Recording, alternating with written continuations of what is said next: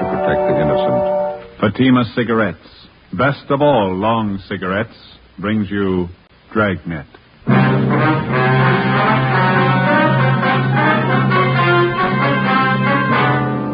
You're a detective sergeant. You're assigned the homicide detail. The life of a young woman is in danger. Anonymous letters and phone calls threaten her with murder. The notes bear the mark of a fanatic. Your job, stop them. You'll be amazed when you compare Fatima with other long cigarettes. Buy a pack of Fatimas. You'll find they now cost the same. Light a Fatima. Your first puff will tell you... Oh, that's different. Yes, what a difference. In Fatima, the difference is quality. You see, Fatima is the quality king-size cigarette because it contains the finest Turkish and domestic tobaccos superbly blended. And Fatima is extra mild with a much different, much better flavor and aroma than any other long cigarette. Because of its quality, its extra mildness, its better flavor and aroma, Fatima has more than doubled its smokers coast to coast. Try comparing Fatima yourself. Fatimas now cost the same as other long cigarettes, but your first puff will tell you... Ah, that's different. Yes, in Fatima, the difference is quality. Ask your dealer for Fatima, the quality king-size cigarette. Best of all, long cigarettes. Start enjoying Fatima tomorrow.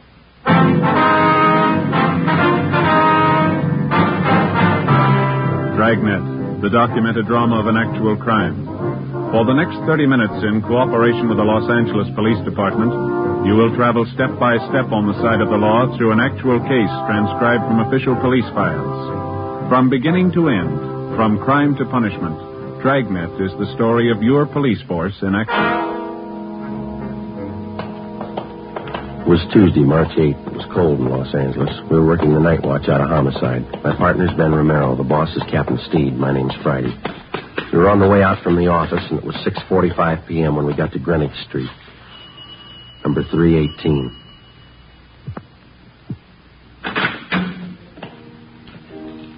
Yes, gentlemen? Police officers. I'd like to see Dr. Small, please. I'm Reverend Small. Won't you come in? Thank you. Hey, let me take your hats, officers. I've been waiting for you. Oh, thanks. My name's Friday. This is my partner, Sergeant Romero. How do you do? I'm glad to know it. How do you do, sir? Hope we didn't interrupt your dinner? Oh, no. The organist, Brother Reber, and I were just running over a few hymns for the service tonight. Would you come this way, please, into the parlor? As I mentioned on the telephone, I'm not much of a detective, but I think something should be done about this matter as soon as possible. Well, we'd like to get a few more particulars first, Reverend. When did you first find out about these threatening letters? Sister Dorothy Wilson. I think I told you about her. She came here to the rectory and showed them to me. She told me she's been getting them for the last 4 days, and phone calls, too. Mm-hmm. How long have you known this Dorothy Wilson? Is she one of your regular parishioners? Well, she first joined my congregation about a month ago. She's been in regular attendance at our services ever since. Is that the church next door, joining the rectory here? Yes, that's right, Sergeant. Second Reformed Church of the Holy Book. I founded it here about 3 years ago, and I've been pastor ever since. Have you ever had this trouble before? I mean, threats against the people who join your church? No, never any trouble at all. I wonder if you have those notes that Miss Wilson's been receiving, Reverend? Yes, right here on my desk. Let me see, Yes, here are the 5 Sister Wilson got. And here are the 2 that I received. Wonder if I could look at. Yes, surely. Here you are. Thanks. Oh, would you excuse me for a moment? It's about time for Brother Reber to get over to the church. I'd better tell him. Certainly, Reverend. Didn't mean to hold you up. No, not at all. I'll be back in just a moment. All right.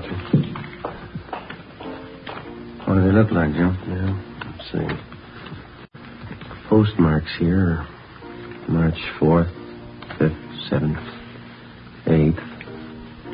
Come from different places around town, according to the postmark. There's Long Beach, a couple from Azusa, Glendale here. No return address on any of them. This notebook paper looks like to me this one. Isn't it to you? Yeah. And there's this other one here. Looks like some kind of wrapping paper. The writing's not too bad. Let's see. According to the postmark, this is the first one they got, I guess. Let me see. Dorothy Wilson, you are a sinner and you have led a sinful life. Yet you have the nerve to come into our church and make believe you're a Christian. spelling sure is bad. Yeah. I have been coming to our church for a long time, and it is an outrage to have you praying in our temple.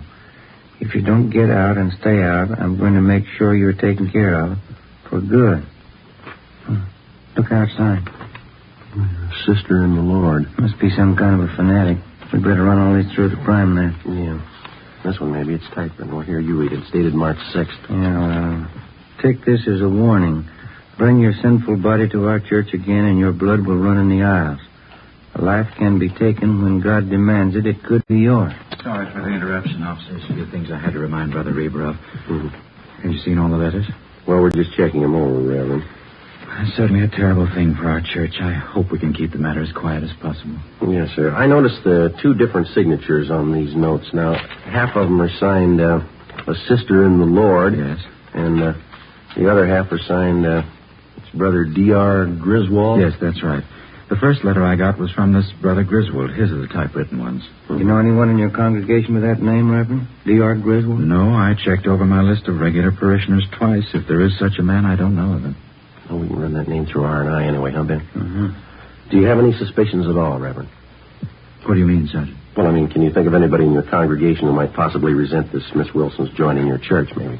Well, no, I haven't had an opportunity to think it over in that light, but I can't imagine anybody in our group writing letters like this. What's her background, Reverend? Do you know much about her? No, she's a quiet girl. She's very religious.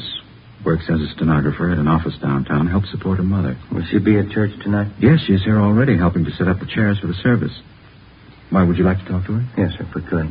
All right, let's go over to the church. There's still half an hour before services begin. All right, fine. I'll have to take these letters along with us, Reverend. We want our handwriting man to check them over? Yes, by all means. That manila envelope on the desk, you can put them in there if you like. Thank you. This one here? Yes. Okay. This way, officers.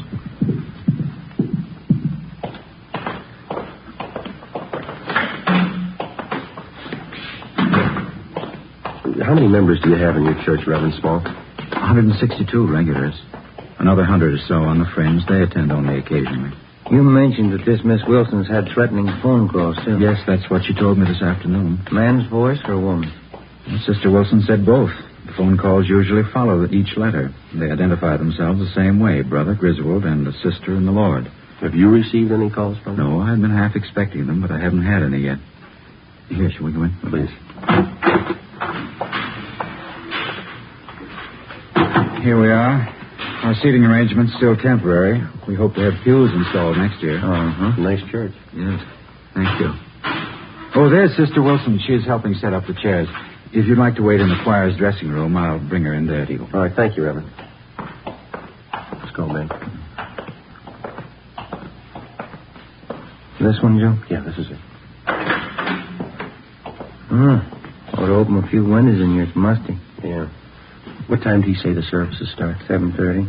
It's 5 minutes past 7 now. Officers? Yes, sir. Officers, this is Sister Dorothy Wilson. Sister Wilson, Sergeant Friday. How do you do, man? Hello. And Sergeant Ramirez.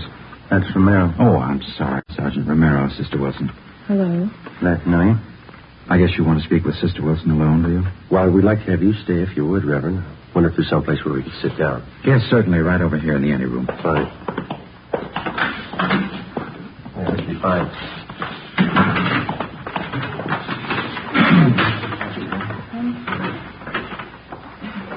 Well, Sister Wilson, there's no need to be afraid. These officers are here to help you and to protect you. See that nothing happens. Yes, Brother Small. Hold fast and faith with the Lord, and you shall not fear. Yes, I will. You want me to tell you all about it, Sergeant, how it started? No, if you please. Say, is it all right to smoke in here? Yes, of course. Go ahead. Anyone care for a second? No, thank you. No, thanks. Ben? Not right now. Let's back here if you want. We've already looked over the letters that you received. The Reverend here told us that you got the first one last Friday. Yes, that's right. I've gotten one each day since then. Phone calls, too. Did you recognize the voices making the calls? No, I don't know that at all. The woman's voice was very rough. Sounded like she might be old. Mm-hmm. She said some terrible things about me and Brother Small. She called both of us terrible names. Awful. The same with the man who called? Yes, sometimes he's even worse. None of the things they say are true, Sergeant. Not one word. Well, I'd like you to think carefully before you answer this, Miss Wilson. Is there anyone at all that you know in your neighborhood, here at church or at your work, who might be doing this? Maybe somebody that you knew a few years ago, some acquaintance? Ever since it's happened, I've been trying to think of someone. I don't think I've ever met anybody who'd do this kind of thing. Well, how about a former boyfriend or a girlfriend who might be jealous of you for some reason? No. I did have quite a few boyfriends, just casual dates, nothing serious. They were always taking me out, dancing and out to parties. We went everywhere, but I was never interested in any of them. Well, were any of them upset when you stopped going out with them? A few of them were angry when I wouldn't marry them, but I don't think any of them would write those kind of letters. Do you think the whole thing might be some kind of a joke someone's playing? It's a pretty grim joke to go this far. You live by yourself, Miss Wilson? No, with my mother. I don't want her to know anything about this. Well, I think it'd be wiser if you told her. No, she mustn't know. Mother's been ill lately, and if she found out, it might upset her an awful lot. She's not well at all. Help yourself to some of the wine there, gentlemen. Miss Wilson? Yes, please, I would. All right. Thank you. There you are. Anybody else? Reverend? Yes, please. Ben? No, thank you. Okay. Thank you.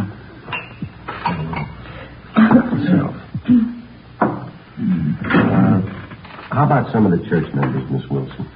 Have any of them been at all unfriendly to you since you started coming here? No, I don't think so. A few are pretty hard to get to know. They're shy, I guess. But none of them have been uncharitable. Then you don't think the threats are coming from anyone in the church? Well, if they are, I don't know who the person is. The way they say all those rotten things about me. They call me a sinner and a bad woman. Well, I guess I'm a sinner, like all of us are, but I'm not a bad woman. I'm going to church because I want to be born again as a light. I've never killed anyone, and I've never been a bad woman. You believe me, don't you, Reverend? Yes, of course I do. Now, don't get yourself all upset, Sister Wilson. You think that's why they want to murder me, because I'm a sinner? You think that's why? Please, Sister Wilson, try and get your mind off If they want to kill me because I'm a sinner, then why don't they want to kill all the sinners? We're going to have a lot of homicides if they try.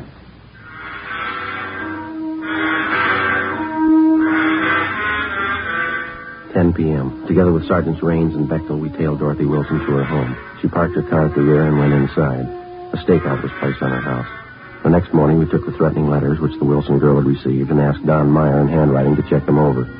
During the next 5 days, we checked thoroughly into the background of Dorothy Wilson. We talked to her relatives, her employers, all her friends, past and present. We had no good reason to suspect any of them. We checked out the people at the church, and they were clear. Both Reverend Small and the Wilson girl continued to receive more threatening letters. Some of the language and the accusations were pretty foul. Still, no outward attempts were made on the life of the Wilson girl. A week after we started on the case, we tallied up our findings. They seemed to make sense. We talked it over with Raines in the squad room. Don Myers checking those letters and a sample of the Wilson girl's handwriting, isn't he? What's he got to say? The letters written in longhand are signed to Sister and the Lord, and the typewritten letters are signed Brother D.R. Griswold. Yeah, I know that. Don says all the letters were written by the same person. How's he figure? Well, similarities in phrasing, same mistakes in spelling, typewritten and longhand both.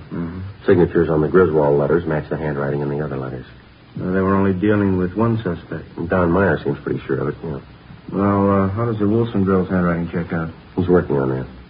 Where does that leave us? You've been on stakeouts at the Wilson girl's home a few nights. Haven't you noticed anything peculiar about the setup? How do you mean? Something that didn't fit, something that didn't quite jive? No, I don't think so. Well, just that business about a car, I thought that was a little out of line. That struck us the same way. Girl always seemed frightened enough about the situation when she's around us, but when she thinks she's alone, it looks to me like she takes it a little differently. Yeah. Every night when she drives home, she parks her car in a dark garage. Must be at least 50, 75 yards from her house. Yeah. I've never seen her look particularly nervous and taking that long walk to the front door. I'm sure the normal reaction for a frightened woman would be to park the car right in front of the house and then hurry inside. How about all those friends of hers you guys checked out? Anything there? Well, we've been staked out at her house, the church, and her work. You know that. There's not a thing. Checked with some of her ex-boyfriends, too. Nothing there? Well, the Wilson girl told us that some of the boys had proposed to her. We couldn't find one who admitted. They all said she was a nice girl, but they didn't propose marriage. Those threatening phone calls are another thing. Both the pastor of the church and Dorothy Wilson got letters, but only the girl received a phone call. Yeah. Well, logically, if the Reverend got the letters the same time as the girl, he should have been getting phone calls, too. He hasn't received the one. Well, it could be accidental. Whoever wants to kill the girl might figure the Reverend would recognize his voice. Well, it's possible, but you remember that story that the Wilson girl gave us about her mother. Remember that? She didn't want her to know about the letters because her mother was sick. Uh-huh. Well, we checked with her mother's doctor, and Mrs. Wilson hasn't been sick in 5 years. Yeah, how about that? What do you figure? I think the girl's a fake. Everything we knew about the case of Dorothy Wilson, everything we learned through questioning and observation seemed to point to one definite conclusion. Dorothy Wilson, for one reason or another, was writing the threatening letters to herself. As for the warnings that she got over the telephone, we only had her word for it. We took our findings to Captain Steed and laid out the case for him. He directed us to stay on it for a few more days until we could find enough evidence and testimony to prove out our theory. The following day, Dorothy Wilson received a letter more threatening than any of the previous ones. Reverend Small also received a copy of the same letter. Again, Don Meyer's opinion was that they were written by the same person.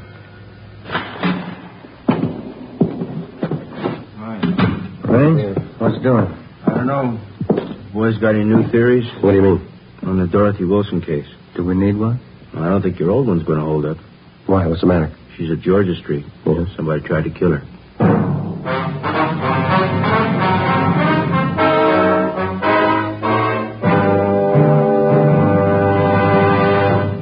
You are listening to Dragnet, authentic stories of your police force in action. Oh, no. Ah, that's different. Yes, what a difference. There's a difference you can hear, there's a difference you can see, but the difference in Fatima is quality. Yes, friends, when you compare long cigarettes, you'll find that in Fatima, the difference is quality. Quality of tobaccos, the finest Turkish and domestic varieties, extra mild and superbly blended to give you a much different, much better flavor and aroma than any other long cigarette. Quality of manufacture. Smooth, plump cigarettes rolled in the finest paper money can buy. Quality even to the appearance of the bright, clean yellow package.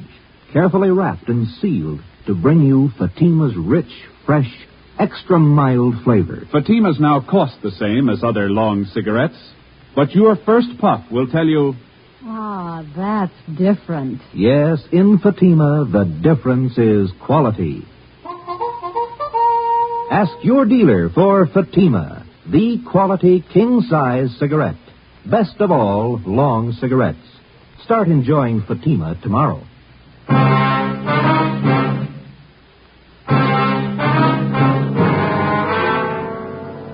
As soon as we got the report that Dorothy Wilson had been attacked by an unknown assailant, we drove to Georgia Street Receiving Hospital where she was being treated. Anderson and people from Homicide were standing by. We talked to the doctor, who told us that the victim had no serious injuries. She had 2 slight bruises on her upper arms and a slight bruise on her forehead. She complained of a headache. While the doctor made out his report, we questioned the Wilson girl. She told us that she'd gone to the Church of the Holy Book at 6 o'clock that night after work. She told us that she wanted to pray before the start of the regular service at 8:15 p.m. We asked her exactly when and where the attack occurred. About 6:30, I felt a little tired. I told the officers on duty at the church I thought I'd get a little rest before services started, and then I went into the ladies' dressing room and laid down. That's what happened. It was terrible. Did you see the person who tried to hurt you? No. I was lying down with my eyes closed, and he must have come up from behind. Put his hands around my throat and started to press tight. It was awful, just awful. What happened then, Miss Wilson? Well, I fought as hard as I could. I kicked and scratched him, and I guess I hurt him because he let go of my throat for a minute.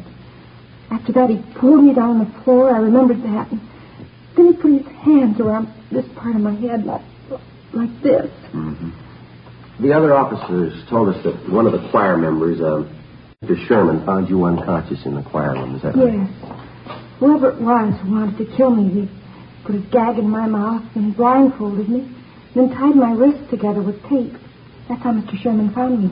How long do you figure you were unconscious then? I don't know. It was about 6:35 when I laid down in the dressing room. Mr. Sherman said he found me there at 20 minutes past 7. And then you were out about 45 minutes, is that it? I suppose so. I don't remember anything. Well, what makes you think the person who attacked you wanted to kill you, Miss Wilson? That's what they said in the letters, isn't it? They want to kill me for coming to church?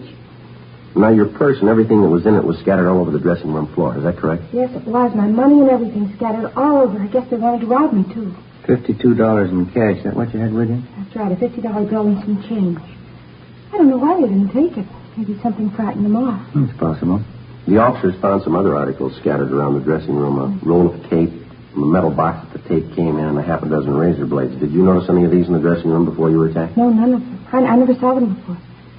Those razor blades, officer, what do you think they wanted to do with them? There's no use thinking about that now. It's all over. I knew I'd be protected.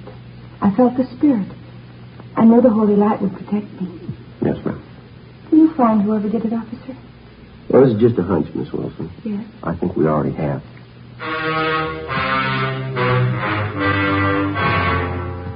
Before we left Georgia Street, we talked to the doctor in charge and got a release for the patient. Dorothy Wilson agreed to drive back with us to the office to make out a crime report. On the way, she seemed to lose most of her nervousness. She was relaxed and she talked quite a bit. Religion's a great comfort to me, Sergeant. I think it's a great comfort to anybody, don't you? Yeah, I do. Maybe I'm different from most girls, but I get an awful lot out of my church. It's like Brother Small says, you have to be born again of the holy light if you really want to live. Don't you think so? That's right. I don't know what I'd do if it wasn't for my religion. No, I used to have a lot of boyfriends. Of course, I don't care for any of them anymore, but when I was younger, they were always taking me out all the time. Nice, so? Yes, I had a good time when I was younger, going out to dinner, dancing, parties. Fellows were taking me out all the time. I suppose that was when I was younger. You're not much over 25 now, are you? I'll be 27 in August. That's pretty old for an unmarried girl, but I'm not worried. You get interested in more important things when you get older, isn't that right? Oh, yes, that's right. I remember when I was in junior college, how boy crazy I was. I remember that junior prom I went to. Seems such a long time ago. Yeah. I had the most beautiful white dress, Sergeant, with sequins. The skirt was all white and that gathered in here at the waist and flared out real full. I went to the dance with one of the big football players. He looked so nice in his blue suit. His name was Stanley. I knew him for a long time. He's one of the fellows who asked me to marry him. I guess I was too particular. I just couldn't see any of them. Would you mind if I laid out a few facts for you, Miss Wilson? Well, not at all, Sergeant. Go ahead, please. Now, I'm not trying to embarrass you in any way, but since we've been on this case, we've checked with just about all the friends that you've had in the past few years, and that includes your boyfriends, of course. Oh. None of the fellows that you've mentioned say they've ever proposed marriage to you. Say they've been out with you once or twice, but that's all. Oh, well, you probably didn't talk to the right fellows. You probably got the names mixed. No, ma'am, we didn't. We talked to the right people. Well, I can't understand that. Neither can we, Miss Wilson. Well, what difference does it make anyway? I wasn't interested in them. I wouldn't have married them anyway. Going out and dancing, parties, that's all they were interested in. What reason did you have for lying to us? Parking in the car, necking with girls, trying to take advantage of them. That's all those fellows wanted. Some of the silly girls they married. Oh, I don't... You discover a lot more important things when you get older, Sergeant. No, I don't think that's the point. Why did you lie to us about it? I don't know, really. Maybe I didn't have a reason. I just didn't remember right, I guess. Well, are you sure you remember right about what happened tonight? What do you mean? It just happened. Of course I'm sure about it. Someone tried to kill me. Might as well park on Spring Street, Ben. Pretty clear this time of night. Yeah, okay. Sergeant, I wish you'd tell me what you're getting at. What are you thinking? Well, there's still a few things that we're not too sure of, Miss Wilson. We'd like to clear them up. What aren't you too sure of? I told you everything I knew. I was lying down in the dressing room and somebody tried to kill me. I told you all about it. Well, you told us you were unconscious about 45 minutes. Well, yeah, 40 or 45. Well, we talked to the doctor at Georgia Street, and from the way you described the attack, it would have been just about impossible for anybody to make you unconscious that long by pressing his hands against your head. Well, but he hit me on the head, too. You can see the bruise here. Well, yes, ma'am, I know, but that's very slight. The doctor says that couldn't have done it either. Just a minute, I'll get the doctor. Out, Miss Wilson. What else aren't you sure of? Well, your wrists were taped individually. Now, if somebody wanted to restrain you, they probably would have taped them together, wouldn't they? Well, I don't know what they would have done. All I know is they wanted to kill me. They said so in those letters. We're not too sure of those letters either, Miss Wilson. What?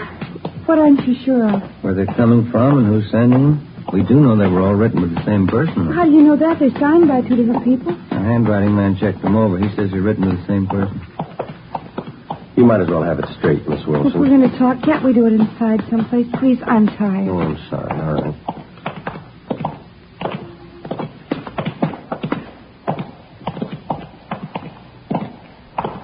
Joe. Yeah.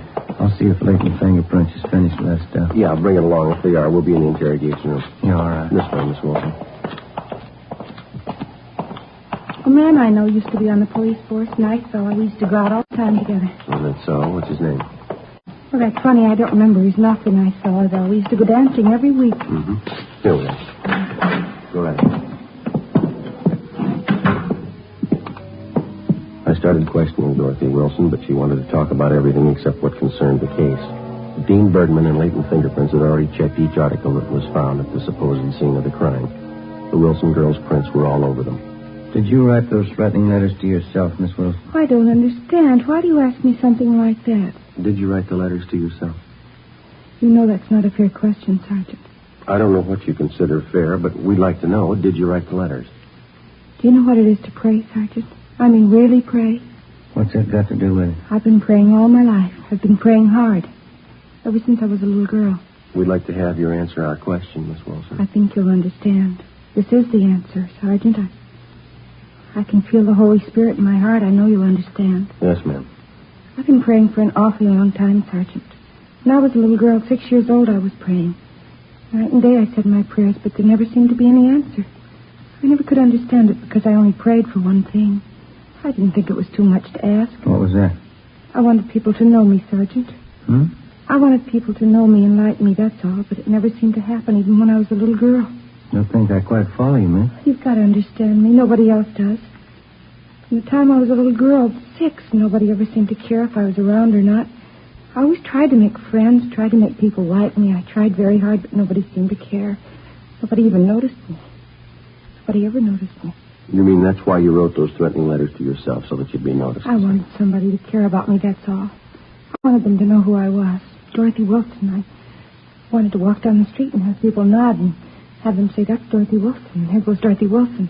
Just for somebody to care, that's all, Sergeant. Just for somebody to care. Well, then the whole thing's purely your imagination. You wrote the letters to yourself, and you pretended somebody attacked you. And all the rest. God told me to do it, Sergeant. He told me to make myself noticed. To stand up and make people know me. I'm sorry for it now, but it didn't hurt anyone, did it? Well, ma'am, you had an awful lot of people working for nothing. Oh, I'm sorry. It was so nice while it lasted. People looking after me, caring about where I went, what happened to me. It's the first time anybody ever really noticed me. It was that important to you? People knew who I was. Dorothy Wilson. They all noticed me. I feel better now that it's over. Oh, there's one thing I've got to tell you, Sergeant. Yes, ma'am. Remember driving here in the car I told you about that junior prom I went to? Mm-hmm. That time I had a beautiful white neck dress with a full skirt, the beautiful new white dress. Mm-hmm. Yes, ma'am, I remember. What about it? Well, it was really pink burgundy, an old dress. I knew you'd find out. That's why I had to tell you. Yeah. I didn't want you to think I was... The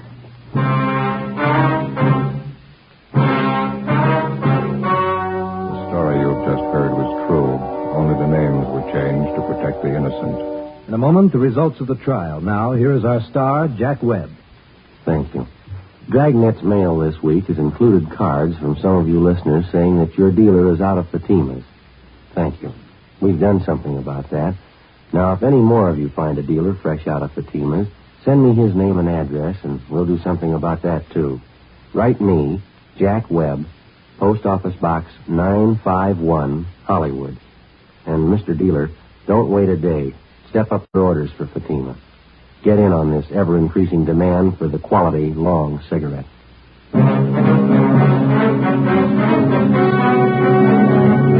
By her own admission, Dorothy Wilson was guilty of filing a false crime report, a misdemeanor. She was released into the custody of her mother.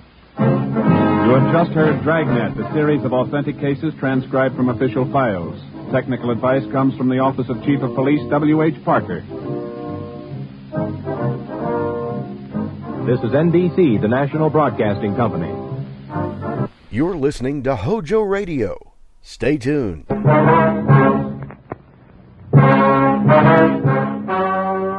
story you're about to hear is true. Only the names have been changed to protect the innocent. Fatima Cigarettes. Best of all, long Dragnet.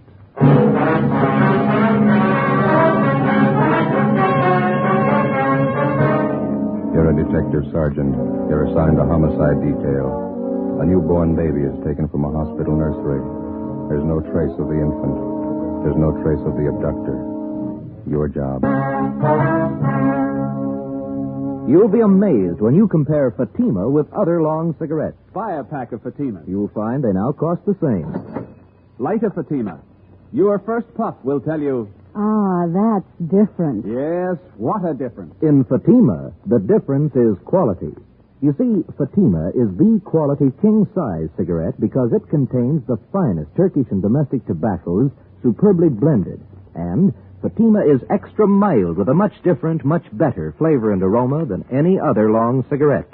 Because of its quality, its extra mildness, its better flavor and aroma, Fatima's coast to coast. Try comparing Fatima yourself. Fatimas now cost the same as other long cigarettes, but your first puff will tell you... Ah, that's different. Yes, in Fatima, the difference is quality. Ask your dealer for Fatima, the quality king-size cigarette. Best of all, long cigarettes. Start enjoying Fatima tomorrow.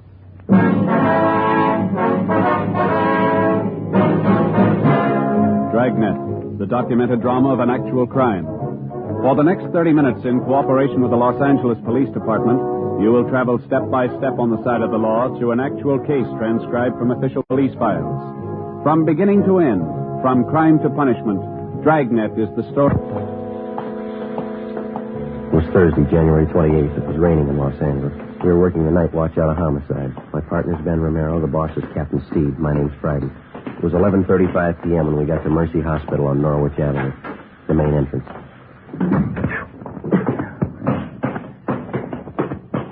Better check it today. Yeah. 2B, right away on it. 2B, Wayne. Yes, sir? Police officers, we received a call from the hospital here. Oh, yes, sir. Right this way, please. Yes, ma'am. Dr. Walsh is waiting for you. Is he the man in charge? Oh, no, Dr. Walsh is the head of the hospital. I see. Police, Dr. Walsh. All right. Come in, please. Come in. Thank you, miss. Yes. Dr. Walsh? How do you do? It's my partner, Sergeant Romero. My name's Friday. Yeah, I've been waiting for you. Will you have a seat, please? Thank you. Thanks, sir. Gentlemen, I just got here a few moments ago myself. No doubt you know as much about this as I do. We were notified that a 3-day-old baby's missing. Is that correct? Yes, one of the Stryker twins. Found just Tuesday morning. Mm-hmm. Where'd the baby disappear from, Doctor? Nursery. Can't understand how it could happen. Never heard of such a thing. Who was in charge of the nursery? Nurse O'Connor. She's back with the superintendent of nurses. Quite upset. Would you like to talk to her? Yes, sir, we would. All right. This way, please. Thank you.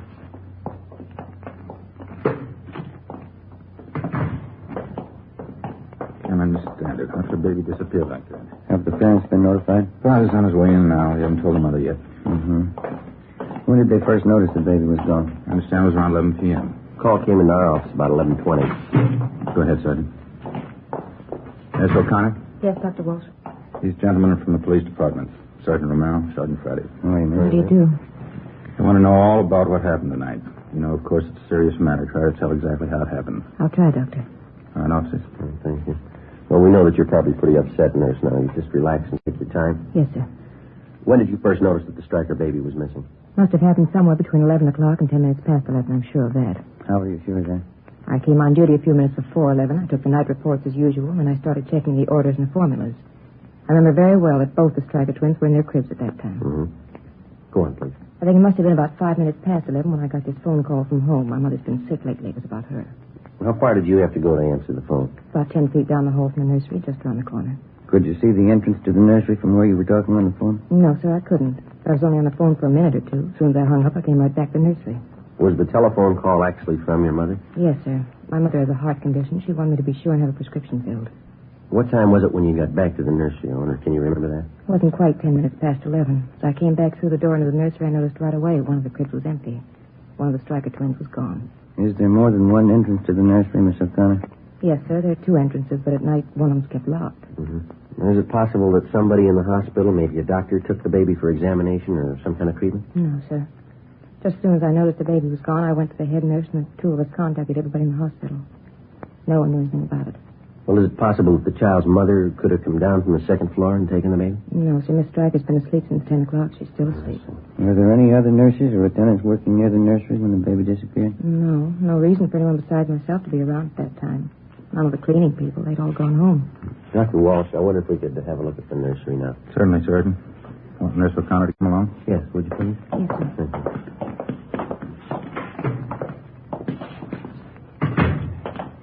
This way, gentlemen. Straight down the hall. What are the hospital visiting hours, Doctor? Usual. 2 until 4 in the afternoon, 7 to 9 in the evenings. Quite strict about that. Mm-hmm. Do you know if all the visitors had left the hospital by 9 o'clock tonight? Well, of course, I wasn't here, but the superintendent of nurses told me they'd all left by 9. She's compiling a list of every visitor we had this evening. Oh, good. They'll all have to be checked. Nursery's right here, officers. Mm-hmm. This empty crib just inside the window here. Well, you can see it's right next to the door here. I noticed that there's no blanket in the crib. Is that missing, too? Yes, sir. Crib's just the way I found it when I came back from the telephone. I haven't touched it. Is there any marks of identification on the blanket or the clothing? Each one stenciled, Mercy Hospital. Each baby wears an ID bracelet. Doctor, I wonder if we could have that crib brought out to have it checked for possible fingerprints. Certainly, of course. Is this the other door to the nursery you mentioned, Mr. Connor? That's right, Sergeant. I checked it. It's locked. That large window on the other side of the nursery. Is that a stationary window? Yes, sir, it is. It faces onto a small court. Well, then whoever took the baby had to use this door. It's the only way they could have gotten in. Oh, excuse me a minute. I want to attend to the baby in there. Sure. Listen to that, Jim. Yeah. Doctor, are there any other entrances open at night besides the main one? Not after 10 p.m., no. Just the main entrance on Norwich Avenue. There's a nurse on duty there at all times. How about the parents? Is there anything unusual there? No. Father's a working man. Mother's a housewife. Both the babies are perfectly normal. Nothing unusual at all. 3-day-old baby. They usually take a lot of careful handling, don't they? Yes, definitely. First week's always critical. And this thing, taking a 3-day-old infant out in this weather, cold, rain. Afraid the odds are all against the child. You're sure the main entrance was the only one open after 10 o'clock? Yes. I can't understand it. How could anyone get that baby out of that hospital? How could they? We're not sure they did.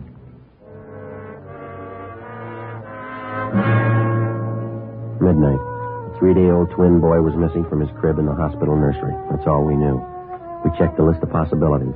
The baby could have been taken for ransom. Somebody wanted revenge on the Stryker family and decided on the baby as the best means. Maybe someone just wanted a child. Someone mentally unsound, a maniac, a pervert. Maybe an accident had happened at the hospital. Somebody wanted to cover up. Possibly one of the parents or their families had a motive. Perhaps somebody just wanted the child dead. We called the office and got out an APB on the Stryker baby and a description of the blanket and the clothing. Details of officers were alerted at the bus depots, railroad terminals, the airports, all public transportation facilities. Steps were taken to notify doctors, hospitals, sanitariums, anybody in any place where a 3-day-old baby might be taken. The entire area around Mercy Hospital was canvassed. No information. The baby's crib was dusted for prints. No leads, no physical evidence. The investigation continued. When George Stryker, the father of the child, arrived, Ben and I met with him in the office of the hospital superintendent. Can we let people know about it? Newspapers and the radio? We've already covered that. Stories and pictures have gone out to the papers. We've notified the radio stations. They're getting out broadcasts on it. How am I going to tell my wife? Well, sir, there's only one thing that we can promise you. We'll do everything we can to find your baby. Well, isn't there something I can do? Isn't there some way I can help? There's just a remote possibility, Mr. Stryker, but you ought to know about it. What's that? In case anybody contacts you regarding your baby, in case they make any demands on you for money or anything else, we want you to notify us immediately. What could they expect to get from us? We own our home. That's about all. We just want to cover all the possibilities, Mr. Stryker. In case any demand at all is made, don't try to deal with the people. All right? Yes, sir, I understand. Sergeant? Yeah. One of the men from homicide would like to see you outside. Sergeant will leave us full. Thank you, Doctor. We'll have to go now, Mr. Stryker, and keep you informed. All right, thank you. Joe? Yeah, I'll leave us. I think we got something back here. What's that? Encinas and I were the night watchman out back, the side of the hospital that faces on Stacy Avenue. Yeah. 2 doors back there, just off the street. One of them's open. Together with Sergeant Olivas and Dr. Walsh, the head of the hospital, we went back and examined the side door which opened onto Stacy Avenue. The latch was obviously faulty. It took only slight pressure on the door to open it. The latch, both doorknobs, and the door itself were dusted for prints. The entranceway and the immediate area were rechecked. No leads, no physical evidence. We traced an imaginary path from the open door to the nursery. We came to the conclusion that it could have been possible for an abductor to enter the hospital, make his way to the nursery, take the child from its crib in the absence of the night nurse, and leave by the same side door without being seen. Storekeepers and residents along Stacy Avenue were re-questioned. We got nowhere. When the abduction story broke in the newspaper and over the radio the next morning, the calls started to come in. People in practically all sections of the city thought that they'd seen the missing baby. Each call was carefully checked out. None of them paid off. 10 a.m. We checked back in at the office. I must be getting old, Joe. Can't seem to take these all-night stations like I used to. I'm pretty tired. Drank too much coffee again and got a sour stomach. hire later? The stats office come up with that run for us yet? No, they're still working on it. How about that San Bernardino call? Yeah, they called back. They picked the woman up when she got off the bus, checked her and the baby out. The baby belongs to her. Mm-hmm. Anything else come in? All been checked out. The press called again, want to know if there are any new leads. Yeah. Sergeant Friday in here? Yes, sir. Can I help you? They called me in the business office to come down and see. Surely. Come on in. Thanks. My name's Wallace. I'm the desk clerk down at the hotel on 11th Street, Bluebird Hotel. Yes, sir. I got some information I'd like to talk to you. All right, sir. This is my partner, Sergeant Romero, and Sergeant Oliva. How are you? Wallace. What's the information about? Well, I got hold of a paper this morning, read about that baby that's missing. Yes, sir. Imagine those people are pretty worried about the kid. Guess they'd like all the information they can get, huh? Looks like that hospital's in a jam. What do you say? Well, what information do you have, Wallace? I guess those parents could sue the hospital if they wanted to, huh? Well, sir, all we're interested in is finding the baby. Can you help us there? Well, I don't know for sure. What are you trying to tell us? Have you seen the baby? Well, I may have. Do you happen to know if they're offering any reward for information? Well, I don't know where it'd come from. The father's a working man. Oh, don't get me wrong, Sergeant. I don't expect anything for any information I'd give, but, well, I don't make too much at the hotel. You know, if they wanted to show their gratitude in some way, just thought I'd mention it. No, thank you, Wallace. Don't worry about that. Now, what's the information? Well, you know, I didn't mean anything by that. Anybody'd be glad to help out in a case like this. What I came in to tell you was a woman and a young baby checked in the hotel last night when I was on duty. What time? I think it was about 12 o'clock. Woman didn't have any baggage or anything, one little blanket around the kid. When I saw that story in the paper this morning, I got suspicious. The woman still registered at the hotel? She was when I left. That was about an hour ago. What name did she register under, you remember? No, I don't, but it's in the register. You can check it if you want. Where is the hotel? 11th and Charleston, right in the corner. Sure, it must be the kid you're looking for. Say, I hope you haven't got me wrong. How do you mean? About the reward, you know. I don't expect anything for this. We haven't got you wrong. 35 a.m. It was still raining. Together with the desk clerk, Wallace, we drove to the Bluebird Hotel on 11th Street. We checked the cards at the desk and found that the woman had registered under the name of Mrs. Harold Parks. The clerk on duty told us as far as he knew she was still in the room with the baby. The room's down this way, sir. Okay. This is the 116. Mrs. Park. Mrs. Park. Do you have a passkey with you, Wallace? Here.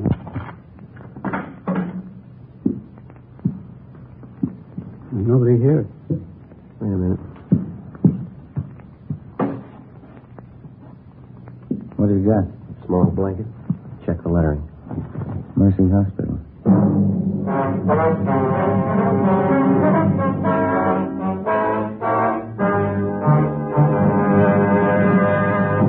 You are listening to Dragnet, authentic stories of your police force in action. Oh, no. Ah, that's different. Yes, what a difference. There's a difference you can hear, there's a difference you can see, but the difference in Fatima is quality. Yes, friends, when you compare long cigarettes, you'll find that in Fatima, the difference is quality. Quality of tobaccos, the finest Turkish and domestic varieties, extra mild and superbly different aroma than any other long cigarette. Quality of manufacture. Smooth, plump cigarettes rolled in the finest paper money can buy. Quality even to the appearance of the bright, clean yellow package. Carefully wrapped and sealed to bring you Fatima's mild flavor. Fatimas now cost the same as other long cigarettes, but your first puff will tell you... Ah, that's different. Yes, in Fatima, the difference is quality. Ask your dealer for Fatima, the quality king-size cigarette. Best of all, long cigarettes. Start enjoying Fatima tomorrow.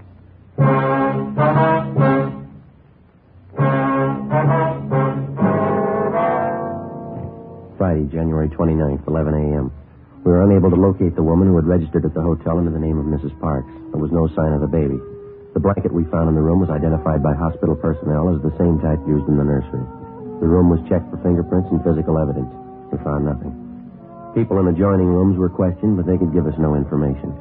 We got a description of the woman. The card was checked for handwriting and fingerprints. Captain Steed ordered an immediate canvass of all hotels, apartments, and rooming houses in the central area. The hotel clerks were shown mug shots of possible suspects. They failed to identify any of them. 3 p.m. Friday. The search for the Stryker baby went on. Yeah, checked out all right. Okay, Gil, thanks. Anything? Gil and Sanus, check that Wilshire call. It's another phone. Might have something, Sergeant. Yeah? Ruiz and I were making the rounds of hotels out along Pico. Stopped at a drugstore for a cup of coffee. Mm-hmm. We talked to druggists while we were there. Had a pretty good story for us. You got a light? Yeah. Here you go. Thanks. This drugstore is 2 blocks from the hotel where the woman stayed. It's open all night. And the druggist told us the woman answering this Mrs. Park's description came in about 1:30 a.m. Bought a whole raft of stuff. Mm-hmm. How do you mean? What kind of stuff? Well, everything for a baby. Bottles, nipples, dextrose, oil powder, all that stuff. Are you sure of the woman's description? He gave it to us before we'd even mentioned what this Mrs. Parks looked like. Right down to the color of her coat. Did she have the baby with her when she bought this stuff? The druggist said no. She even asked him if she could buy canned milk there. Where does it lead? How do you mean? Does he have any idea where the woman came from, where she went? No, but he said if she came back in again, he'd call us right away, too. Keep us posted if anything turns up. I got it. Homicide, Friday. My name's Mrs. Lucy. I'm calling about that missing baby in the paper. Am I talking to the right department? Yes, ma'am. Do you have any information on the case? Well, I certainly have. I know where that Stryker baby is right now. That's all. It's not their baby. Why do you say that? That baby they had no more looks like Mr. Salazar. Mrs. Salazar and mine do. How do you mean, Mrs. Lucy? It's very simple. Mr. Salazar is dark, quite dark. Dark hair, dark eyes, dark complexion. His wife's the same way. Yes, ma'am. The baby they have is a blonde. Before I hung up, I got the woman's name and address and told her that we'd check out her neighbors, Mr. and Mrs. Salazar. We weren't sure what it meant. It could be the real thing. It could be like 100 other calls that we'd had in the last 12 hours. Ben and I got in the car and drove out to the Salazar home on Wonderland Avenue. We noticed several cars parked in the driveway and in front of the house. We went up the front stairs and rang the doorbell.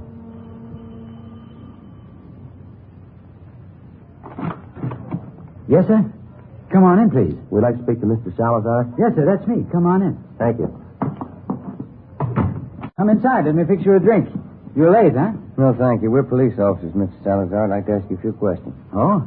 What's the matter? We making too much noise for the neighbors? No, it's not that, sir. Just like to ask you a few questions. Someplace we can talk. Well, I have to take care of the guests, We have this party here. My son was baptized today, my first son. That's why we're having the party. Yes, sir. We're sorry to interrupt, but this is pretty important. It won't take very long. Well, all right. I guess they can get along for a few minutes. Back here in the kitchen. It's probably the quietest place. Fine. Back this way, officer? Fine.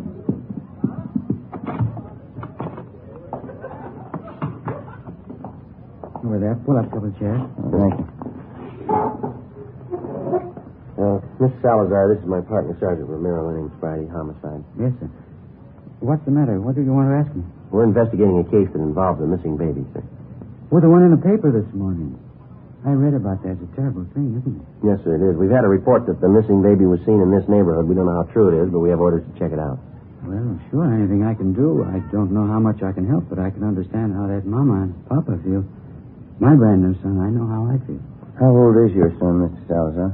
He's just 1 week old this afternoon. Fine boy. Was the baby born here in Los Angeles? No, I sent my wife Roberta to Phoenix to have the baby. We thought it'd be a lot healthier for her down there. She has a good friend of hers in Phoenix. Oh, I see. Your wife had the baby in Phoenix, and then she brought him back here. Yes, that's right. Roberta came in early this morning. Big surprise for me. I didn't know she was coming. And right away, I called all our old friends. I called Father DeSoto for the baptism, and I got things ready for the party. Big baptism party. Mm-hmm. You say your wife got back early this morning? Yes, a few minutes after 3 o'clock. Roberta came in on the plane. She said it was late.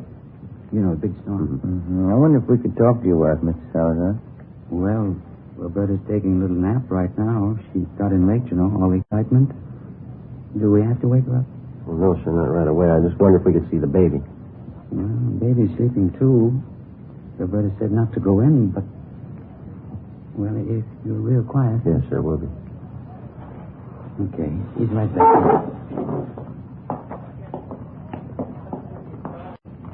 Over here.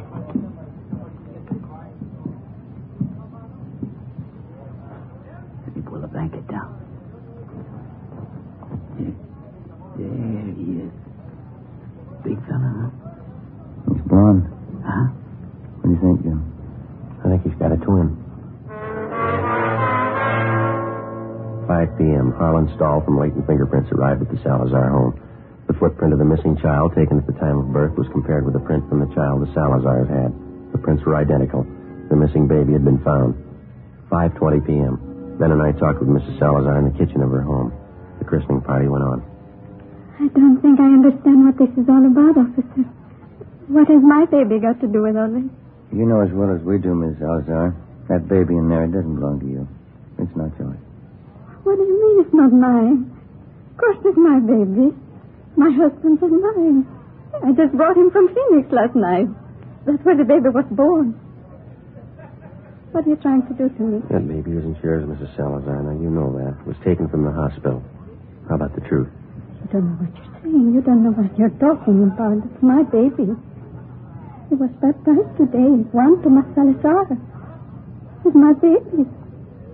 This is a pretty serious matter, ma'am. The baby's footprint has been checked out. The child belongs to a Mrs. Stryker. We want to know how you happen to have him. Because he's my baby. That's why I have him. You don't know what a mistake you're making. He's my baby. I brought him from Phoenix last night. You can ask my husband. He'll tell you. A woman checked in at the Bluebird Hotel on 11th Street about midnight last night, Mrs. Salazar. She had a young baby with her. You fit her description. I didn't go to a hotel last night. The plane landed here from Phoenix. I came right home. The hotel clerk remembers you. He can identify you. So can the druggist when you bought the supplies for him. I bought nothing. The plane landed. I came home. He's my baby. My baby.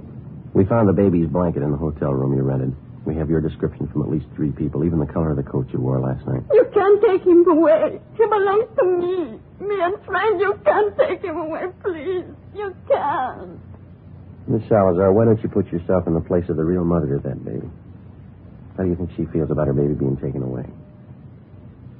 How about it, Miss Salazar? Have a drink, officers, please? For the party? Have a drink, I'll tell you. Tell us what, ma'am? I'm tired. Let me sit down.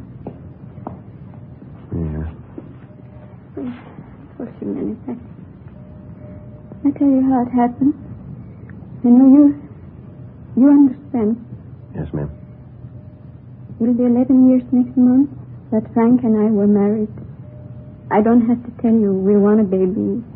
Frank always wanted a baby, but no more than I did. It's what we live for. A baby of our own. Yes, ma'am. Boy or girl, we didn't care. But we didn't have one. For 11 years, we didn't have one. Then last April, that's when the doctor told me. He said I was going to have a baby. Yes, ma'am, I understand. Well, a month before the baby was born, we thought it would be better if I went to my friend's place in Phoenix, Arizona. For the winter, you know, it would be warmer there. And Frank thought it would be nicer for me and the baby. Your husband was still in Los Angeles? Yes, he tried to come to Phoenix, but he had to work, so I had my baby alone. It was a boy. My friend was with me. She'll tell you it was a boy. Yes, ma'am. I kept calling for him to bring my baby. For a long time I kept calling. Then they finally came, and the doctor too. And he's the one that told me. Yes, ma'am. He looked just like his father. I know that. But they told me he was dead. I don't remember much after that, Sergeant. I got out of the hospital, and I took the plane, and I came back here. Mm-hmm. It was dark, and it was raining. But I walked around. I walked up and down the street, thinking, what could I tell Frank? Baby was dead, that's all I could tell him. Then I walked past the hospital. That was Mercy Hospital, huh? Yes. And it was raining. And I could see all those babies inside, warm and in their cribs. And I wanted just one of them. Just one for Frank and me. So I went in the side door and I found the nursery. And when the nurse was gone, I took him and left. My baby. I went to the hotel to keep him out of the rain. When it cleared a little, I took him home. I took him home to Frank. I took my baby home. That's why you want my baby, isn't it? Because I took him? Because my baby died and I took him? Everything will be all right, Miss Salazar. I think we can straighten it out. Roberta, you talked to the officers? Frank, what do you want me to say? It'll be all right, officers. Won't everything be all right? Yes, sir. I think we can work it out. What could I tell you, Frank? What was that to say to you? It's all right, honey. It's all right. I'll go out and tell the people now. What can you say? What can you tell them? The party's over. It's just a mistake. The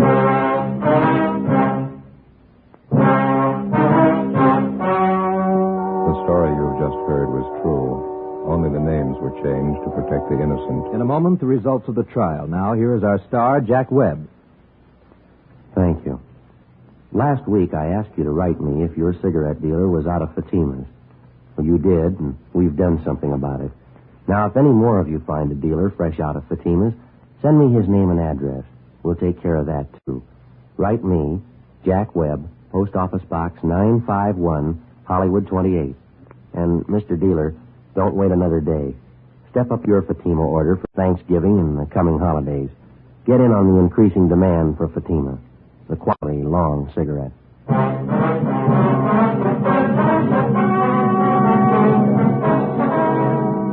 Roberta Salazar was examined by 6 psychiatrists and was ordered to be placed in a state mental institution for treatment. You have just heard Dragnet, a series of authentic cases, portions transcribed from official files. Technical advice comes from the Office of Chief of Police W.H. Parker, Los Angeles Police Department. Coming up, We the People, then Screen Directors Playhouse on NBC. You're listening to HOJO Radio. More classic old-time radio coming your way next.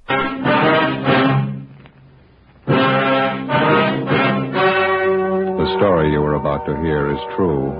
Only the names have been changed to protect the innocent. Fatima Cigarettes, best of all long cigarettes, brings you Dragnet.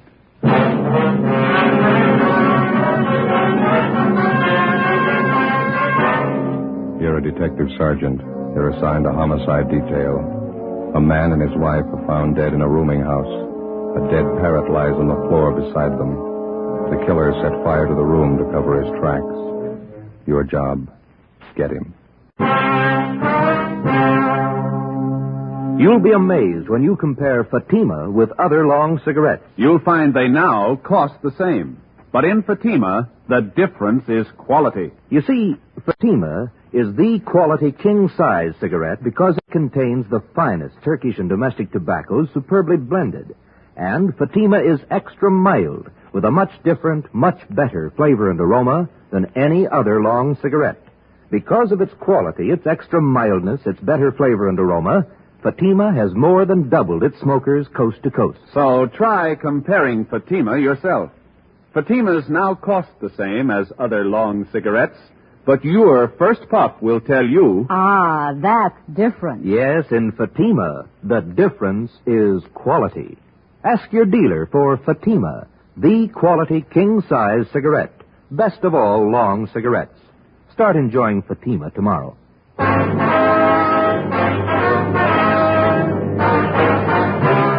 Dragnet, the documented drama of an actual crime. For the next 30 minutes, in cooperation with the Los Angeles Police Department, you will travel step by step on the side of the law through an actual case transcribed from official police files. From beginning to end, from crime to punishment, Dragnet is the story of your police force in action. It was Wednesday, April 2nd. It was windy in Los Angeles. We were working the early morning watch out of homicide. My partner's Ben Romero. The boss is Thad Brown, chief of detectives. My name's Friday. I was on the way back from communications, and it was 5:25 a.m. when I got to room 42. Homicide.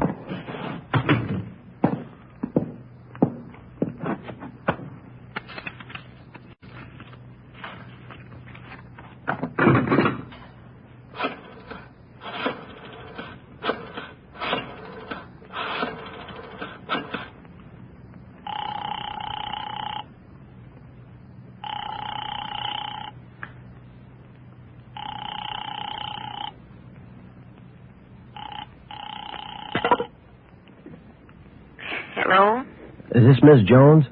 Yes, who is it? This is Joe Friday. I'm sorry to bother you, Miss Jones. Is Lee there? Oh, yes, Joe. Just a minute. I'll wake him. Lee, honey. Lee, it's Joe Friday. He wants to talk to you. Yeah, Joe. What is it? I'm sorry to wake you. Can you come down right away? What's the trouble? Got a call from fire headquarters a couple of minutes ago. Yeah? They had a fire in a rooming house over on 7th Street. They found 2 dead bodies in one of the rooms. Yeah? They suffocated? Well, the battalion chief doesn't think so. They found both bodies on the bed. There was evidence of arson in the room. What kind of proof is that? The victims. That's why we called you. What you got? Fire department thinks they were dead before the fire started. 5:30 a.m. Romero and I drove out to the rooming house on 7th Street. It was a 2-story building in the middle of the block between South Grand and Toledo Avenue. On one side of it was a small transient hotel, and the other a building which housed a bookbinding firm and studios for an acrobatic dancing school. When we got there, the salvage crew was still working. We were directed to the 2nd floor, where we met with a man in charge from the fire department, Battalion Chief Sullivan. It's right down the hall here. Watch your step there. Oh, yeah. You have the names of the victims, Chief? We think it's Guthrie, Mr. and Mrs. Charles Guthrie. Old couple, lived here for some time, I understand. Here we are. We figure that's where it started, right under the bed over there. Heat must have been terrific. Look at the walls, Joe. Yeah. This is where most of the damage was done, Chief? No, rooms on both sides got it, too. Not as bad as this, though. Guthrie's had 2 rooms. This and the one adjoining. Through the door there. Mm-hmm. When the fire starts, got any idea? About 4:45, I'd say. Landlady smelled the smoke about 10 to 5, put in the alarm. Fire was out 3 minutes after 5. Any other casualties besides the Guthries, I mean? No, just the 2. Okay. Over on the bed here.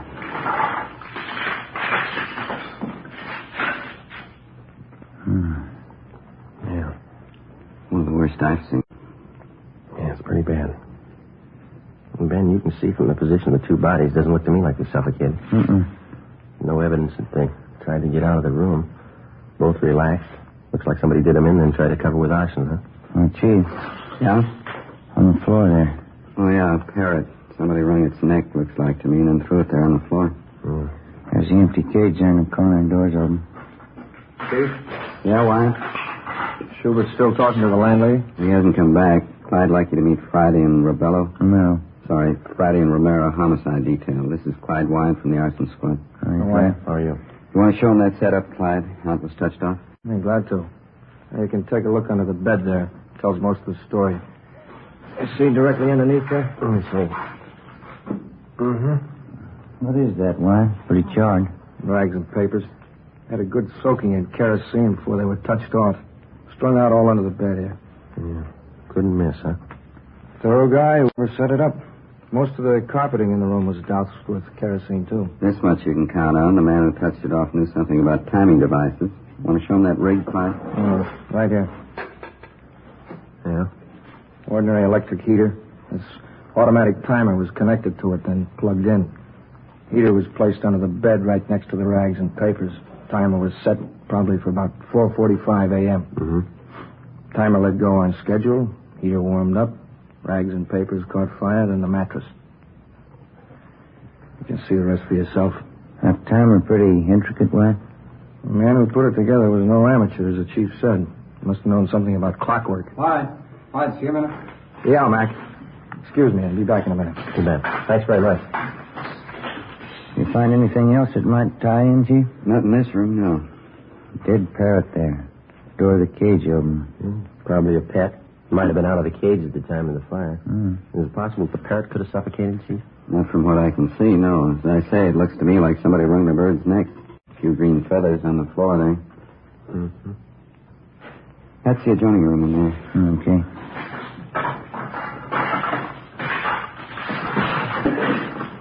I figure the Guthries used it as a sitting room. Yeah. You can see the fire didn't wipe out everything in here. Hey, Joe, come here a minute. Right. This carpet here with the door. Dark stains. Let me see.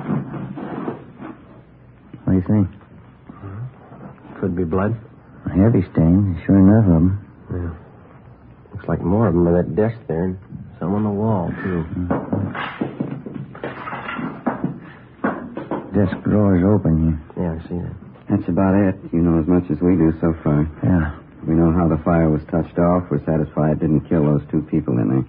The boys from Larson Squad talking to the other roomers in the building? Right now, you can check with them. Okay. Well, thank you very much, Chief. I certainly appreciate it. Not at all. The usual breaks, isn't it? How's that? This is Fire Prevention Week.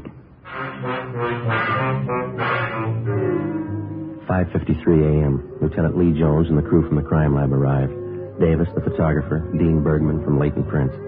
Pictures were taken of both rooms, which made up Mr. and Mrs. Guthrie's living quarters. Photographs of the bodies were taken. Bergman processed for fingerprints. While Lee Jones continued his investigation, Ben and I went down the hall to the landlady's apartment, where we met with Ray Schubert, one of the men from the arson squad. These men are from Homicide Division. Sergeant Friday, Sergeant Romero, Mrs. Stedman, that right? Yes, Clara Stedman, how do you do? Yeah. I manage the house here. Would either of you care for a cup of tea? No, thank you. I wouldn't care for it. When did you last see Mr. and Mrs. Guthrie, ma'am? Well, now, let me see. Miss Guthrie, I saw her just before dinner last night, a little before 6. I went in to borrow an egg and a cup of flour. She was all right then. Was there anyone with her? No, she was alone. What about Mr. Guthrie? When did you last see him? About 7:30. I looked out my window and I saw him closing up the parking lot. Did the Guthries have any visitors at all yesterday? Do you remember that? Oh, just what I know of. Jack Marshman. He's working for Mr. Guthrie. About a year now. When did Marshman visit the Guthries, do you know? Around 4 yesterday afternoon. Yes, I was there, too. Mrs. Guthrie and Jack and I had a cup of tea together. Then Jack left to go back to work, and then I left. You didn't notice anyone else in or near the Guthries' rooms after that? No. I had my dinner and listened to a radio play, and then I went off to bed. Well, I know you're upset, Mrs. Stedman, but can you think of anybody who might have wanted to do away with the Guthries? Anybody who had a reason to do them harm? Oh, as far as I know, Sergeant, they didn't have an enemy in the world. I guess I was wrong. It's a terrible, terrible thing. Yes, ma'am. We'll leave our card here with you. All right. If you want to contact us, don't hesitate to call anytime. All right, thank you. Thank you, Miss Stedman. Goodbye, ma'am. Goodbye.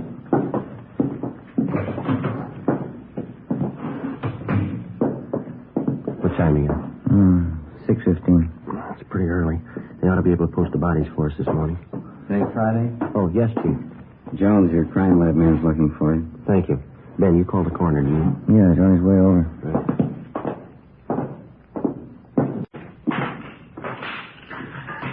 Lee? Hi. I'm looking for you. Got a few things. Yeah, what's that? This hammer. Found it over in the corner under some of the rubble. Mm-hmm. These stains on the metal handle here on the head. Mm-hmm. Gave it the benzodine test. It's blood. You figure it's a murder weapon? I'll know more when I get the coroner's report. Bergman looked at a lot of nice prints. A lot of them all over everything. Yeah. On the handle of this hammer, on that timing contraption over there, the one that touched off the fire, even left some in the next room on that metal box on the door of the desk. How do they look? Got good prints from each room. They match. Go in the next room. Something else. All right.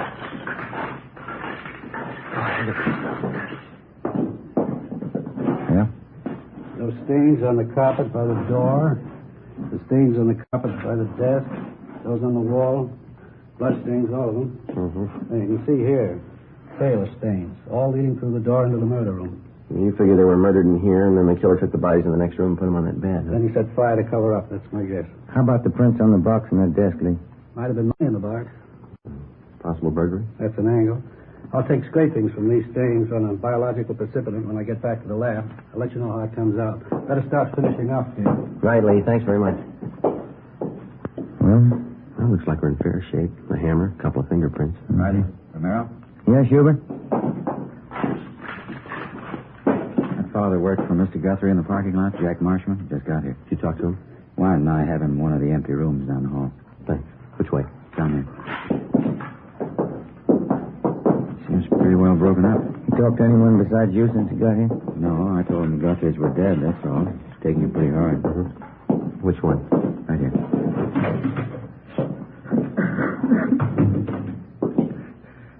The friends I had, Charlie Martin.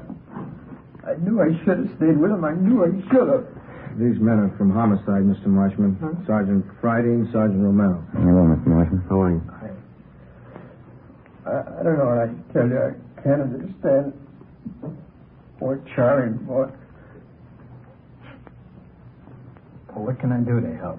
I'd like to have you answer a few questions, if you don't mind, sir. Certainly. Anything to help out. Please, you got to find out whoever did it. You got to find out who killed them. We're going to try, Mr. Marshman. Now, would you tell us the last time you saw the Guthries alive? Sure.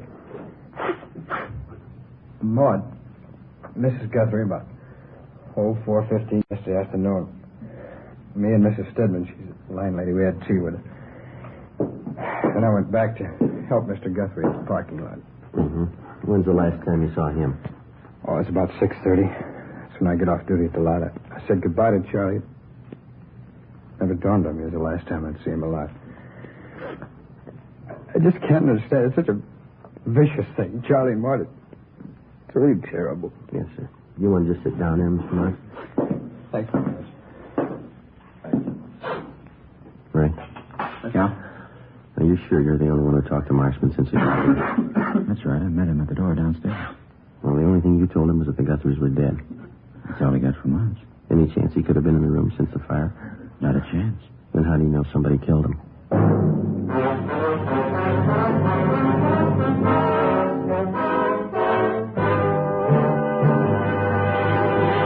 You are listening to Dragnet, authentic stories of your police force in action. You'll be amazed when you compare Fatima with other long cigarettes. Buy a pack. You'll find Fatimas now cost the same. Light a Fatima.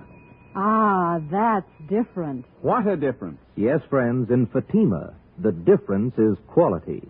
Quality of tobaccos, the finest Turkish and domestic varieties, extra mild and superbly blended, to give you a much different, much better flavor and aroma than any other long cigarette.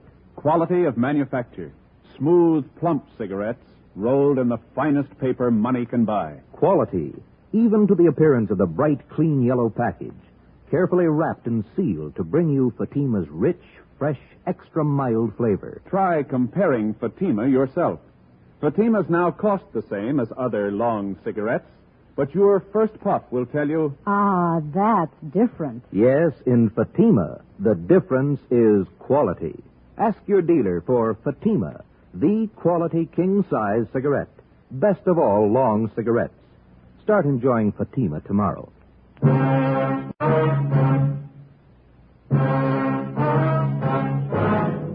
Wednesday, April 2nd, 6:45 a.m. Lee Jones and his men completed their investigation and took their findings back to the crime lab for further examination. The deputy coroner arrived and removed the bodies of Mr. and Mrs. Guthrie to the county morgue. Together with Clyde Wyant and Ray Schubert of the arson squad, Ben and I continued questioning the Guthrie's friend and employee, Jack Marshman. His answers got more confused, and he kept contradicting himself. In some ways, he seemed childlike. In others, a good deal more complex. We strung along. In order to keep up the pretense that he was not a suspect, we asked him to come along with us while we checked his living quarters, a 2-room basement apartment near Olympic and South Flower. We explained it as a routine check. Marshman was calm and self-assured. Well, here it is, officers. You can see for yourself. Yeah, nice, comfortable place. I like it. I've been here for about 3 years. Well, this room's where I do my living. Pull-down bed. It's a little gas plate over there. It's handy. Compact. I see. What do you use this next room for here, Jack? Oh, it's my shop. I like to put around. You care to see it? Yeah, okay. It's very nice. What's your hobby? Watchmaking. I used to be a watchmaker. I haven't worked at it lately, though. Job's pretty hard to find. Yeah.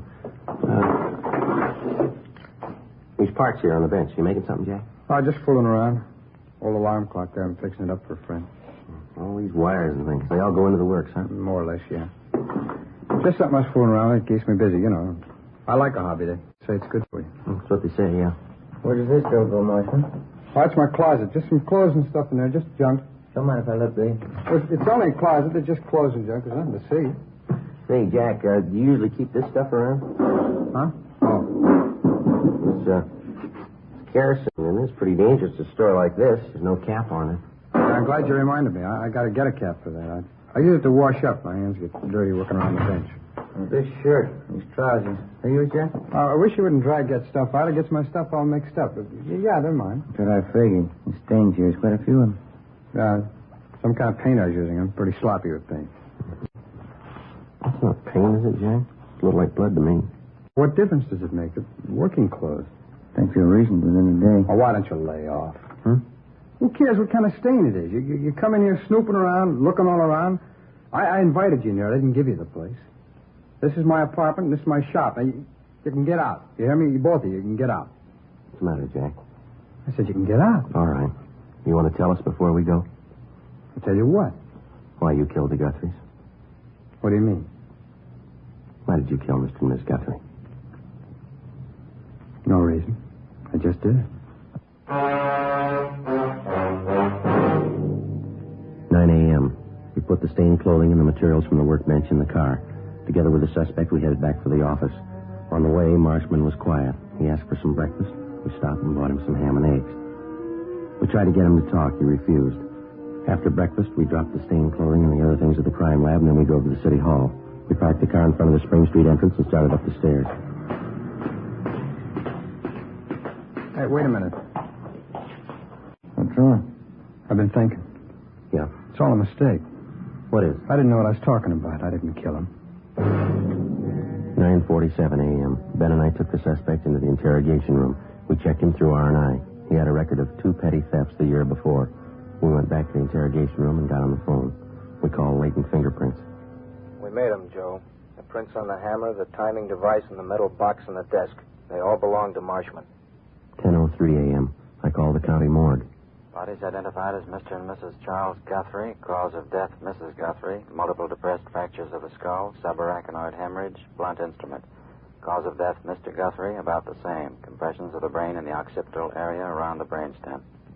10:25 a.m. I put in a call to Lee Jones at the crime lab. The materials from the workbench are the same that went into that automatic timer, Joe. Pieced together the cut ends of some of the wires. They match. How about the stains on his clothes? Human blood. 10:45 a.m. We laid it out for the suspect, step by step. Let me rest a while. I'll feel better. Let me think. We stayed with him. We waited. 11:20 a.m. The suspect opened his eyes. Sergeant? Yeah. I want to talk about it.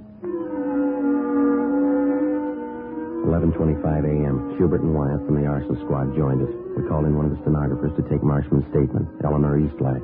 She automatically took down the time, the place, and those present. Jack, this is Miss Eastlack. She's going to record your statement so there'll be no misunderstanding as to what you say at this time. How do you do, man? No. Joe, you want to handle the question? All right. Jack, we've got a few preliminaries here for you. Okay. John Everett Marshman, is that your true name? Yeah. Where do you live? 122 and a half Morgan Place, apartment B. What's your age? 37. Occupation? Watchmaker, when I'm working. Well, now, Jack, you've indicated to us in a previous conversation that you're willing to make a statement setting forth the true facts surrounding the deaths of Mr. and Miss Charles Guthrie. That's right, I'll tell you. Were you in their home Tuesday, April 1st? That's yesterday? Yeah, that's right, I was. What time did you get there? First time? About 5 minutes to 4 in the afternoon. Mrs. Guthrie was there, and so was the landlady, Mrs. Stedman. We had some tea. Was anybody else present while you were there? No, it's just the 3 of us. How long did you stay there? I left about 4:15, I guess. Guess I was there about 20 minutes. Where'd you go when you left? Well, back to the parking lot as usual. Charlie Guthrie left and went home to dinner. He got back about 6:15. I left at 6:30, quitting time. Where'd you go after you left the parking lot? Around the block and then back to the Guthrie's place. Why'd you go back there? To get money. Charlie never paid me enough. Picked me up and expected me to work for nothing. All right. Now, in your own words, will you tell us just what happened starting when you entered the Guthrie's apartment the second time? Mrs. Guthrie opened the door and I went in. She gave me a cup of tea and I told her I wanted some money. She wouldn't give me any. I don't know why, but I was mad. I was sick and tired of both of them. They never gave me enough money. Eleanor? I'm getting it, Sergeant. All right, go ahead, please. Mrs. Guthrie went in the next room and I went over to the desk and got the money from the box that they keep it in. I don't know how much I grabbed all of it, and the parrot started squawking. Mrs. Guthrie came running in. She saw me with the money, and she says, Jack. I picked up something and hit her. It was the hammer. And I kept hitting her. Can you remember how many times you hit him, Marshman? Oh, I don't know. She fell down. The parrot was still squawking and jumping around the cage. I went over and Opened the door of the cage and pulled the parrot out. It stopped moving finally. I went in the bedroom and threw it on the floor, and then I dragged Mrs. Guthrie in the bedroom and put her on the bed, and I left. Where'd you go? No, I don't know. I walked around. Tried to think of something. It was cold. I got a bottle of wine and drank it, and then I got to thinking about what Charlie'd do when he got home. I knew he'd be sure I did it. He always blamed me for everything. So I finally went back to the Guthrie's place and found the hammer that I used on her. What'd you intend doing with the hammer? Killed Charlie. If she had it coming, so did he. You can't blame me if they forced me into it. Anybody would have done the same. What'd you do after you found the hammer again? I picked it up and waited for Charlie to come home. Remember that. Wine made me feel pretty good. I stood there in the dark holding the hammer, watched out the window for Charlie. It was cold out, I remember that. There's a radio on down the hall, and I held on to the hammer and waited for Charlie. A neon light across the street that came through the windows. Old lady was on the bed in there. I could see the parrot on the floor. It was quiet. I had a smoke. Traffic kept going by outside. I could hear that. I held on to the hammer. It's windy out. I kept thinking Mrs. Guthrie was looking at me from the bed, but she wasn't. Charlie came home at the usual time, a little after 7:30, and I stood by the door. He came in and closed the door after him. When he reached for the lights, I hit him. He fell down. I hit him some more. You couldn't blame me. Anybody would have done the same. Anybody would have, the way he kicked me around. How many times did you hit him, Marshal? I don't know. Was it twice? 3 times? Hit him really quick moving. That's all. I took him, dragged him into the bedroom, put him on the bed with his wife. I put him over. Wiped the stains off of me and left. It was the only thing I could do. Where'd you go then? My place. I knew that timer I had to do the trick. I put it in a shopping bag with some stuff, and I went back to the Guthries. They were still there on the bed. Parrot was on the floor. Would you repeat that last part, Mr. Marshall? Oh, I said they were still on the bed, the Guthries, and the parrot was on the floor next to the bed. Put the kerosene on the carpet and the rags and paper under the bed and rigged up the electric heater and the automatic timer and set it off. A little slower? Yeah, we'll just speak up, Jack, and then slow it down just a little bit. Oh, sorry. How did you rig the timer to set off the heater, Marshal? Can you tell us?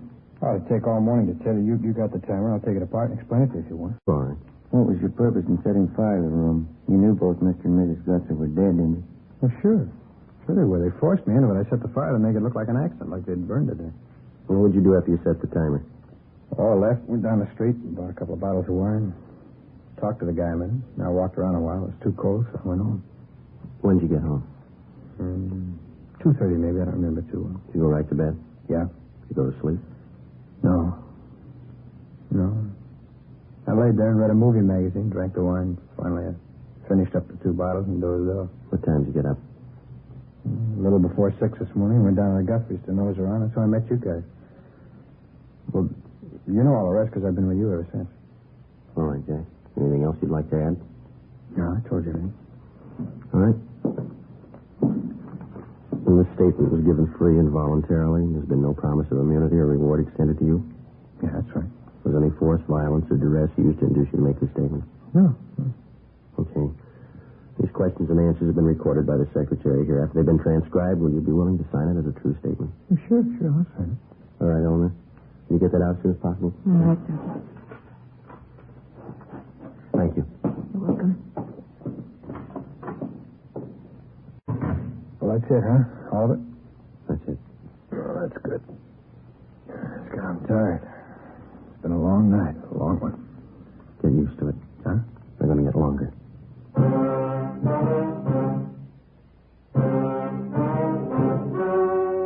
story you have just heard was true.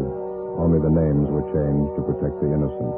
On July 29th, trial was held in Superior Court, Department 86, City and County of Los Angeles, State of California. In a moment, the results of that trial. Now, here is our star, Jack Webb. Thank you. Recently, I've asked you to send me the names of cigarette dealers who are out of Fatimas. You see, the demand for Fatimas is so great that I want to make sure that all of you can buy them. So keep your letters coming. If you find a dealer fresh out of Fatimas, let me know. We'll have something done about it. Write your dealer's name and address on a card and mail it to me, Jack Webb, Post Office Box 951, Hollywood 28. And now for you, Mr. Dealer. The coming holiday season will find new thousands insisting on Fatima quality. Step up your order for Fatimas tomorrow. Get in on the increasing demand for the quality long cigarette.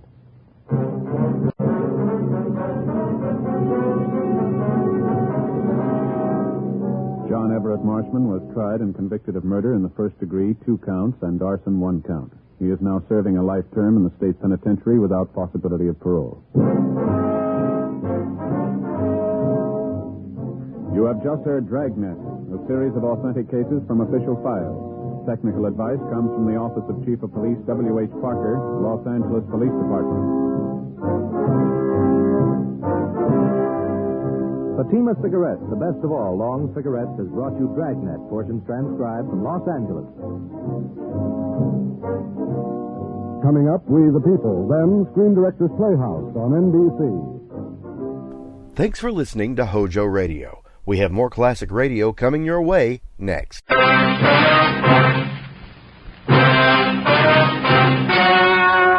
story you are about to hear is true. Only the names have been changed to protect the innocent. Fatima Cigarettes, best of all long cigarettes, brings you Dragnet.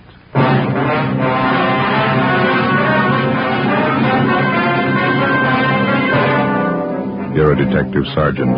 You're assigned a bunco detail. A gang of petty swindlers has set up operations in your city. They're experienced, cunning. They work fast. Your job, get them.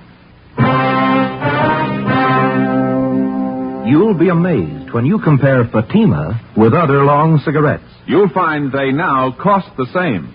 But in Fatima, the difference is quality. You see, Fatima is the quality king-size cigarette because it contains the finest Turkish and domestic tobaccos superbly blended. And Fatima is extra mild with a much different, much better flavor and aroma than any other long cigarette.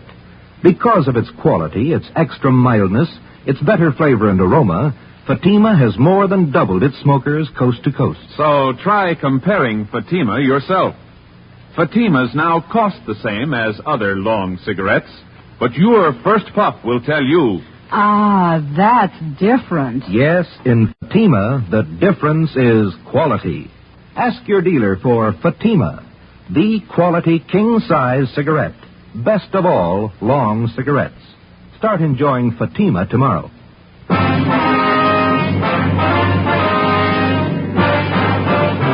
Dragnet, the documented drama of an actual crime. For the next 30 minutes, in cooperation with the Los Angeles Police Department, you will travel step by step on the side of the law through an actual case transcribed from official police files. From beginning to end, from crime to punishment, Dragnet is the story of your police force in action. It was Tuesday, December 14th. It was cold in Los Angeles. We were working the day watch out of bunco detail. My partner's Ben Romero. The boss is Captain McCauley. My name's Friday. It was 10:35 a.m. when I got to room 38. Bunko detail. Joe? Yeah, Ben. Joe, this is Miss Bergstrom. You talked to her on the phone last night? Oh, yeah, sure. This is my partner, Sergeant Friday. How you do? Glad to know you. Would you care to sit down? Thank you. I was downtown, so I thought it'd be just as easy for me to come in and see you. Did you bring those things with you, Miss Bergstrom? Here they are. Wristwatch. Pen and pencil set. Mm-hmm. Sure make them look nice, don't they? On the outside, yeah. Let me take the back off the watch for you. There. You can see for yourself, Sergeant. It's junk, not worth 15 cents. Charged me $48 for that watch. Said it was wholesale. He wasn't making any profit on it. Told me he was doing it because he'd known Harry so well. Watch only ran for a day, then it stopped. How about the pen and pencil set, miss? This is bad. Pen's just a shell, won't even write. Same with a pencil. I paid him $30 for them. Mm-hmm. This engraving on the pen was love from Harry. That's Harry's boy he's engaged to. That's how the man got me interested to start with. Came to my house and gave them to me. The watch and the pen and pencil. Said Harry had ordered them as presents for me. Mm-hmm. I just had to cry when he brought them. Poor Harry. When did this man come to your home, Miss Bergstrom? Yesterday morning. Guess I should have been more careful, but I didn't think anybody would do a thing like that. What kind of a story did he give you? Well, he came to the door and told me his name was Spencer. He said Harry had ordered these things as presents for me, and Harry told him to deliver them to my house. The watch looked beautiful in the case. I didn't know anything was wrong. I see. Would you go on, please? He told me it was a special order. Said Harry had written him from overseas a week before. Harry was in the Marine Corps, you know. Mm-hmm. Well, he said he hoped the engraving was all right. The way Harry wrote he wanted it in his letter. I just couldn't take it. I cried. This man, he pretended to be a close friend of Harry? Yeah. That's why I showed him the letter. One from the Marine Corps, but Harry had been killed overseas. When did you receive that letter, Miss Bergstrom? 2 days before, on Saturday. Harry's name was on the casualty list on Monday. Yes, we understand. What did the man do when you showed him the letter?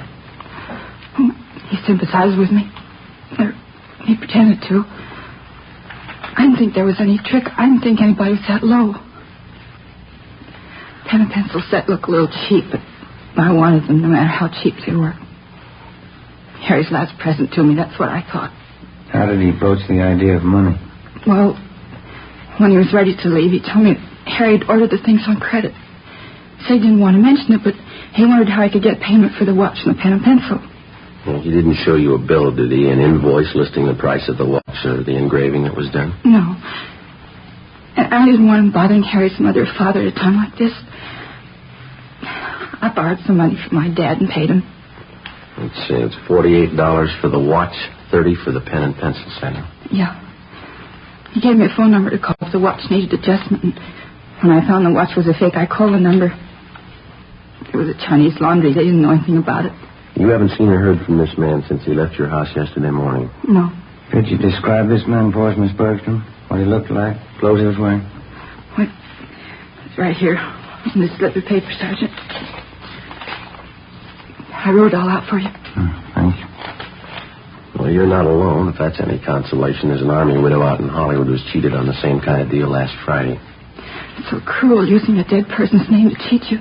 Yes, ma'am. How can anybody get lower than that? They keep trying. Ben and I took Miss Bergstrom's crime report. The phony watch and pen and pencil set were booked as evidence. In the past 2 weeks, we'd received a half a dozen identical complaints from relatives or friends of lately deceased persons. The swindler, or con man, as he likes to be called in his trade, gets the names of lately deceased persons from the obituary column or the military casualty list in the newspapers. Then he fixes up some cheap article of merchandise with appropriate engraving and calls on the friends and relatives of the deceased. He pretends to know nothing about the death of the person whom he claims placed the order for the merchandise. In almost every case, the friend or relative agrees to pay for the articles at some exorbitant price. For the con man, it's a lucrative racket. For the public, a vicious one. Wednesday, December 15th, Ben and I looked up an informant, a former con man. What do you think of it, fellas? Been in business for 2 months, doing fine. What do you think of it? Looks great, Judge. Nice stuff. Finest baby laundry in South Los Angeles. That's why I advertise. Well, you don't think that's too broad, do you? No, I don't think so, Judd. You got some nice equipment here. Baby laundry. How'd you ever get started? Father-in-law set me up with a loan. Says he got tired of me trying to sell him bum watches. Well, that's a good break for you, Judd. Say, you got a couple of minutes? We'd like to talk to you. Sure thing. Come on back here. Okay. Fine, thanks. Yeah, it's squared away, living a solid life. Not bad at all, you know. It surprised me. You ever see any of the old gang, Judd? Not much, no. Some of the old drifters look me up now and then, try to touch me, and I'll go. Yeah, here you are.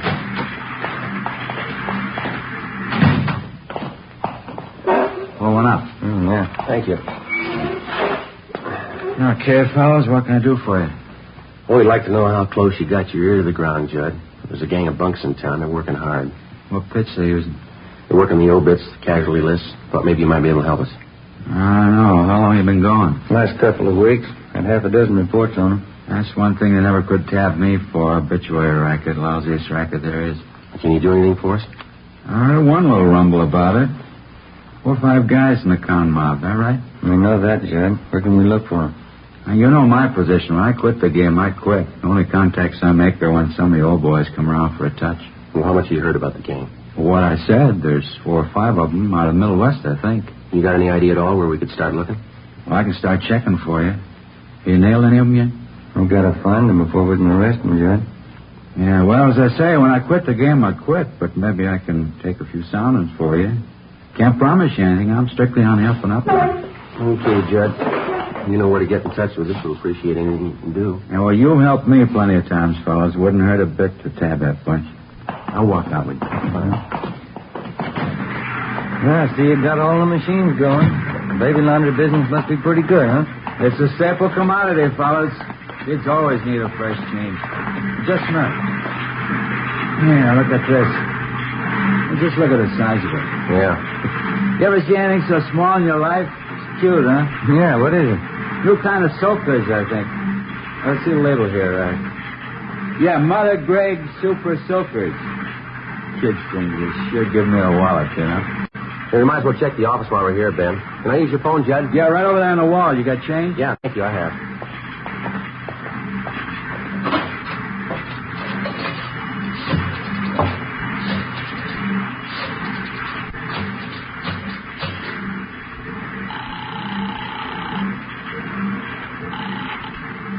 City Hall.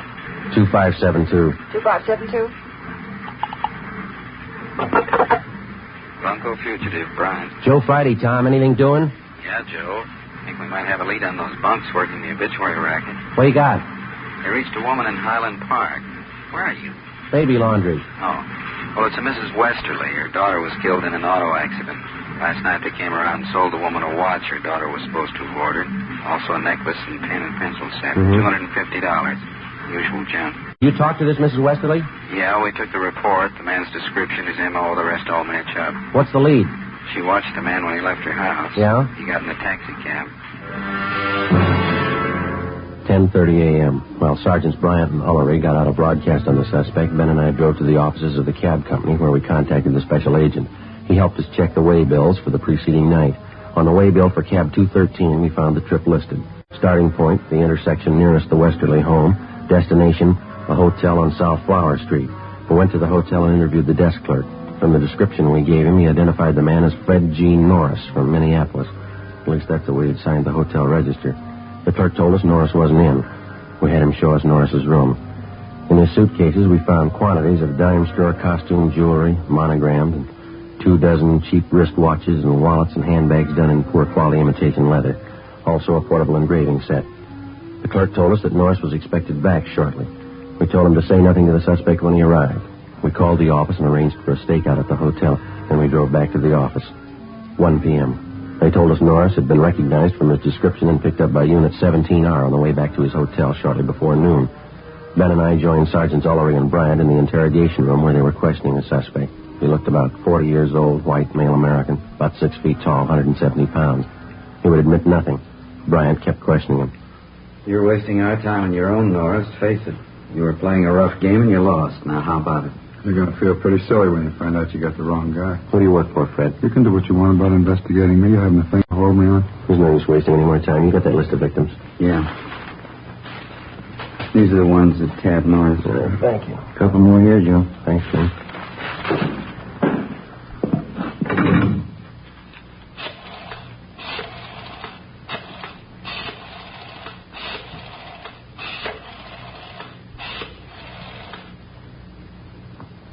Hello, Miss Bergstrom there, please?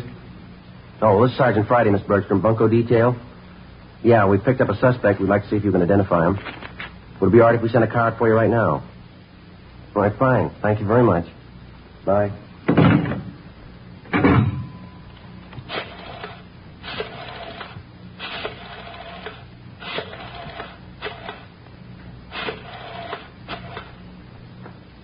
Look, I can't sit here all day. I have business to attend to. Go ahead, Norris. He's on the phone. Hello, Miss Cronin there, please. This is Sergeant Friday calling, Miss Cronin. Bunko detail? Yes, ma'am, that's right. I'm sorry to disturb you, but we have a suspect in custody down here. Yes, ma'am? Hey, Sergeant. Could you come down to City Hall right away? Sergeant. Would you hold on just a minute, please? Thank you. Yeah, Norris. You got me. 10:58 p.m., we informed the victims that the special show-up had been canceled. Then we called in the stenographer and had her take Fred Norris's statement. In addition to listing the crimes he committed, he also told us that there were 6 men in the bunco gang besides himself. He gave us the names and descriptions of each one of them. He stated that they'd been operating in Los Angeles for the past 4 months. Norris said that none of them had ever met the leader of their bunco gang. The only contact they had with the leader was through one of the older gang members, a man by the name of Wesley Fisher. Before Norris was taken to Central Jail for booking, he gave us the address of the house where he had been living with the other gang members. Norris's information on the suspects was checked through R&I. We got one mate, Wesley Fisher. He had one prior arrest 2 years before on a grand theft charge, but he'd been released for lack of evidence. 3:15 p.m., together with Sergeants Ullery and Bryant and 2 men from Metro Squad, we drove out to the address given us by Fred Norris. Turned out to be a neat-looking bungalow in the West Hollywood area. Let's go.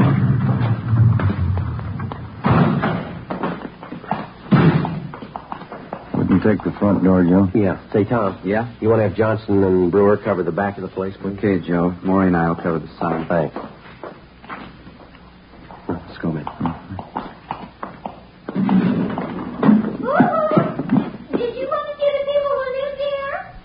Yes, ma'am. Do you want to check for the termites now? I'm Mrs. Callahan, the owner.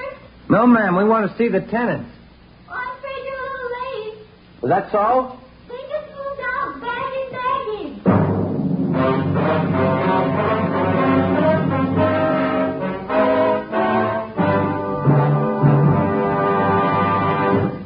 You are listening to Dragnet, authentic stories of your police force in action. You'll be amazed when you compare Fatima with other long cigarettes. Buy a pack. You'll find Fatimas now cost the same. Light a Fatima. Ah, that's different. What a difference. Yes, friends, in Fatima, the difference is quality. Quality of tobaccos. The finest Turkish and domestic varieties, extra mild and superbly blended, to give you a much different, much better flavor and aroma than any other long cigarette. Quality of manufacture. Smooth, plump cigarettes, rolled in the finest paper money can buy. Quality, even to the appearance of a bright, clean yellow package, carefully wrapped and sealed to bring you Fatima's rich, fresh, extra mild flavor. Try comparing Fatima yourself. Fatimas now cost the same as other long cigarettes, but your first puff will tell you... Ah, that's different. Yes, in Fatima, the difference is quality. Ask your dealer for Fatima, the quality king-size cigarette. Best of all long cigarettes. Start enjoying Fatima tomorrow.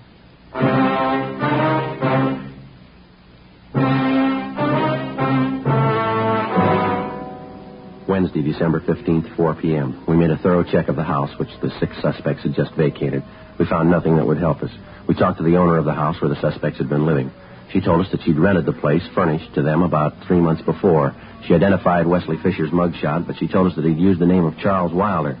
She also recognized each of the other gang members from the descriptions that Fred Norris had given us. She told us that while they were living there, the men seemed to keep odd hours and that they had a car. She told us that she'd taken the license number of the car the day the men moved in. The number was checked with DMV. It was registered in the name of Wesley Fisher, 1008 California Street. It's a transient hotel. The manager told us Fisher had moved about 9 months ago. There was no forwarding address. We got out an all-points bulletin on Wesley Fisher requesting that all occupants in his car be held for investigation of grand theft. Thursday, December 16th, 8 a.m. Ray Bryant, Ben, and I met with Captain McCauley. Where are they getting all this junk they're palming off? Where's their source of supply? The guy we picked up, Norris, told us he brought a good supply of it out with him from the Middle West. That hotel room Norris had downtown, they were using that for a warehouse. They didn't want to keep the stuff at the house they were living in. How are they hitting? Any possibility of stakeouts? No, not unless we cover every name in the columns. You might have to try it. Something's got to be done. Look at these. 2 more this morning, straight out of the obituary column. Took one family for $90. Another one for $60. How about that last run through the stats office? Help you any? He pulled some more mugs for us. We're going to show them to the victims this morning. How about this Norris? You think he's come up with everything? We were up talking to him again at county jail yesterday. Didn't have anything new, Skipper. We dropped in at the sheriff's bunco detail. They've got one new case, same M.O. Description comes close to one of the guys. The victim was the father of a Navy flyer lost overseas. They sold him a gold watch chain that his son was supposed to have bought him for a present. Solid brass.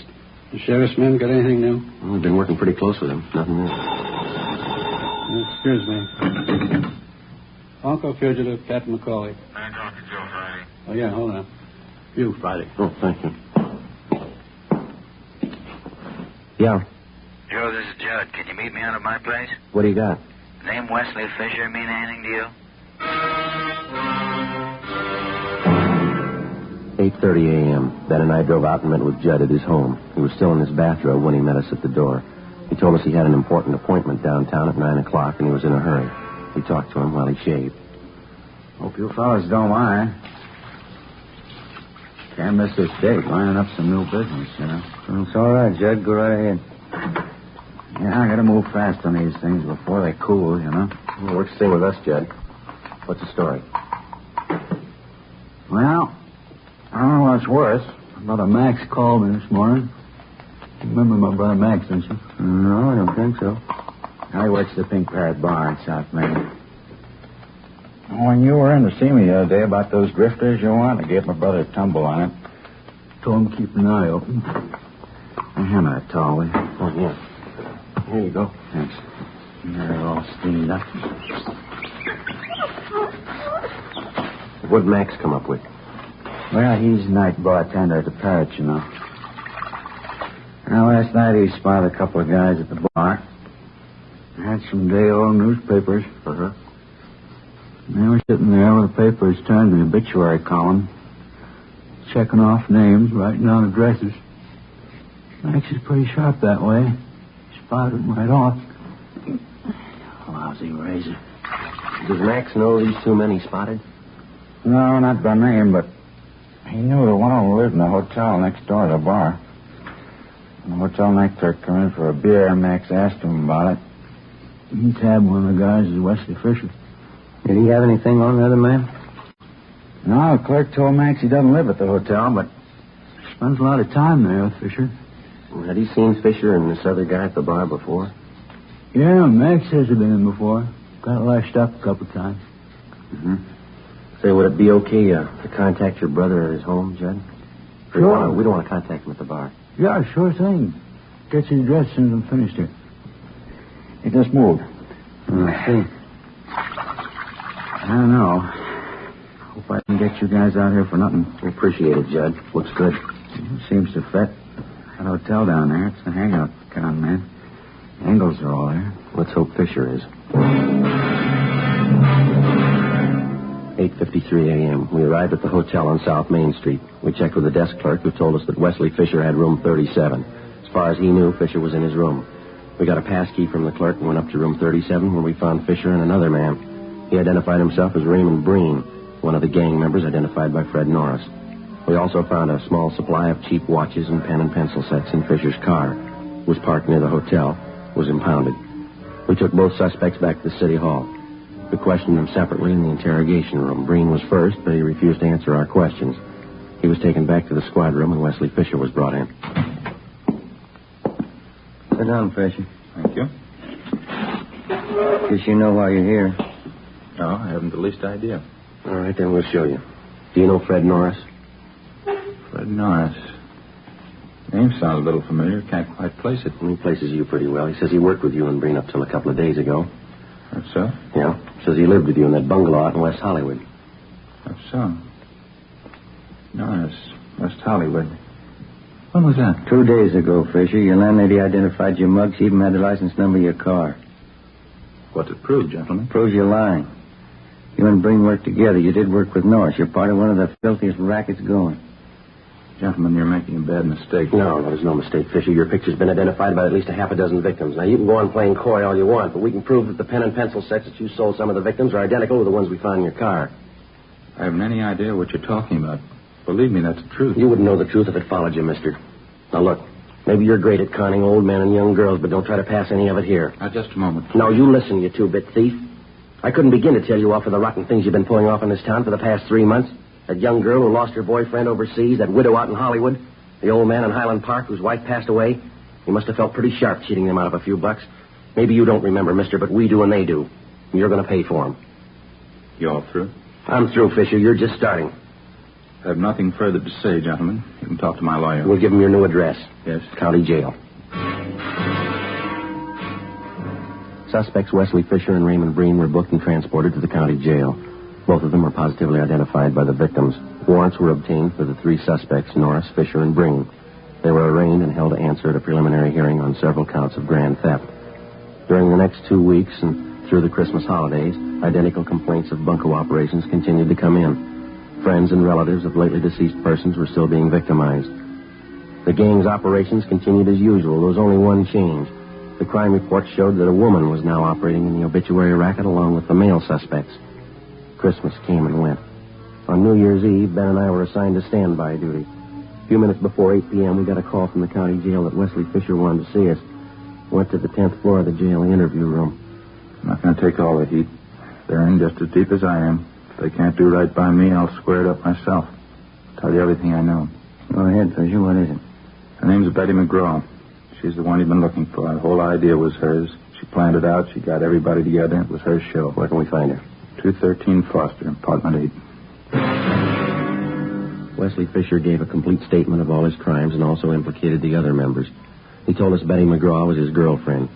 She'd come up with the idea for the obituary racket. She gathered the men together for the job, and it had been planned that she was to stay in the background.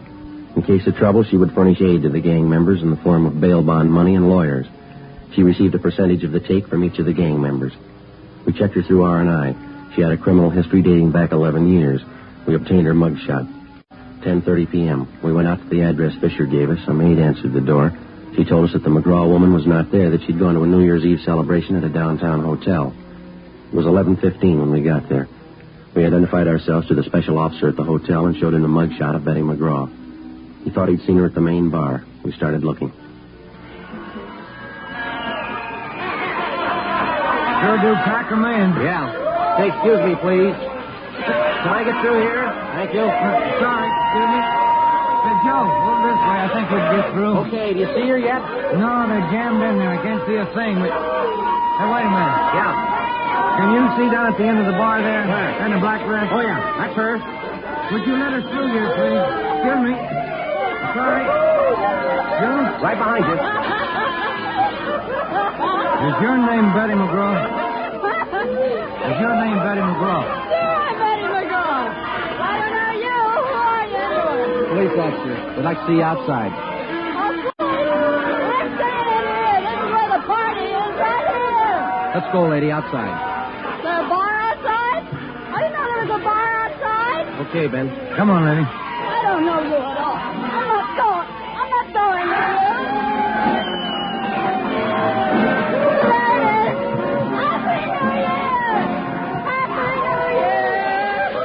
No use trying to get through this. We'll have to wait. Yeah. Well, Happy New Year, Joe. Yeah, same to you. Maybe next year we'll have it off. I don't know why. I always cry when I hear that song.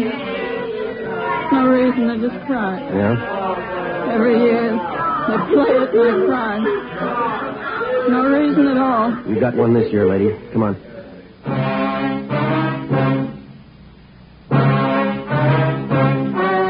The story you've just heard was true.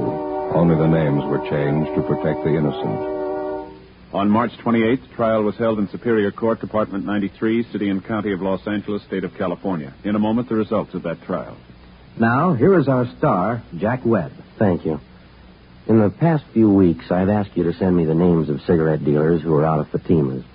You see, the demand for Fatimas is so great that I want to make sure that all of you can buy them. So keep your letters coming. If you find a dealer fresh out of Fatimas, let me know and we'll have something done about it. Write your dealer's name and address on a card and mail it to me, Jack Webb, Post Office Box 951, Hollywood 28. That's Jack Webb, Post Office Box 951, Hollywood 28. Now for you, Mr. Dealer. The coming holiday season will find new thousands insisting on Fatima quality. So step up your order for Fatimas tomorrow. Get in on the increasing demand for the quality long cigarettes.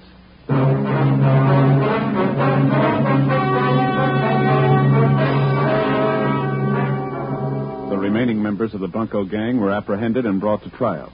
All of them, including the gang leader, Elizabeth McGraw, were tried and convicted of grand theft. They are now serving their terms in the state penitentiary.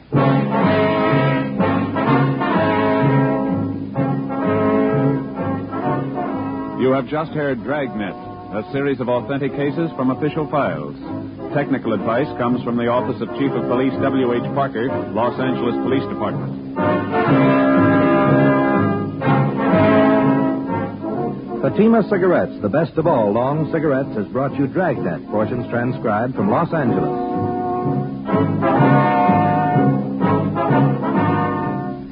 Coming up, We the People, then Screen Directors Playhouse on NBC. You're listening to HOJO Radio. The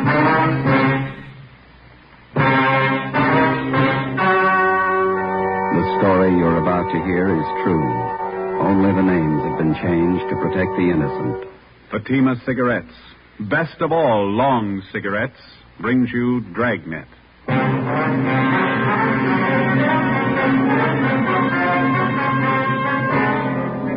You're a detective sergeant. You're assigned to robbery detail. In 4 months, 15 food markets in your city have been held up and robbed. The bandit is well-dressed, well-armed. Your job, stop him. You'll be amazed when you compare Fatima with other long cigarettes. You'll find they now cost the same. But in Fatima, the difference is quality. You see, Fatima is the quality king-size cigarette because it contains the finest Turkish and domestic tobaccos superbly blended. And Fatima is extra mild with a much different, much better flavor and aroma than any other long cigarette. Because of its quality, its extra mildness, its better flavor and aroma, Fatima has more than doubled its smokers coast to coast. So try comparing Fatima yourself. Fatimas now cost the same as other long cigarettes, but your first puff will tell you. Ah, that's different. Yes, in Fatima, the difference is quality.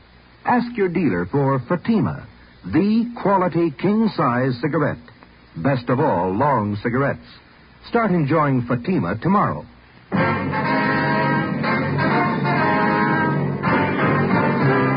Dragnet, the documented drama of an actual crime.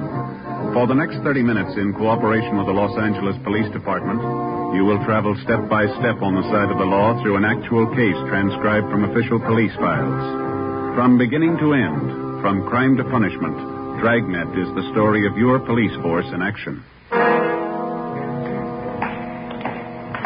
It was Monday, February 12th. It was cold in Los Angeles. We were working the night watch out of robbery detail. My partner's Ben Romero. The boss is Thad Brown, chief of detectives. My name's Friday. It was 9:48 p.m. when we got to room 25A, interrogation room. Have a chair, Mr. Pollard. Yeah, thanks. Now, what is it that you want to tell us, sir?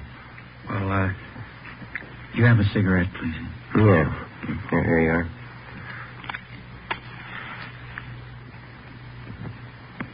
Thanks. I'm a little nervous. It's never happened to me before. What's that? Well, after I thought it over, I knew it wouldn't be any use to keep it up. I knew you'd find me. I don't think I quite follow you. I want to confess. That's why I came here. Yeah? I knew what I was doing wrong. I just couldn't help myself. What have you done? I'm not trying to defend myself. I needed money, that's all. There wasn't anything else I could do. Well, we still don't know what you're talking about, Pollard. Been after me 4 months. Thought maybe you'd recognize me from the description. Some of the people must have seen me. Hmm? Those food market holdups? You pulled those robberies by yourself? Yeah, 15 of them. Needed the money. Pollard, is that your true name? That's right, yeah, Frank Pollard. You ever been arrested before? Drunk charge, that's all. I don't know why I went wrong. I just did. You ever done any big time? No. Well, why do you want to confess? I get it off my mind. I want to tell somebody. Everybody. Look, call in newspapers. I want to give them the whole story. I'll tell them everything. How many of those markets did you hold up, Pollard? 15. You said you needed the money, is that right? Why? Personal reasons. Now, look, you got a light again. The smoke's out there. Yeah. Here you are. Yeah, thanks. You use pretty much the same routine on all of the holdups, is that right? Yeah, I only pull one job a week. Figured that was the safest way. Dressed pretty well, like a salesman. Always had a briefcase with me. Is that where you carried the gun? Yeah. Always worked, too. I'd show up at closing time, get the manager in the back room, then pull a heist. What kind of a gun did you use? Service pistol. I had it from when I was in the Army. How do you usually work it? Oh, when I got the manager alone in the back office, I'd just pull a gun and I'd say, give me the money, all of it. They knew I wasn't fooling. They'd give me the dough. You don't seem to fit the hold-up man's description too closely. Did you wear a mask on those jobs then? Sometimes I did, sometimes I didn't. How about the man who worked with you? Where's he? Wasn't anybody else, just me. Worked him alone. That's where you cops were wrong. You thought there were two of us, didn't you? We thought so, yeah. I pulled every job by myself. That's where I crossed you up. I knew what I was doing. I didn't need any help. Well, how about that market out on West 7th that you held up last night? Did you pull that one alone, too? Yeah, sure. I always work alone. Guess I had you guys going, huh? Your story doesn't come very close. The man we're after doesn't use a service pistol. He never wears a mask, either.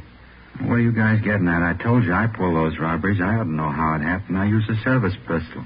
Did you use it in that robbery last night, the one out on West 7th? Sure, I always use the same gun. Last night was no different. You're wasting time, mister. What do you mean? Look, I just want to confess. No, sir, there wasn't any robbery last night. On further questioning, the suspect, Frank Pollard, broke down and admitted his confession was a lie. He explained that he wanted the publicity to impress a girlfriend. We had him fingerprinted and delivered him to the Georgia Street Hospital detail. It was filed on and then removed to the psychopathic ward at the county hospital for further examination and treatment. Our 4-month-old search for the market bandit went on. In the 2 weeks that followed, we tracked down more leads. They led nowhere. The real market bandit was still at large. On the night of February 25th, he hit again, this time at a supermarket out on Santa Monica Boulevard. We interviewed the manager, a Mr. Harry Talbot, in his small office at the rear of the store. I guess I should have known better. I got the bulletin you sent out on the guy, his description, everything. I just wasn't thinking, I guess. He came in the market just before closing time, is that right? Yeah, a couple of minutes after 8. Looked well-dressed, had a briefcase under his arm. I fell for it like the rest of them. I thought he was a salesman. Well, how about the man's description, sir? About 5'11", 170 pounds, I guess. Gray suit. It's the same description you had printed up in the paper. Uh-huh. Was anyone else around when the man came in the door? One of my clerks, Everett Smiley. He saw him leave and get in a car right after the robbery. Is this clerk still around? We'd like to talk to him. Oh, he went down the street a minute. He'll be right back. Mm-hmm. Yeah, maybe that's him. Yeah? Mr. Talbot, you remember me, Mrs. Bolton? Oh, yes, ma'am. I'd like to ask you a favor, Mr. Talbot, as an old customer. I'm tied up right now, ma'am. Could I see you a little later on? I won't even come in, Mr. Talbot. You see, we're having our annual benefit whist party down at the community church.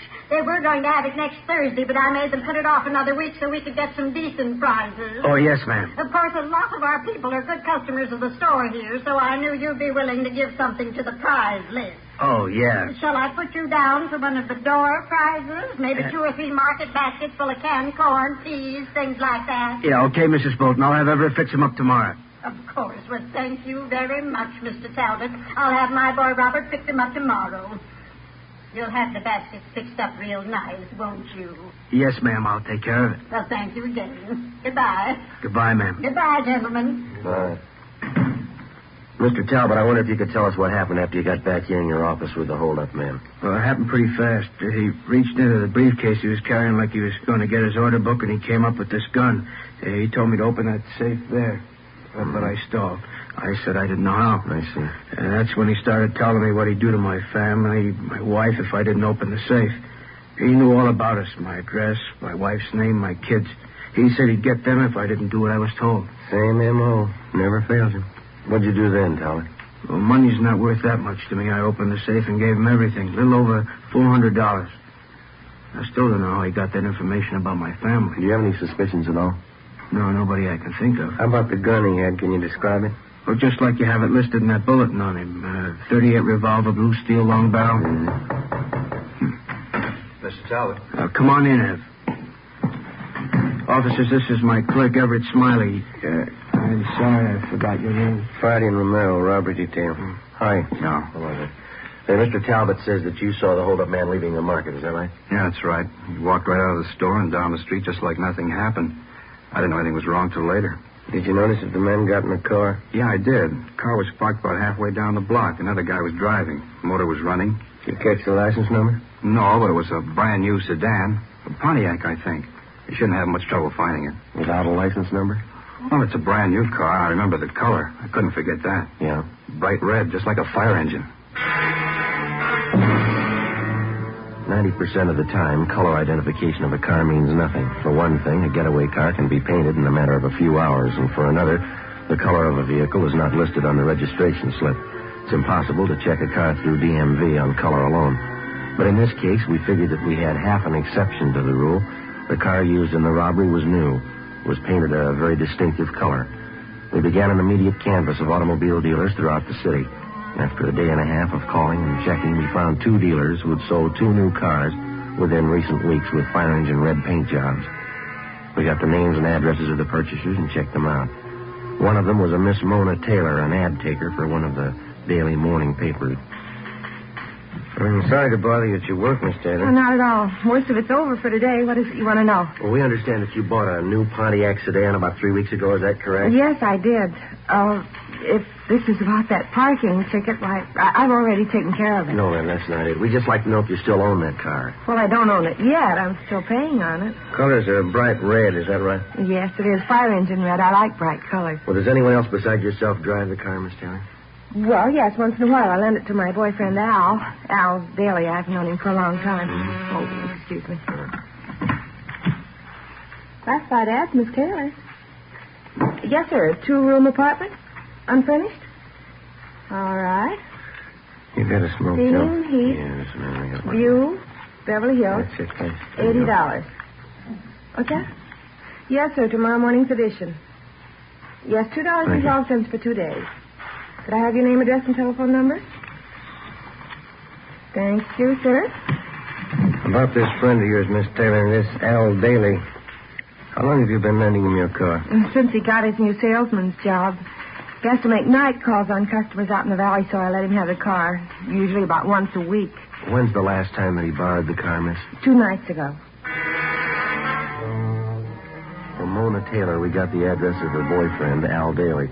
We located him at a rooming house on South Boulevard Avenue. He admitted he borrowed the Taylor girl's car the night before, but he denied that he drove it anywhere in the vicinity of the robbery. How about your friend, Jimmy Bray? I don't know. I loaned the car, that's all. He gave me $30. Well, that's an awful lot of rental money. Why did he need a car so bad? I don't know. Let's ask him. Where's he stay? Bartlett Hotel. Nathan Flower. Mm-hmm. You going over to see him now? That's right. Why? Well, I thought if you were going over there, you wouldn't mind taking this with you. He left it in the car when he brought it back. His briefcase. Let's have a look. What's the matter? It's all the fuss about a briefcase. Yeah? Mm-hmm. What is it? Let's see. All right, you got an answer for that, Daly? Sure, a funny place to keep a gun. We took Al Daly downtown where he was held for questioning. We had a stakeout placed on his rooming house. We had both Daly and Bray checked through R&I. No criminal record.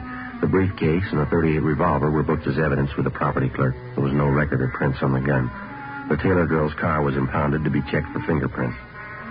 7 p.m., we drove out to the Bartlett Hotel on 8th and Flower. The room clerk confirmed the fact that Jimmy Bray was a registered guest at the hotel. You want to call the office, Joe? Yeah, all right, I'll do it. You got change? Yeah, I think I have. Yeah, okay.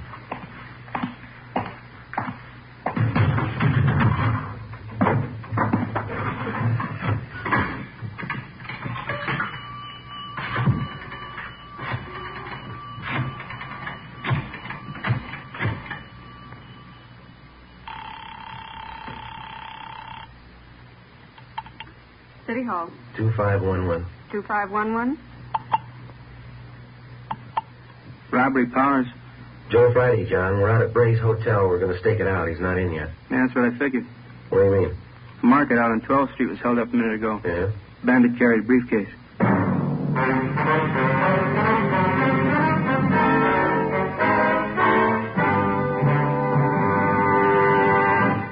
You are listening to Dragnet, authentic stories of your police force in action. You'll be amazed when you compare Fatima with other long cigarettes. Buy a pack. You'll find Fatimas now cost the same. Light a Fatima.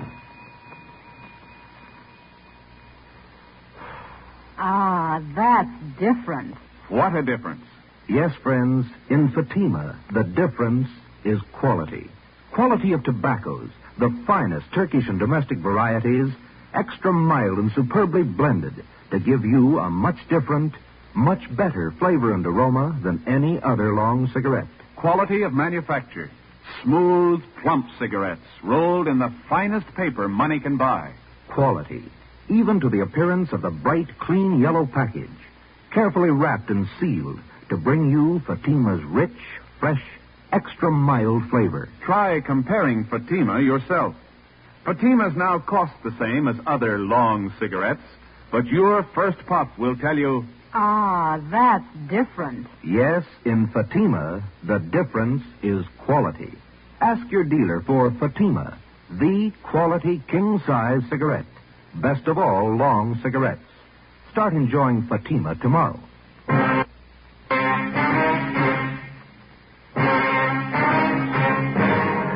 11:30 p.m. After checking Bray's room and finding nothing, Ben and I remained on stakeout at the Bartlett Hotel. The suspect failed to show up. At midnight, Young and Mackenzie came out and relieved us. We drove back to the office and got the particulars on the holdup of the 12th Street Market. The M.O. was almost exactly the same as in the other 16 robberies. The victim's description of the holdup man matched perfectly with Bray's. By noon the next day, the suspect still had not returned to his hotel. An intensive canvass of the immediate neighborhood around the Bartlett Hotel netted us nothing. Nobody remembered Bray. We checked the bars and restaurants that he was known to patronize. No one had any idea where he might be. Details at the airport, railroad stations, and bus terminals were alerted. We got out a supplementary description on our original APB. The sheriff's office was kept advised. 2 days passed. Still no sign. We questioned and re-questioned Al Daly. Either he couldn't or he wouldn't add anything to what he'd already told us about Bray. A series of stakeouts were placed at food markets in areas where Bray had staged robberies previously. A composite picture of the suspect was made up and given wide distribution throughout the city. It all went for nothing. The following Tuesday, March 4th, Bray robbed a neighborhood market in Highland Park of $150. I had to give him the money, Sergeant. He threatened my wife and kids. Said he'd see something happen to them if I didn't open the safe. Did you say he wore gloves, sir? That's right. I thought it didn't jibe at first. A salesman wearing gloves like that. Didn't think about it till it was too late. Did you notice if he was on foot or did he get away in a car? He had a car, all right, parked down the street there. Saw it through the window. Another fellow was at the wheel. Mm-hmm. Did you notice anything else about the car? The license number, maybe? No, couldn't see that. But it was a coupe. I'm sure of that. Yeah? It was red. Bright red. There was one angle we couldn't figure. If Bray was bent on a steady career of robbery, why did he use an escape car painted the most conspicuous color possible? We checked out Mona Taylor's car again. There was no connection. The search went on. 2 weeks, 3 weeks, another month. Bray kept to his usual schedule, one robbery a week. The legwork went on, too. On March 20th, we got a call from one of Ben's informants. He told us that he'd seen a man answering Bray's description in the Venice Park amusement area down to the beach. Well, we drove down to Venice to check it out. Pretty good crowd for a cold night. Yeah. Where do we find this friend of yours? See where the merry-go-round is up ahead? Yeah? Just beyond that.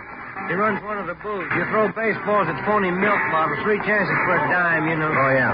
He and his wife run it. They've been out here for years. I don't know how they ever make a living at it. Hey, those hot dogs smell good, don't they? Is that your friend's booth across the way there? Yeah, it's it. Come on, fellas. Tell the girls they can throw a baseball. Fill them out. How about it? We'll let the girls have a free throw. Step up and win a prize. Looks like Maud's running the place tonight. Maud, that's his wife. Oh, yeah. How you doing, Sergeant? Cold night, huh? Hi, this is my partner, Joe Friday. How are you? Glad to know you, Joe. Guess you're looking for Scooter, huh? Yeah, is he around? Just on the way, Sarge. Hey, how about it, Sailor? Try your luck. 1 spin dime. Fill them out. Pretty good crowd tonight, Maud. Oh, yeah, but they're not spending. Hasn't been good at all lately. Where'd you say your husband was, ma'am? Just down the way. Old man Hudson's out to Charles. Peter runs a merry-go-round for him while he eats. Yeah, thank you, Maud. We'll drop back and see you before we leave. Right. Glad to meet you, Joe. Yeah, glad to meet you. Goodbye. What do you say, girls? Have the boys show you how good they can throw. Fill them out. How about it? Scooter, is that what you said? Is that the guy's name? Yeah, that's right. He used to run the scooter drome. You know, the little electric cars you drive around, bumpers all around? Yeah. All right. Thank you.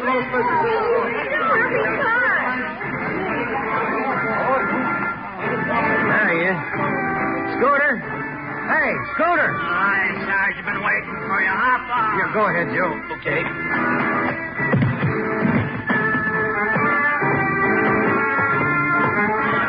How you doing, Sarge? Good to see you. Scooter, my partner, Joe Friday. How are you?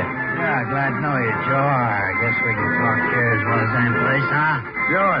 What's the story, Scooter? It's like I told you on the phone.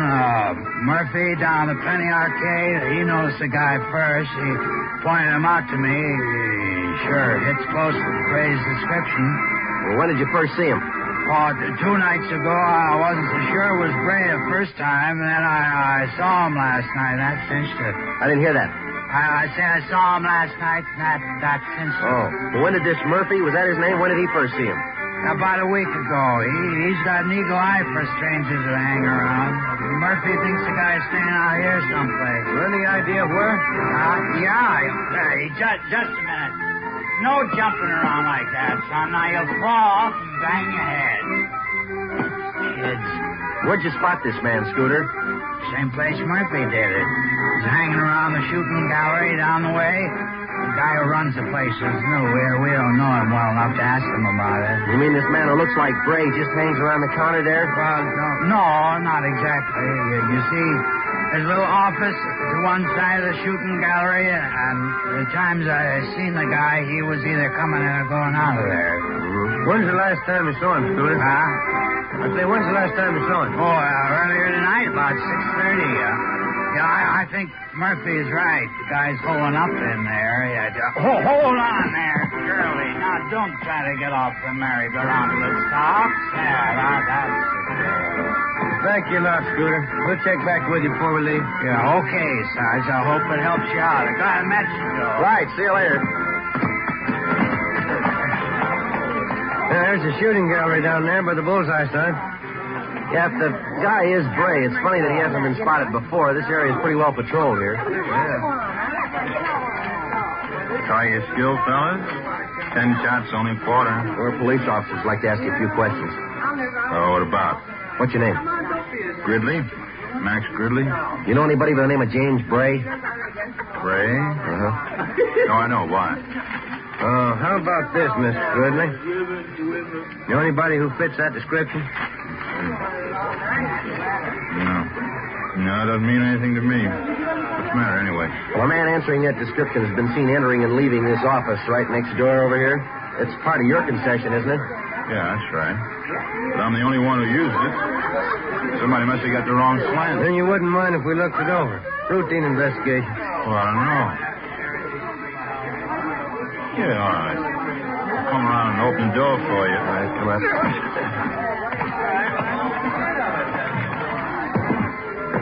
Just a cubby hole, as you can see. Trying to use it as a storage place. Sometimes I have my lunch in here. Take a nap once in a while. Looks pretty well lived in. All those clothes are yours, Mr. Gridley? That's right. Why? Hey, Mac, how about a load on this thing? Oh, it's customers. Excuse me a minute. Be right back. Yeah, go ahead. Hey, Joe. Yeah. Over here, have a look. This towel. Look at the name stenciled on it. Bartlett Hotel. 9:30 p.m. We advised the shooting gallery operator not to attempt any phone calls.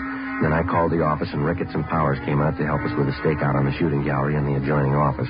Ben and I covered from the Penny Arcade directly opposite the shooting gallery. Ricketts and Powers were staked out 2 doors away at a stand that advertised handwriting analyzed, 25 cents. We waited. Ben munched on a bag of popcorn. 10:30 p.m., no sign of the suspect. 11 o'clock, still no sign.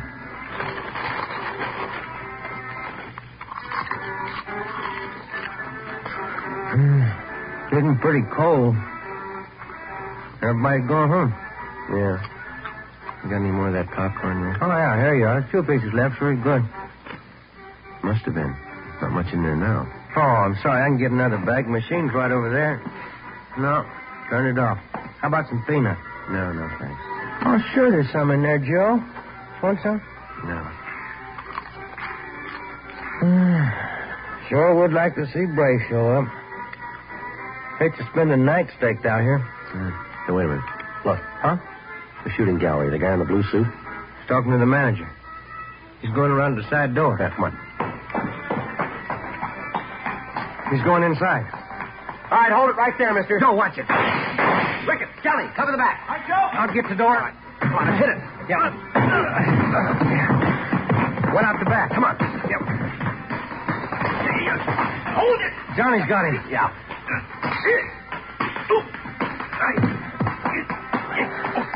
Good. Johnny, you okay? Yeah. It's a rough one. Let's roll him over, huh? Yeah, all right. How about it, Joe? Short, dark complexion, fat. What do you think? I don't know, but it's not Bray.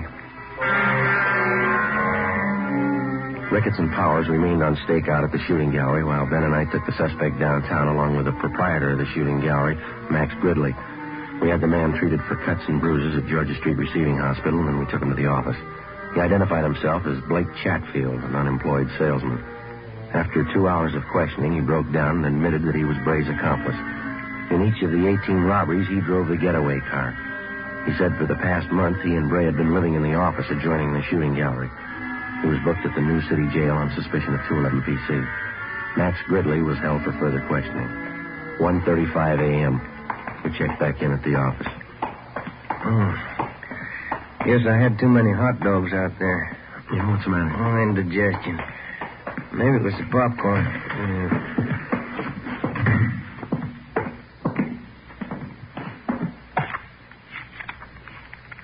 A couple of messages in the book. My wife wants you to call her before you go home.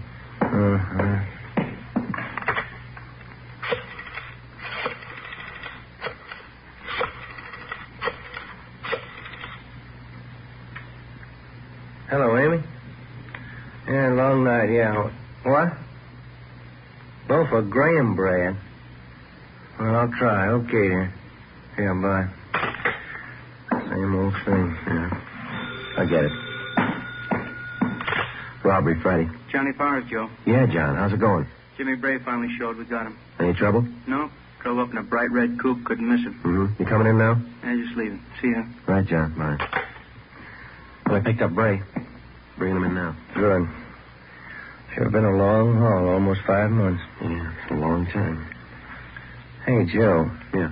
Where am I going to get a loaf of graham bread at this time in the morning?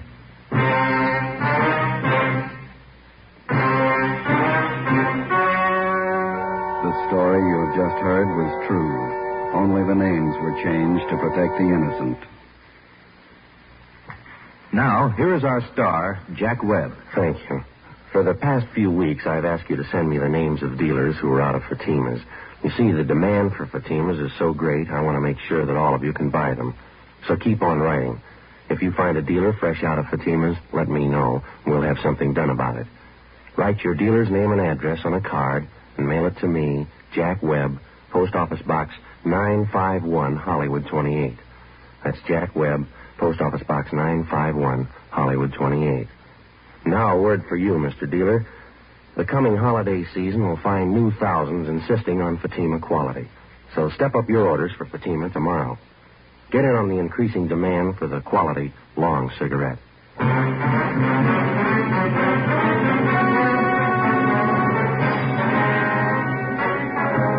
James R. Bray and Blake A. Chatfield were tried and convicted on several counts of armed robbery and received sentences as prescribed by law. Max Gridley was filed on for failure to register as an ex-convict. Bray and Chatfield are now serving their terms in the state penitentiary.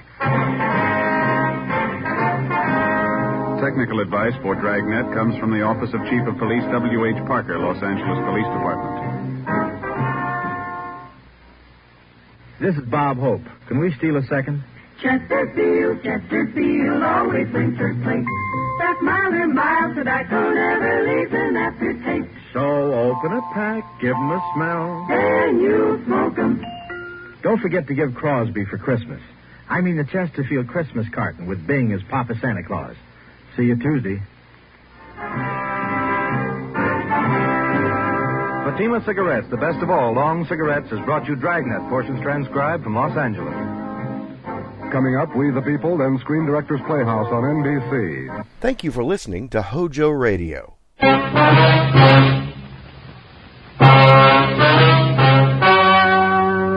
The story you are about to hear is true. Only the names have been changed to protect the innocent. Fatima Cigarettes, best of all long cigarettes, brings you Dragnet.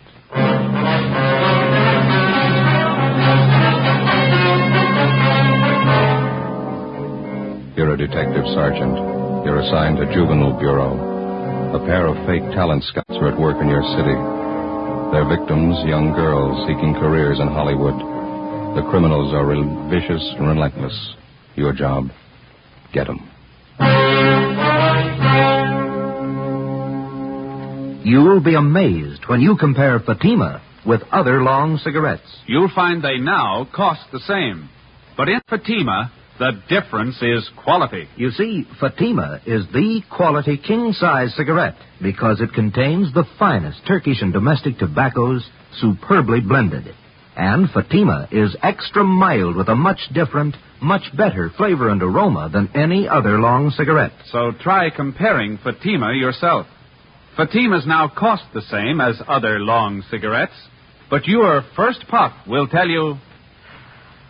Ah, that's different. Yes, in Fatima, the difference is quality.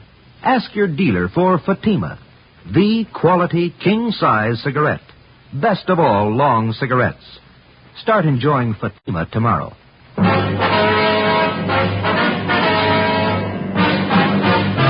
Dragnet, the documented drama of an actual crime.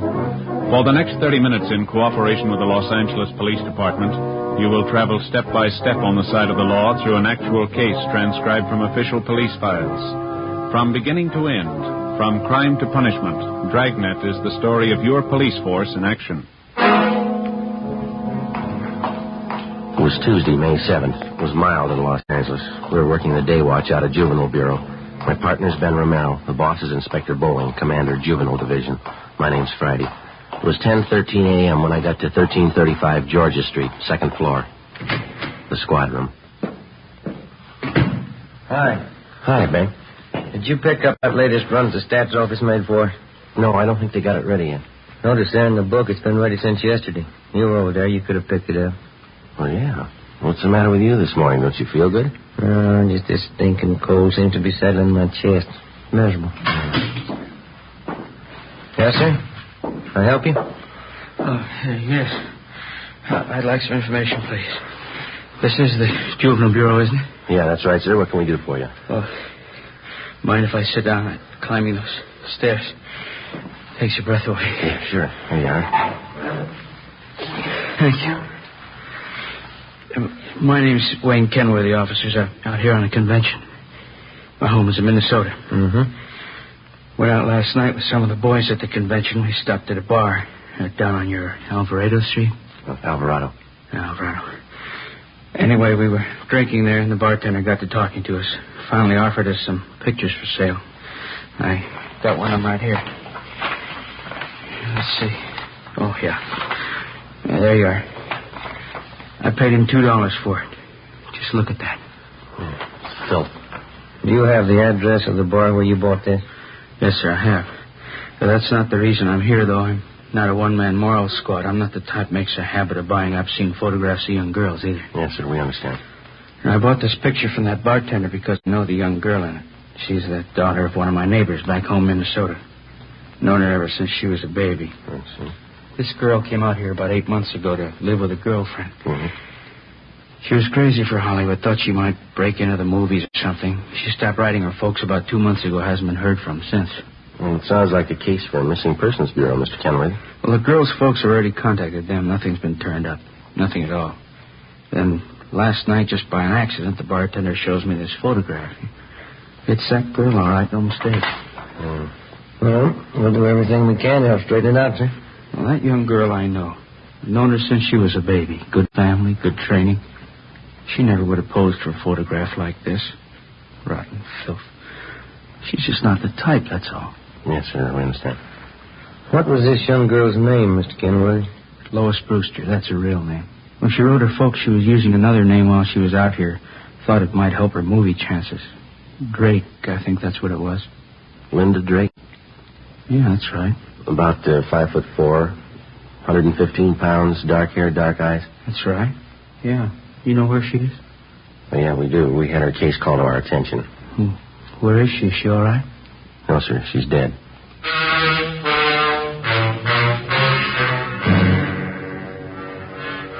2 days before Mr. Kenworthy walked into Juvenile Bureau, the body of a young girl had been washed up on the shore just below the beach town of Venice. Apparently, she'd taken her own life.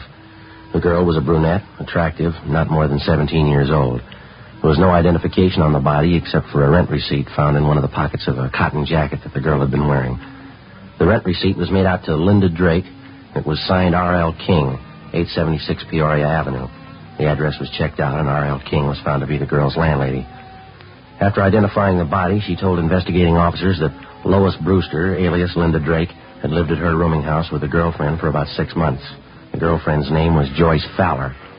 The landlady went on to explain that the two girls had moved out about a week before without leaving a forwarding address. The Fowler girl had said that she would call back for any mail that might be delivered to the Peoria Avenue address.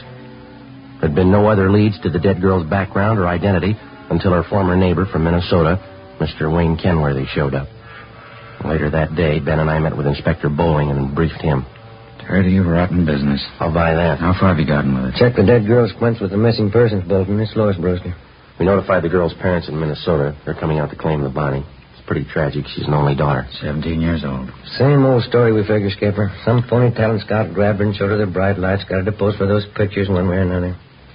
They can make a teenage girl go one of 100 directions after that. This one ended up on a beach. That's all I care about now. How about the girlfriend Lois Brewster was living with? Joyce Fowler? No word so far.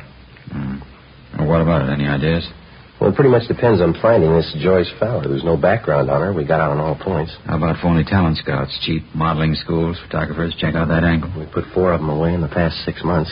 Another half dozen are being watched. We can start double-checking them tomorrow. Now, how about that picture that old fellow Kenworthy brought in? Any lead there? We gathered a dozen samples just like it. One's as bad as the other. They're all printed on the same quality photographic paper. There's no markings of any kind on them. It's a common type of paper. All right, then get on the distribution angle. Stay on it. Every rotten bum that peddles this trash, and get them. I want them right up the line. Distributors, wholesalers, guy that prints the pictures, guy that takes them, every lousy one of them. I still can't figure. What's that? Well, the Brewster girl was a good home there, good training. She knew right from wrong. Kids don't forget that in a hurry. That might have been her trouble. How do you mean? She remembered it.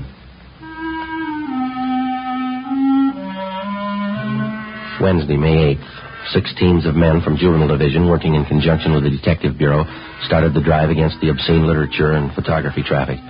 Within 2 weeks, more than a dozen wholesalers, distributors, and small-time peddlers had been apprehended and were awaiting prosecution. But we still had failed to uncover any new leads in the Lois Brewster case. The roommate, Joyce Fowler, the all-important witness in the case, was still missing. No trace of her.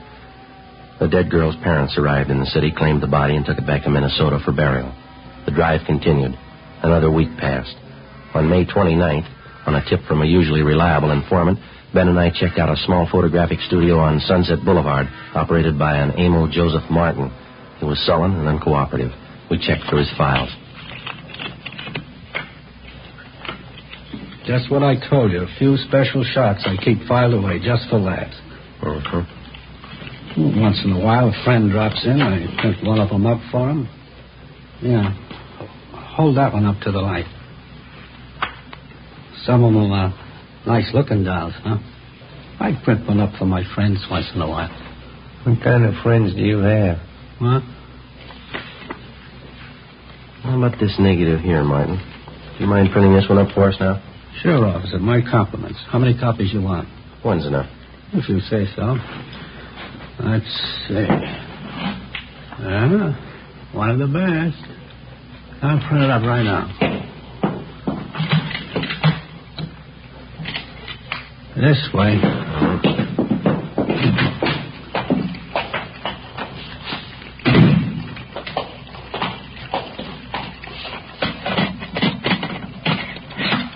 This one's a real collector's item, you know. Yeah, right. A friend of mine got me the negative. $100 it cost me. Worth it, though. I'll make up a couple of prints for you, huh? One's good. Okay, anything you say. You want to get that light switch? Yeah, yeah. All right.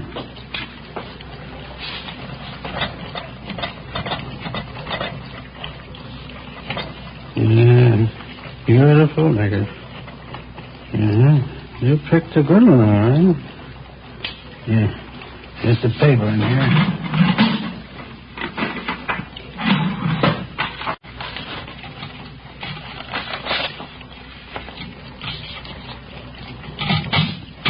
Yeah, that did it. Okay, one print. That's all you want? That's all.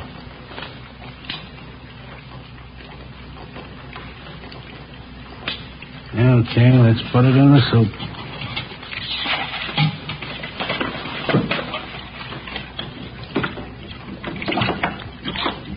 Yeah, I bet you got a kick out of this one. Real beautiful girl.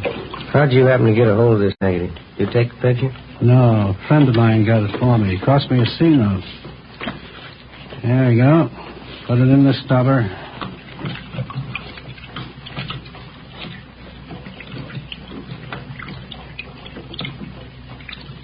There we go. How about that? How about the guy you got this negative from? Did he take the picture? No, he bought it from somebody else. Don't know who. Cost him $350. Worth it, though, huh? Oh, isn't that beautiful? We've seen him before. Oh, that's so, you know it? Only from her pictures. Oh. Of course, you understand I didn't take the picture. I just bought a negative, that's all. You couldn't tag me for that, could you? We're going to try, mister. Get your coat. Oh, no. Wait a minute now, officers. I'm small fry in this operation. You know that. You want the big fish, right? We want all of you. You know who they are? Well, some, maybe. Must be worth something to you. Well, you know better than that, Martin. If you cooperate, we'll mention it in our report. That's all we can do. No promises. Not a very good offer. You're not in a very good position. Yeah. Bye. All right, I'll tell you. Emil J. Martin was booked at City Jail for violation of 311 PC. His file of lewd photographs and negatives were impounded and booked as evidence. With the help of information which the suspect had given us, we were able to round up 3 wholesalers and another distributor of obscene books and photographs. Each one of them was questioned thoroughly. We ran into the same old routine. They denied knowing anything about the man who was masterminding a racket or where he was operating from. The Lois Brewster case dragged on. No progress. In virtually every case of tracing the lewd pictures to the point of production, the investigating officers were able to link the small-time peddlers to their distributor and the distributor to the wholesaler. Well, that's where it stopped, a dead end. Beyond that, nobody knew anything about the operation of the racket. Stakeouts were set up at locations where sales and deliveries of obscene material were known to have been made. Nothing happened. The drive stalled. Thursday, June 11th. Now, Joe? Yes, Gilbert? First piece of news in the month. Policewoman just called it in. Yeah? Lois Brewster's girlfriend, Joyce Fowler? Yeah? She's been found.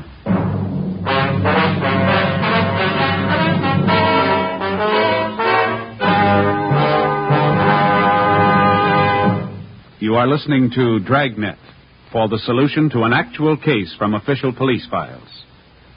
Now, here's a real solution to many of your Christmas shopping problems. If your friends smoke long cigarettes, give the best of long cigarettes. Give king-size Fatima. You see, Fatimas now cost the same as other long cigarettes. But in Fatima, the difference is quality. Quality of tobaccos. The finest Turkish and domestic varieties, extra mild, and superbly blended to give smokers a much different, much better flavor and aroma than any other long cigarette. Quality of manufacture. Smooth, plump cigarettes, rolled in the finest paper money can buy. Quality, even to the appearance of the distinctive royal blue Fatima gift carton. Christmas wrapped and carefully sealed to ensure Fatima's rich, fresh, extra mild flavor. Remember, Fatimas now cost the same as other long cigarettes. But in Fatima, the difference is quality. So this Christmas, give your friends the best. Give Fatima, the quality king-size cigarette. Best of all, long cigarettes.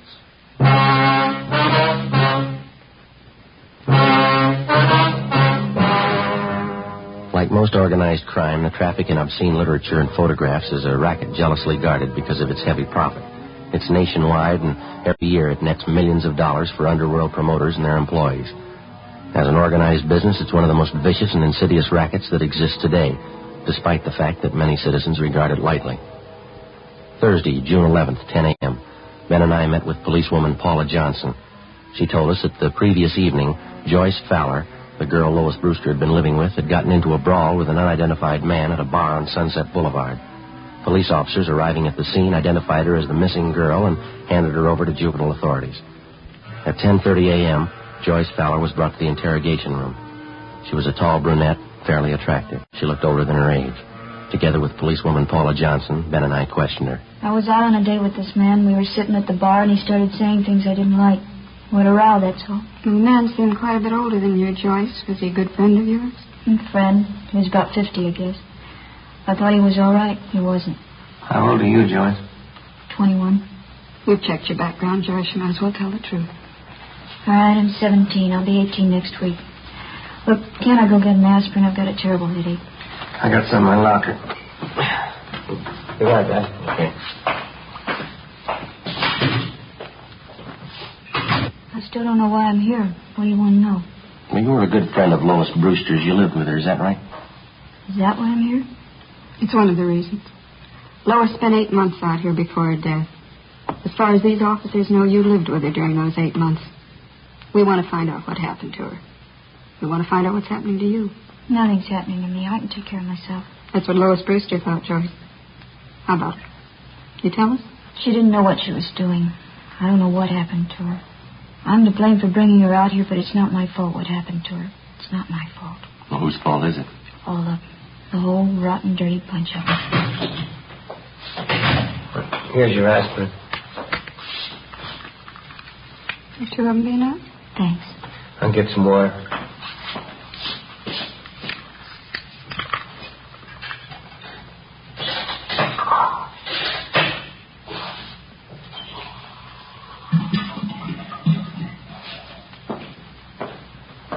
Is something wrong, Joyce? Don't you feel well?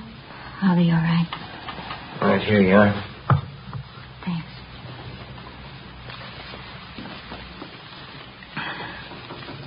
I don't remember too well how it started. Lois came out to Hollywood to live with me for 6 months, you know.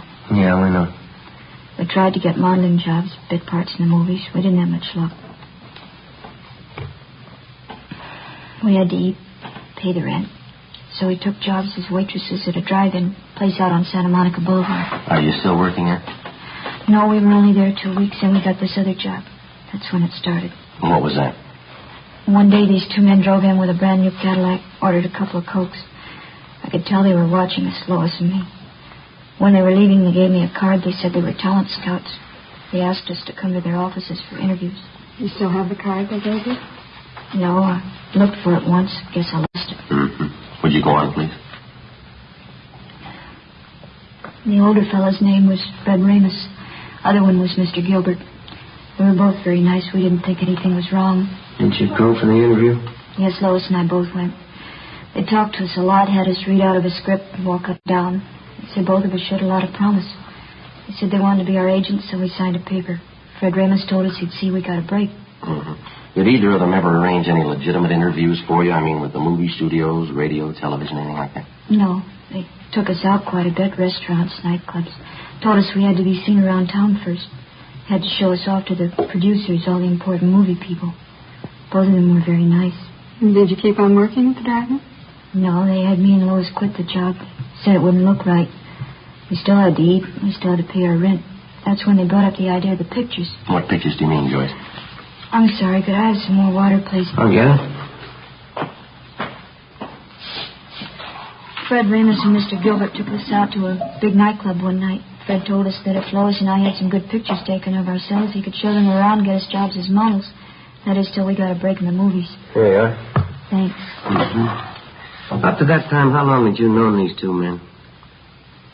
About a month and a half.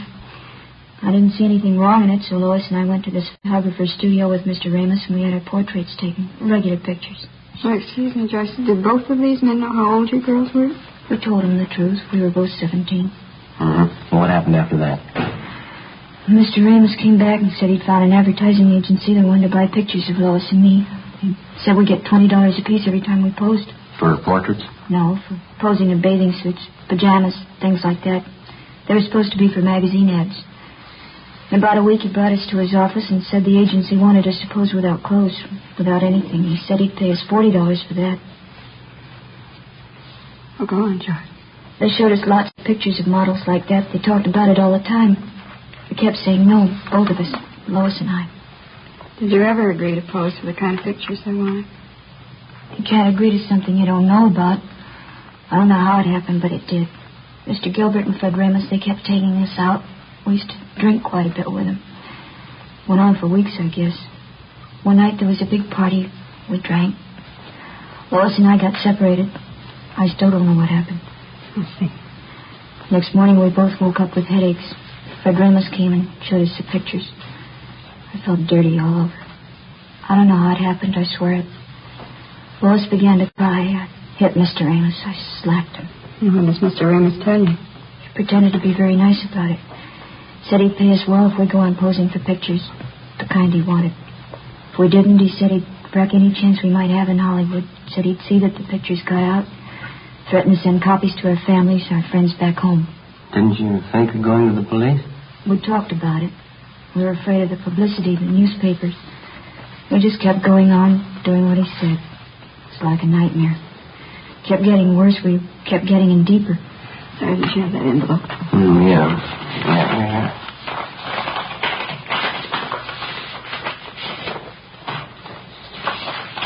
Do you recognize these pictures, Joyce?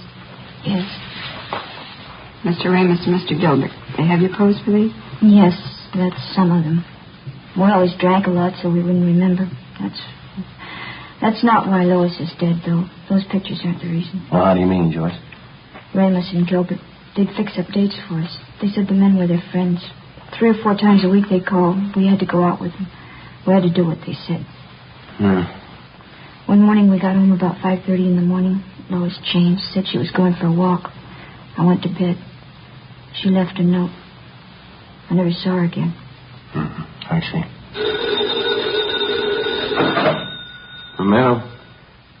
Oh, yeah, just a minute. That long-distance call we placed to your home, Joyce. Sure right. Oh, thanks. Hello? Yeah, it's me, Joyce. Yeah, it was just a mistake. Yeah. How's Uncle Henry? Swell. No, it's all right. Don't you worry. Yeah, all right. I'll write you tomorrow. Yeah, bye. Thanks for placing the call, Sergeant. You're welcome. Glad to do it. Anything else you want to know? Yeah, there's just one more thing. Do you still have that note that Lois Brewster wrote before she died? No, I lost it. I remember what it said, though. Yeah. It said, I'm sorry. It was signed Lois. That's all.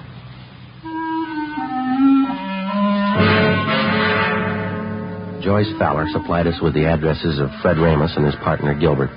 She gave us all the names and addresses of all their friends and employees that she knew of. She also pointed out their offices and base of operations. Inspector Bowling ordered an immediate investigation into the background and business activities of both men. Previously convicted wholesalers and distributors of obscene photographs were called back in and re-questioned. We finally completed the missing link in the supply line from the peddler to the producer. 5 former workers for Ramos and Gilbert fingered them as head men controlling the racket. Their offices and studios were raided and their files seized as evidence. On June 18th, Fred Ramos and his partner, Harold Gilbert, were placed under arrest.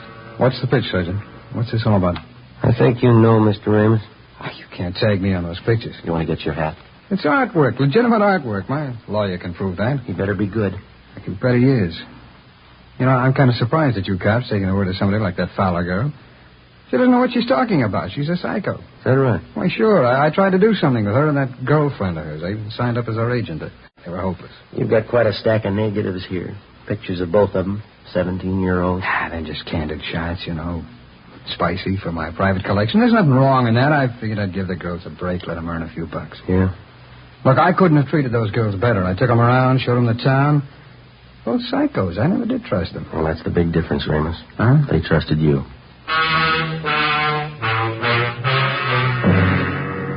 Fred Ramos and Harold Gilbert were brought downtown to Inspector Bowling's office. Joyce Fowler was seated next to the desk. Gilbert was brought in. She identified him. He was taken out and held for booking. All right, bring in the next one. All right, come on.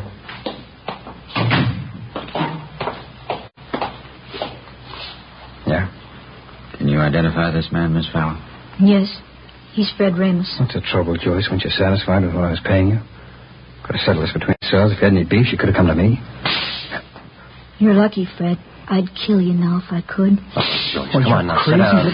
All right, Sloan, take him out. Joyce, sit down. Come on, sit down. Be back in a minute, Joe. All right.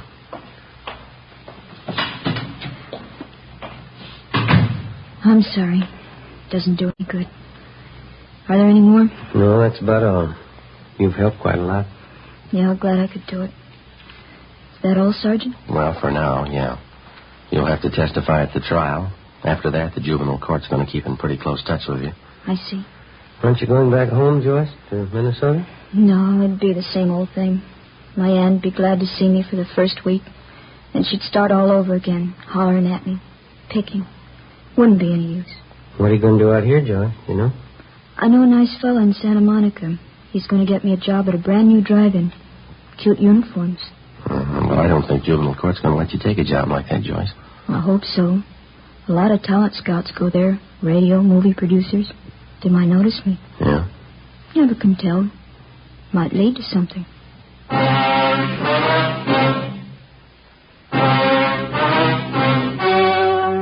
The story you've just heard was true.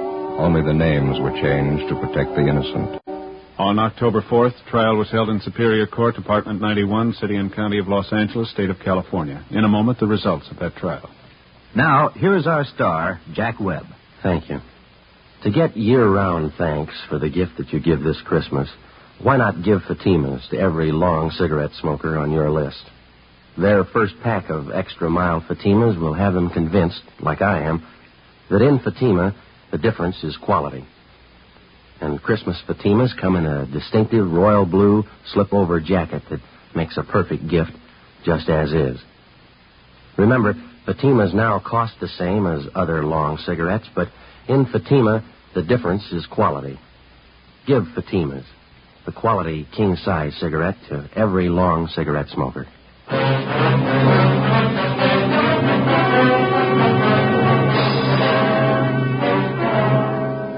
Fred Ramos and Harold Gilbert were tried and convicted on several counts of rape and lewd conduct. They received sentences as prescribed by law and are now serving their terms in the state penitentiary.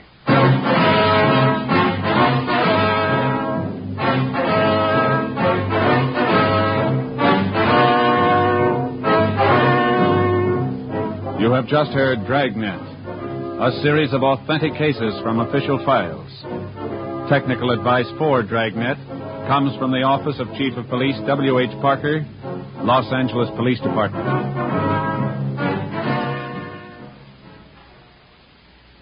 This is Bob Hope. Can we steal a second? Chesterfield, always wins first place. That milder, mild tobacco never leaves an aftertaste. So open a pack, give 'em a smell. Then you smoke 'em. Don't forget to give Crosby for Christmas. I mean the Chesterfield Christmas carton with Bing as Papa Santa Claus. See you Tuesday. Fatima Cigarettes, the best of all long cigarettes, has brought you Dragnet, portions transcribed from Los Angeles. Coming up, We the People, with stories of today on NBC. You're listening to HOJO Radio. Stay tuned.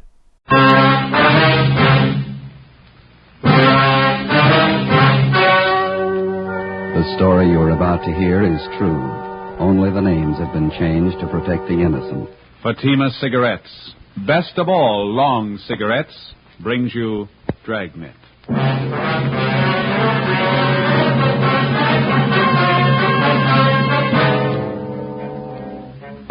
You're a detective sergeant.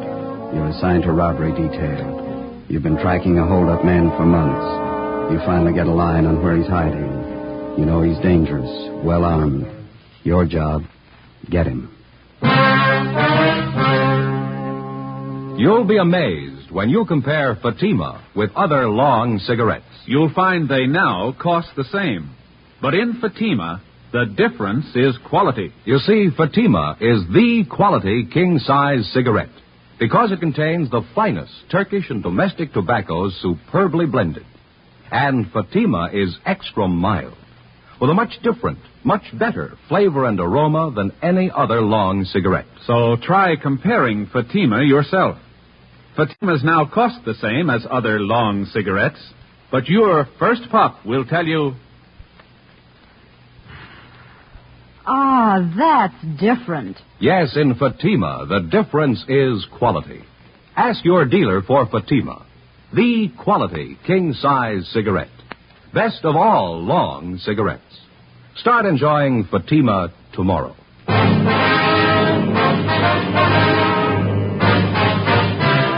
Dragnet, the documented drama of an actual crime. For the next 30 minutes, in cooperation with the Los Angeles Police Department, you will travel step by step on the side of the law through an actual case transcribed from official police files.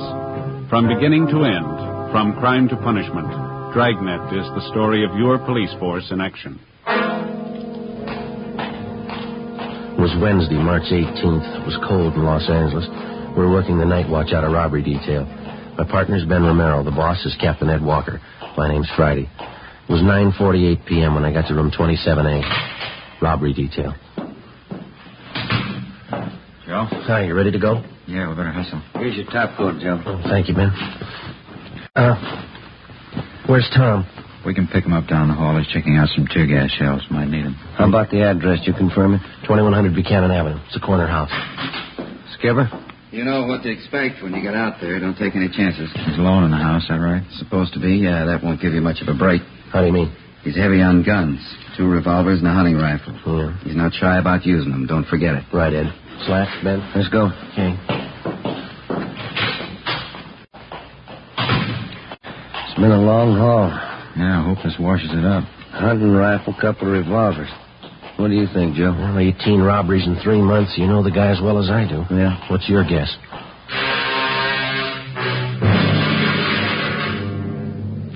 His name was Hoffman, George R. In our files, his criminal record dated back to high school days. Petty theft, grand theft, auto, burglary, armed robbery. His record included 2 terms at Preston Reformatory and 1 at San Quentin. Hoffman's latest campaign was a 3-month run of armed robberies. We tried everything we knew to stop him, but it wasn't enough. We'd failed to get a line on him until one of Captain Walker's informants came up with a tip that Hoffman had been hiding out for the past month in a small bungalow on the corner of Buchanan Avenue and Selma Street. According to the information, the suspect had a good supply of food, ammunition, and 3 guns.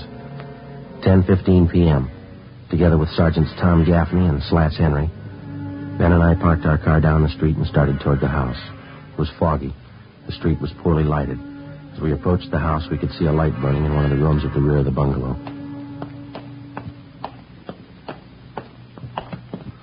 The light in the back room, Joe, just went out. Yeah.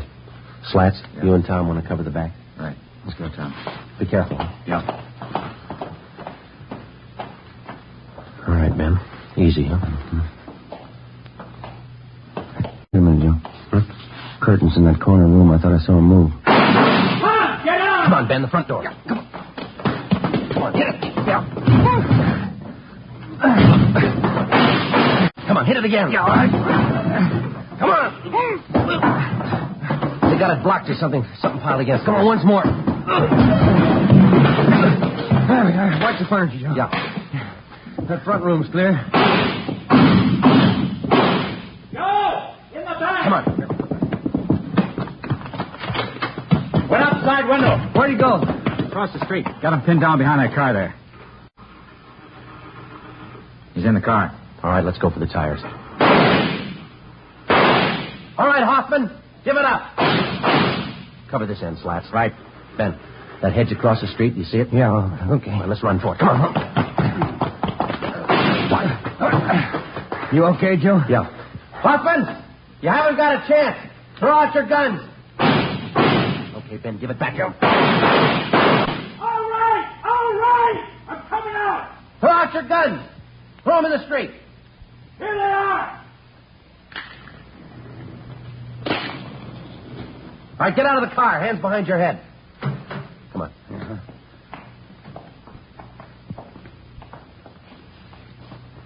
All right, hands behind your back now. Slats. Yeah? You want to get our car? Right, Joe. Who told you? Who gave you the tip? Does it matter? I made it easy enough for you. Lousy car wouldn't start. I'd be 3 miles away if it would have started. Better call the tow truck, huh, Joe? Let me give it a look, huh?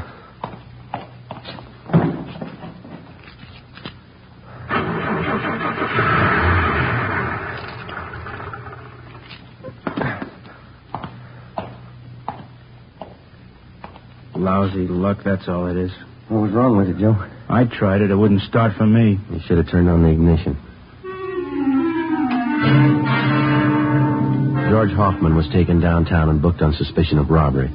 At a special show-up, he was identified by more than a dozen of his robbery victims. Between his arraignments and his preliminary hearings, we worked together with the district attorney's office in lining up witnesses and preparing the evidence against the suspect. We figured we had an airtight case. Hoffman's trial in Superior Court was set for May 14th.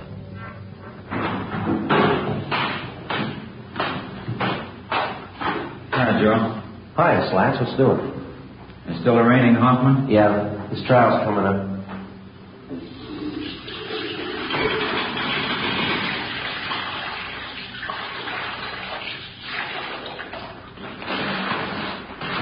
Hey, what happened to your eye? Yeah, how about that? I'll never live with that down. Yeah, come here, let's see.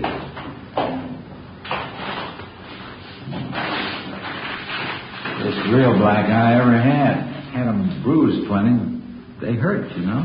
Yeah, how'd that happen? Well, every week Gaffney and I go up to the neighborhood boys club after work to help coach the kids at sports, you know. Mm-hmm.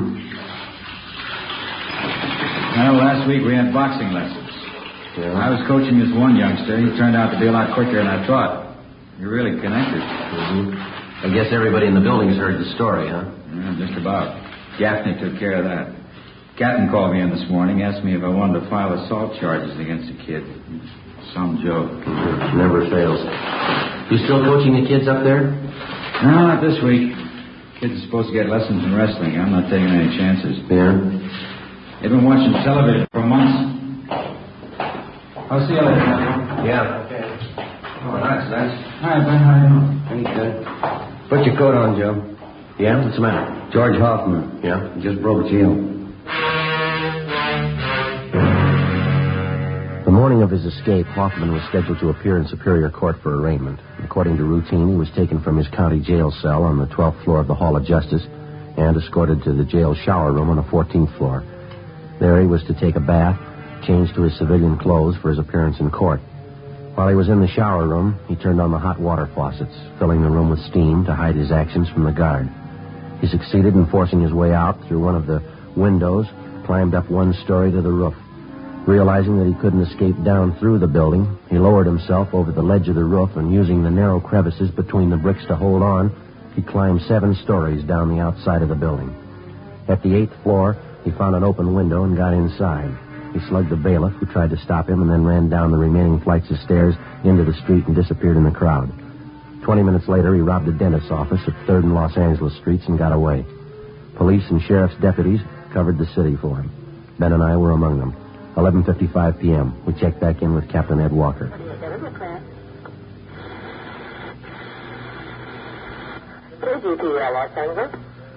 You want to cut that speaker, Ben? Yeah. Nothing. Not a trace of him. He must have a good friend someplace in town. Everything's covered. His friends, relatives, his hideout, everyone he knows, every place he's ever been. We plugged every loophole we can think of. The depots, terminals, the airports, still no trace of him. Well, I don't know. It sure is a strange one. No stranger than climbing down the side of a building. Did you check that story out, Ed? It's the truth. Apparently, Hoffman planned the thing out pretty carefully. Well, how do you mean? The sheriff's men talked to some of the prisoners in the jail. They said Hoffman was practicing for it since the day we put him in there. He'd work out 5 to 6 hours every night, building up his hands and fingers. How'd he do that? Used the upper bunk in his cell, hang from the edge of it with the tips of his fingers. He'd do it for hours, pulling his body up and down. Made little grooves in the wall, dug his fingertips into them. Prisoners say he got so he could hold himself up like that 10 minutes at a stretch. Yeah, that's pretty amazing. How about the bailiff he slugged? He'll be all right. A couple of bad bumps on the head, that's all. Robbery, Walker. Oh, yeah, Little John. I sent him out about 10 minutes ago to relieve you. Yeah, they ought to be there pretty soon. Right. How about our schedule, Ed? As far as I know, we're going all night on this thing. Sheriff's office the same. Mm-hmm. You two were relieved at 11:30. Better check back about 5:30 a.m. Okay. Right. It's a hot shot. I got it. What is it? Drugstore holdup. They think it's Hoffman. The scene of the holdup was the Rex Lake Pharmacy on the corner of Pico Boulevard and Pine Lake Street. The victim, a Mr. Clarence Geringer, told us that the holdup man had entered through a rear door, slugged him, and escaped on foot with his overcoat and about $150 in cash. We showed him a number of mug shots. He identified George Hoffman as the bandit. A special detail of men were ordered on a thorough search of the general area around the drugstore. No sign of the suspect. The citywide Dragnet continued all that night and into the next day. No developments. The search went on. A week passed. 2 weeks. At 10 p.m. on the day Hoffman was scheduled to be tried in Superior Court, he beat up and robbed a 40-year-old liquor salesman in the Highland Park area. Again, he made good his escape. Routine investigation failed to turn up a single lead. June 8th. The suspect was still at large. The legwork continued. 817, is that the address you got? Yeah, he said it was near the corner. Oh, yeah, there it is. The Townsend Hobby Shop. Yeah, let's go in. Mm-hmm. Joe, look at the electric trains. Look at that one. Beautiful layout, huh? Mm-hmm. I guess that's all they handle in here, electric trains, huh? There must be money in it. Look at those signals there and switches. They're all automatic. Wonder if my boy's old enough for a train you. That must be the manager over there. Come on. Mm-hmm. Say, excuse me, sir? Just a moment, please. Be right with you. Got to check this transformer. All right.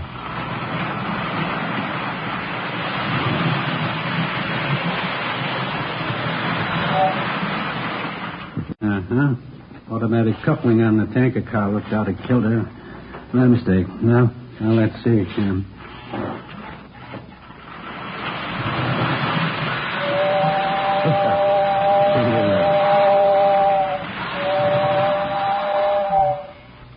Yeah, she's a dandy, isn't she? Oh, yeah.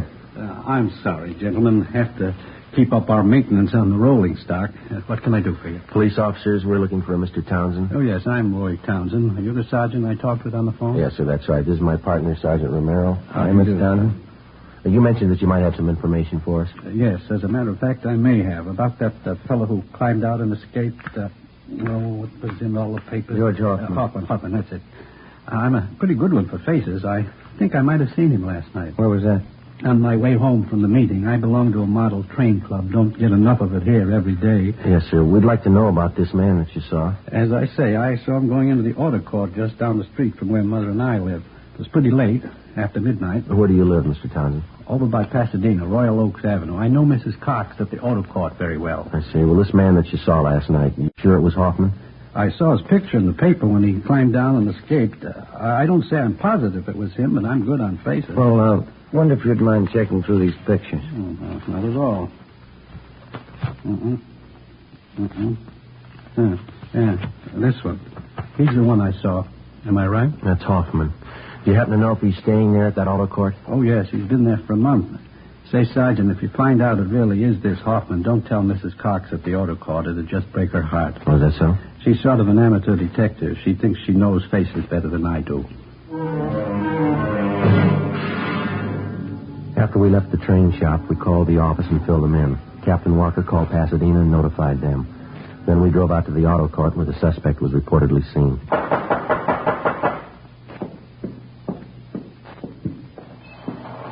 Yes, you want something? Yeah, are you Mrs. Cox? Yes, I'm the manager here. If you want lodgings, we're filled up. You might try the Golden Eagle straight down the street there. Police officers, Miss Cox. Do you have Mr. Hoffman staying here? Hoffman? No, I don't.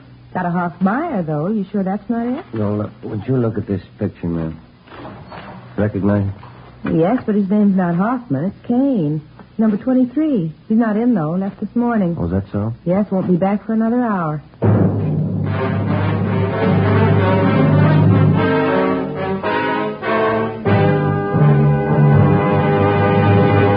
You are listening to Dragnet for the solution to an actual case from official police files.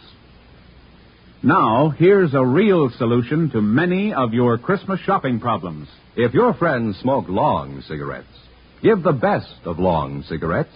Give king-size Fatima. You see, Fatimas now cost the same as other long cigarettes, but in Fatima, the difference is quality. Quality of tobaccos.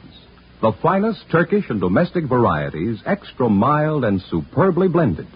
to give smokers a much different, much better flavor and aroma than any other long cigarette. Quality of manufacture. Smooth, plump cigarettes, rolled in the finest paper money can buy. Quality, even to the appearance of the distinctive royal blue Fatima gift carton.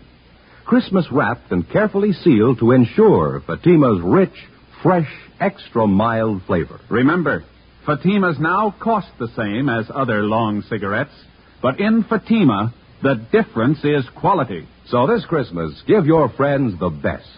Give Fatima the quality king-size cigarette. Best of all long cigarettes.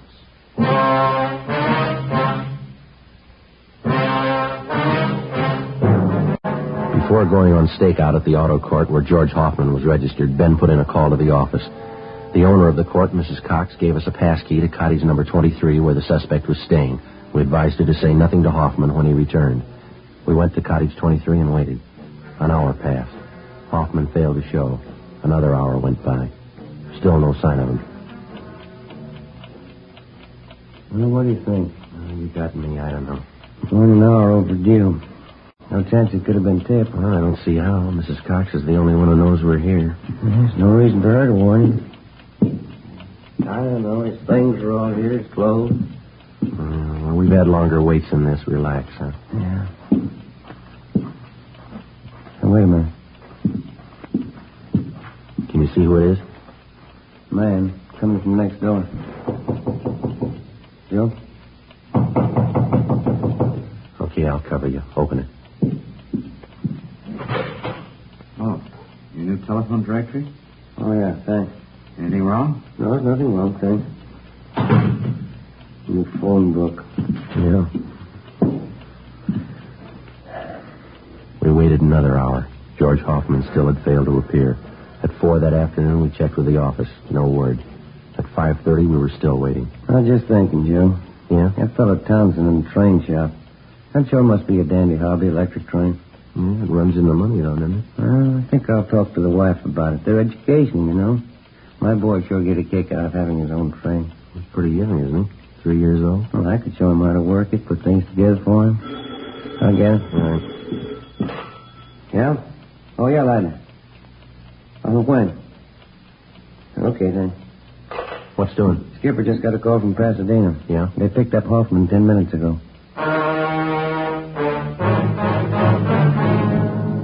The suspect, George Hoffman, was taken back to Los Angeles and lodged in county jail. This time there was no escape. At his Superior Court trial on August 16th, he was convicted on several counts of armed robbery and sentenced to the state penitentiary. From August to January of the following year, the months went fast. We washed up a string of liquor store holdups just before Christmas, got 2 days off. My Uncle George and Aunt Allen came down from Renton, Washington to visit with my mother during the holidays. In January, Ben was off work for a week with a bad dose of flu. Another 5 months went by. Toward the end of June, we got word that George Hoffman was no longer at the state penitentiary.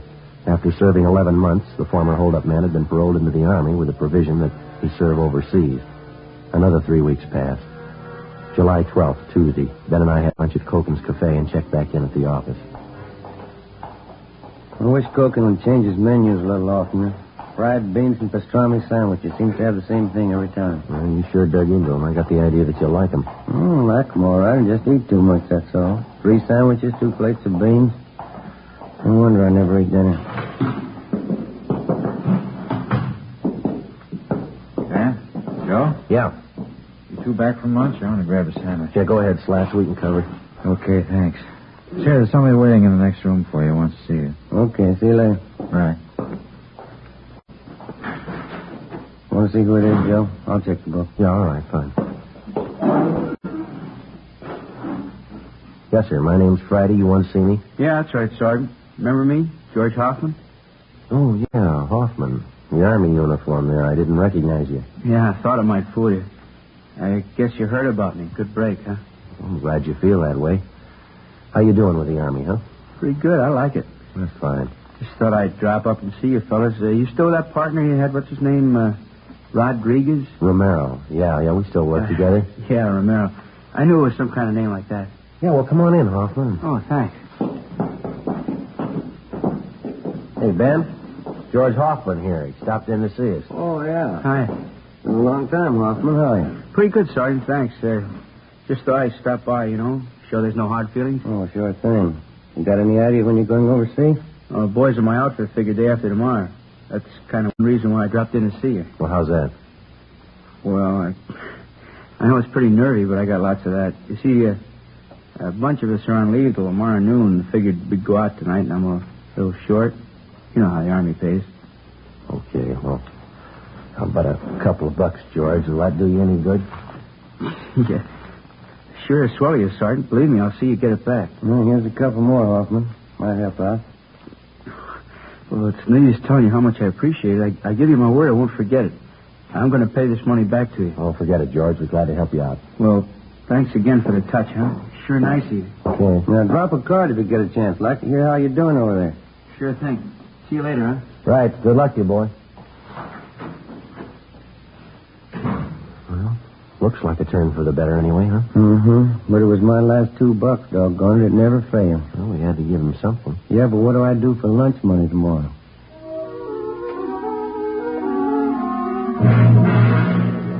2 p.m. We drove out to the Wilshire district to interview a robbery victim. We brought him back downtown and took his statement. 4:30 p.m. We checked back in with Captain Walker. Hi, Skipper. Henry says that ex-con George Hoffman was in today. Yeah. We talked to him. Yeah, that's right, Ed. Why? Have a look. Thanks. The MP's left about 20 minutes ago. Swell. Your $2 went for nothing, Ben. Hoffman's wanted. Huh? He broke out of Army prison 10 o'clock this morning. Together with the Army authorities, local officers joined in the citywide search for George Hoffman.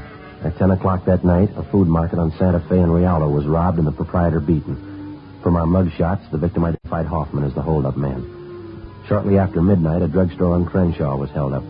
Hoffman was again tabbed as the suspect. The next 2 days, the search was intensified. No leads. 2 more days went by. Late Saturday morning, we got a hurry-up call from the detail on duty at the Union Station. Hoffman had been reported in the vicinity. Ben and I drove down to the depot to check with the officer in charge, Slats Henry.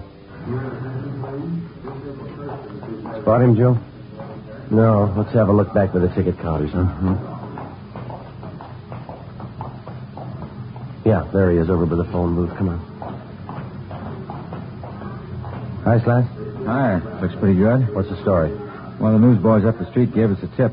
About an hour ago, a guy gave him $1 to come down here and buy a ticket for him. Ticket to Phoenix. Yeah? Kid came in, bought the ticket, went back up the street and gave it to the man. Mm-hmm. We showed the kid a bunch of mug shots. He picked out Hoffman's. Yeah, he's not wearing his Army uniform, huh? No, brown suit, dark blue overcoat, no hat. That's what the kid told us. Any idea which train he was taking for Phoenix? Not exactly. He asked when the first train for Phoenix was. Newsboy told him 3:35. 10 minutes to 12 now. You got enough men to handle it, Slats? Everything's covered. Only one thing lacking. Yeah? Hoffman. While the stakeout continued on the Union Station, Ben and I, together with Gaffney and Henry from robbery, covered the bars, restaurants, and hotels in the immediate area for a sign of the suspect. 2:30 p.m. What do you think? Well, we better head back down for the station, see what's doing, huh? Okay. I'd like to have a dime for every mile we've logged on this case. Yeah.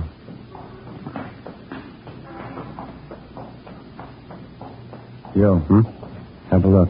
Where? Across the street, dark blue overcoat. Same build as Hoffman. I'll bet on him. Come on. He spotted us. Yeah, that's Hoffman. Come on. Well, pick it up.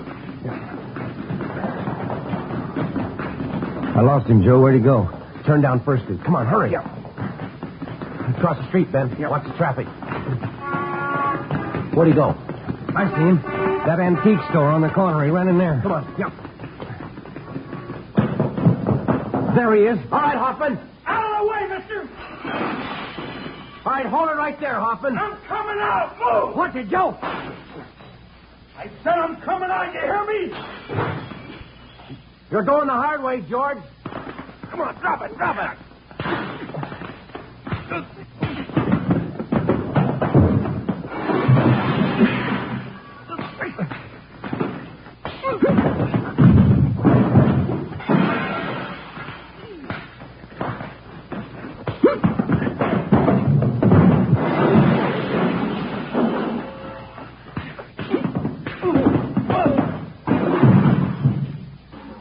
All right, Hoffman. All right, on your feet. Come on, get up.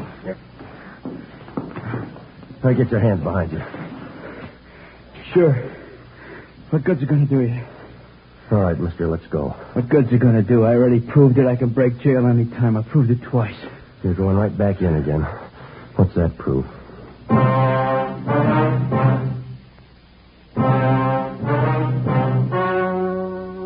The story you have just heard was true. Only the names were changed to protect the innocent.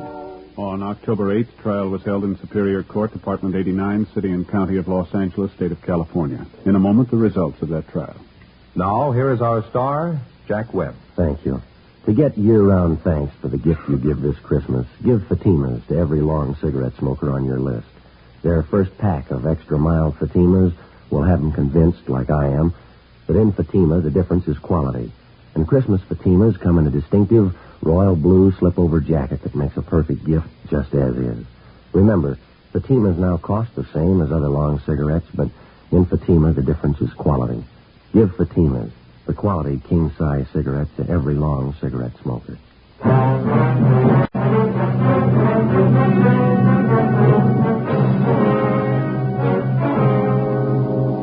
George R. Hoffman was tried and convicted on several counts of robbery and received a life sentence as a hardened criminal. After serving 10 months of his sentence, Hoffman attempted an escape and failed. A few weeks later, he took his own life in his prison cell by hanging. Ladies and gentlemen, next week, in answer to your request, Dragnet will repeat A Gun for Christmas, the actual case history broadcast last year during the Yuletide season. That's next Thursday, December 21st.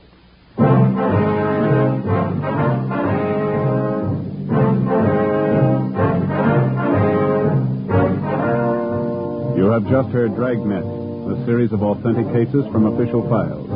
Technical advice for Dragnet comes from the Office of Chief of Police W.H. Parker, Los Angeles Police Department.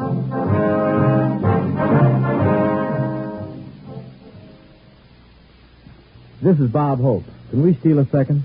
Chesterfield, always wins first place. That milder, mild tobacco never leaves an aftertaste. So open it, Pat. Give 'em a smell. Then you smoke 'em. Don't forget to give Crosby for Christmas. I mean the Chesterfield Christmas carton with Bing as Papa Santa Claus. See you Tuesday.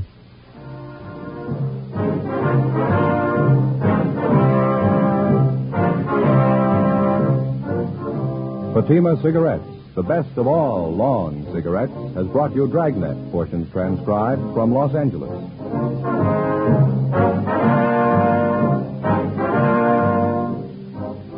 We the People is next with more good times on NBC. Thank you for listening to HOJO Radio.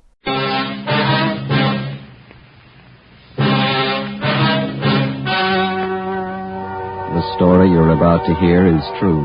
Only the names have been changed to protect the innocent. Fatima Cigarettes, best of all long cigarettes, brings you Dragnet.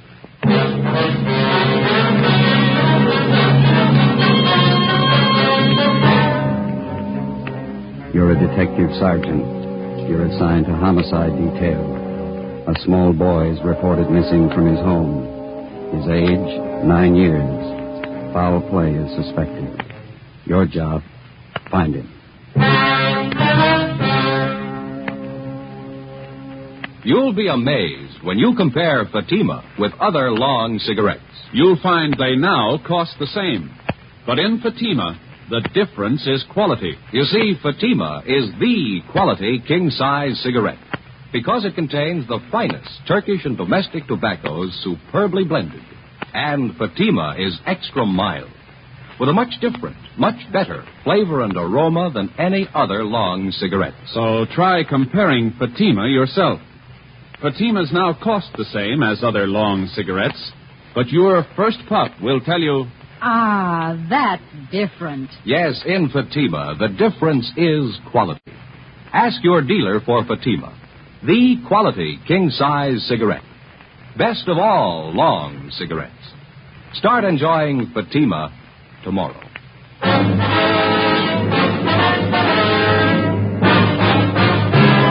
Dragnet, the documented drama of an actual crime.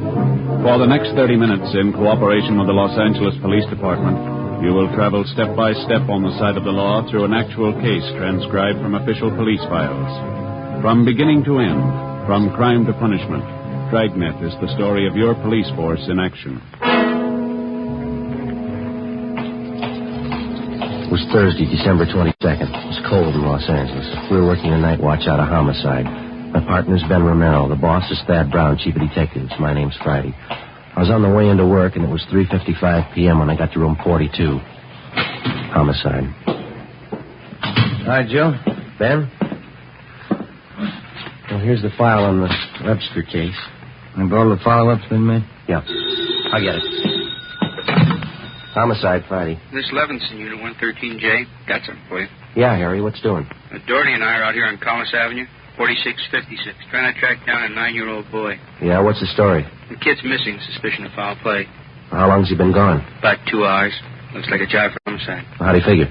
The kid was last seen playing in the backyard of his home. Yeah? We checked over the yard. Did you find anything? Bloodstains, lots of them. They look new. Ben and I left a message for Chief of Detectives Thad Brown. Then we went over to the crime lab, picked up Lieutenant Lee Jones, and drove out the Arroyo Seco freeway to Collis Avenue. It was an average neighborhood. Number 4656 was a one-story green stucco residence situated on the corner of Collis Avenue and Harrison Drive. Beyond the backyard was a tract of undeveloped land covered with scrub oak. Harry Levinson from Highland Park Juvenile was waiting for us in front of the house. Back this way, fellas. Coming, Lee. Till I get my bag. Who notified you that the boy was missing, Harry? The mother said she went out to do some Christmas shopping about 11 this morning, left the boy home. Mm-hmm. She came back about 2 this afternoon. He was gone. What's the name? Johnstone. The kid's name is Stanley, 9 years old. Mm-hmm. Was this gate open like this when you got here? Yeah, I haven't touched a thing. You hear the stains over here, Lieutenant Jones, along the edge of the walk? See? Yeah. Let me see. Quite a few stains, huh? Yeah. Looks like it might be blood. Try some benzidine on.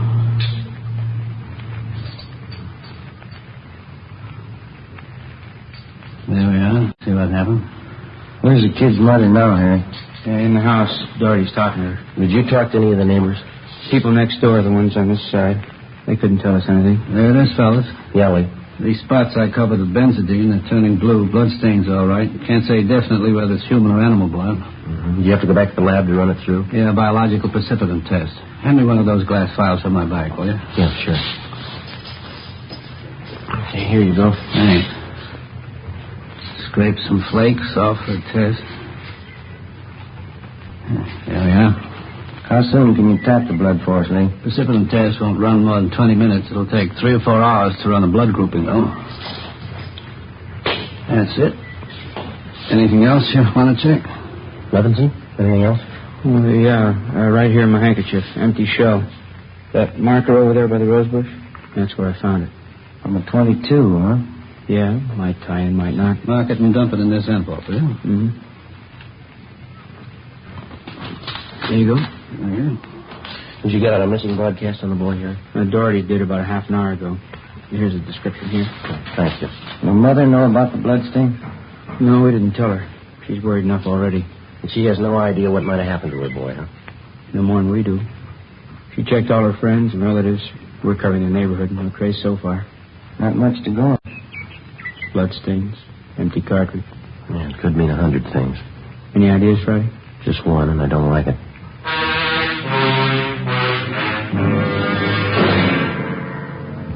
4:30 p.m. Thursday, December 22nd. The neighborhood search for 9-year-old Stanley Johnstone continued. Lee Jones went back to the crime lab to start the precipitant test and the blood grouping. Levinson and his partner Doherty from Highland Juvenile stood by. We called Chief of Detectives Thad Brown, and he ordered up a special detail to aid in the search for the missing boy. Ben and I questioned the boy's mother, Mrs. Ruth Johnstone, a woman in her early 40s. She seemed fairly calm under the circumstances. Miss Johnson, is your boy standing in the habit of wandering off without telling you where he's going? No, he's not in the habit of wandering off, but he has done it before. Well, when was the last time, Miss Johnstone? You don't have any children, do you, Sergeant Friday? No, ma'am, I'm not married. Well, there comes a time in every young boy's life when he feels it is time to leave home, go out on his own. Usually happens somewhere around 8 to 10. I think I know what you mean. I have a boy. Well, then you know how it is. My husband and I scolded Stanley one afternoon after school, and he was quite put out about it. thought George and I were unfair. Packed a few of his things and left. Well, how long was he gone? Oh, no time at all, about 2 hours. I was worried about him, but my husband said to leave him alone. Said every boy had to go through that stage. Mm-hmm. Well, then you think that he's run away from home again this time? Yes, I think so. He's been gone about 4 hours now, and I have a funny feeling about it. Did you and his father have some misunderstanding with the boy recently? That's just it. We haven't. I don't mind telling you now that we're talking about it. I am getting worried. Is there any place around that he might like to visit, a hobby shop, playground, someplace he might be? Yes, there's Jensen's model shop, Little Sharon Burroughs, but I've already called there and he hasn't been seen all day. I've called all his friends and they have no idea where he is either. Well, we'd like a list of all of his friends and the places that he was known to frequent. Yes, all right, I'll give them to you. Where do you suppose he is? Where's your husband now, Miss Johnson? At work. George works for the city. He's a fireman. What house is he stationed at? Engine Company 12. He's working the A platoon. He'll be home tomorrow morning. I haven't told him Stanley's gone. Well, is there any chance that the boy might be down at the firehouse with his father? No, he seldom goes down there anymore. No, I don't think he's there. I'm awfully worried. May I call my husband? Well, certainly. Go right ahead.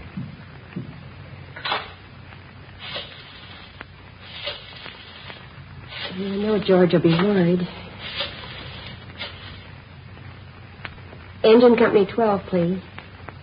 Stanley's been gone too long. Hello? May I please speak with George Johnstone? This is Mrs. Johnstone. Thank you. Oh, I hate to call George at his work. Yes, ma'am. Does your husband own a gun? Yes, he does. What caliber, do you know? It's a .45 automatic. He got it. George, this is Ruth. George, is Stanley down there with you by any chance? Oh. No, I can't find him anywhere. He wasn't here when I came home from doing my shopping. There are 2 policemen here. No, I said there are 2 policemen here. No, dear, I'll call you if we don't find him soon. All right, dear. Yes, you too. Goodbye. I didn't think he'd be with George. That .45, is that the only gun in the household? Yes. Why are you asking about guns? Has anything happened that you're not telling me about? No, ma'am, just routine checking. We'll have to take a look at that .45 if you don't mind. Maybe I should tell you we do have another gun in the house, but it's all wrapped up. George bought it for Stanley's Christmas present. What if we could see it, please? Yes, well, will you have to unwrap it? Yes, ma'am, I think so. It's in the closet.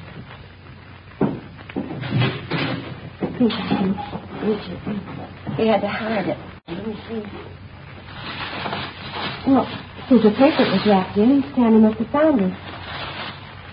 It's gone. You see, here's the gift card and the box the gun came in, the rifle. I wonder if I could look at that box, ma'am. Thank you. How about it, Joe? .22 caliber. Thursday, December 22nd, 5:15 p.m. It was getting dark. The search for the missing boy continued. We checked the list of Stanley Johnstone's friends. None of them or their parents had any idea of his whereabouts. We talked with Levinson again. He'd been in touch with the detail combing the neighborhood. They'd found nothing. We went down to Collis Avenue and 10th Street, service station on the corner. One nickel, Joe? Oh, I got one. Will you watch the cab? Yeah.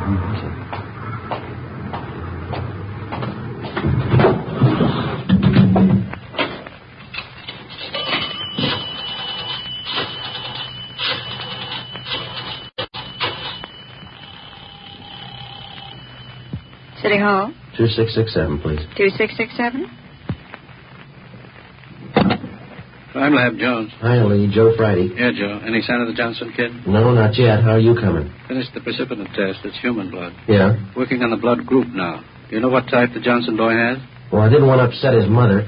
Thought I'd wait till the last thing. We're in the neighborhood. Check with the family physician. That way you won't disturb her. Yeah, I figured on that. Just a minute, Lee. Yeah. Yeah, Beck. Most is pulled up. Okay. Thad Brown's out here now. I'll check you later, Lee, huh? All right, Joe. Right, bye. Oh, this way, Jim. Gentlemen, how's it going? We just checked with Lee Jones. Yeah, I know. It's human blood. What do you think? We talked with the boy's mother, Mrs. Johnstone, found a gun missing. Yeah? Caliber's the same as the empty casing Levinson found. It's .22. You said the gun was missing? Yeah, the Johnstones were going to give it to the boys as a Christmas present. They had it hidden, but it's gone. Any idea who took it? Well, they left the Christmas wrapping behind. I think it was the kid. 22 rifle, huh? 9-year-old boy. When's he going to learn? First, it's carbide cannons on the 4th of July. The city issued ordinance after ordinance. A few thousand kids around the country had to lose their eyes, fingers, hands before their parents would give us their full cooperation to outlaw them. I know what you mean. Sure you do. You and every other cop in the country became the heavies trying to clamp down on them. That was the same story. This time it's guns for Christmas. Well, I know what you're thinking, but we're not sure yet. Listen, Friday. There's a city ordinance against giving a gun to a kid. You know that. Yeah, I know that. There's a missing boy and a missing gun. There's blood on the ground and an empty shell. That's enough for me. Well, we're going to stay with it. Something's got to break. Yeah? I hope it's not the hearts of that kid's parents. Hi, Chief. Been looking for you, Friday. What do you got, Harry? Found the gun. New .22 rifle. I'd say it's been fired recently. Where'd you find it, Levinson? Back up there in that scrub oak behind the Johnstone house. Mrs. Johnstone identified it. Buckley took it down to the crime lab. Thanks, Harry. Miss Johnstone okay? Pretty sick now. Doherty came up with something else. What's that? There's another one missing. An 8-year-old boy. 6:30 p.m. We talked with Officer Doherty about the other missing boy. He told us that his name was Stephen Moorheim, 8 years old. His family had just moved into the neighborhood. It seemed that no one besides the Moorheim family knew that the boys played together. Mrs. Moorheim told us that Stephen told her that he was going out to play and he'd be home by 6 o'clock for dinner. She told us that he was an unusually prompt boy and almost never overstayed his playtime. We got a description of the Moorheim boy and put out a missing broadcast. We called the Johnstones' family doctor. He told us that Stanley's blood was type O. At 7 p.m., we talked again with Mrs. John Moorheim. Are you sure Mrs. Johnstone doesn't know where the boys are? She has no idea, Mrs. Moorheim. Oh, this is terrible. Just awful. I feel there's more to this thing, something you're not telling me. Well, there's no use to upset you until we know a few things for sure. And you're holding back something. Well, now, please try not to worry, Miss Moorheim. There are certain things that we're going to have to ask you, routine questions in any kind of investigation. Is there anything else you want to know? Yes, ma'am. What is your boy's blood type? It's a funny question. Do you think anything's happened to him?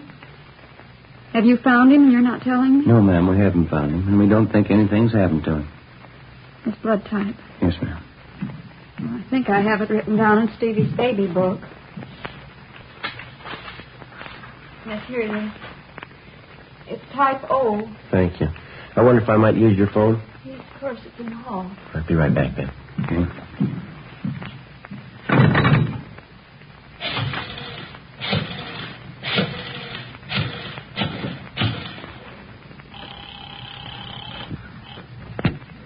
City Hall. 2667, please. 2667?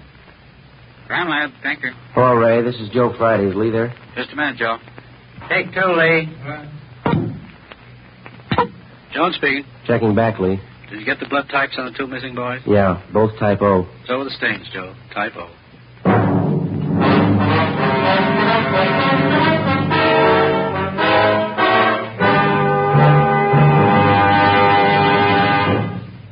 You are listening to Dragnet for the solution to an actual case from official police files. Now, here's a real solution to many of your Christmas shopping problems. If your friends smoke long cigarettes, give the best of long cigarettes. Give king-size Fatima. You see, Fatimas now cost the same as other long cigarettes, but in Fatima, the difference is quality. Quality of tobaccos. The finest Turkish and domestic varieties, extra mild and superbly blended, to give smokers a much different, much better flavor and aroma than any other long cigarette. Quality of manufacture. Smooth, plump cigarettes rolled in the finest paper money can buy. Quality. Even to the appearance of the distinctive royal blue Fatima gift carton. Christmas wrapped and carefully sealed to ensure Fatima's rich, fresh, extra mild flavor. Remember, Fatimas now cost the same as other long cigarettes. But in Fatima, the difference is quality. So this Christmas, give your friends the best. Give Fatima, the quality king-size cigarette. Best of all long cigarettes.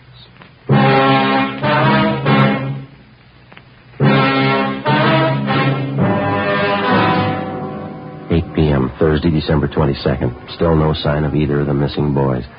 Chief Detective Thad Brown went back to headquarters to direct the search from there. He dispatched another detail of 50 men to aid in the hunt for the missing youngsters. 8:30 p.m. It was getting colder. The citrus growers were warned to expect a freeze. We went up the block to see Mrs. Johnstone. Her husband had quit work early and returned home. We talked with him. He could tell us nothing more than we already knew. We still had not informed either of the families about the blood stains in the empty cartridge casing. which had been discovered in the backyard of the Johnstone home. It was more than possible that they had a right to know about our findings, but Ben and I felt there was no cause to add to the distress of the two families at this time.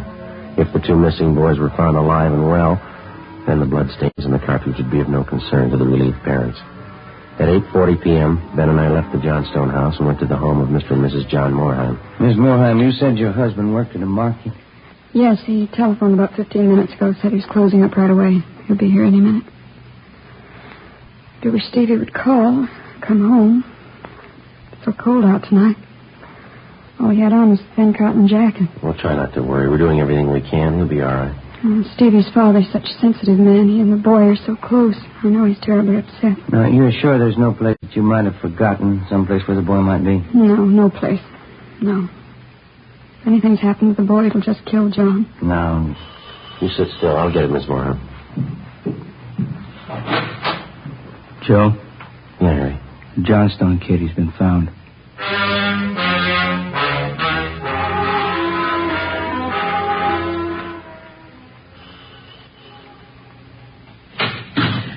He's home, Sergeant. He's come home. Thank God he's all right. Well, where's he been? Did he tell you? No, he didn't. His clothes are all dirty and he's acting strange. I've never seen him like this. How do you mean, Miss Johnston? Well, he just came to the front door and said, "Hello, Mom." He sat down in a chair and stared at the floor. He won't talk to his father or me. Do you mind if I talk to him? No, go ahead. I asked him about the little Moorheim boy, but he wouldn't tell me a thing. Where is he now? Right over there in the living room. Looks all right. Yes. Son, this is a police officer. He wants to talk to you. Don't be afraid, dear. He only wants to ask you some questions. Son. You see, Sergeant? Stanley, look at me, son. Come on, youngster. Get your head up there. That's better. You had your mother pretty worried. You know that. You want to tell us where you've been? We should try to get him to eat a little something. You hear that, son? Want something to eat? Stanley, there's another little boy up the street who hasn't come home. You know where he is? His father and mother are worried about him, too. Just like your folks were. We're going to ask you to help us find him. I killed him. I killed Steve with the .22. We were only playing, but I killed him. How do you know you killed him? Maybe he's only hurt now, isn't that it? No, he's dead. I know he's dead. The gun went off. I forgot we put bullets in there. Where is he, Stanley? I hit him. I was scared. I didn't want anybody to find him. Where did you hide him, son? In a cave up on the hill. I didn't mean it. He was my pal. Do you want to show us where, Stanley? Yes, I'll show you. Please, don't send me to jail.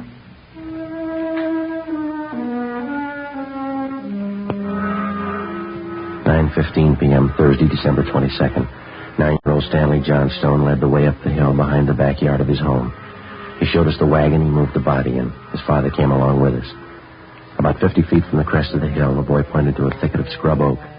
There we found a small cave holding the body of Stephen Moorheim. There was a single bullet wound in his chest just below his heart. He was dead. We covered the body. Stanley, how did it happen? I knew my folks were going to give me the gun for Christmas. I knew where it was, and I got it. There's a box of bullets with it. Were you pointing the gun at Stephen, son? No, sir. No, sir, I wasn't. It was Steve's turn to play with it. I was chasing him. He tripped over that stump there, and he fell. Gun hit him in the stomach, and it went off. Well, why do you think you killed him if you're telling us the truth? I'm telling the truth. Honest, that's the truth. Well, I believe you, son, but why do you think you killed him? It was my gun. Stevie'd still be alive if I didn't go and get it. He should have waited till Christmas. It's all my fault. Well, where have you been all this time? In the cave with Steve. Well, what were you doing in there, son? I was praying. I was praying for God to make him alive again.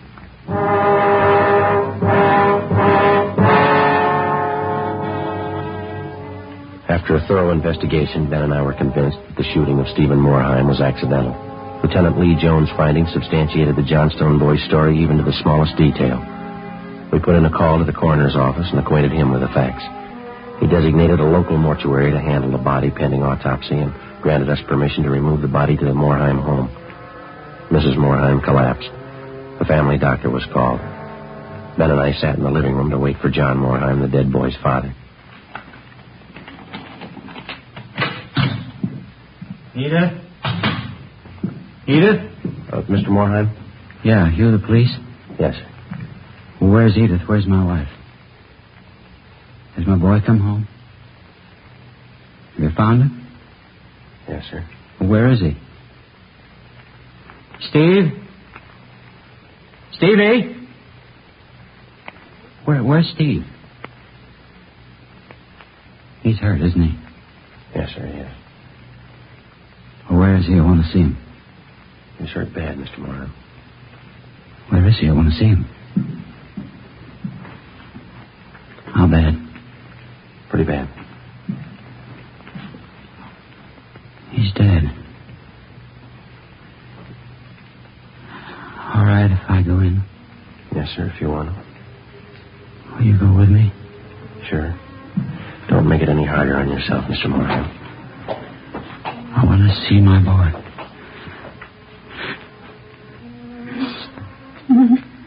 Mr. Morheim.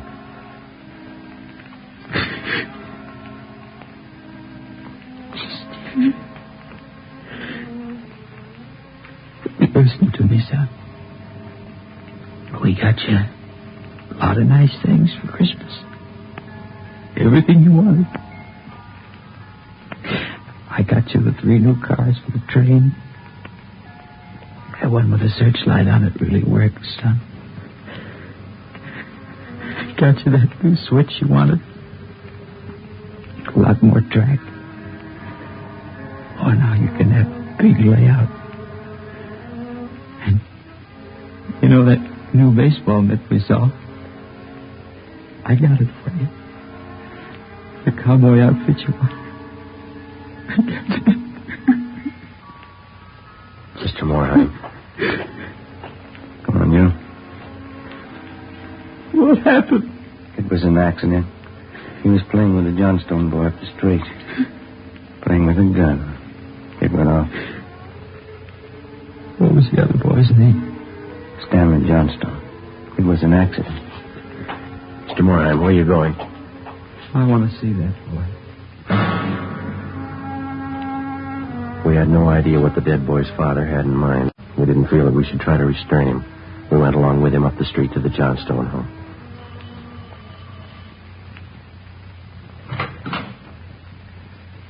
I'm Stevie's father. Where's your boy? I'm sorry. We bought the rifle. We were going to tell him not to use it unless his father was with him until he learned how to treat firearms. Where's your boy? Right here. Won't you come in? It's all right, Miss Johnstone.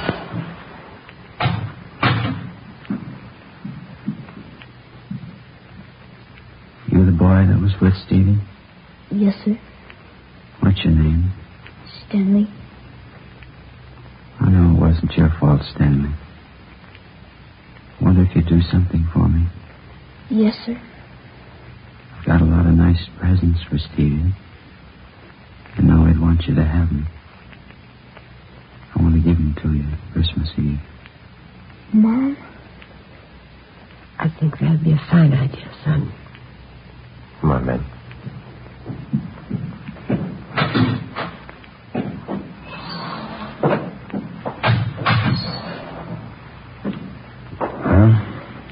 What's it all prove, Joe? You don't give a kid a gun for Christmas.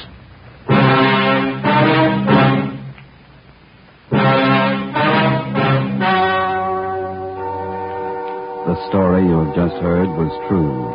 Only the names were changed to protect the innocent. On December 24th, 1948, a coroner's inquest was held in the county morgue, city and county of Los Angeles, state of California. In a moment, the results of that inquest. Now, here is our star, Jack Webb. Thank you. To get year-round thanks for the gift you give this Christmas, give cartons of Fatimas to every long cigarette smoker on your list. Christmas Fatimas in the special royal blue slip-over jacket make a perfect gift just as is. And to my friends who sell Fatimas, the retail dealers and the wholesale distributors all over America, to each one of you, a special season's greeting. And to everyone, a Merry Christmas.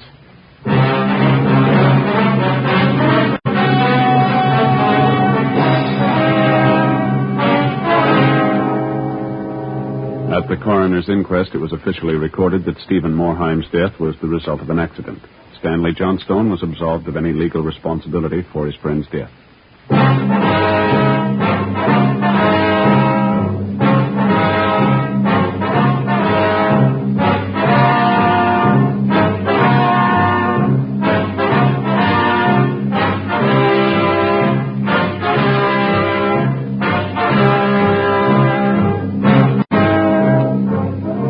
You have just heard Dragnet, a series of authentic cases from official files.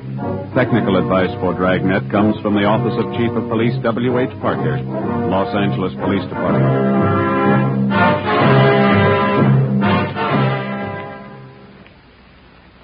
This is Bob Hope. Can we steal a second? Chesterfield, always wins first place. That milder, mild tobacco never leaves an aftertaste. So open a pack, give 'em a smell. Then you smoke 'em. Don't forget to give Crosby for Christmas. I mean the Chesterfield Christmas carton with Bing as Papa Santa Claus. See you Tuesday.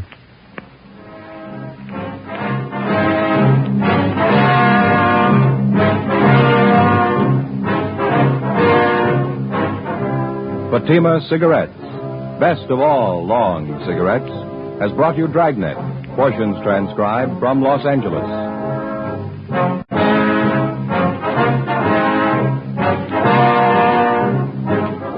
We the People is next with more Good Times on NBC. You're listening to HOJO Radio. Stay tuned. The story you are about to hear is true. Only the names have been changed to protect the innocent. Fatima Cigarettes, best of all long cigarettes, brings you Dragnet.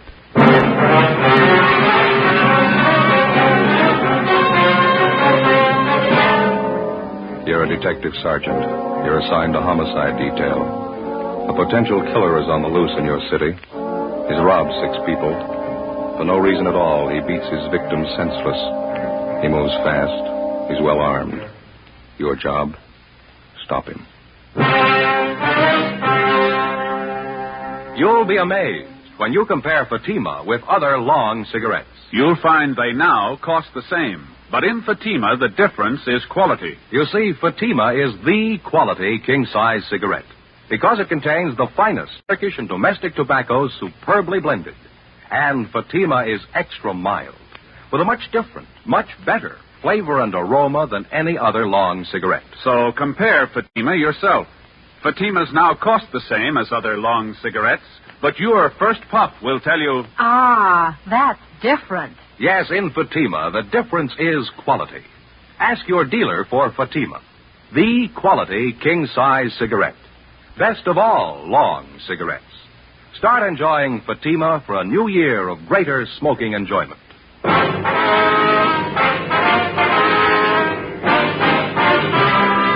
Dragnet, the documented drama of an actual crime. For the next 30 minutes, in cooperation with the Los Angeles Police Department, you will travel step by step on the side of the law through an actual case transcribed from official police files. From beginning to end, from crime to punishment, Dragnet is the story of your police force in action.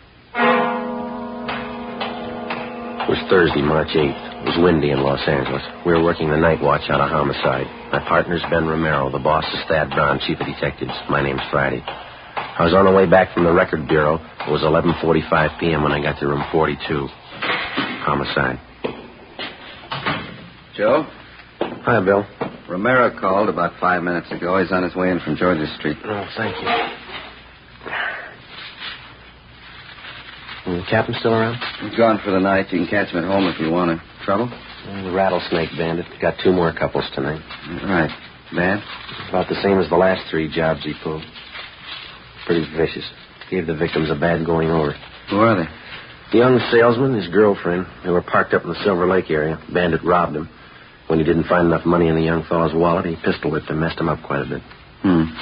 Why'd he do that? Oh, there's no reason for it. The young girl in the car had an engagement ring on. She offered to hand it over. The bandit pulled her out of the car, punched her in the face, hit her quite a few times.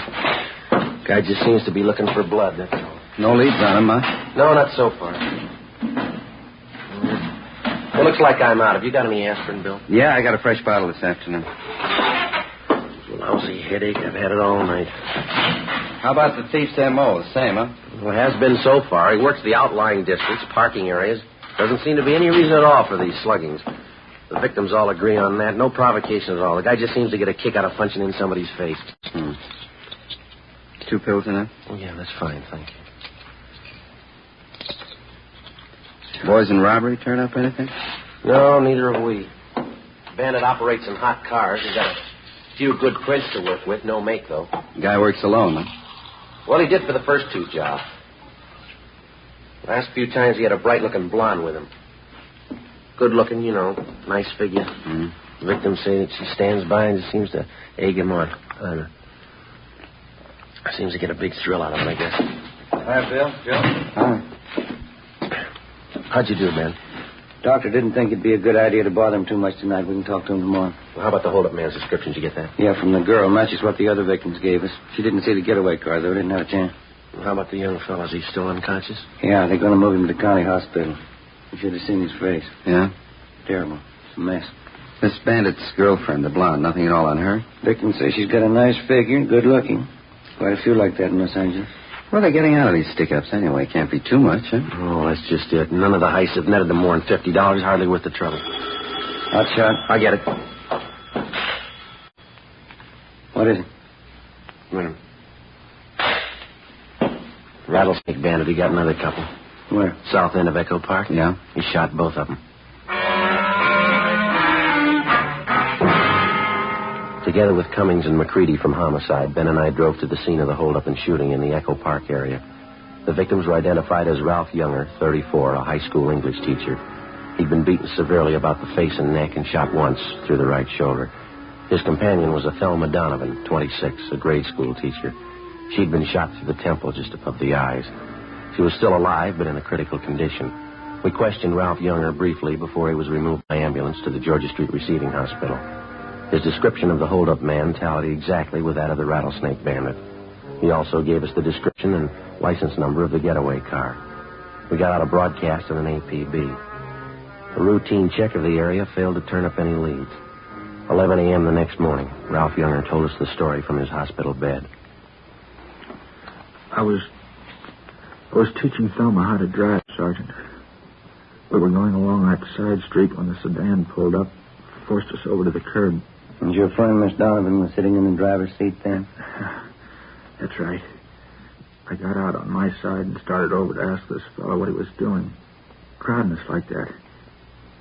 He rushed up to me and started slugging me in the face with his gun. I went down. Mm-hmm. What did Miss Donovan do? She started hollering for help. The hold-up guy ran over and shoved his gun at her. He had it pointed at her head. He grabbed Thelma's purse and started looking through it. For money, I guess. Mm-hmm. Say, would you mind moving this pillow over a little bit? Sure, betcha. Oh, there we are. There, how's that, okay? Come on. Under the shoulder, please. All right. Yeah. There. Fine. Thanks. Were you lying on the street while all this was going on, Mr. Younger? No, he yanked me to my feet, made me stand by the car with my hands up.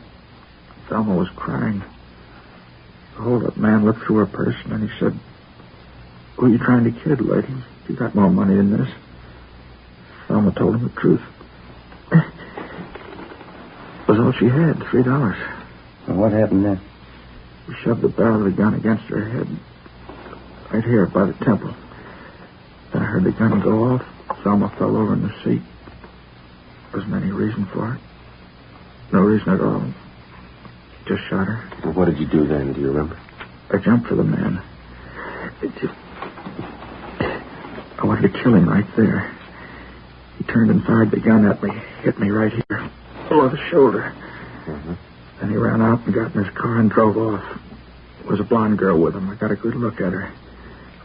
blonde, pretty, attractive. Mm-hmm. Well, is there anything else about the man's description that you might have forgotten to tell us last night? No, I don't think so. I gave you the license number of his car. Can't you find him that way? It was a stolen car, Mr. Young. He took it from one of his other victims. It was found out in Wilshire this morning. Bandit. I only wish I'd got my hands on him. Poor thumb. How is she, do you know? Well, there's no late report. Maybe you better check with the doctor, huh? Yeah. Hey, before you go, would you mind ringing this button here? It's for the nurse. The shoulder's giving me trouble again. Yeah, okay. Well, thanks you very much, Younger.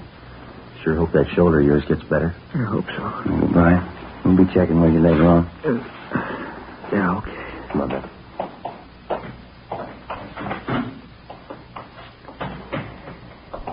Romero? Joe? How'd you do, Bill? Check for the doctor. Donovan girl's still unconscious. Pretty critical. What'd the doc say? She gonna pull through? She might. They can't tell yet. One thing sure, though. What's that? Bullet did a lot of damage. Yeah. She's totally blind. 4 days before a bullet from the hold-up gun had blinded schoolteacher Thelma Donovan for life, the rattlesnake bandit and his blonde girlfriend were unknown to the city of Los Angeles. In the space of little more than 96 hours, they robbed and slugged a dozen people from one end of the city to the other. In every case, the attacks were just about as brutal and vicious as they were unprovoked. The amount of money taken from each victim was negligible. The only apparent conclusion was that the bandit and his girlfriend were out for blood. That night, despite a citywide alert to all radio cars and patrolmen, the suspects robbed and slugged 2 more couples between the hours of 10 p.m. and midnight. Between midnight and 1:30 a.m., they got 2 more victims. 2:30 a.m. Ben and I got back to the city hall, the carpool. 118 Sixth Spring. 118 Sixth Spring. Looks like a place over there, huh? Mm-hmm. Wonder how McCready coming from there. I hope they got more than we have. Yeah. Good right here. Want to get the radio, Joe? Yeah, fine. Let's go. Doggone it. I knew I forgot something. What's that? Cigarette. You got any left? I don't think so. Old pack is all. No, there's one left in here. No, it's all right. I can't take your last smoke. Well, go ahead. There's a machine upstairs by the elevator. I'll get some. All right.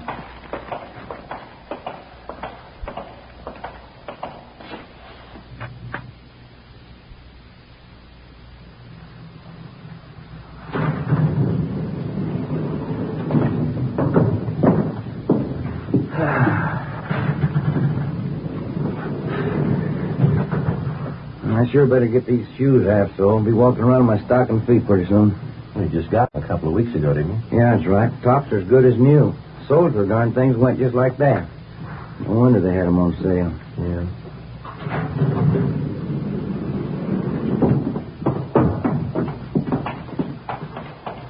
In just a minute, I want to get those smokes. Oh, yeah.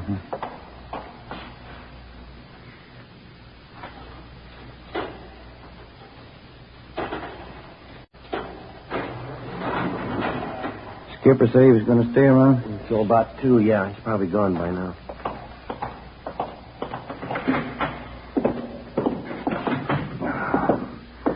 Yeah, it's a long day. Is anything in the book? Just a minute. Yeah, your wife called. I want you to get a refill on that prescription for your little boy. Oh. Hiya. How'd you two do? Nothing. How about you? Chandler called from robbery a minute ago. Thinks they may have something. Yeah? At 211, big service station out on Pico. Hold-up man had a blonde in the car with him. What about description? Jives pretty well with the guy we're after. Well, the M.O. doesn't. That thief and his girl haven't tried anything but car hold-up since they started. How'd they manage the job? Well, you know how they've been operating for transportation. They rob the people, steal their car. When they reach another victim, they transfer to his car. First time they switched that system was tonight. The hold-up on South Hoover, the man and his wife. Huh? Instead of changing over, they stayed in the blue Chevy coupe. Same one they took in the job before that. Up to now, they've used the same hot car in the last 3 jobs. Sure going to help if they stick with it. What about the gas station attendant? Well, excuse me, probably Chandler. Homicide coming. Yeah, Glenn. 5 Falls, 389. Right, thanks. They dug up a witness to the gas station job. Suspects drove off in a blue Chevy coupe. License 5 Fall, 389. Same car, huh? It stops me. What was it take? $23. Slugged the attendant, took off. The broadcast out. Area's been alerted. Nothing yet. Okay, Ben. Yep. Sure is going into a long night. Yeah, you going to cover, huh, Bill? Yeah, till Fergie gets back. Right. Well, we'll be checking with you. Guy? Homicide, Romero. Yeah. How's that? Yeah, right, thanks. Drugstore on South Fig, 211, slugging. Blonde girl drove the escape car. Yeah. 5 Paul, 389. In the next 3 hours before dawn, the rattlesnake bandit and his blonde girlfriend held up and robbed the restaurant and 2 more service stations and made good their escape. For some unknown reason, they continued to use the same stolen car, the blue Chevrolet Coupe. By noontime the following day, composite pictures of the hold-up couple were drawn up by the crime lab artist from the descriptions given by the victims. The pictures were printed up and given wide distribution throughout the city. The description and license number of the escaped car was in the hands of every radio car and patrolman in all divisions. The search was intensified. It got us nothing. The following night and early morning, without even slowing their pace, the suspects added 4 more holdups and sluggings to their credit. One of the victims was Fred Lerner, proprietor of a small lunch counter near 18th and Olive. I've been held up before, officer, 6 times. Never saw a punk as hard-looking as this guy, though. You're sure about the description, Mr. Lerner? Well, he stood just as close as you're standing to me now. Wild look in his eye, waving that gun around. I wasn't taking any chances. I gave him everything. Well, how much was that? $18.50. Well, how about the getaway car? You're pretty sure of the make and the color? Well, I ran to the door there as soon as they left. Saw him drive off. There's the license, just as I wrote it down. It's 5P389. I saw the whole thing. Sure surprised Lois would tie up with a punk like him. Lois? Who's that? Well, you know, the blonde who drives the car for him, Lois Hagen. Well, how do you know that's her name? She used to be a waitress, worked for my brother. Lois Hagen, blonde. I spotted her right away in that car. Yeah? Yeah, sure, Lois. Didn't you know it was her? 7:30 a.m. We put in a call to the record bureau and had them check on the name and description of Lois Hagen. No make, no previous record. With the help of Fred Lerner and his brother, we traced the Hagen girl to a drive-in where she used to work. There, we checked the employment records and got an address on her. 1800 Norwich Drive. Turned out to be a small apartment house in West Hollywood. Ben checked with the landlady while I waited for the car.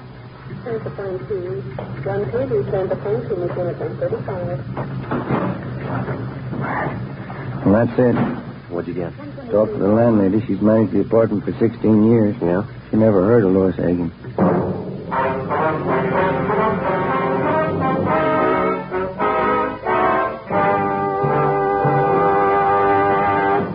You are listening to Dragnet, authentic stories of your police force in action. And now, here's an authentic report from Fatima Cigarettes. 1949. Fatima more than doubled its smokers coast to coast. 1950. Another record-breaking year, with more long cigarette smokers insisting on Fatima quality than ever before. In 1951, enjoy Fatima quality yourself. Yes, friends, in Fatima, the difference is quality. Quality of tobaccos. The finest Turkish and domestic varieties, extra mild and superbly blended, to give you a much different, much better flavor and aroma. Quality of manufacture.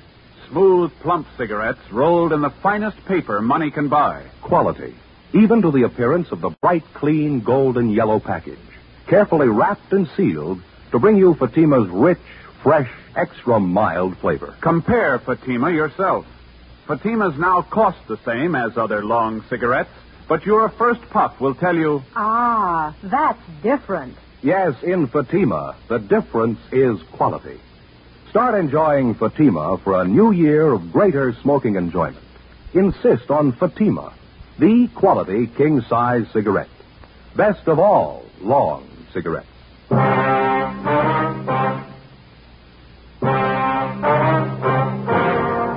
Tuesday, March 13th.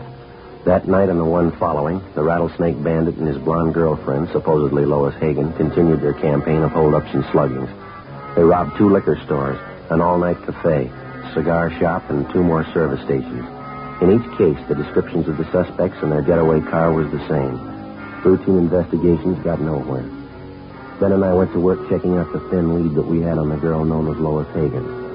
After 3 days of pounding the pavement and asking questions, we found 2 former waitresses at drive-in restaurants who had worked with Lois Hagen. Both of them gave us addresses where they thought the Hagen girl had lived at one time. One of them was a phony. It was a vacant lot. The other panned out. was a rooming house out in the Boyle Heights district. The manager told us that the Hagen girl lived there 2 years before. She told us that as far as she knew, the girl's mother, a Mrs. Ernestine Hagen, still ran a small French laundry on South Hobart Boulevard. We found Mrs. Hagen working in her shop. She was a small, thin woman with gray hair. Yes, I have a daughter, Lois. What's the matter? I'd like to talk to her, Miss Hagen. Do you know where we can locate her? Probably sounds funny to you. I haven't seen my daughter in 2 years. Well, do you have any idea where she's living, ma'am? No, she's not much of a daughter. We didn't get along. As I say, 2 years ago we had an argument. She left me. Never wrote a letter. I just don't know. I see. I heard she's living in Detroit for a while. I guess she's back here now.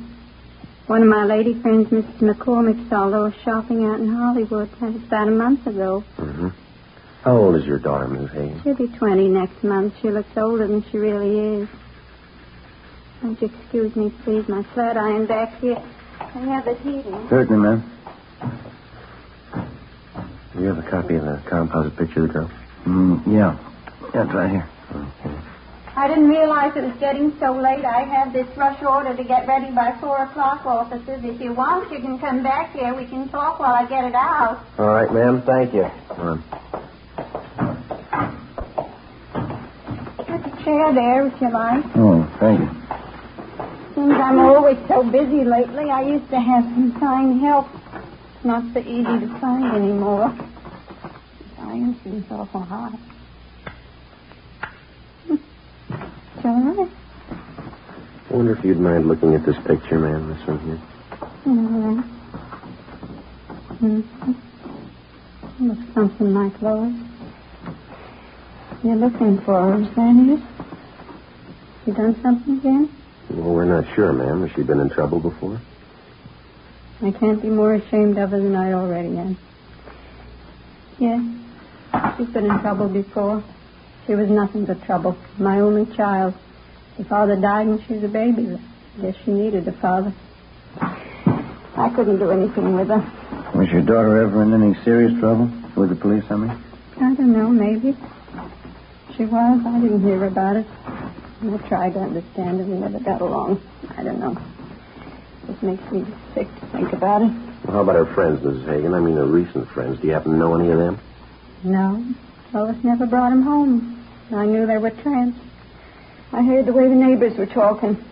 Trampy fellas, trampy girls, drinking, doing things. You know, she didn't learn those things at home. Well, what was Lois' last known address? Do you have any idea at all?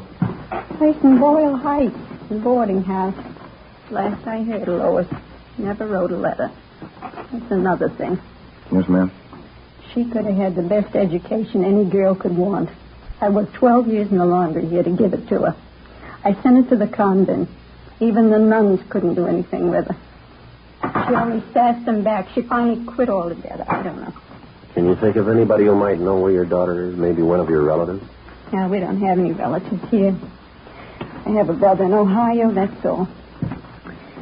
This little blouse is an awful lot of trouble. Would you pull out that plug, Sergeant, please? Yes, ma'am. I wonder if you have a picture of your daughter that we could borrow. We'll see that it's returned to you. Yeah, all right. I got lots of pictures of Lois. Pretty girl, you know. Looks quite a bit like me when I was young. Yes, ma'am. Well, thanks very much for your time. Even the nurses at the hospital said it when Lois was born. Beautiful child. Certainly strange, isn't it? How's that? When they're babies, they all look so clean and so good. Yes, ma'am. What happens to them? Before we left Mrs. Hagen, we got a photograph of her daughter, Lois, and then we drove back to the office. We spent the rest of the afternoon showing the picture to several of the robbery victims. All of them identified the Hagen girl as the bandit's accomplice. We got out a supplementary broadcast. That night, the hold-up couple failed to put in an appearance. The following night, the same. Not a sign of them. Still no sign of the escape car either. Where they might be hiding out, we had no idea. The search went on. Repeated checks through the stats office and the record bureau failed to turn up any new leads. We stayed on it. 4 nights later, the still unidentified hold-up man and Lois Hagen started in all over again. 2 drugstore hold-ups, 2 robberies of couples in parked cars. All of the victims were beaten senseless. Monday, March 19th, 8 a.m. Joe? Hi. They turn up anything last night? 2 more jobs. Both victims identified the Hagen girl as the accomplice. Anything else? Still using the same escape car. That's about it. Yeah. Well, we're no closer than we were a week ago, huh? I checked the hospital on the druggist log. How's he doing? I don't know yet. Still unconscious. I get it. Homicide, Friday. Yeah, Mike. Where? Yeah, right away. What have you got? 32R. They're out on 18th Hill. Yeah? The hold-up car. They just spotted it. 8:20 a.m. Together with Cummings and McCready, we drove out to 18th and Hill, where the officers in Unit 32R had the hold-up car staked out. It was parked in the back of a large service station on Hill Street near the corner of 18th. We talked with the manager, and he told us that a blonde girl answering Lois Hagen's description had left the car there earlier that morning just to have the distributor fixed and the battery recharged. She told him that she'd call for the car early that night. Because of the way that the service station was situated, it would have been impossible to stake out on the blue coupe without making it look obvious. We explained the setup to the manager and made arrangements for Ben and I to pose as employees. That way we could keep a close watch on the car until the suspects called for it. Cummings and McCready holed up in a coffee shop directly across the street. 2 teams of men from robbery covered from their vantage points. Ben and I took up our posts as supervisors of the station's 10-minute car wash.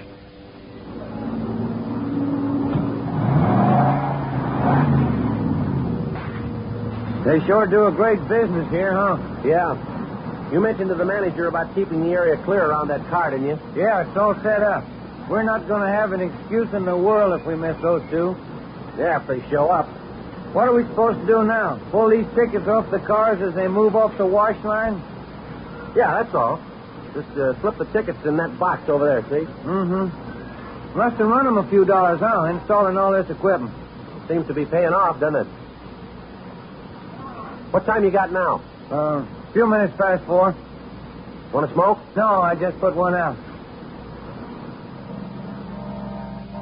1 a.m. Ben spotted a young blonde girl turn the corner onto Hill and start up the street toward the service station. As she came closer, she looked to the right and the left. She paused in front of the station, looked on both sides of the street, and then she turned completely around and walked on past. Lois Hagen. Just going right down to the corner. How about it? Yeah, I'll put in with you. How about a tail? We can't just let her walk away from us. No, just a minute. Take a look. She's turning around. Coming back this way. She's coming in. Yeah, we better get back to our car. Looks like it. Right. The young blonde entered the garage office, paid the repair bill, and drove off in the hold-up car. Ben and I followed in 80K. Cummings and McCready tailed us. The blue coupe moved 2 blocks down Hill Street and then turned into an apartment garage. We parked on the street, went in and got the manager out of bed. We showed him Lois Hagen's picture. He told us that she was registered alone in apartment 16. He failed to recognize the description of the hold-up man. McCready and 3 men from robbery covered the front and back exits. Cummings, Ben, and I climbed the stairs to the 3rd floor. Number 16. Joe, you want to ring it?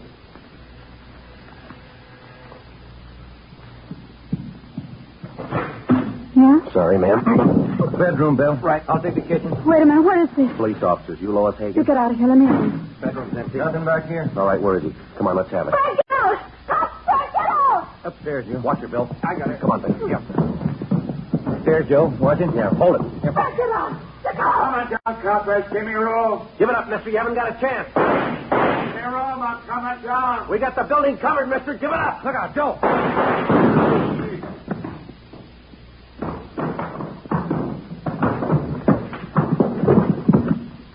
I'll get his gun. How is he? Dead. Joe, man, you all right? Yeah, Bill. You want to take the girl downstairs? Let me see, please. Frank? Frank? All right, lady. It didn't have to happen. I tried to tell him, get away with nothing. Let's go. You were married yesterday. You didn't know that, did you? Just married. Yeah. Married 2 days. Yeah, well, the honeymoon's over. Come on, lady. The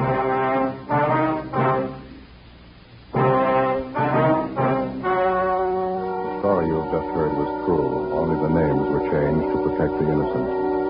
On August 5th, trial was held in Superior Court, Department 87, City and County of Los Angeles, State of California. In a moment, the results of that trial. Now, here's our star, Jack Webb. Thank you. Here's an invitation we just received from New York's famous Stork Club. Host Sherman Billingsley asked us to pass it on to you Dragnet listeners who have television sets. It reads, Fatima, best of all long cigarettes, cordially invites you to see the Stork Club on television beginning this week. Well, Dragnet welcomes the Stork Club to the Fatima family. It's a fine television show. You know the Stork Club recommends only the best, and as Sherman Billingsley says, in long cigarettes that means extra mild Fatima. You can judge that yourself, just as I have, by comparing Fatima with other long cigarettes. Buy a pack of Fatimas. You'll find they now cost the same, but in Fatima, the difference is quality.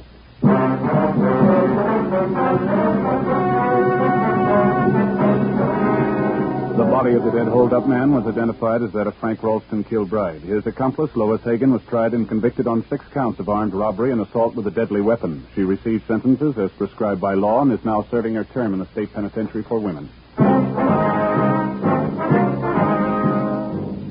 You have just heard Dragnet, a series of authentic cases from official files. Technical advice for Dragnet comes from the Office of Chief of Police W.H. Parker.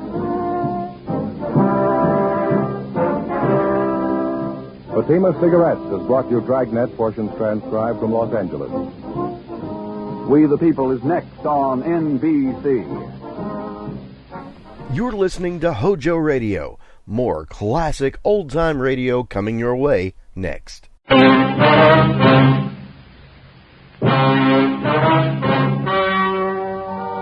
story you are about to hear is true. Only the names have been changed to protect the innocent. Fatima Cigarettes, best of all long cigarettes, brings you Dragnet.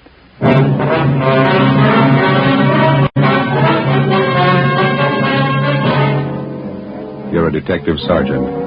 You're assigned the homicide detail. A man crouches on the window ledge of a downtown building 13 stories above the street. He threatens to leap to his death within the hour. Your job, stop him. You'll be amazed when you compare Fatima with other long cigarettes. You'll find they now cost the same. But in Fatima, the difference is quality. You see, Fatima is the quality king-size cigarette because it contains the finest Turkish and domestic tobaccos superbly blended. And Fatima is extra mild with a much different, much better flavor and aroma than any other long cigarette. So compare Fatima yourself.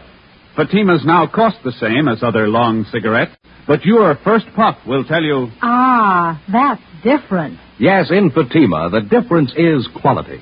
Ask your dealer for Fatima, the quality king-size cigarette.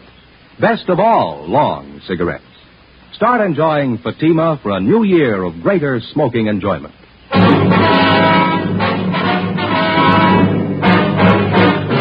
Dragnet, the documented drama of an actual crime.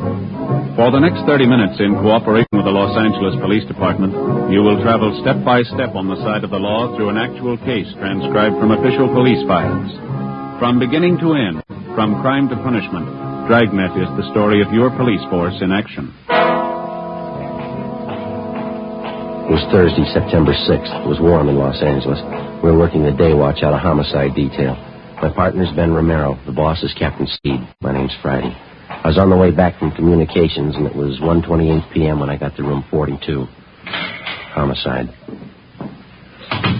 You ready, Skipper? Yeah, coming. Ben, what's up? Just got the call, 3rd and Temple. Yeah? Fitzroy building, 13th floor. They got a jumper. Friday, Ben? Let's hustle it. Right. What's the story? Skipper took the call. Not much to tell. Guy's perched out on a window ledge, 13 floors up, threatening to jump. Yeah? What time you got, Romero? 1:33. Not much time. What? The guy on the ledge, he served notice. Well, how do you mean? Says he's going to jump at 2 o'clock. 1:36 p.m.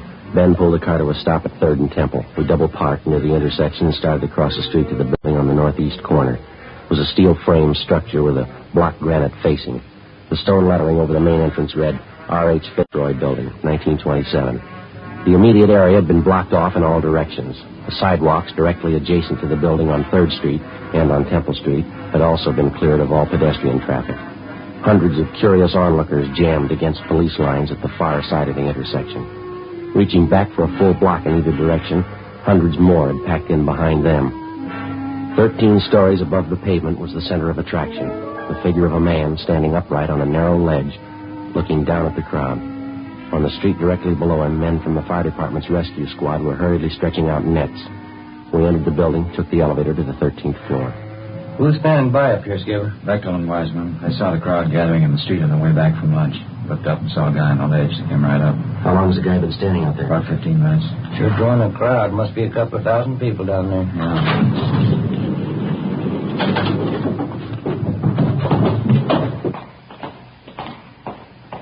What was that room number, Friday? 1305. Yeah, it's down this way. There's Bechtel. Beck? Hi. Been watching for you. The office is down here. Okay. How's it stand now? He's still out there, ready to jump. We got 22 minutes to figure out how to stop him. What's the story, anyway? I'll let the doctor tell you. Go ahead. Through here. Nurse, where'd Dr. Turner go? He went down to meet Dr. Reich. He's bringing him right up. This is Captain Steed, homicide, Miss Lenahan. How do you do? Sergeant Friday Romero. How do you do? Nurse, here's how he climbed outside this window here. Yeah. Right now, he's standing on the ledge about 12 feet to the right of the window. The ledge is about 14 inches wide. No other windows closer to him? No, this is it. Did you try to talk him out of it, get him back inside? We took a turn at it, yeah. Wiseman crawled out on the ledge, talked to him. So did I. It's one of the queerest jumpers I've come across. Well, how do you mean? Got a hammer with him, carpenter's hammer. Whenever you get close to him, he takes a cut at you. Wiseman wasn't looking for it, had to duck fast. He almost went over. Was there any other way to reach him? Double-checked the whole layout. This window's the closest. What about lowering a man from the roof? Wide piece of cornice up there, a big overhang.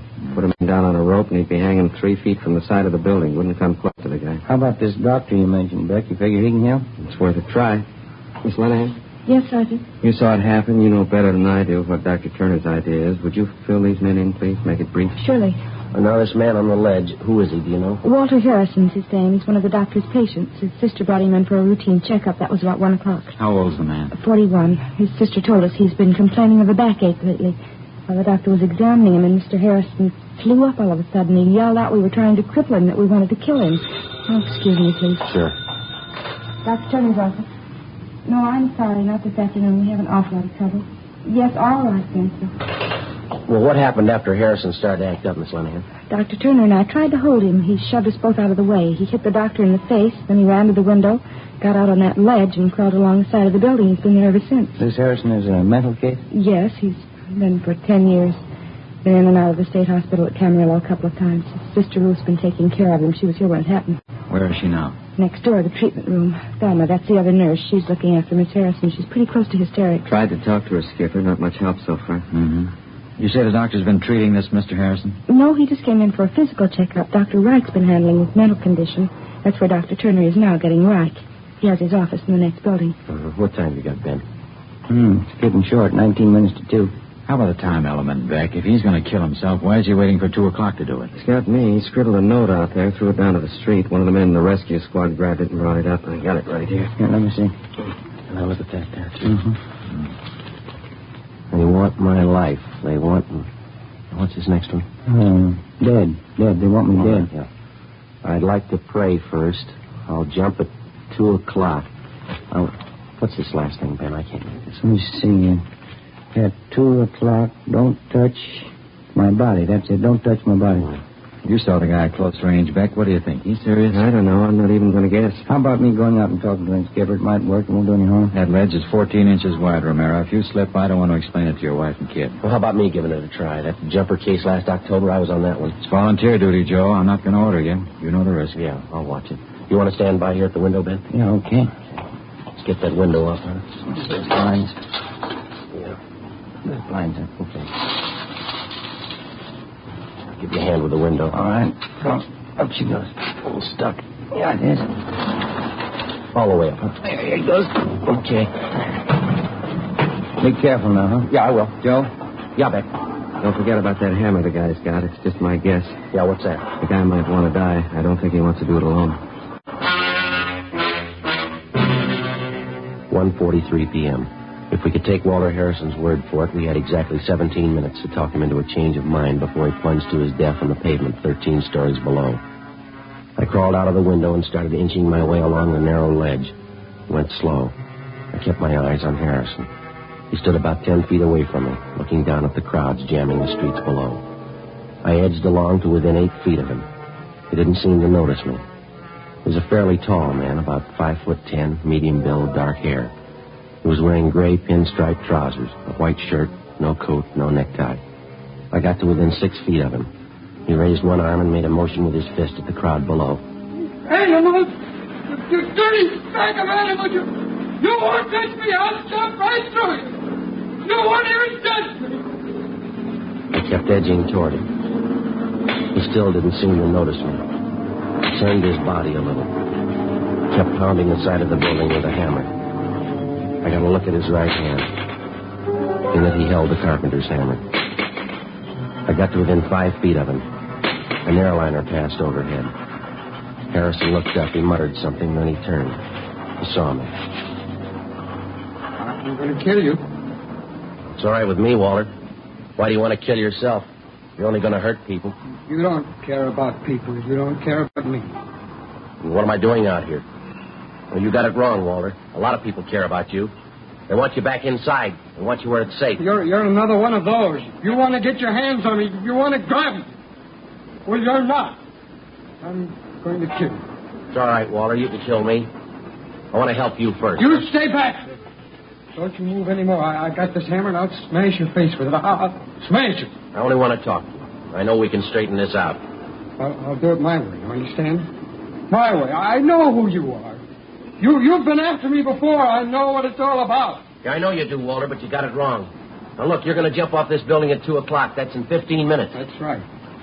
You bet I am. All right, now, let's talk it over for 5 of those minutes, huh? Can't do any harm. I'm not going to hurt you. How about it, okay? Why should I talk to you? Because I care about what happens to you. So does your sister. So do a lot of people. Well, then you're like a lot of people. You want to get your hands on me. Like those animals down there, the whole dirty pack of them. They want to grab on me, get all around close and put their hands on me. Well, they're not going to do it. Of course they're not. Nobody's going to hurt you. You know that, don't you? You bet your life they're not. You see that dirty pack down there? Well, they don't know it, but I'm going to jump right through them. I'm going to jump right through all of them. They won't even touch me, and I can do it right now. Wait a minute, Waller. Don't forget your promise. What are you talking about? What promise? 2 o'clock. You wrote that down yourself. You said you wouldn't jump until it was 2 o'clock, didn't you? That was no promise. I just wrote it down, that's all. Just 2 o'clock. Yeah. Well, your sister believed it. We gave her the note. She says that you promised. Now, you going to make a liar out of yourself? You're the liar. Ruth didn't say that. She didn't say it was a promise. You got to take my word for that. All right, let's go in and ask her. How about it? See Ruth inside? Sure. Come on. Come on, take my hand, Walter. All right, I'll take your hand. Watch your step. Look out, will you? You get back. Get back. Now, next time I won't miss. I'll smash your whole arm. You think you're pretty smart, don't you? You're trying to trick me. Well, I told you before. I know who you are. You're trying to get your hands on me. You promised your sister 2 o'clock. You're still going to break that promise? I'm not like you and that back down there. I don't break promise. Everybody knows that, Walter. They trust you. Now, come on. How about talking this thing out? What time? 1:46. 14 minutes to go. You're lying. How do I know that's the time? Well, you can look at my watch. Here, right here. No, you stand back. I told you before. You stay away from me. I just wanted to show you the time, that's all. All right, you can look at that big clock up the street, see? The one on the side of the Hobart building up there? 14 minutes. How do I know that's right? How do I know they're not in with you, too? You already said it. Big company. They don't care about you or me. They got a business to run. Their clock, they don't care what happened. No, of course not. They don't care. All right, well, I'll just keep an eye on that clock. All right. You don't mind if I talk while you wait, do you? What's that funny? What's it doing right there? Well, it's just an airliner. Probably on its way into Burbank. You're not fooling me. That plane's been by before. It's flying low, too. Yeah, I guess I didn't notice it. Well, what difference does it make? Probably watching. Flying back and forth. Maybe they're the police. They're trying to do something. They're trying to get their hands on me. Well, let's see. Yeah. Might be their plane. It's a big one. Sure.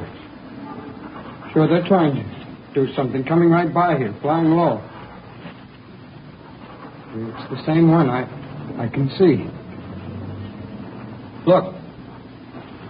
Look, you see there on the wing? Yeah, what's that? The number right there on the wing. It's the same one that passed over a few minutes ago. Hey, you get away from me! All right, Walter, give me that. Give it to me. Walter. You thought you tricked me. You didn't know I had my pocket knife. Well, I can kill you with it now. I can kill you right now. Yeah. I told you before, it's all right with me. Look out there. Watch your step on the ledge, will you? I should have cut your hand off. I should have cut your whole arm off and thrown it to those animals down there. Look at that blood all over your hand. Well, I'm sorry, Walter. It's not your fault. I just wanted to talk the whole thing over to tell you how your sister feels about it. You're a liar. I knew it when I looked at you, and I know you'll get away. You'll get away before I kill you. Look, there's only one thing I can tell you. Your sister Ruth's sitting inside there, and she's worried sick. She's waiting for you. She wants to take you home. Now, how about it? There's no reason for all this. You know that, don't you? Do I? Sure you do.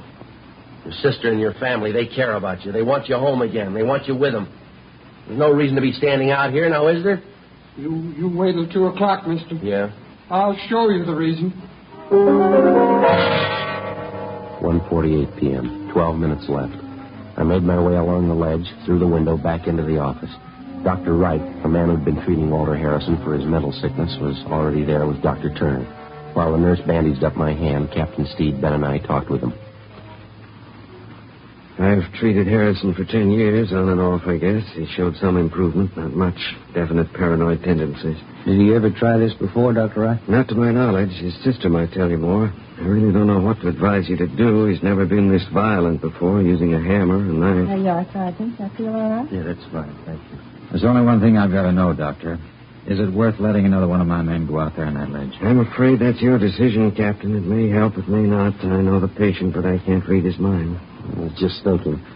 We might bring Harrison's sister to the window and have her talk to him. You think that might help, Doctor? Very possible it might. In a spot like this, I'm in the same boat you are. It's all guesswork. You think Harrison's really going to be ready to jump at 2 o'clock, Doctor? From what Sergeant Friday tells me, yes, I think he'll jump. We've got to come up with something. We can't just stand around and watch a guy take a dive down 13 stories. I wish I knew the answer. There's got to be one someplace. There's got to be an answer. Well, let's check your watch. We got 10 minutes to find it.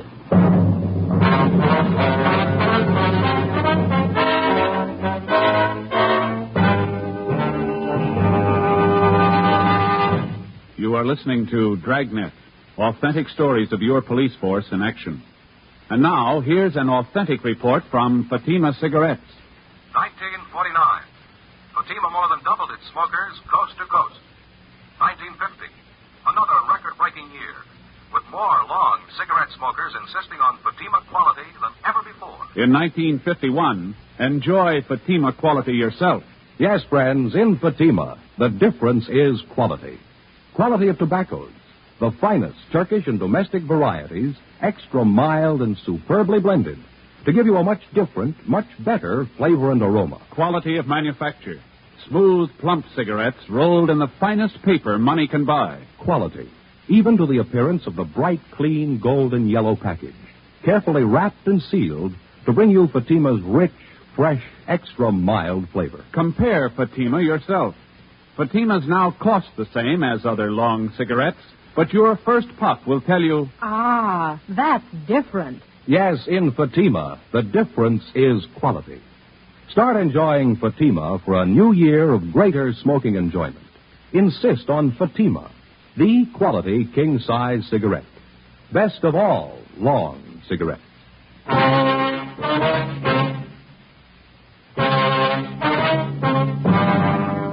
It's the sworn duty of the peace officer to protect the lives of the citizens of the community in which he serves. That isn't always limited to protecting the citizens from criminals and lawbreakers. Oftentimes, the citizen has to be protected from himself.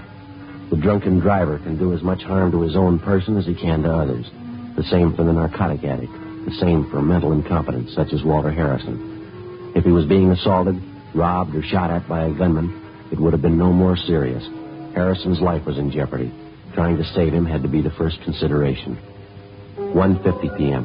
Sergeant Jack Wiseman inched his way out on the ledge of the 13th story and kept Walter Harrison busy talking. Anything to keep his mind off the jump. Captain Steed got on the phone and talked to the manager of the Hobart building, a 12-story structure 3 blocks away with a large clock set into either side of it. The same clock Harrison was keeping time by. Yeah, that's right, just so you don't make it look too obvious. Okay, Mr. Walsh, thank you. They're going to do all they can. Let's hope it works. Yeah, what'd he say? They're going to start slowing down the clock in the building right away. If Harrison goes by that time, it's going to be a long 10 minutes. Well, how much they figure they can stretch it? About 5 or 6 minutes without making it look too obvious. We can sure use it. Let's hope Harrison doesn't catch on. Manager said they'll stop the clock when it's a minute to go. It'll never reach 2 o'clock.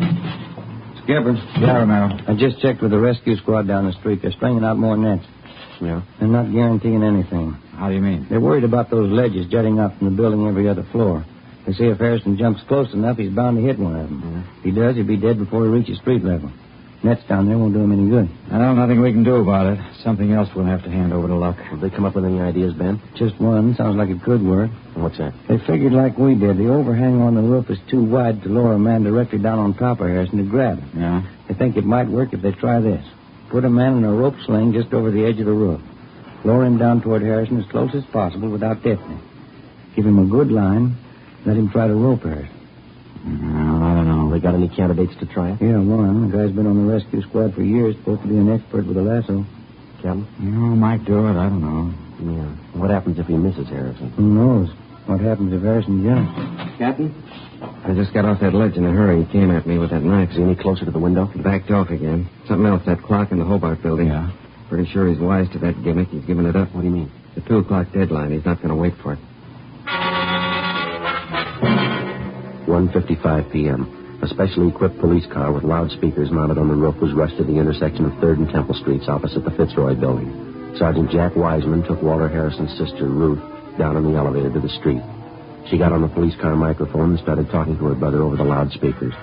Word was passed to the special detail of men from the fire department's rescue squad standing by on the roof of the building. They went to work. Captain Steed went up to the roof to see if he could assist them.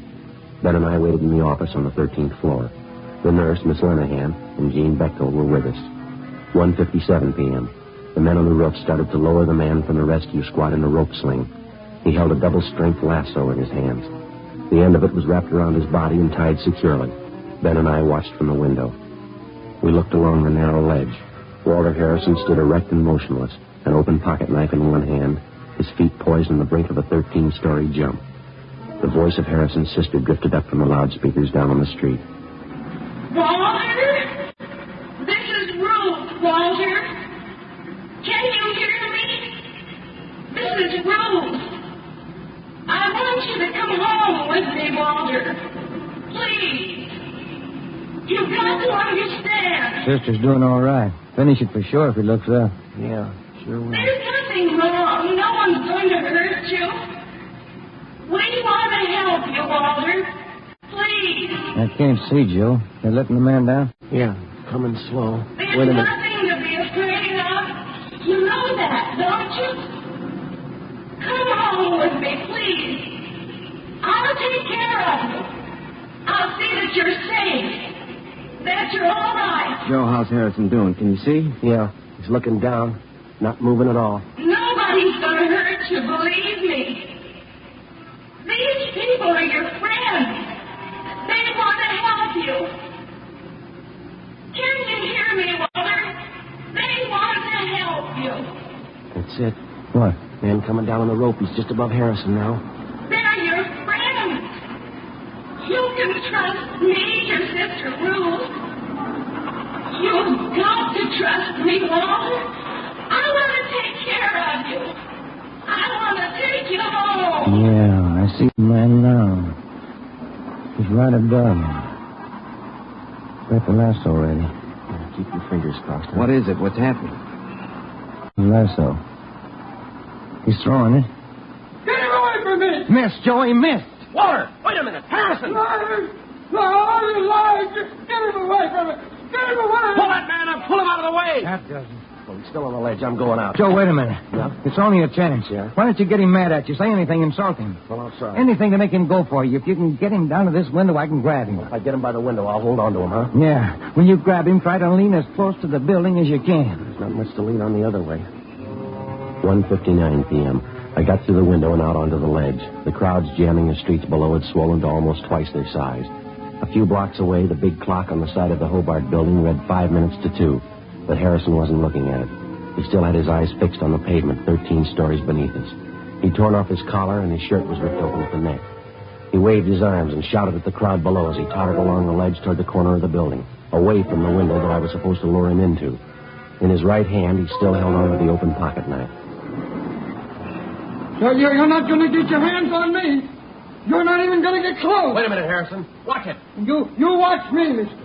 I'm going to jump right through them down there. Those dirty animals. You just watch. All right, wait a minute. I got a message for you from your sister Ruth. Now, do you want to hear it? You won't get your hands on me. None of you. I'll see you later, mister. You're a phony, Harrison. You're a phony liar. I'm a what? You heard me. You're not kidding anybody. You don't think I can jump, huh? Well, you just what? Anybody can jump. Any phony can do that. What? That doesn't take anything. Those animals down there in the street, any one of them could do that. You're just like one of them. I've still got this knife. I've used it before. I can kill you. You couldn't kill anything. You haven't got the guts. You're a phony. You're a liar. You're a rotten liar. I can cut you to pieces. Oh, you talk big, Harrison, but you're all talk. I can cut you to pieces. You haven't got me fooled, mister. Not for a minute. I'll cut you to pieces. You haven't got half the nerve. You're a phony and you know it. You're a rotten liar. You stand still. Go on. You stand still and I'll show you. Oh, you talk a real good game, but that's about all. You're all talk. I'll show you. I still have my knife and I'll kill you right now. Yeah, sure you will. You're backing away. You're afraid. You're a phony, Harrison. Nobody's afraid of a phony. Cut you up good. I'm waiting for you. Come on. What's the matter, Harrison? You're not waiting. Stand still and stop backing away. Now stop. I'll tell you come and get me, huh? Haven't you got enough nerve? Or you're just talking again. All talk, huh? That window. You've got to stop by the window and then I'll cut you to pieces. All right, Harrison. Here. Now you go ahead. Prove you're a phony. You're a liar. I'll show you. You rotten liar. All right, Walter, now drop it. I can't kill you. You rotten liar. I'll cut you to pieces. Drop it. Joe, look out. Grab them. They're going to fall.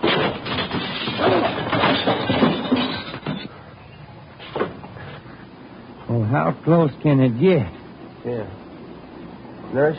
That was just wonderful, Sergeant, both of you. Are you all right? Yeah, fine. Would you mind getting Captain Steve for us, please? You know who he is. Oh, surely, right away.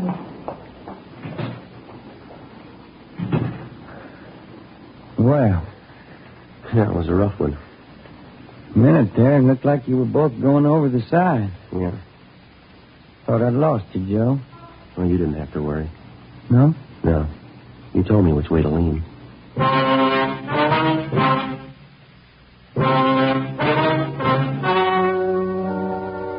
The story you have just heard was true. Only the names were changed to protect the innocent. On September 10th, a sanity hearing was held at the County Hospital Psychopathic Ward, City and County of Los Angeles, State of California. In a moment, the results of that hearing. Now, here is our star, Jack Webb. Thank you.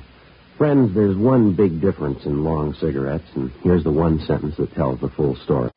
In Fatima, the difference is quality. That's why this headline is being featured in leading national magazines. Yes, these new Fatima full-page color ads are another proof of Fatima's fast-growing popularity. More long cigarette smokers are insisting on Fatima quality than ever before. Now, if you're a long cigarette smoker like I am, buy a pack of extra mild Fatimas. You'll find, as I have, that Fatimas now cost the same, but in Fatima, the difference is quality.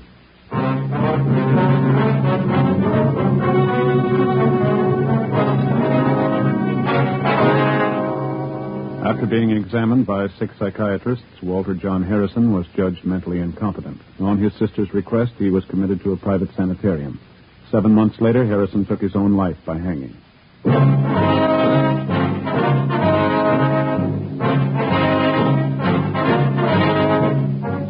You have just heard Dragnet, a series of authentic cases from official files. Technical advice comes from the Office of Chief of Police W.H. Parker, Los Angeles Police Department.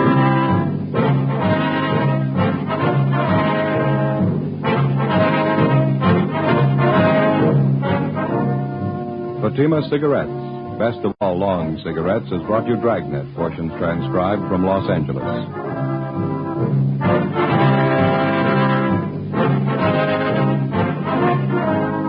We the People is next with Stories of Today on NBC. Thanks for listening to HOJO Radio. We have more classic radio coming your way next. The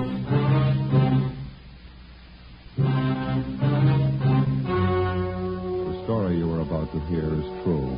Only the names have been changed to protect the innocent. Fatima Cigarettes, best of all long cigarettes, brings you Dragnet.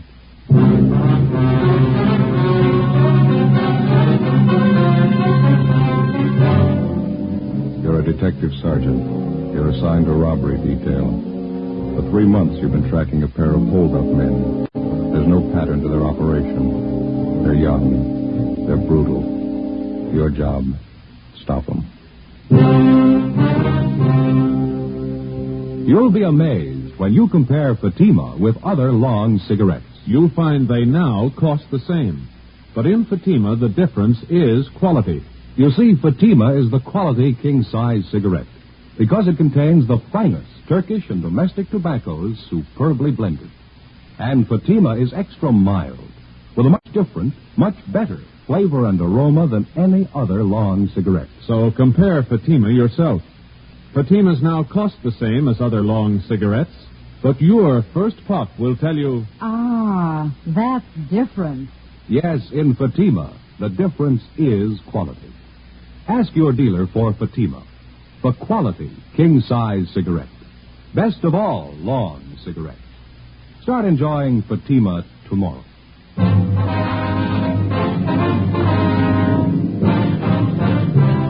Dragnet, the documented drama of an actual crime.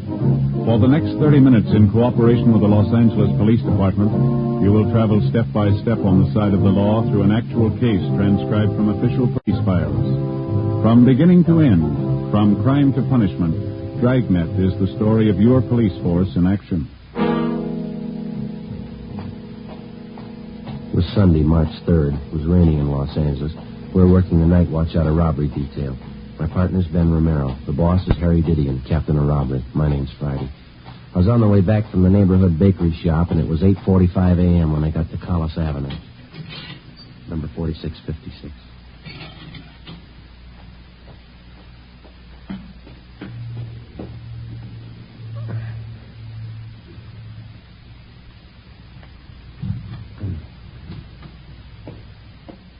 Joe? Yeah. What happened? Wasn't the bakery open? Oh, yeah, it was open. I got the stuff right here. Oh, they have any raisin bread? Yeah, right here. How about the butterhorn? No, they don't make those on Sundays anymore. I got bear claws instead. Okay, well, let's get this stuff open. Okay. All right, here we are. Mm-hmm. Where do you keep your eggs? In the refrigerator, right over there. Uh-huh. Find them? Yeah, I got them. You know, Joe, I don't like to say anything, but I can't keep coming over here to your place every morning. Well, it was your idea. Nobody asked you. Yeah, but I know how you are. You don't know how to cook a decent breakfast for yourself. Is the coffee ready yet? No, not perking yet. Hey, you sure there's nothing wrong with this pot? It's been on for 10 minutes. Yeah, you forgot to plug it in. Oh, Now, let's see. Well, what do you want? Well, better put the toast on. You always make the toast before you cook the eggs? Yeah. You remember yesterday the toast was pretty cold. Oh, yeah, that's right. I better hold off for a minute. Yeah. Scrambled eggs okay? Well, we had them yesterday. Oh, yeah, that's right. Is that the only way you know how to fix them? I know what you'd like. One of my Spanish omelets. When did you say your mother was coming back? Oh, in about 3 more days. Yeah, I'll make a week, won't it? Yeah, that's right. Well, I guess I can work something out with Amy. Wife doesn't like me coming over here every morning like this. Well, I told you before, I can make out all right here. Oh, I know how it is. You think you're imposing. You'd be lost without your can opener. Say, is this omelet of yours going to take very long? We haven't got very much time, you know. I'll have it on your plate in a jiffy. What time are we supposed to see those victims? 9:30 at the county hospital. Where's your tomato? In the refrigerator. Oh, 23 jobs in 3 months. Those guys really move, don't they? yeah. Nice tomatoes, Joe. That Hollenbeck job last night. Vicious punks. Yeah, there's no reason to work the old man over the way they did. What'd the doctor say? Oh, he's going to get over it all right, but they kicked out all of his front teeth. He's 50 years old. Same M.O. Every job. Aren't you going to peel those? No, skins are good for you. Now, you got a nice big Bermuda? Bermuda onion. Oh, yeah. I'll get you one. Kids. 19, 20-year-old stick-up artists. Knock a man's senses for $50.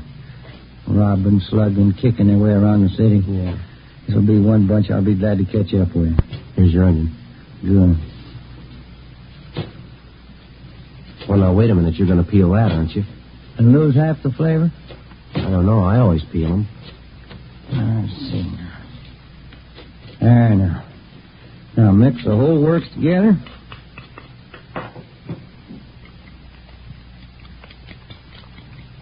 You going to put it in that pan on the stove there? Yes, sir. Looks pretty hot, doesn't it? It's smoking. Joe, that's the way you cook a Spanish omelet. Hot, fire, and fast. Now, into the pan. The whole trick in making a good Spanish omelet is you got to work fast.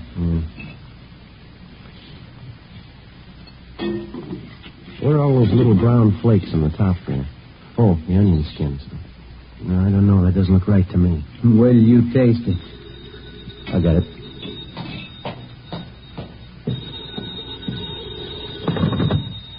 Friday talking. Elton Young, Joe. Romero there with you. Yeah, he's here. You two are supposed to see those robbery victims at the county hospital this morning, aren't you? Yeah, at 9:30. Cancel that out. Gonzalez and Powers are covering on that. Yeah, how come? Just got the call. South Grand and Colonial 211 on slugging. Same description. Looks like the kid bandits. All right, we'll get right on it. It's a newsstand near the corner. Right. Bye.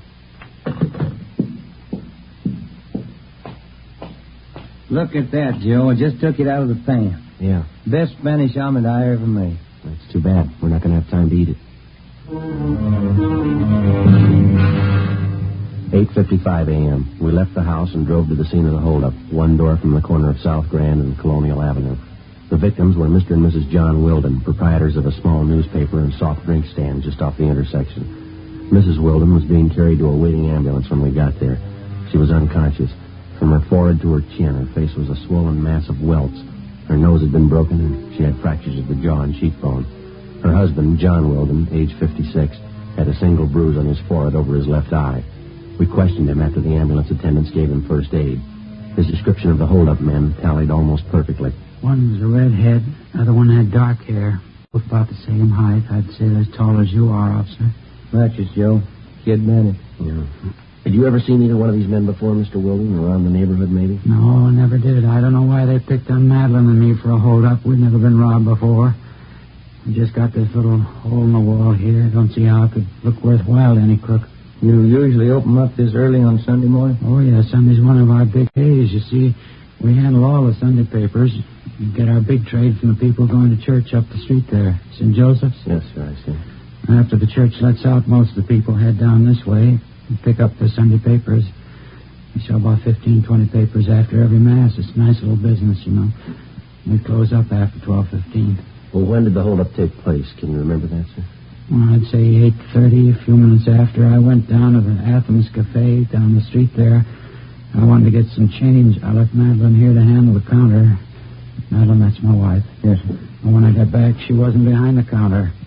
I took a look behind here and saw a cash box laying on the cement there, empty. And I didn't know what to think. Mm-hmm. What did you do then? Well, I pushed through this door here. It's a little dinky storeroom just back at the counter. It's where we keep our supplies, candy and soda water. You mind if we take a look, sir? No, not at all. Come right ahead. Mm-hmm. You see, when I came in, first thing I saw was Madeline. That's my wife. And she was lying there on the boards moaning, had her hands over her face. The two young fellows were standing over her, and both had guns. Mm-hmm. What did they do when they saw you? And they grabbed me and asked for money. I told them I didn't have any. I began to holler for help. One of them slugged me with his gun, then they ran out. Still a little shaky. You mind if I sit down a minute? Well, go ahead, sir. Oh, here. Let me get this box for you. Thank you. Say, I wonder if we could get you some water or maybe a cold drink from the cooler. Oh, no. But you'll find a half pint behind those cases over there. A little brandy I keep put away. Oh, over here? Yes, that's right. Behind those cases. Now, I don't usually drink on Sundays. This is an exception, I guess. There you are, Mr. Wilden. Sit on the floor there, Ben. No, near your foot there. Oh, let's see. Oh, the light's not very good. Oh, book of matches. Yeah. These yours, Mr. Wilden? These matches? No, I don't carry them. Well, your wife's, I guess, huh? I don't think so. Neither one of them smoke. What's that ad printed on the back here? Big Ten Cafe. Steaks, chopped short orders. Open all night. West Pico. Do you handle cigarettes and cigars here, sir? No, sir.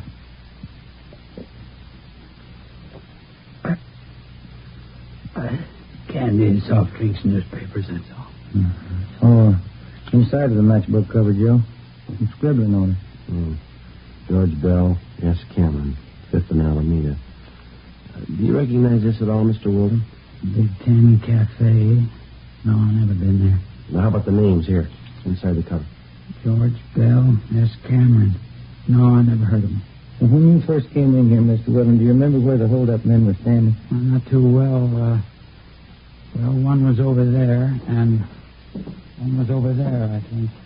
Could be, Joe. One of them might have dropped it. Mm-hmm. Trace them from that matchbook? Do you think that's possible? I don't know yet. How would you trace them that way? Analysis? Some kind of scientific work? No, sir. Legwork.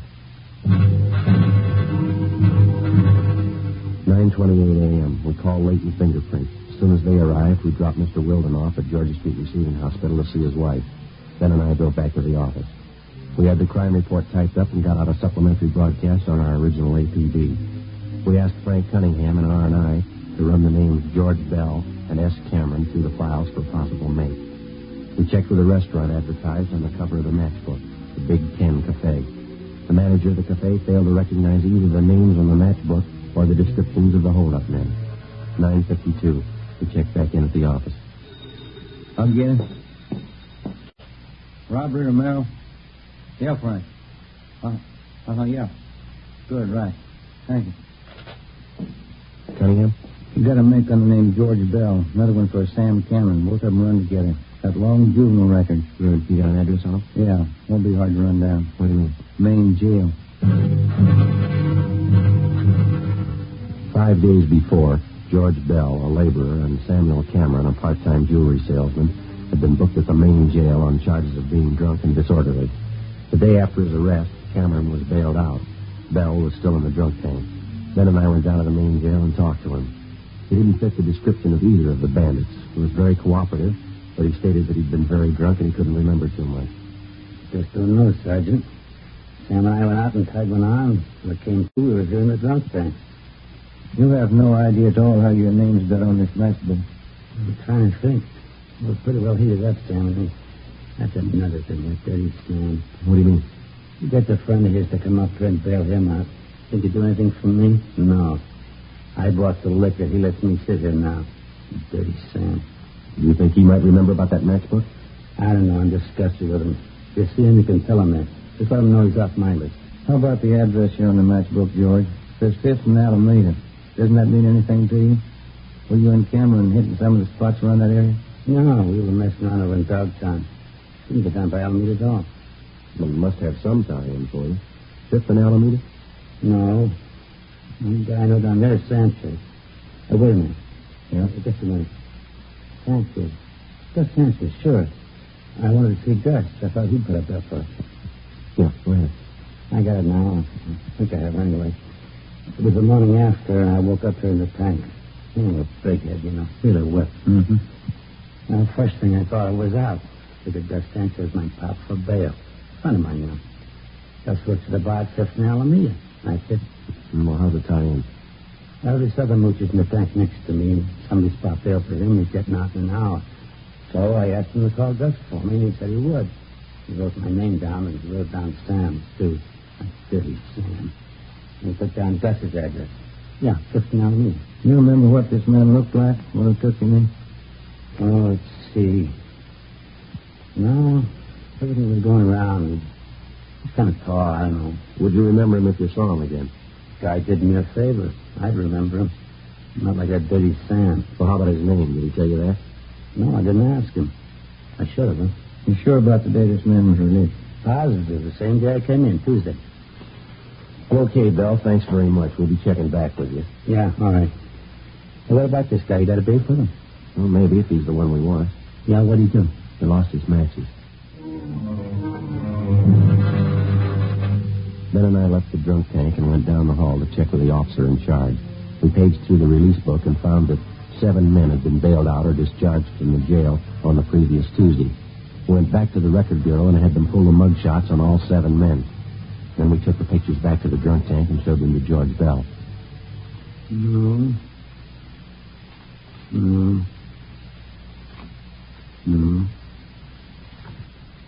Yeah, this one I can't be sure. I think that's him. George Bell had tentatively identified the mugshot of a Fred Gunther, WMA, 21 years old. Gunther had a previous record of grand theft auto, purse snatching, and drunk charges. His picture matched closely with the description of one of the suspects. 4 a.m., we contacted the Kid Bandit's most recent victim, John Wilden, at his home. We asked him to look at the same group of mugshots that we'd shown to George Bell.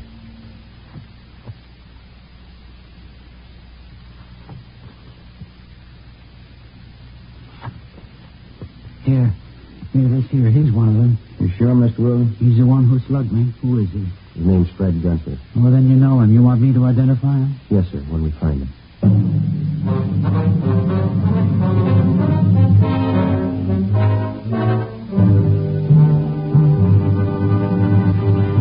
You are listening to Dragnet, authentic stories of your police force in action. Now, here's an authentic report from Fatima Cigarettes. 1949. Fatima more than doubled its smokers coast to coast. 1950.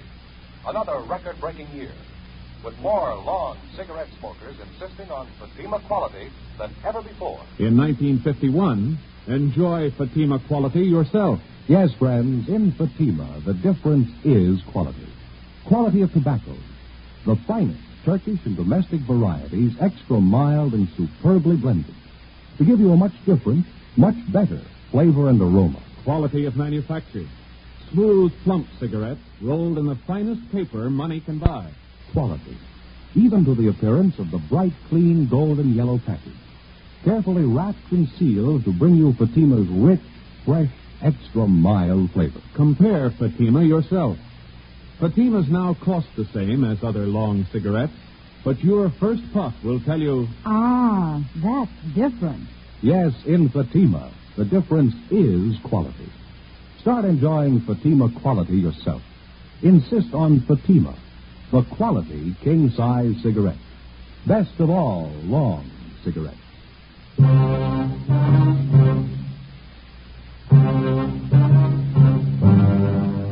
Monday, March 4th, 9 a.m. We checked out the suspect, Fred Gunther. No trace of him at any of his previous addresses. We began checking with the other victims of the Kid Bandits. After a day and a half of legwork, we sat down and figured up the results. More than two-thirds of the victims definitely tabbed Gunther as one of the hold-up men. The next step was the record bureau. We had them pull the packages on every one of Gunther's known friends and associates. There were more than 30 of them. We had mugshots pulled on each one of them and made the rounds of the victims for the second time. Approximately half of the victims had singled out one picture as that of Gunther's partner in the holdup. We pulled the package on the man and checked his mama sheet. His name was Harold Reimers, WMA, age 19. Previous record included car stripping and one charge ADW, no conviction. Friday, March 8th. We continued our check of the friends and associates known to the two suspects, Gunther and Reimers. We got nowhere. 2 weeks passed. On March 23rd, we got a tip from an informant about a girlfriend of Fred Gunther's, a vocalist working at a downtown dance hall during intermissions. Long haul. Yeah, one more flight. Mm-hmm. Climb 4 flights of stairs and then they expect you to dance. I guess this is it. Yeah, come on. Big enough that floor. Well, it shows a little wear. The place has been here for years. Look at those walls and that ceiling. Sure could use a fresh coat of paint. Her name's Stanley, is that right? Yeah, that's it.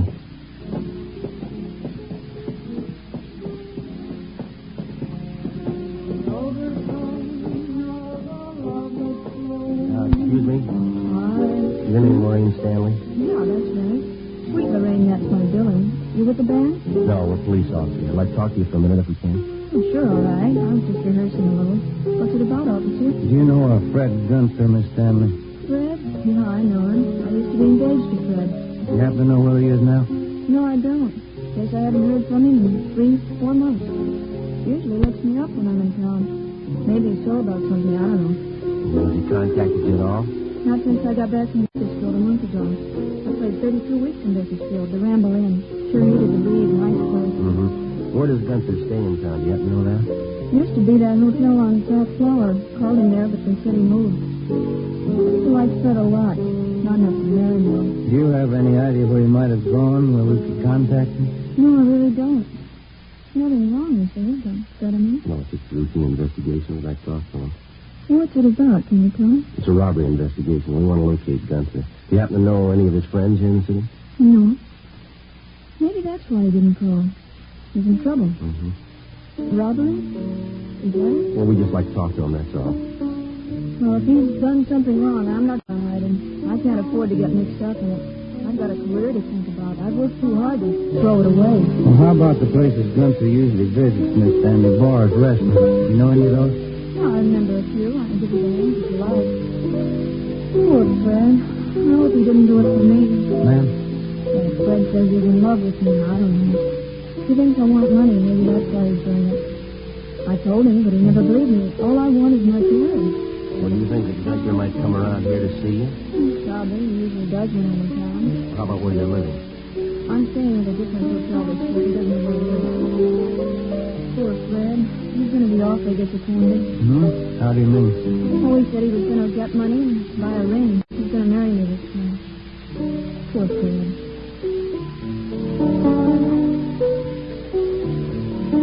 This is my new team, officers. You like it? Just one more thing, Miss Stanley. If Gunther contacts you by phone, will you be sure and let us know? All right, I'll do that. You're a beautiful team, isn't it? Piano player in Bakersfield, he wrote a piece. Yes, ma'am. Oh, Fred understands. I don't want to hurt him, but I can't marry him. How do I make him understand? How do I explain it? I don't think you'll have to, ma'am. Before we left Lorraine Stanley, we told her that if Gunther should contact her, not to tell him that she'd talked with us. Stakeouts were placed on the dance hall where she worked and at the hotel where she was staying. Gunther's known hangouts were also covered. The next night, the Kid Bandits were back in business. They hit twice, a liquor store on Franklin Avenue and a tavern on South Flower. Gunther and Reimers were again identified as the two suspects. The stakeouts continued. The search went on. 4 days later, we got a tip from the proprietor of a shoe shine stand on West Temple that Gunther's partner, Harold Reimers, had been seen entering a small hotel up the street from his stand. We drove over and checked the desk clerk. He identified Reimers' mugshot. He told us that the suspect wasn't in, but that he was expected back that night. Gunn and I went on stakeout in his hotel room. 7 p.m. Reimers failed to show. Getting a little hungry, Joe. You? Yeah. What time you got now? 20 after 7. Stomach's starting to growl. And what's that, a parade? Well, I don't think so. Let's see. Oh, it's the Salvation Army Band. Oh, yeah, Saturday night. Might as well check the office, huh? See if we can't get a relief. Yeah. Would you get me Michigan 5211, please? Michigan 5211. Yeah, we'll pay for it, thank you. Would you close the window, George, to the noise? Yeah, okay. Robert, please. Yeah, Young, this is a Merrill. How's that? You sure? Okay, thank you. Gunther and Reimers, they pulled a hole up down South Main. When? 20 minutes ago, Gunther got away. Yeah. They got Reimers. 7:45 p.m. Ben and I got back to City Hall and went to the interrogation room. Together with Young and Carr from robbery, we tried to question the suspect, Harold Reimers. We talked to him for over an hour. He refused to tell us anything. We took him to the main jail where he was booked on 211 PC. 9:15 p.m. We went back to the office. I'll get it. Robbery, Romero. Just a minute. See you, Joe. Okay, thanks. Friday talking. George, this is Lorraine Stanley. Yeah, Miss Stanley. I'm over at work. The dance hall, remember? Yes, ma'am. Anything wrong? Well, Fred just called me, Sergeant. I told the officers here. Fred Gunther? Yes, ma'am. Where is he? Did he say? No, all he said was he wanted to see me. Yeah? Said he was coming over. 9:25 p.m. We called the men on stakeout at the dance hall and alerted them. Dalton Young, Ben, and I got in the car and drove over. We checked with the detail on stakeout. Gunther hadn't been spotted, but because of the large crowd entering and leaving the dance hall, it was possible that he could have gotten in unnoticed. We talked to the Stanley girl. She hadn't seen or heard anything further from the suspect. Ben and I staked out in her dressing room where Gunther said he'd meet the girl. It was a small converted storeroom at one end of the dance floor just behind the bandstand. Lorraine Stanley was on during the intermission. We waited. What have you got, Joe? It's almost 10:30. This guy must feel pretty sure of himself. Suppose a robbery is almost fixed up, and 3 hours later he makes a date to show in the public play. He hasn't shown yet. I'm not too sure about that Stanley girl. How do you mean? Well, she's that big an attraction for him. This is the only way out, huh? Besides that fire escape off the alley. Yeah, Young's covering the alley. Come on.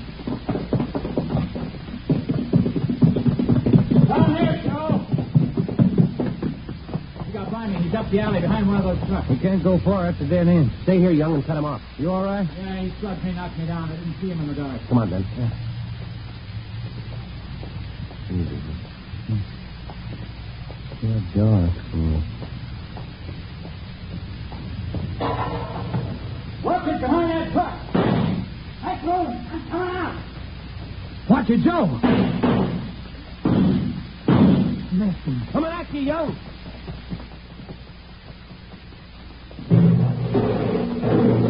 Don't shoot. Don't shoot. All right, stand still. You want to stay with him, Young? We'll call in. Yeah, right. Closest place, that little cafe off the alley to the left. Thanks. Come on, Ben. Yeah. I hear you. Yeah, I guess they got a phone inside. Come on. Wait a minute. As soon as we get Gunther downtown, we're going to come right back here. What for? Take a look at that fry cook in the window there. Yeah, what about him? That fella makes a Spanish omelet exactly like I do.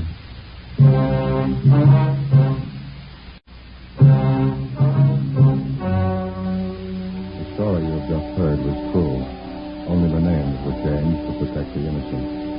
On July 19th, trial was held in Superior Court, Department 86, City and County of Los Angeles, State of California. In a moment, the results of that trial. Now, here is our star, Jack Webb. Thank you. Friends, if you're a lawn cigarette smoker like I am, remember, in Fatima, the difference is quality. Now, believe me, this difference is mighty important. So important that you'll always remember the first pack of Fatimas that you buy. Fatima's fast-growing popularity backs me up on that. But look, you can prove it to yourself by getting a pack of Fatimas tomorrow. You'll find that they now cost the same as other long cigarettes. And your first pack will convince you to go right on smoking them. Join me and the new thousands who enjoy Fatima's extra mildness, Fatima's rich, better flavor and aroma. You'll discover what all we Fatima smokers know. In Fatima, the difference is quality.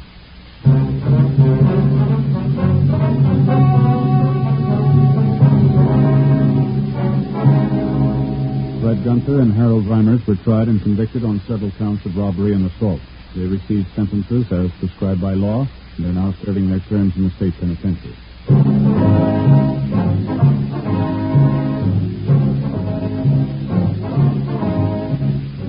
You have just heard Dragnet, a series of authentic cases from official files.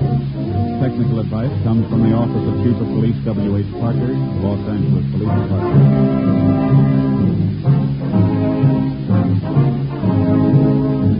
Fatima Cigarettes, best of all lawn cigarettes, has brought you Dragnet, portion transcribed from Los Angeles.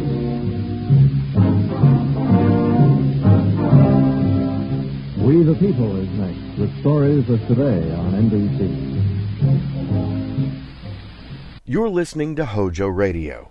The story you are about to hear is true.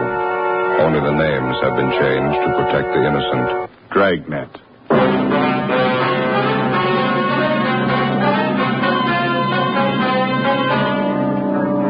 You're a detective sergeant.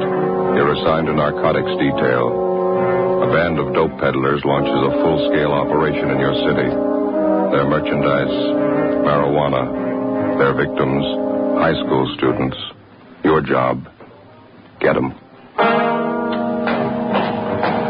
It was Thursday, April 11th. It was warm in Los Angeles. We were working the day watch out of narcotics detail. My partner's Ben Romero. The boss is Captain Kearney. My name's Friday. I was on the way back from R&I, and it was 10:25 a.m. when I got to Central Station. Narcotics detail. Joe? Hi. You checked with Juvenile Bureau? Yeah, the evidence has been booked with the property clerk. How about the boy's parents? Mrs. Moore wasn't feeling too well. They drove her home. Father's still down the hall in Inspector Walker's office. Can we talk to him now? Yeah, he should be free by now. Let me check the book first. No, already did. There's no calls. Oh, okay. Let's go. You know, there's only one thing fortunate about this whole thing. What do you mean? Well, the kid being alone when he cracked up would have been a slaughter if he had a car full of his friends with him. It's still pretty grim. How's the boy's father taking it? Usual, pretty rough. He should be able to help some. Yeah. Mr. Morrow? Yes, Sergeant. Inspector asked me to wait here for you. Yes, sir. This is my partner, Sergeant Friday. Mr. Morrow. How do you do, Mr. Friday? I just don't understand it, Sergeant. I don't understand any of it. Had you noticed at all whether your boy was acting a little strange the last few weeks or so? No. Of course, I only saw Ken in the morning, a few hours in the evening. I'm at the office all day. Why do you ask that? Well, was he going out very often on school nights, or keeping odd or unusual hours? He used to go to the library 3 or 4 nights a week to do his schoolwork. What's this have to do with the auto accident, Sergeant? I don't think I understand. The officers investigating the accident, sir. They checked over the car afterward. What was it? Were the brakes bad? What'd they find? Bill? Yeah. And you see this small metal case? We found it in the front seat on the floor of the car. What's that stuff inside? Did this belong to Ken? Yes, sir. We think he was using it. What for? I don't know. It's marijuana.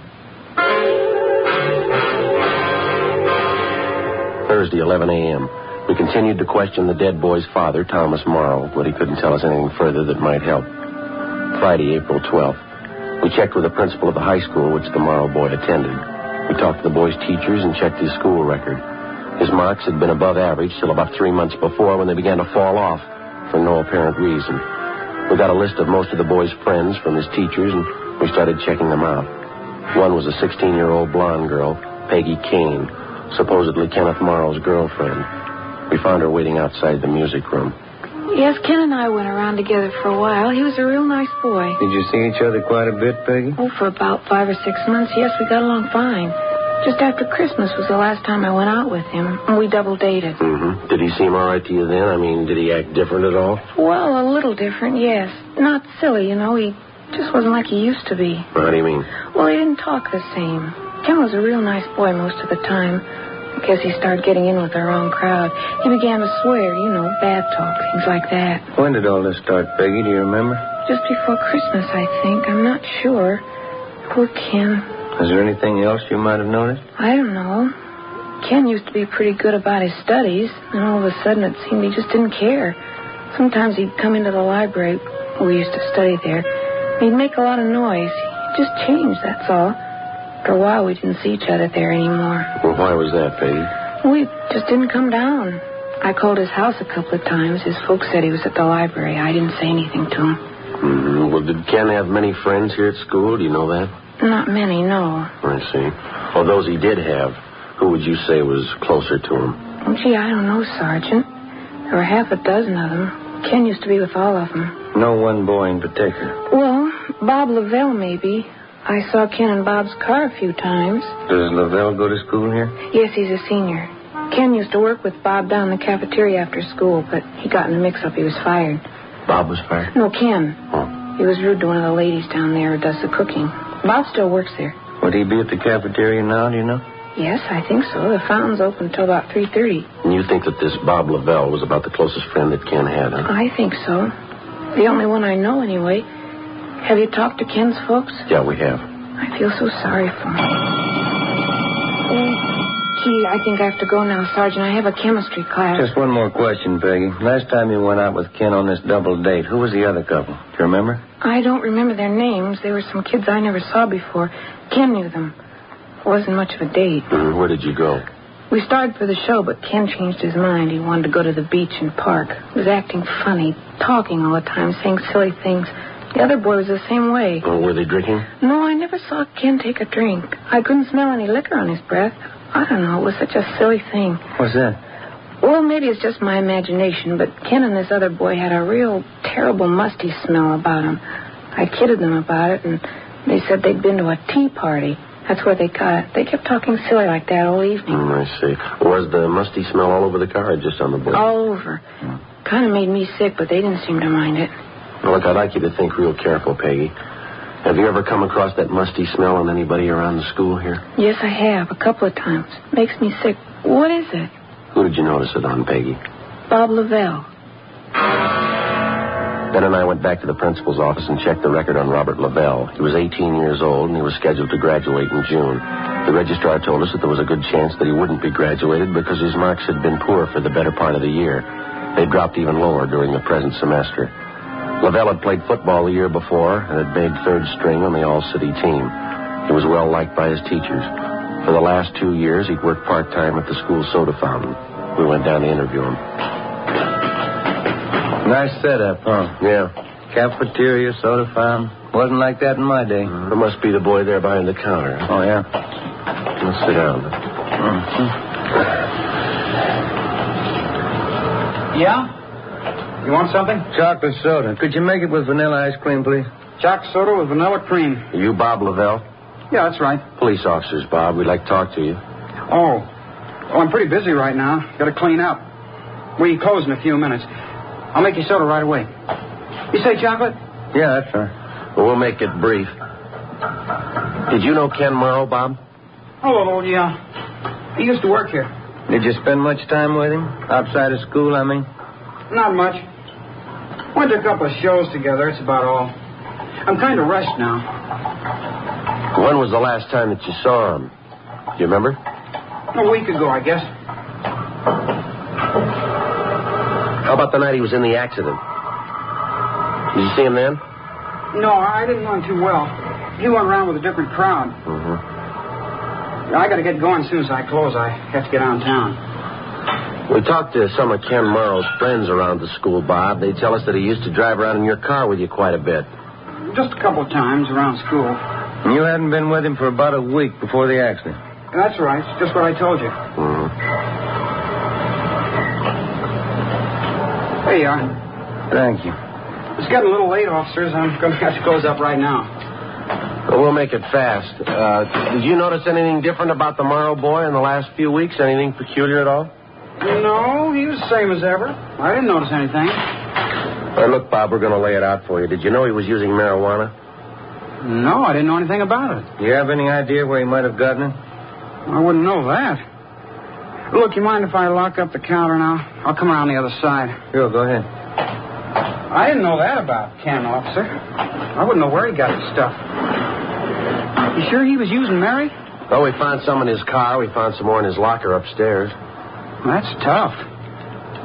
Anything more, officer? I got to hurry. Well, it's just routine, Bob. We did the same with the other boys we talked to. We'd like to check your locker. You don't mind, do you? I got to get out of town. I'm late now. Your locker's just upstairs, isn't it? Won't take that long. It's important to me. I got to get out of town. We've got our car outside. We'll drive you down. We'll be down there in no time. No, I've already got a ride. Can't you check it tomorrow? Not going to take a minute, Bob. Now, let's go, huh? All right. Say, I happen to remember I didn't bring my locker key today. That's so? Yeah. Come to think of it, I don't know where it is. I guess I lost it. Well, they must have a pass key around here, don't they? I don't think so. Well, we'll ask at the office, huh? You're putting me in a jam, officer. That's going to take time. I'm due downtown. I'm sorry, Bob, but we got to check it. I got my locker all jammed up with stuff. It'll take us an hour. Office is down there, Joe. Yeah, all right, let's go. I don't know why you're picking on me. My locker's jammed. They can't get it open. Why are you picking on me? Let's ask him here. Go ahead, Bob. Close the door. Yeah? I got my key. I'll show you.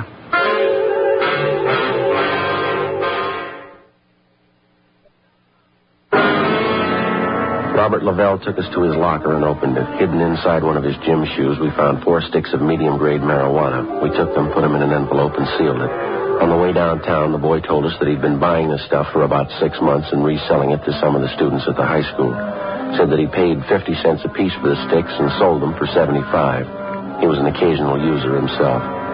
Before we turned him over to the juvenile officers, he told us that a man named Ray Jensen supplied him with the marijuana. Jensen's address was a trailer camp in the southwest part of Los Angeles. We drove out and checked with the operator of the camp. He pointed out Jensen's trailer at the rear of the camp.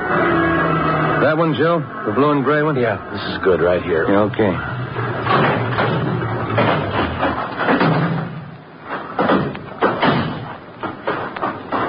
Looks like Jensen's doing well, huh? Yeah, nice-looking trailer.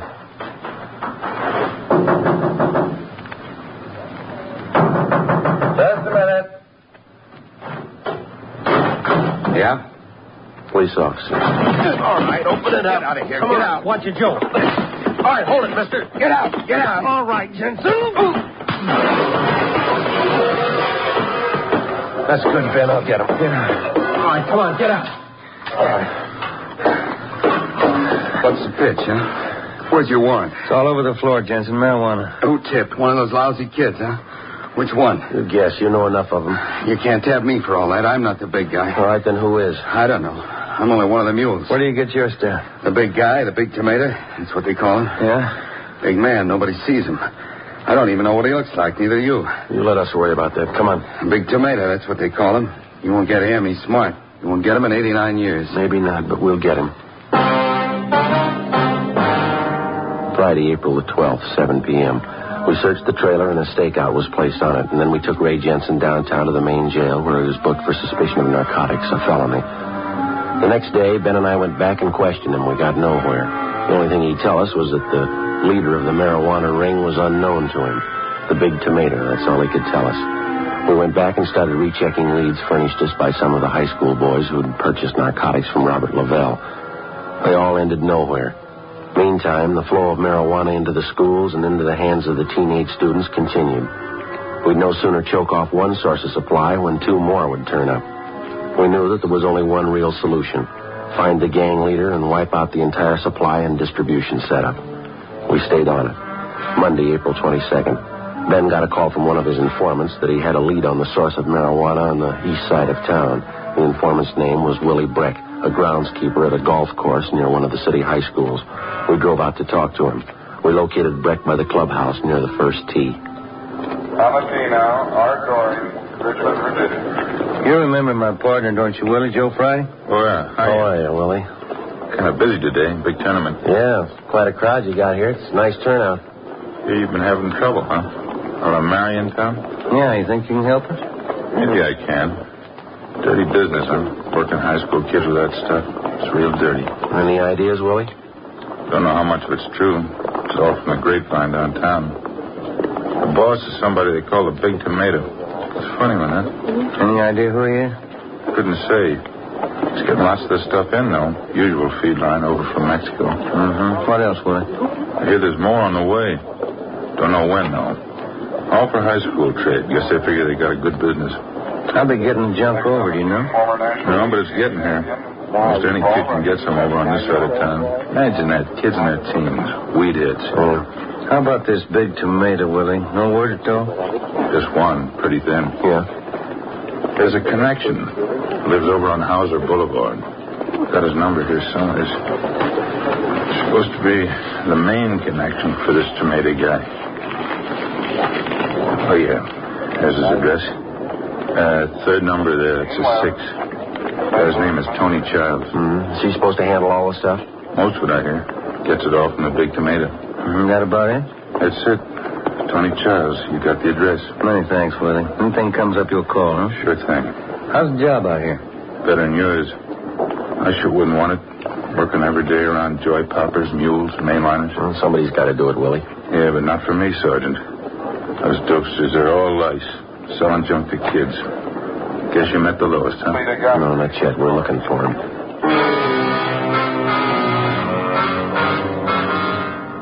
Went back to the office and checked the name and address of Tony Childs through R&I. No previous record. A stakeout was placed on his home and at his place of business. Childs himself was placed under 24-hour surveillance. A week passed. Nothing happened. Another week. Still nothing.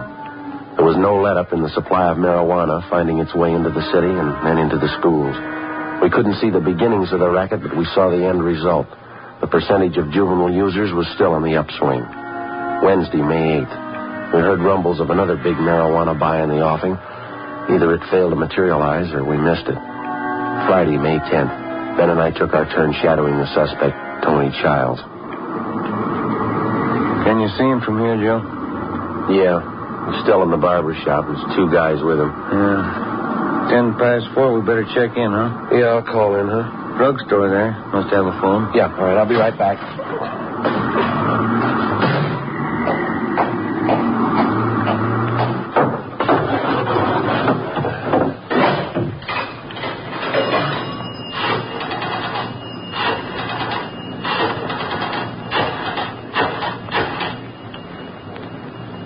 Narcotics, please.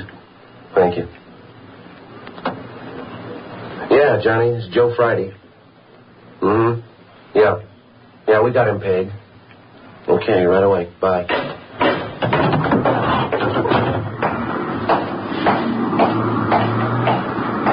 What have you got? Tony Childs. They want him picked up right away. How come? Well, they just raided his place. They found 32 ounces of weed in his room. Supposed to have more on him. Oh, let's go. Come on. What do you think? Trouble? Well, don't be surprised.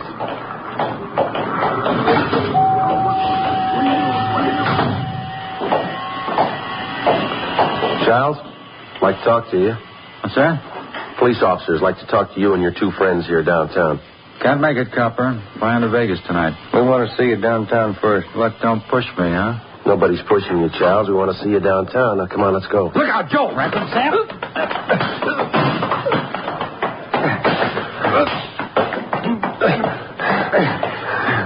That's it. 3 of them. Okay. I'll get him. All right, come on, you. And I'm glad this doesn't come up often. Where's the barber? He ran outside. Rough one, huh? Yeah. What's your hunch, Joe? Think one of these 3 is the big tomato? I don't know. Let's ask him. A search of the barber shop failed to reveal the presence of any narcotics. Tony Childs and his 2 companions were found to have a dozen sticks of marijuana in their possession. They were treated for cuts and bruises at Georgia Street and then booked for suspicion of narcotics, a felony, at the main jail. 3 other men found at Childs' apartment at the time of the raid were also booked. We got nowhere questioning any of them. As usual, we had the small fry, but the ringleader, the big tomato, was still in the clear. Still free to hire somebody else to run the marijuana supply line into the high schools. 3 weeks passed. Together with Captain Kearney and Sergeant Barr, Ben and I rechecked our earlier leads. We ran down anything that even looked like it might be promising. Nothing panned out. Wednesday, June 5th, 5:30 p.m., we got a call from the main jail. Tony Childs wanted to talk to us. Ben and I went over to see him. Childs, I got something for you. Been playing the stooge long enough. If I'm good enough for jail, so's he. All right, what do you got? There's a big buy coming off. When you get him, tell him how long I've been in here. What kind of a buy? Mary, one of the biggest. It was set up before I got in here. Where's the meat going to be? Bruno Street, down by the train yards. I'll draw you a map. Setup's the same. Car pulls up and honks a couple of times, and an alley down there. Who's handling the buy? A big man. Don't waste any time. When is it? Tonight. We went back to the office and met with Sergeants Barr and Jacobson. 8 p.m. Ben and I took up our positions on the stakeout along with the rest of the men. We had a clear view of the exact location where the buy was to be made. We waited. 10 p.m. 11 p.m. No one showed. Midnight came and went. 1:30 a.m. Still no sign. At 18 minutes of 2, we spotted a man carrying a shopping bag emerge from behind a row of freight cars near the end of the rail yard. He made his way across the street to the alley. He stood back in the shadows.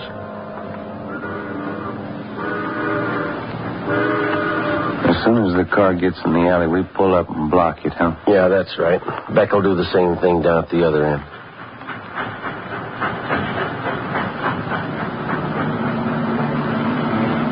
Headlights coming in the alley. Wait a minute.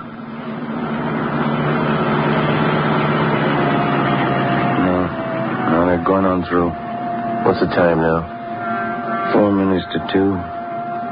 We waited. 18 minutes passed. Still no sign of the car that, according to Charles, was supposed to be there for the big buy. We could still see the figure of a man with a shopping bag huddled in the alley. 3 a.m. Joe? Yeah? Car down there in the alley? Yeah. That's it? You want to start up? Yep. Just enough to block the alley. Uh-huh. That's good. All right, come on, let's go. Come on. All right, kill your engine and get out of the car. Joe, look out! They can't go far. Come on. All right, let's get them out of there. Yeah. There's 3 of them. Here's the guy with the shopping bag. All right, I got it. Christ knocked them cold. Yeah. That's one. Easy there. Yeah. Pull right over there, will you? Yeah. That's get his coat off of that. I got it. Okay. That's it. All 3 of them. Yeah. Hey, look at this, Joe. Found one of them in this guy's hand. Tin can, huh? Mm-hmm. Full of marijuana. Did you look at the labels on those cans? Yeah. Fancy solid packed tomatoes. There he is. A big tomato.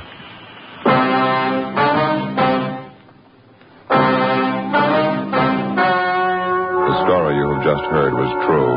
Only the names were changed to protect the innocent. On October 3rd, trial was held in Superior Court, Department 89, City and County of Los Angeles, State of California. In a moment, the results of that trial.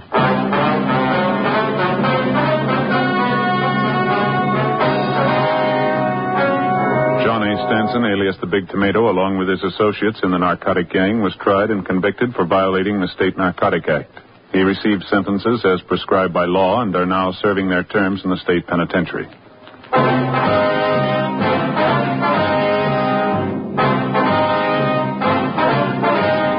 You have just heard Dragnet, a series of authentic cases from official files. Technical advice comes from the Office of Chief of Police W.H. Parker, Los Angeles Police Department.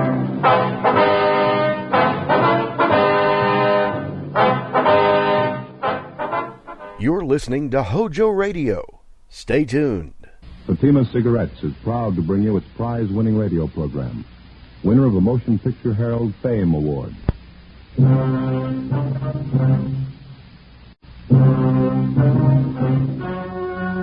story you are about to hear is true. Only the names have been changed to protect the innocent. Fatima Cigarettes, best of all long cigarettes, brings you Dragnet.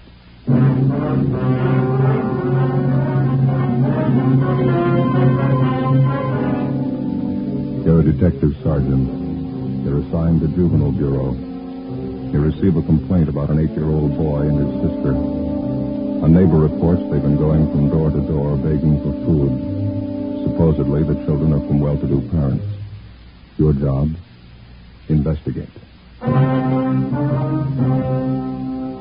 You'll be amazed when you compare Fatima with other long cigarettes. You'll find they now cost the same.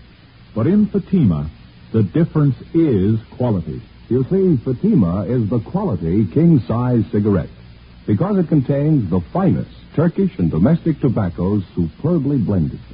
And Fatima is extra mild with a much different, much better flavor and aroma than any other long cigarette. So compare Fatima yourself. Fatimas now cost the same as other long cigarettes, but your first puff will tell you... Ah, that's different. Yes, in Fatima, the difference is quality. Ask your dealer for Fatima, the quality king-size cigarette. Best of all long cigarettes. Start enjoying Fatima tomorrow.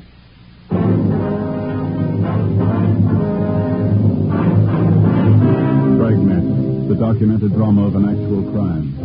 For the next 30 minutes, in cooperation with the Los Angeles Police Department, you will travel step by step on the side of the law through an actual case transcribed from official police files.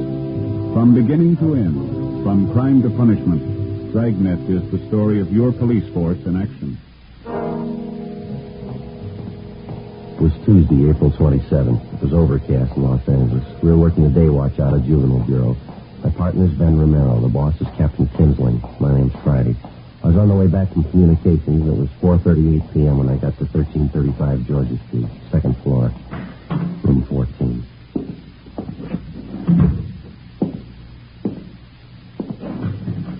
Hi, Joe. Been waiting long? I was just checking the record. No, I just got here. What's this thing all about? Well, just what I told you on the phone. 7-year-old boy and his sister covering the neighborhood begging food. You ready to go? Yeah, let me put this away first. Kid's supposed to be from a wealthy family, huh? Well, wealthy enough to live in the best part of Bel Air, yeah. Doesn't make much sense. Must be some kind of a gag, huh? No, not according to the neighbor who called in. Yeah? He says the kids are half starved. Ben and I got in the car and drove out Sunset Boulevard to the Bel Air district. We pulled up in front of a large two-story home near the corner of Brookline Avenue and Knightsbridge Drive. It was a white frame colonial mansion set back in the middle of well-landscaped lawns and gardens. The other homes in the neighborhood were just as large, $50,000 and up. It was the last place in the city that you'd expect to find neighborhood children begging food. 5:20 p.m. We went around to the rear entrance of the colonial mansion as we'd been instructed on the phone. We located the woman who'd called in the complaint, a Miss Jeanette Bejan. She was employed as laundress and cook by the owners of the house. She was busy fixing dinner.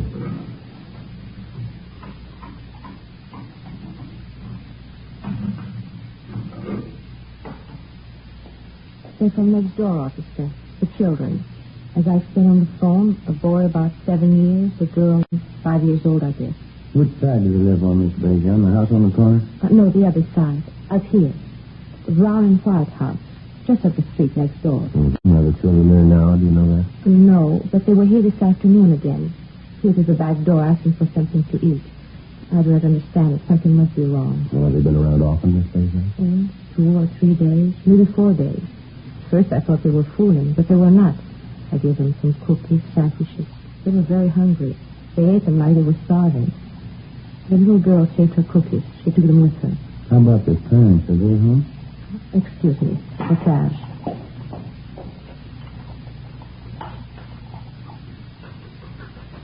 Yes, that's better. No, I haven't seen the mother the last 2 days. I understand they are divorced. The mother, she lives there with the children. The father, I don't know. Well, what's their name, do you know? Kessler.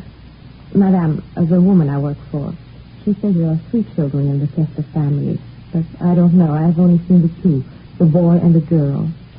I will go over and see what is wrong, but I do not know the Kessler. It is not my place. That's why I called you, officer. All right, Miss Bejan. Well, thank you very much. Oh, not at all, officer. You understand, I do not mind giving the children food. Well, I think only something is wrong if they don't get it at home. Well, thank you very much for notifying us. We're going to check into it.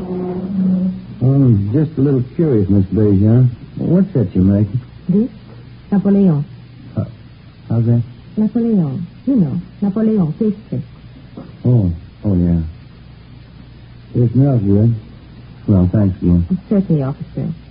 If there is anything I can do, you will let me know? Yes, ma'am, we will. Goodbye. Goodbye. Thank you very much.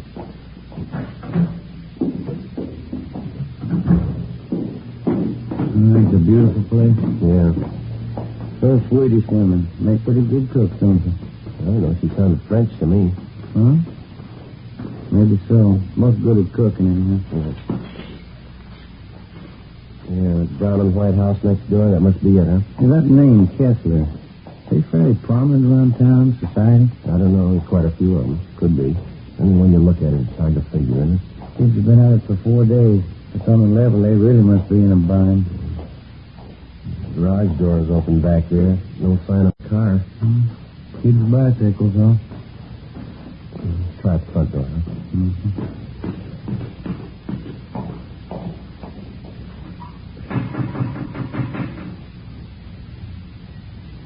Just better try again, huh? Yeah.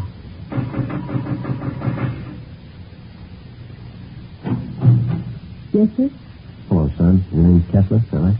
Yes, I'm Richard. My mother's not home right now. Maybe you can come back tomorrow. We're police officers, Richard. If you're not busy, we'd like to talk to you for a minute. Is that all right? Yes, sir. That'd be all right. Would you come in, please? Thank you. blonde-haired, wiry boy, polite, well-mannered. He told us that he was 8 years old and that he attended the neighborhood grammar school. He showed us back to the kitchen where he was warming a can of soup that he borrowed from a neighbor. It was a large house, richly furnished, but it hadn't been cleaned for weeks. Dust was piled up thick on the furniture, and children's books and toys were scattered around the rooms along with scraps of dried bread, half-eaten. The house was cold and musty. On a small bar in the dining room, there were 3 half-filled cocktail glasses and plates full of cigarette butts. Evidently, they'd been standing there for days. On the sink in the kitchen, there were a few pieces of stale bread and an open bottle of milk that had turned sour. Next to it were a half a dozen empty whiskey bottles. The Kessler boy was well-dressed, except for the shirt that he had on. Just as if he'd been wearing it for a week. What did you want to talk to me about, officer? I haven't done anything wrong. Oh, we know that, son. We'd just like to find out how you've been getting along. I've been getting along all right. 2 A's and 4 B's on my report card last month. Mm-hmm. Where's your sister, Dick? Judy, she's down the street. She'll be back in a minute. How about your mother? Where's she? She's out, too. She'll be back. When do you expect her, son? Pretty soon. She's coming back pretty soon. And your sister, Judy, she's younger than you are, isn't she, Dick? Yes. Judy's only 6. I'm 8. Any other grown-ups live here with you besides your mother? No. Mom takes care of us. She'll be back pretty soon. We'd like to have you talk the truth now, Dick. How long has she been gone? I don't know. Probably important. She's been here a long time. She can come back tomorrow. She'll probably be here then. When was the last time you saw her, son? Son, how about that? A couple of days ago. Mrs. Tears, do you mean she left the house Sunday? No, before that. Last Friday night she went out. Said she'd be back. I don't know. Did your mother say where she was going, Dick? No, her boyfriend was here. No, I don't know his last name. Mom went out with him at a party, I think. I don't know who. She'll be back all right. Did you leave anyone to take care of? No, we can take care of ourselves. Nobody fixed the cooking there. I don't know how yet. I better look at the sink on the stove. I'll take care of it, son. Go ahead. Sit down. Has your mother ever left you like this before, son? Maybe once or twice. She never stayed away this long, though. I don't know. What's the matter, Dick? Well, Johnny, officer, my little brother. Hasn't eaten much for a while. Must be hungry by now. I was fixing the soup for him. Yeah, well, where's Johnny? He's upstairs in the nursery. He's been sick with a bad cold. Mom knew Johnny was sick. That's why I wondered. He hasn't come back yet. I don't think Johnny's feeling good. Do you want to take steps for him, sir? Yeah, all right. Yeah. Beth, you want to come on? Yeah. How long has Johnny had this cold, Dick? A couple of days before Friday, before Mom left. Mm-hmm. How old is he? Johnny's just a little kid. He won't be 2 years old until July. Been wondering about him. Coughed a lot at first. Been giving him milk and cookies. That's what Judy and I had. I don't know. Has the doctor been to see Johnny? No, I thought of calling him. I didn't know the doctor's name. I was waiting until Mom got home. Oh, this is Johnny's room here. Mm-hmm. In the crib, officer. That's my brother Johnny. Mm-hmm. Pretty cold in here. Yeah, let's have a look. Hey, young fella. Hi, Johnny. You hungry now? No. Look at his eyes. Yeah. When we get to a phone, doctor and ambulance. Tell him to hurry. What? Oh, what's the matter, officer? What about Johnny's eyes? He'll be all right, Dick. Oh, he's been acting awful quiet, though. Hardly moved around at all. Most of the time he's jumping up and down in his crib like anything. Has anyone at all been in here to see him since Friday? Yes, sir. My sister Judy and I. We changed his diapers and give him something to eat. I see. I sure wish Mom would go home. I'd like to talk to her. Yeah, so would I. 5:48 p.m. We put in a call to the office for a policewoman, and we got in touch with Lieutenant Lee Jones at the crime lab, and he sent out a man to photograph the condition of the Kessler home and the building. The doctor and the ambulance arrived, and little Johnny Kessler was taken to the general hospital in critical condition. The 22-month-old boy was in a coma. Richard Kessler and his sister Judy were taken to Georgia Street Juvenile Bureau and then transferred to Juvenile Hall and placed under protective custody, Section 700 Sub B, Welfare and Institution Code. The two of them were given a bath and something to eat. Judy Kessler was interrogated separately by a policewoman. Ben and I talked to the boy, Richard. After After a few minutes, he broke down and admitted that his mother had gone off and left the 3 children alone on at least a half a dozen occasions. He told us his parents were divorced. He rarely saw his father, but his mother had had 2 or 3 boyfriends at the house during the past year. He also told us his mother drank quite a bit. But she's never been gone this long before, Sergeant. Maybe she's out somewhere and has no way to get home. You'll find her all right, son. Don't you worry about it. Nice boyfriend of your mother's, Dick. His first name was Larry. Is that all you can tell us? Yes, sir. I don't know his last name. Are you going to keep us here all night, Judy and me? Yes, sir. Do it, son. I'll take good care of her. Where'd you take Judy? Well, she's just next door, Dick. You can see her in just a minute now. And how about Johnny? I always take care of him. Pretty fussy around strangers. Well, we've got him over at the hospital, Dick. They're going to take good care of him now. You can count on that. I don't know, officer. I got a feeling he might get awful fussy. All right. We'll fix that up for you. Do you have any relatives in Los Angeles, son? Aunts, uncles, anyone like that? No, just my father, but I don't know where he lives. We had a nurse who used to take care of us, Mrs. McIntosh. She was swell. My mom's father, you know. Oh, how'd that happen, do you know? No, I'm not quite sure. Maybe my mom was drinking. Mrs. McIntosh got mad at her. It was a big fight, and Mom fired her. Oh, this Mrs. McIntosh, do you know where we can find her? Yes, I don't. How about some of the other boyfriends that your mother had, Dick? Do you remember any of their names? No, one of them was George something. I don't remember the other one. No? Will you know? Yeah, Mac. You want to stay with the boys, huh, Dick? Yeah. Hospital call. A lousy thing. Well, what's that? A test for a boy, little Johnny. Yeah? He just died. John Albert Kessler, white male American, age 22 months. All the pertinent facts and data would be listed on the crime report. And if and when the case was closed, the report would be filed away. Wouldn't be any different from 1,000 other dead body reports. Same size, same color. Same number up in the left-hand corner. In the course of 10 or 12 years on the job, a police officer sees a lot of them. Most of them he forgets. Few of them he never forgets. The next morning, the body was posted to the county morgue. It was found that the youngster had been suffering from malnutrition, but the cause of death was listed as a basal skull fracture. Homicide detail was notified. The search for the mother, Mrs. Jean Kessler, went on. We talked to her neighbors, all of her friends that we could locate. We checked out an address book that was found in Mrs. Kessler's effects at her home. We got out a broadcast and an APD. No luck. Thursday, April 29th.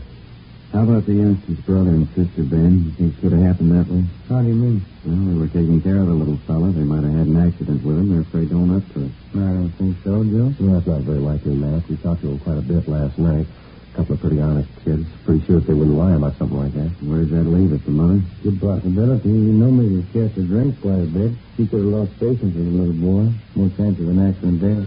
I get it. Funeral Friday. Yeah, Bert. Thursday? Right, thanks. Yeah? Woman answering Miss Kessler's description checked in at a hotel down on South Hope last night. Still registered? Well, she checked out early this morning and found a woman's sport coat in the room. What about? Blood stains on it.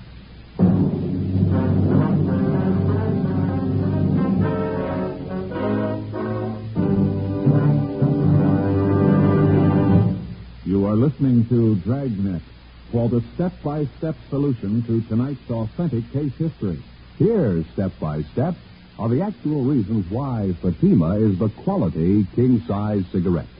Why in Fatima the difference is quality. Quality of tobaccos. The finest domestic and Turkish varieties.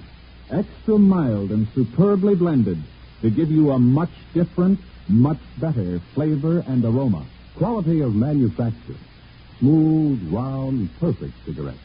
Rolled in the finest paper money can buy. Manufactured in the newest and most modern of all cigarette factories. Quality even to the appearance of the bright, clean, golden yellow package.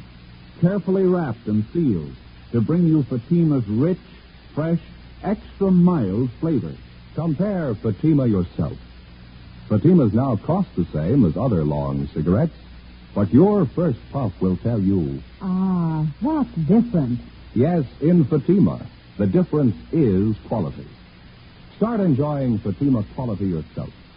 Insist on Fatima, the quality king-size cigarette. Best of all, long cigarettes.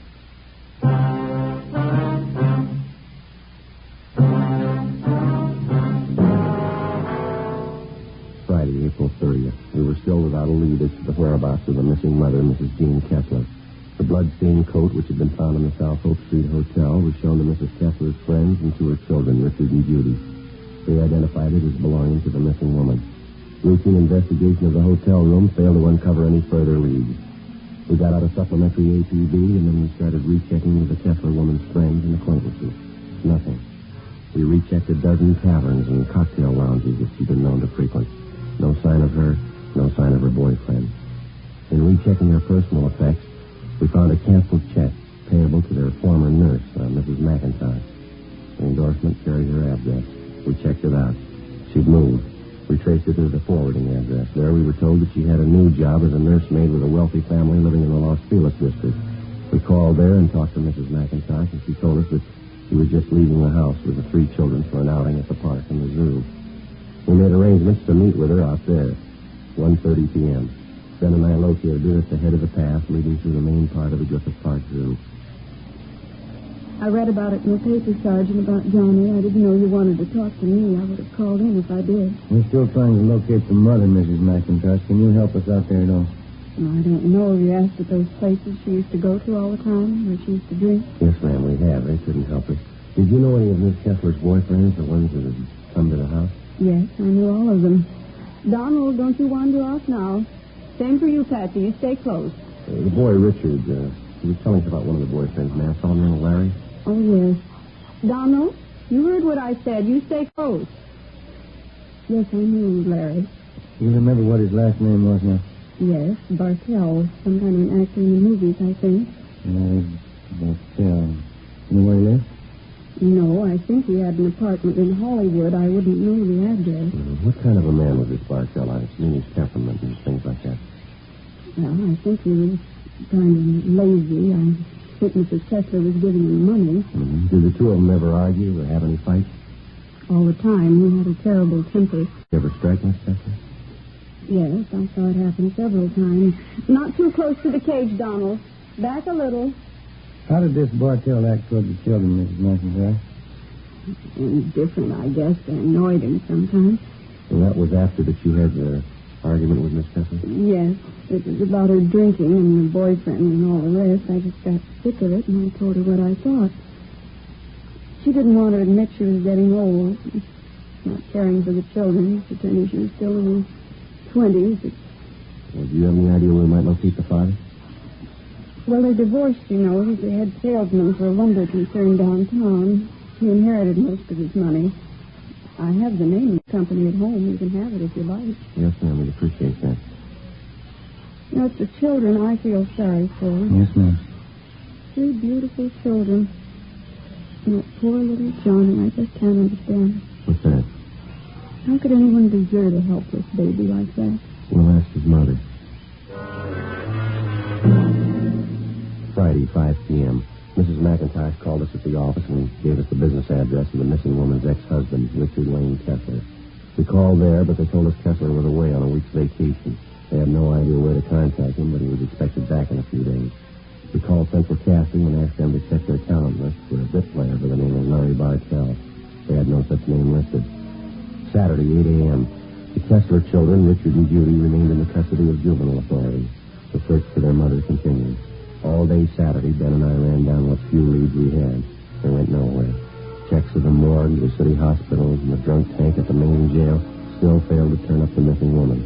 We checked again at the different drinking places she used to pack the night. No one had seen her. 5:30 p.m. we went back to the office. A lot of mileage today. Yeah, there's not much to show for it. Not going to be much fun for those Kessler kids this Sunday. What do you mean? First Sunday in May. Huh? Mother's Day. Oh, yeah. Hi, Mac. Hi. Got a piece of news for you. Yes? The Kessler woman's boyfriend, Larry Bartell. What about him? He's been located. When he'd seen his name mentioned the previous night in the newspaper stories concerning the case, Larry Bartell had contacted the office to let us know that he didn't consider himself a fugitive. At least that was his story. He called just a few minutes before we got back to the office. He left word that he could be found at a Wilshire address all day Sunday. In the meantime, he'd be at the Spotlight Club, the club for theatrical people located in West Hollywood. 6:25 p.m. Ben and I located him at the club back in the billiards room. He was tall, dark-haired, dressed expensively. I told the cop when I called in, you weren't supposed to contact me. It was important. That little Kessler boy's dead, Bartell. We think that's pretty important. Well, I didn't know anything about that. You didn't have to interrupt me. That's an important man I was playing with. Now, what do you want to know? Where's Miss Kessler? Well, why do you ask me? I don't know. You're a pretty good friend of hers. You were the last person seen with her. Well, it was a week ago. We went to a party last Friday night. I haven't seen her since the following Monday. Yeah, last Monday. I'm through with her anyway. What do you mean? Well, I just got sick of her, that's all. Pawing all over me, asking me to marry her. I just got sick of it. It wasn't worth it. You accepted money for her? Just to tide me over. She had plenty of it. Why not? Where'd you last see her? Keep your voices down. I wouldn't like this stuff to get around the club. Yeah. There's a hotel downtown on South File. I can give you the address. Were you in another hotel with Miss Kessler last week? Yeah, on South Hope, around 9th Street, I think. Oh, that's where you found a coat, huh? You got an explanation for that? Blood stain? Sure. Crazy dame. Told her I saw her, then she tried to hit me with a bottle. Cut herself. Well, I tell you, this wasn't worth it, that's all. I guess you can prove everything you're telling us, huh? Of course I can prove it. It's the truth. And what about the little boy? How'd that happen? I didn't have anything to do with it. It wasn't my fault. Well, how'd it happen? No, it was that Friday night just before we left the house. The old lady and I were downstairs having a few drinks. She put the little kid to bed, but he wouldn't stay there. He kept getting up out of bed and running downstairs crying. Yeah, go on. Well, he finally took the kid, gave him a good spanking, threw him back in bed. I think he hit his head around the post of the creek. Why didn't she do something about it? Well, I told her, but she said it was nothing. Didn't matter. Got our coats left, that's all. Kids are all right when we left. You mean all the time you and Mrs. Kessler went out, you knew those children were being left all alone in that house? Oh, what of it? She's the mother, not me. Oh, look, I gotta get back. I kept that game waiting on. No, just a minute. It's gonna wait a little longer. Come on. Larry Bartell was taken downtown and held for questioning on suspicion of 702 WIC, contributing to negligence of minors. He gave us the address of the hotel where he'd last seen Mrs. Kessler. Ben and I checked it out. It was a typical cheap downtown hotel with a bar opening off the lobby. The desk clerk told us a woman answering Mrs. Kessler's description was registered in a room on the second floor. They had an old-fashioned player piano going full volume in the bar. The sound followed us up the stairs. Tenants here sure must like their music. Yeah. Back it there, isn't it? 216? Yeah.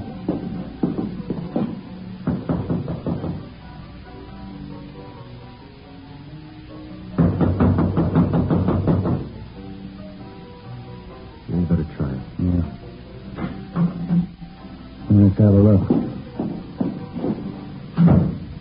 Who's there? Who is it? You Mrs. Jean Kessler? What is it? Who are you? Police officers. I'd like to talk to you. I haven't done anything. What do you want with me? I want to talk to you about your children, Miss Kessler. But I didn't do anything. Donnie was sick, that's all. I didn't do anything. That's not what Bartell said. Larry, have you seen him? Is he coming back to me? You better get up, lady. Get your coat. I gotta have Larry back. He's everything to me. I love him. Is he coming back? You've been gone over a week. Aren't you a little worried about your children? Oh, I'm too young to spend my life on children. I need Larry. Where is he? See if you can find a coat, will you, Ben? Yeah, all right.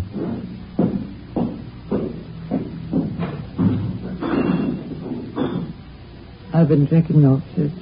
I felt terrible. Yeah. I need Larry so bad. He's young like me. I love him. I gave him all my love. Gave him every bit of it. Yeah, you gave him too much. What? You didn't have any left for your kids. The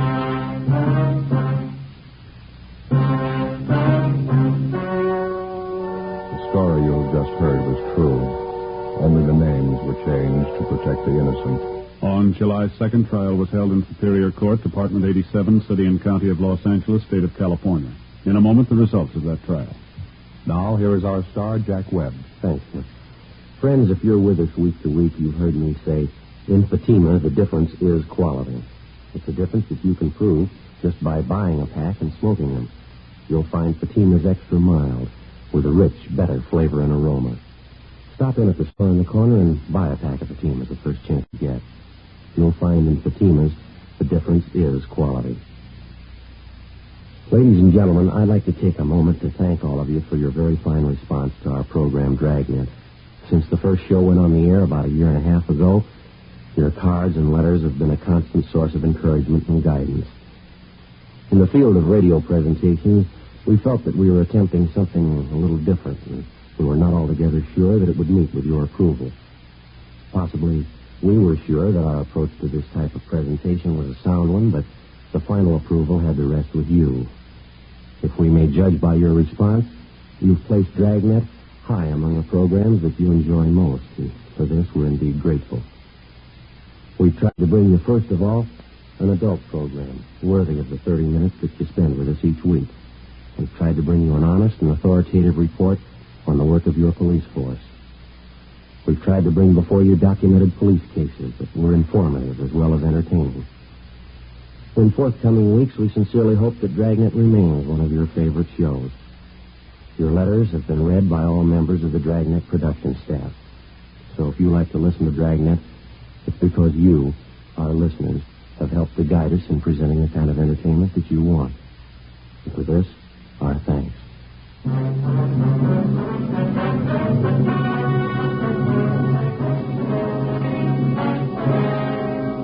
Mrs. Jean Kessler was filed on and found guilty in Superior Court, charge of manslaughter. She was sentenced to 1 year in the county jail and deprived of the custody of her children.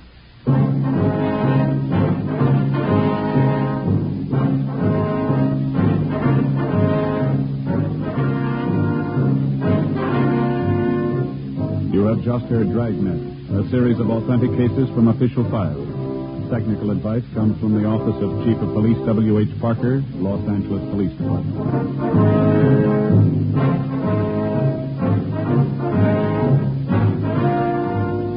Fatima Cigarettes, best of all long cigarettes, has brought you Dragnet, portion transcribed from Los Angeles. Now stay tuned for Counter Spy. Then it's Screen Directors Playhouse on... You're listening to HOJO Radio. More classic old-time radio coming your way next. Liggett & Myers, makers of Fatima Cigarettes, is proud to bring you its prize-winning radio program, winner of the Motion Picture Herald Fame Award. The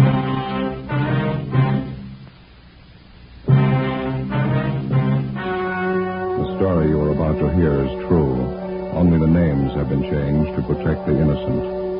Fatima Cigarettes, best of all long cigarettes, brings you Dragnet.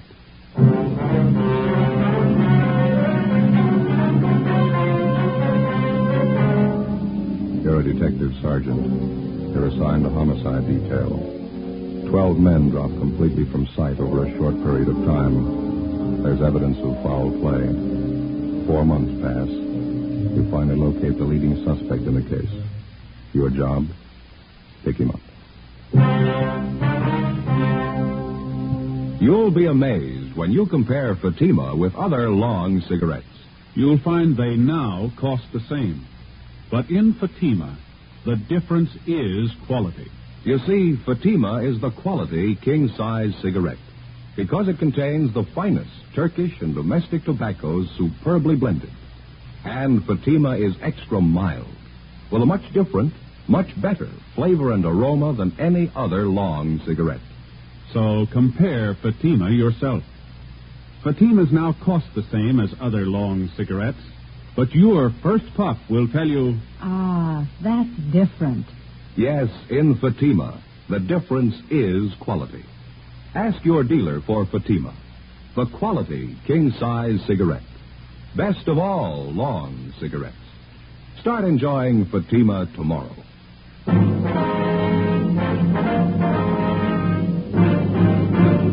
Dragnet, the documented drama of an actual crime. For the next 30 minutes, in cooperation with the Los Angeles Police Department, you will travel step by step on the side of the law through an actual case transcribed from official police files. From beginning to end, from crime to punishment, Dragnet is the story of your police force in action. It was Wednesday, October the 6th. It was sultry in Los Angeles. We were working the day watch out of homicide. My partner's Ben Romero. The boss is Thad Brown, chief of detectives. My name's Friday. We were on the way out from the office, and it was 10:45 a.m. when we got to Ortega Street. Number 1285. Second floor? Yeah, room 14.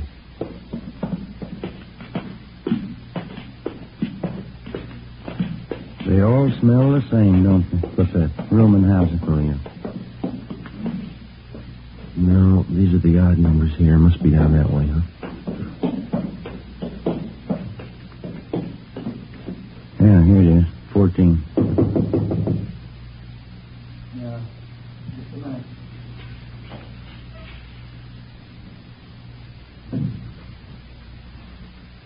Taking his time.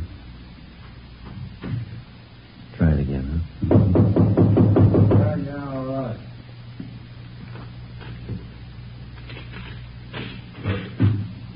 Yeah? Police officers. Your name Henry Ross? Get out of here. Get out. All right, come on.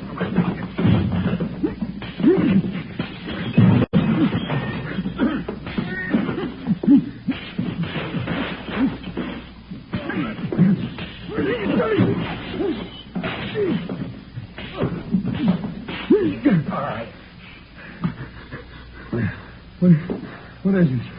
What do you want? Ben? Yeah. I got him. What is this? You guys really cops? All right, come on, get up. Don't fool him. Don't fool him. You really cops? I thought you were faking.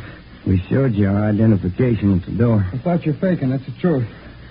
There's a couple of guys out to muss me up. I thought you were them. Your name Henry Ross? Yeah, that's right. I thought you were one of those moochers I had a fight with in the bar the other night. Said he was going to get a pal and come back here and take care of me. Yeah? Yeah. I ain't got no reason to fight with cops. I didn't do my room any good. Landlady's sure going to scream. All right, come on. You want to finish up dressing? I want to talk to you downtown. What's it about, officer? Missing person. We'll brief you when we get downtown. Well, that's all right with me. Could you take these handcuffs off, please? It's kind of hard dressing with them. All you have to do is put your shoes on. You can make out. All right. I don't know why you had to slap handcuffs on me. I didn't know you were cops. You mind if we check through your things, Rolf? Huh? Why? You mind? Oh, go ahead if you want. I got a knife. You know, if you spoke up at the door, that wouldn't have been a fight. I thought you were that mooch in the bar and his friend. I thought you were looking for trouble. You about ready to go? Yeah, I'd like to brush my teeth, though, if you don't mind. I got a real mouthful of cotton this morning. All right, where do you keep your toothbrush? It's over here. I'll get it. No, I'll get it. Never mind. Get here? Yeah, first shelf. It's in the glass. Don't you trust me? Here you go. Want some toothpaste? Yeah. All right. There you go. Turn on the water tap, huh? Say. Nothing, Joe. It's pretty clean. Of course I'm clean. What do you expect? Anybody could have made the mistake. I didn't know you were a cop. Henry Ellsworth Ross. Is that your full name? Yeah, that's right. I hardly ever use the Ellsworth, though. It's a real lousy name, huh? Well, what's the fitch on all this, officer? We told you, missing person. Want to talk to you about it. I don't think I can help you. Nobody I know is missing. How about Paul Davis? Davis? Yeah, I know Davis. I don't know if his name is Paul, though. Been gone a long time, huh, this Davis? Yeah, that's right. Something wrong, you think? We figure murder. After going over his room thoroughly, we took Henry Ellsworth Ross back to the city hall to the interrogation room. He was a slightly built man, dark hair, brown eyes, swarthy complexion. He was a longshoreman by trade. Among his friends and acquaintances, he was known as a heavy drinker and a man with a violent temper. Ben and I questioned him for a half an hour and got nowhere. He sat across the table, relaxed, scraping at a thick callus on his hand with his fingernail. I'll tell you the truth. I just don't know what you're getting at. I think I know a guy named Davis, and that's about as far as it goes. Sure that's all you got to tell us? Of course I'm sure. Now, look, I got a right to call a lawyer if you're going to sit there and throw a lot of charges at me. We're not throwing charges at you, Henry. We've got a missing persons case. We'd like to have you cooperate. That's about it. Well, maybe I'd like to, but I can't. Paul Davis is just a name to me. Maybe I know him. I don't know. You got that report there, Ben? Yeah, just a minute. There you go. Thanks. And here's the way it goes, Henry. Yeah? Well, according to his wife, Paul Davis left Los Angeles by auto a little over 4 months ago. He was driving up to Oakdale, California, to take a job with a dairy company up there. He never got there. He's been missing ever since. So? What's the pitch? All we've been able to find is Davis's car, the 36 Ford Coupe, 7 Tom 792. It was sold a month ago up in Lodi, California. But Davis didn't sell it. A man by the name of Carter signed the pink slip at the time of the sale. Henry Carter. Sorry. Don't mean anything to me. Well, this Carter made it look like Paul Davis had signed the Ford over to him. We checked it out. Davis's signature was forged. That's so? It's supposed to have something to do with me? Did you ever use the name Henry Carter? Of course not. Ross. It's some name I go by. Never had your name changed? No. Never used an alias? I told you, no. I wonder if you'd mind taking a look at this. Here you go, this here. What's this got to do with me? The pink slip to Paul Davis' car. Hmm. See these signatures on the back here? Transfer of ownership. You recognize either one of them? Paul Davis. Henry H. Carter. No? Doesn't mean anything to me. Is it supposed to? It should, yeah. Why? The signatures are both in your handwriting. How about it, Henry? How about what? I don't even know what you're talking about. You're trying to give me the treatment? What's this all about? I'm trying to locate Paul Davis. I'm not even sure I know the guy. I think you better level, Henry. Our handwriting man checked both the signatures. It's your writing. Well, then maybe you better get a new handwriting man. I never saw that slip. I never wrote those signatures. Anybody can copy handwriting. Well, I got something else for you, Ross. I'd like to have you check it over, see if you can identify it. What is it? The letter. Want to take a look here? Does that mean anything to you? No, nothing. I hope you're not going to tell me this is my handwriting. That's what the report said. Oh, it's crazy. I never wrote like that in my life. All the writing characteristics match up, same as the signatures on the pink slip. All right, maybe they are the same. I didn't write either one. I never wrote like that in my life. Here, let me show you how I write. That's all right, Henry. Ben, you want to pull the package tomorrow night? Yeah, okay. I don't savvy one bit of this, Sergeant. How about laying it out? You can see the name at the bottom of the letter. It's signed Henry Carter, same as the pink slip. Well, that doesn't mean anything to me. Well, this letter was sent to the wife of Paul Davis about 9 weeks ago. And it says here that Davis supposedly was too busy to write his wife, so he had this Henry Carter send a letter. He also writes in here that Davis sold his car to Carter. Somebody trying to cover up, huh? Yeah, we think so. We think it's Henry Carter. This Davis guy, he's been gone about 4 months? That's right. You said you thought Davis was murdered. How come? Just an idea. Oh. 8 men had disappeared from around here in the last 14 months, just like Davis. 6 more up in the San Joaquin Valley the same way. They took off alone on auto trips and never seen again. Not a trace. Pretty funny. Here you go, Joe. Thank you. We've got your record here, Henry, from Baton Rouge. Sent to Sheriff Clemens for it. Huh? Look, do we have to drag all out again? It's past. Just one thing we had to check, Henry. You told us that you never use an alias, is that right? All right, I have. I didn't know what you're getting at. I didn't think there's any use dragging out dirty laundry again. I asked you if you ever used the name Henry Carter. Okay, I've used it. It's a common name. There's a lot of Henry Carters around. We only know one will fit your description. I'm clean. You know that. Want to smoke, Henry? No. You? Yeah, thanks. Well, let me have one, will you? Sure. Here you go. Thanks. We got a match here. You know, we rode this thing for 4 months. All over the state. Here. Thanks. I'll tell you what we got, Henry. We'll let you make up your own mind. It's not my writing. On June 4th, Paul Davis left Los Angeles in his car headed for Oakdale. Late in the afternoon, he stopped for gas at a service station just beyond San Fernando. The attendant says a man was with Davis. You fit that man's description, Henry. Yeah? Well, I've seen monks like that in court. They get on the stand and can't even remember their own name. A couple others. You and Davis stopped for a hamburger just outside of Gorman. There's a man there. He remembers you, too. You stopped again in Bakersfield. Picked up a quart of oil for the car. You and Davis had a coat. It's the last time he was seen alive. That makes me a killer, huh? A month after that, the pink slip to Davis's car came through DMV up in Sacramento. That was for the transfer of ownership from Davis to Henry Carter, both in your handwriting. A couple of weeks later, Mrs. Davis got that letter. A month ago, Davis's car was sold to a dealer in Lodi. Yeah. We found the dealer, Ross. Showed him your mugshot. He says you sold him the car. That all? It's just the main part. There's more. We've been on the road a lot. We followed you from here to Sacramento and back, Henry. Every stop, every detour took us a long time. Yeah, I guess it did. What do you say, Ron? Nothing. Any way you want it, Henry. You got another smoke? Yeah? Yeah, here you go. Thanks. Here.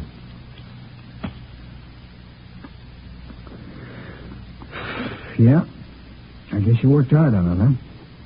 All over the state. That's right. Must be pretty hot up in the valley summertime. Dusty, huh? We made out. I've never been up in the valley in the summer. It's too hot for me. We got people who saw you there. What's it prove? 10 people and some writing samples. You can't build a case on that. You know it, don't you? We're going to try. You think I murdered Davis? You, Sergeant? Yeah? You think I murdered those other guys, too, huh? What was it, 10, 12 of them? We're asking about Davis. You think I killed him? Tell me the truth, do you? You think I murdered Davis? Yeah, I think you did. Uh-huh. Well, then you know as well as I do. There's only one way to prove it. Yeah. Find his body. 1:15 p.m. Ben and I took Henry Ross out and fed him some lunch. Then we took him back to the city hall to the interrogation room where we continued to question him. He was relaxed and he talked a great deal about everything but the disappearance of Paul Davis. He didn't seem anxious to get away and made no demands for an attorney to represent him. For a full hour, he did most of the talking. He told us about the different homicide cases he'd read up on. He asked us about the 12 men who disappeared in the past months in the same manner Paul Davis had. Was there any trace of them at all? Did we have any leads? How did we think we were going to find them? Well, we finally got around to asking him if he'd submit to a lie detector test. He seemed taken to the idea and agreed to it almost immediately. Ben called Sergeant Berger and made arrangements for the test. We made up a list of key questions. At 5 p.m., we took the suspect to the third floor of the old city jail where Sergeant Berger gave him the polygraph test. On the way back to the office, Ross complained he was hungry. We stopped and bought him coffee and donuts. We got back to the interrogation room a little after 6 p.m. The questioning continued. Ross didn't seem to mind at all. He kept talking. We let him talk. 8 p.m., he was still going strong. You remember the Wilson case back in 34, don't you, Sergeant? Woman killed her whole family. Big case, you remember? Yeah, pretty tragic. Is that a hobby of yours, Henry, collecting murder stories? No, I just read them, remember. I guess I can remember every big murder case in the last 15 years. That's so? Yeah, it's about all of them. I guess it is kind of a hobby. I get a big kick out of it. I get it, Ben. Excuse me, Henry. Oh, sure. Interrogation room Friday. Oh, yeah, Berger. Mm-hmm. Yeah, how many? Yeah. Okay, thank you. You know, there's one thing I get a real big kick out of, those detective magazines. Mystery stories. The way they make out the murderers. How do you mean? Well, you know, they always build it up into something big. Somebody's always killing somebody else for $1 million. Or maybe over some woman, some beautiful woman. Same way with the movies. That's where they get it all mixed up. I don't think I follow you, Henry. Oh, sure you do. Every time some guy writes a murder story, he's got to build up a big reason for a killing. Mm-hmm. A lot of money, beautiful woman, revenge maybe. Always got to be a big reason. Motive, that's what they say. Yeah, well, it generally works out that way, doesn't it? Why? I bet you there's 1,000 murder cases in your files without any reason at all. Some people kill, that's all. I've heard about lots of them. They just want to kill, and they go ahead and do it. Maybe for a few bucks, maybe for nothing. They just do it, that's all. That's all. Sure, you know that. Like this thing you've been talking about. 10, 12 guys disappear. They got a few bucks, maybe they got nothing. Somebody plows them under, and that's all. No big reason. They just do it. So 12 guys are gone. It doesn't mean anything. Mm-hmm. That's how you got it figured, huh, Henry? Huh? The phone call a minute ago there. Was the man who gave you the lie detector test. Oh, that right? How'd it go? He just finished going over your graph. He got 16 positive reactions. Yeah, what's that mean? You lied, Henry, 16 times. That's right. You better tell him to get a new machine. I lied all the way through. Mind telling us why? No, I don't mind. I guess I knew you'd find out. Let's go get something to eat first, though. I'm hungry. Well, we better talk a little more, Henry. Oh, let's go. I'll tell you why we're eating. Bring a pencil with you. I'll draw you a map. Map of what? The canyon, where I buried it.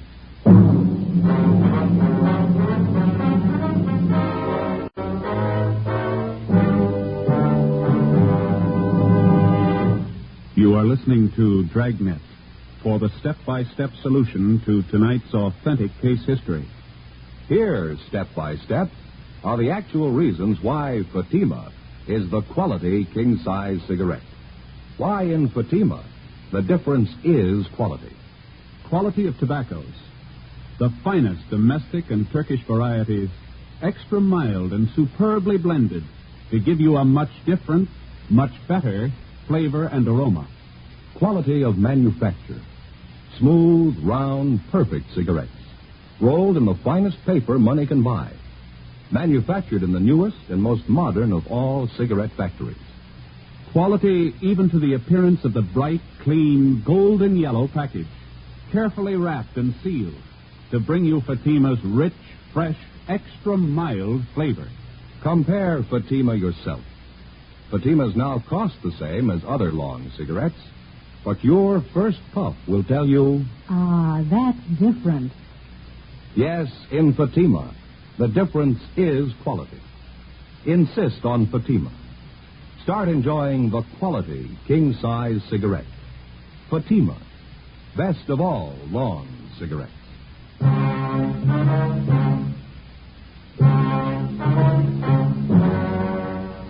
Wednesday, 9:55 p.m. Ben and I took Henry Ross across the street, bought him a Coke at Mac's place, and we took him next door to the Melbourne cafeteria. It was almost closing time. Ross got himself a cottage cheese and pineapple salad, bacon and liver with onions, rye bread, banana pie, and coffee. Ben had a hot beef sandwich, mashed potatoes, and coffee. I had the same. At the back of the cafeteria, one of the busboys was mopping the tile floor. There was a strong smell of disinfectant.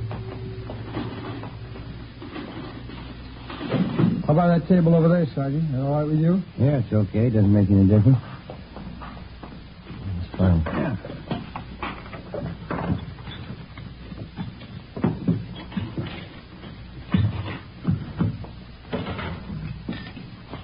Oh, you want some water? Yeah, please. All right, I'll get some. Oh, boy, living onions. That sure smells great, huh? Yeah. I can't take those onions so well. They repeat on me. Nah, not me. I can eat anything. Salt and pepper? Yeah, thanks. Boy, I'm sure hungry. I haven't eaten much today. Did you get a sandwich made with rye bread? Graham bread. Oh, you should have gotten the rye. Real German rye bread. Here. Smell that real nice and fresh. Here you go. Ben? Oh, thanks. Oh, thank you. You know, all that talk really shortened up my appetite. Boy, this food tastes good. Mm-hmm. Shall we, Joe? Yeah, thanks. We brought a pencil along, Henry. You want to start taking notes? As good as time as any, I guess. You know, the whole thing just comes right back to what I was trying to tell you there in the office. Yeah, what's that? Well, you know, all about those phony mystery stories. Oh, yeah. Every time there's trouble, there's a big reason behind it. It's phony, that's all. Yeah? Sure, this Paul Davis, for instance.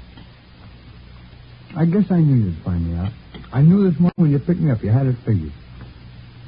Must have been a big job, huh? Finding me? Pretty big, I mean, you know. A lot of mileage. How'd it happen? Well, there again. Just like I was saying. There's no big reason behind it. I needed a few bucks when Mr. Davis came along. I guess he was it. Hey, pass me a ketchup, will you? Oh, yeah. Oh, here you are. Just a lid off there. There you go. Thanks.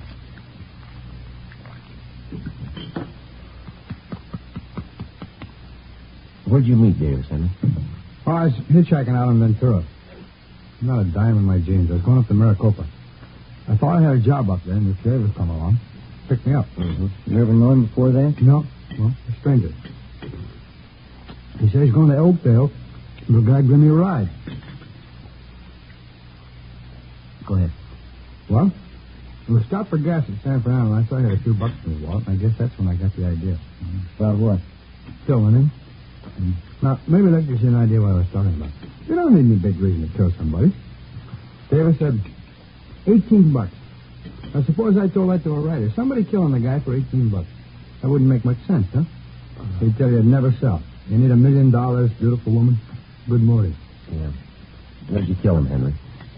Just outside of Bakersfield. A little canyon there. I got Davis to buy a fifth of sherry in Bakersfield. You drank some on the way. Pass the salt, huh? Yeah. There you go. Thanks. The liver's no good without plenty of salt. How'd you kill Davis, Henry? Well, that's a funny thing. He drank some of the wine, got a little sleepy. I was just outside of Bakersfield. Dark by that time. I spotted this little canyon. I figured it was as good a place as any. Huh? So I get some... Pull off to the side road and had a few more drinks. I spotted this little shack out there in the middle of nowhere. Exactly where was this, Henry? Well, I can show you. It's maybe 2 miles north of Bakersfield. We got to the shack, finished the wine, and went to sleep. Both of you? Mm-hmm. And that's where the funny part comes in. I guess I killed Davis, all right. But I didn't mean it. Oh, brother, get a whiff of that, huh? Why do these monks have to mop up while people are eating? They'll be through in a minute, Henry. Fine. How'd you mean, Henry, you didn't mean to kill him? You already told us you had the idea. Well, sure I had the idea. Let me explain, huh? We both went to sleep in the shack, Davis and me. Guess that must have been about 9 o'clock at night. I don't know what it was. Maybe the wine, I guess, but I started having nightmares. Yeah, now maybe this part sounds like a story, but it's the truth. I had all these dreams. I woke up, but they're still there. What was that? Faces. Faces. That's all I could see. I was full of faces. I guess I was really still asleep. Yeah, go ahead. Oh, I picked up a 2x4 and started swinging at them, their faces. Funny thing, too. I knew every one of these faces. How do you mean? People I killed. There were only a dozen of them, really. It seemed like there were 100 of them all around in the air. Well, I grabbed that 2x4 and I started swinging. I was cold and sweating all at the same time, and I kept on swinging. And I saw Davis's face, and I swung hard, kept swinging. Didn't even make a sound. His eyes closed, kept on swinging at his head. Well, I come to, there he was, lying on the floor. It seemed to take those other faces away. They didn't bother me after I killed Davis. What'd you do with him, Henry? Oh, pulled him outside the shack, dug a hole and buried him. Burned his clothes, took his car and money, and drove off. I'll show you if you like where I buried him, I mean. How about these other men, Ross? These faces you saw? Oh. What if I get a little more coffee? Huh? It's all gone. I'll get it. Yo? No, thanks. What about it, Ross? The other men? Well, I don't recall them too well. What you said, there's 10 or 12 of them. A couple in Sacramento, the others down through the valley. Like I say, there was no big reason for killing them. It just happened that way. What'd you do with them, you remember? Generally, yeah. There's one of them that stands out. Guy by the name of Slattery, some kind of salesman, a real crybaby. Where'd this happen? No, they picked me up in his car outside of Churchilla. It's nighttime. He must be feeling pretty good. I made him stop on a side road. I hit him with a piece of angler, and he cried like a baby. Buried him in a field there. It is. One of the faces that I saw. That's funny, huh? It shows you how psychology works, huh? Yeah, what'd you do with his car, Slattery's, I mean? Drove it down to Mexico and sold it there. Guess that's what I should have done with Davis's car. Oh, here you go. Oh, thanks. These killings of yours, you got any more you want to tell us about? Well, I told you already. 10 or 12 of them. They're pretty much the same. When was the first one? Oh, maybe 18 months, 2 years ago. The first one wasn't any harder than the last, just like I was telling you before. Yeah. Everybody builds up murder. It's supposed to be a big thing, hard to do, all those phony stories. I'd just hit a guy a couple of times or something, that'd be it. A real small thing. Didn't change me any. That's why I say it's all built up. You ever been treated for any mental sickness, Ross? No, why? You ever been examined by a psychiatrist? No. After you killed these men, did it bother you at all? I just had one dream. The time I was with Davis. That's about it. Sure good meal, Sergeant. Thanks. Yeah, okay. You ready, Ben? Let's go. We'll go back upstairs, huh? Yeah. You want to give us a statement? All right. I had an idea you'd find me. I guess I always knew that you'd find me. Well, let's go, Henry. Guess I proved my point anyway, huh? It's all built up. Huh? Murder. Killing somebody. Those phony stories. It's all built up. It's cheap. No, you got it wrong, Henry. Huh? Wait till he reads you the bill.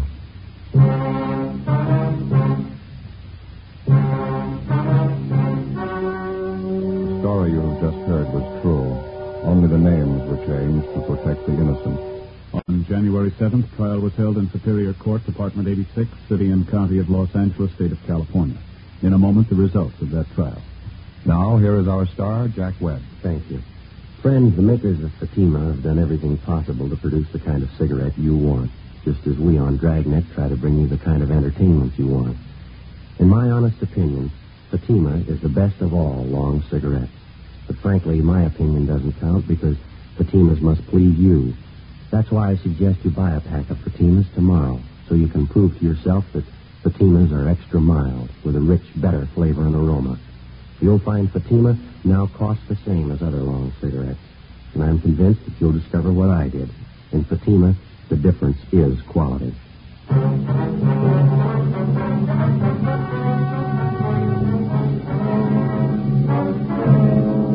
Henry Ellsworth Ross was tried and found guilty on 2 counts of murder in the first degree and received the death sentence. While he indicated that he had murdered the other 10 men, he refused to give any further information regarding the killings or what he had done with the bodies. Ross was executed in the lethal gas chamber at the State Penitentiary, San Quentin, California.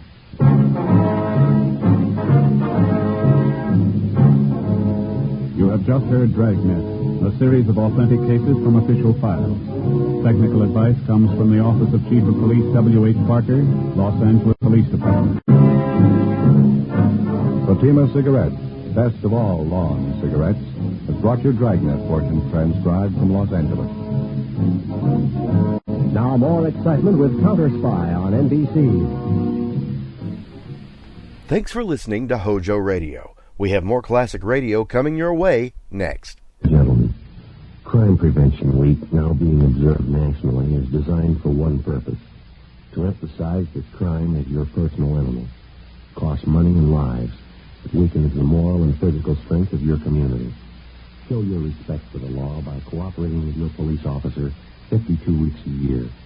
Join the fight to stamp out crime, the ally of treason.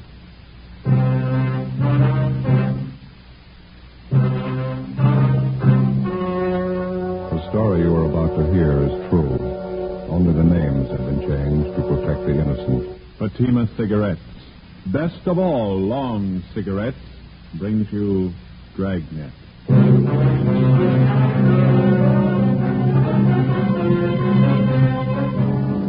You're a detective sergeant. You're assigned to FUNKO detail. A husband and wife confidence team has shifted operations to your city. Their criminal record dates back 17 years. They're masters in the art of swindling. Your job? Get them. You'll be amazed when you compare Fatima with other long cigarettes. You'll find they now cost the same. But in Fatima, the difference is quality. You see, Fatima is the quality king-size cigarette because it contains the finest domestic and Turkish tobaccos superbly blended. And Fatima is extra mild, with a much different, much better flavor and aroma than any other long cigarette. So compare Fatima yourself. Fatimas now cost the same as other long cigarettes, but your first puff will tell you... Ah, that's different. Yes, in Fatima, the difference is quality. Ask your dealer for Fatima, the quality king-size cigarette. Best of all long cigarettes. Start enjoying Fatima tomorrow.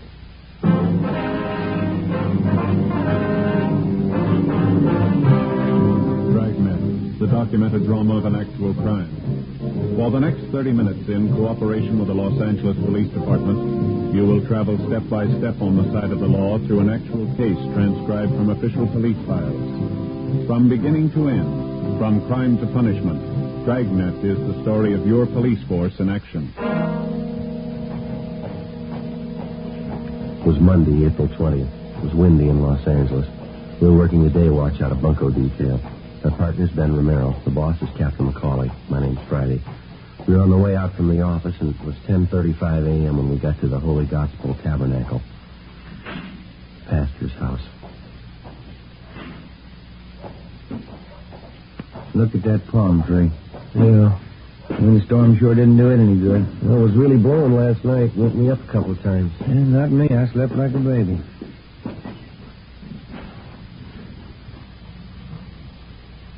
What'd you say the name here was, Olson? Yeah, got it right here. Reverend Andrew Olson. Mm-hmm. Doesn't seem to be anybody at home. I'll try again.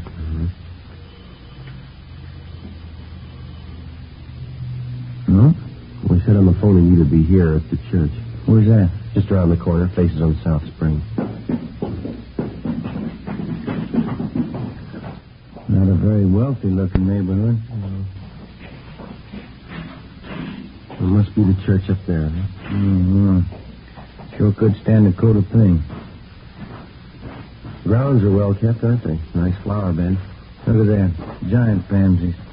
Tried some in the backyard last year. Too bad. What do you mean? Giant snails. Sliced them right off at the roots.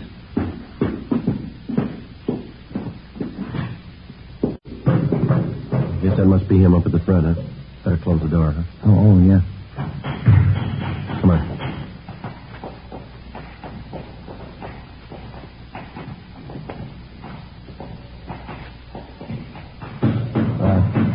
Excuse me, sir? Oh, didn't see you. You the Reverend Olson? Yes, can I help you? My name's Friday, Reverend. I talked to you on the phone. Oh, yes, Sergeant. And this is my partner, Sergeant Romero. How do you do? Oh, that night. Sergeant Merrill? Oh, that's Romero, Reverend. Oh, excuse me. Romero. Didn't expect you so soon. A little busy here fixing the pulpit. It happened last Sunday. What's that, Reverend? Guess I got carried away with my sermon. Quite a commotion. Oh? Leaned forward in the pulpit. This whole section here just splintered and broke right off. Ruined my whole sermon. Well, I can finish this up later. Have a chair there, officers. No, thank you very much.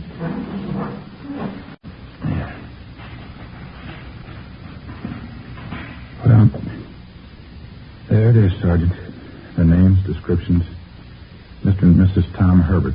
That's the name they used, anyway. Mm-hmm. Would you mind briefing us on how it happened, Reverend? When did you first meet this couple? They came to us a little over a month ago. Didn't have any reason to be suspicious. Mr. Herbert showed me some fine references. I didn't think it was necessary to check them. What kind of approach did they use? Could you tell? Well, the first visit, Mrs. Herbert did most of the talking. She told me she and her husband wanted to write a history of our church.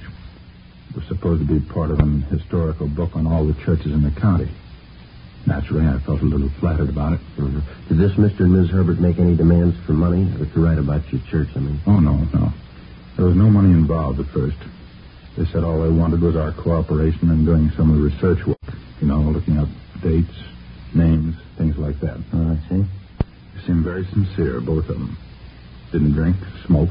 They worked very hard doing research and writing. I don't know why they had to change. Would have been nice having history written about our church. Yes, sir. When did they first bring up the idea of money? Well, Mr. Herbert came to me one day and showed me this letter. It was supposed to be from the people who were going to publish the history of our church. Letter said, well, because of certain business reasons, the whole thing was off. They couldn't publish the book. Mr. Herbert acted very sorry. Mm-hmm. Did he leave that letter with you, Reverend? No, he took it with him. Oh. I felt badly about the whole thing. They're doing all that work and then the book not being published. Mm-hmm. Well, did the Herberts broach the idea of you and the church putting up the money to print the book? Well, no, not exactly, but I guess they gave me the idea. How do you mean? They suggested that I talk it over with the church board, so I did. We all agreed it would be a shame to give up the idea of the book after so much work had gone into it. Is that when you agreed to finance the book? Well, the board and I did, yes. It's all my fault, though. I helped to persuade them. And the money came out of church funds, is that it? As a matter of fact, it didn't. We only have a small operating fund, so you can see we're a small church. Congregation isn't wealthy. And where'd the money come from, sir? Well, for one thing, the ladies of the Altar Society put on a Sunday afternoon ham dinner. It made some money, and then the Herberts suggested we help sell advertising to pay part of the cost, so we did that, too. It still wasn't enough. Well, exactly how much did you turn over to the Herberts? $804.61. I had to borrow $350 from the bank to make it. It'll all have to be paid back. People who paid for their advertising, too. It'll all have to come out of our pocket. It's a terrible thing. Yes, sir, it is. Terrible. I don't know what I'm going to do. Hate to ask the congregation for it. Their offering has always been so generous, and they're not wealthy either, just working people. When was the last time that you heard from this Mr. and Miss Herbert? A week ago, I guess. Yes, it was last Monday.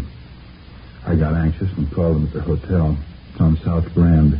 I can give you the address. They told me when the books would be ready. It said it would be on Tuesday. Mm-hmm. That's the last I heard of them. No forwarding address, no other place that you think we might find them? No, I'm sorry. Just don't have any idea. So hard to believe anyone would do such a thing to us. Yes, sir. Wonder if we could have the address of their hotel. Yes, all right. If you'll come with me, I have it over at the house. Did Mr. and Miss Herbert have a car, do you know, Reverend? I don't think so. If they did, I never saw it. I know what I'm going to tell the congregation. $800, that's a lot of money to our people. Yes, sir. Tell me, Sergeant. I don't mean to be uncharitable, but Mr. and Mrs. Herbert, do they have a criminal record? Have they done this sort of thing before? Well, their descriptions seem to fit a couple that we've been looking for. They've been working the churches in this area on and off for a couple of years now. Can't understand why they do such a thing. It's almost like robbing a poor box. Yes, sir, they've done that, too. 11:15 a.m. We went back to the city hall and pulled the package on the suspects, Mr. and Mrs. Tom Herbert. They were a veteran man and wife confidence team who'd worked the Los Angeles area and other large cities around the country. Their specialty seemed to be swindling churches and clergymen. Over a period of 17 years, they piled up a long record involving frauds and various bunco games, but they'd only been brought to trial once. The case had been dismissed for lack of sufficient evidence. 11:35 a.m. We took mug shots of Mr. and Mrs. Herbert out to the Reverend Olson, and he identified them. We checked the hotel on South Grand where they'd been staying. No lead. We got out a local broadcast and an APB on them. Together with the sheriff's office, we sent a special bulletin about the Herberts to the pastors of the different churches in the city and county. From the list of names on the mama sheet, we began checking out all the known friends and relatives of the suspects. One of them was a Clyde Harris, proprietor of a physical culture school out in the Wilshire district. 1 p.m. Tuesday, we drove out to talk to him.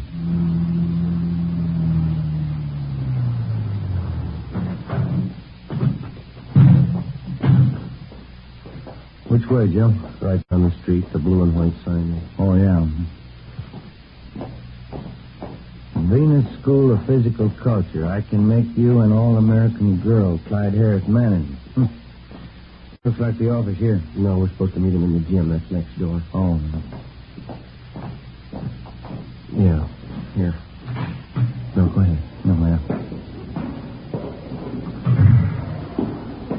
Back this way, I guess.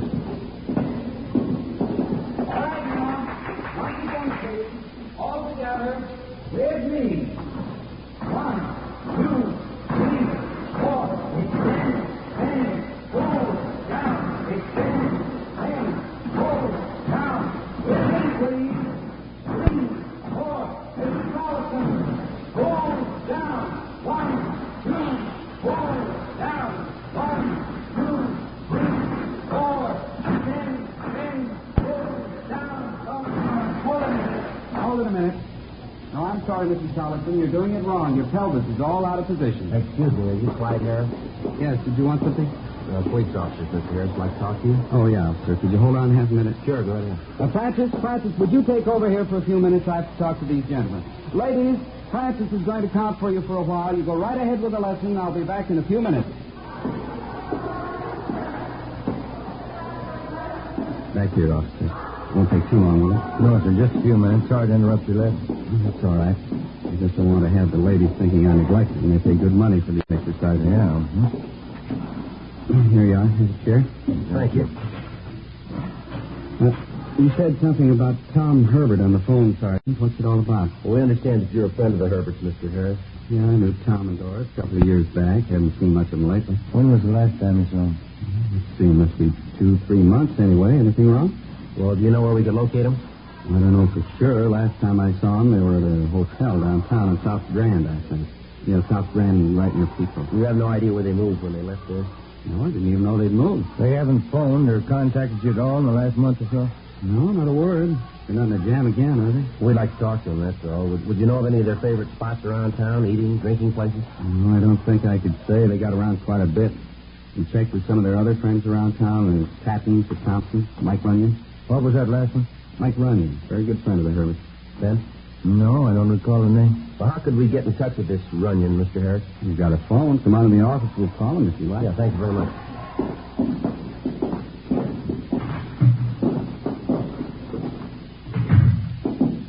I'll get Mike on the line for you and introduce you. Would you mind talking to him, Harris?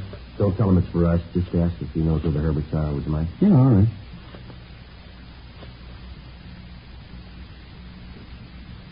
No answer. Hello, Mike. Clyde Harris, Mike. Yeah, how are you? Fine. Fine? Yeah, a long time. Say, Mike, you any idea where Tom and Doris Wood are? Mm-hmm. Is that right? How about that, huh? You don't. No, that's okay. It's not important.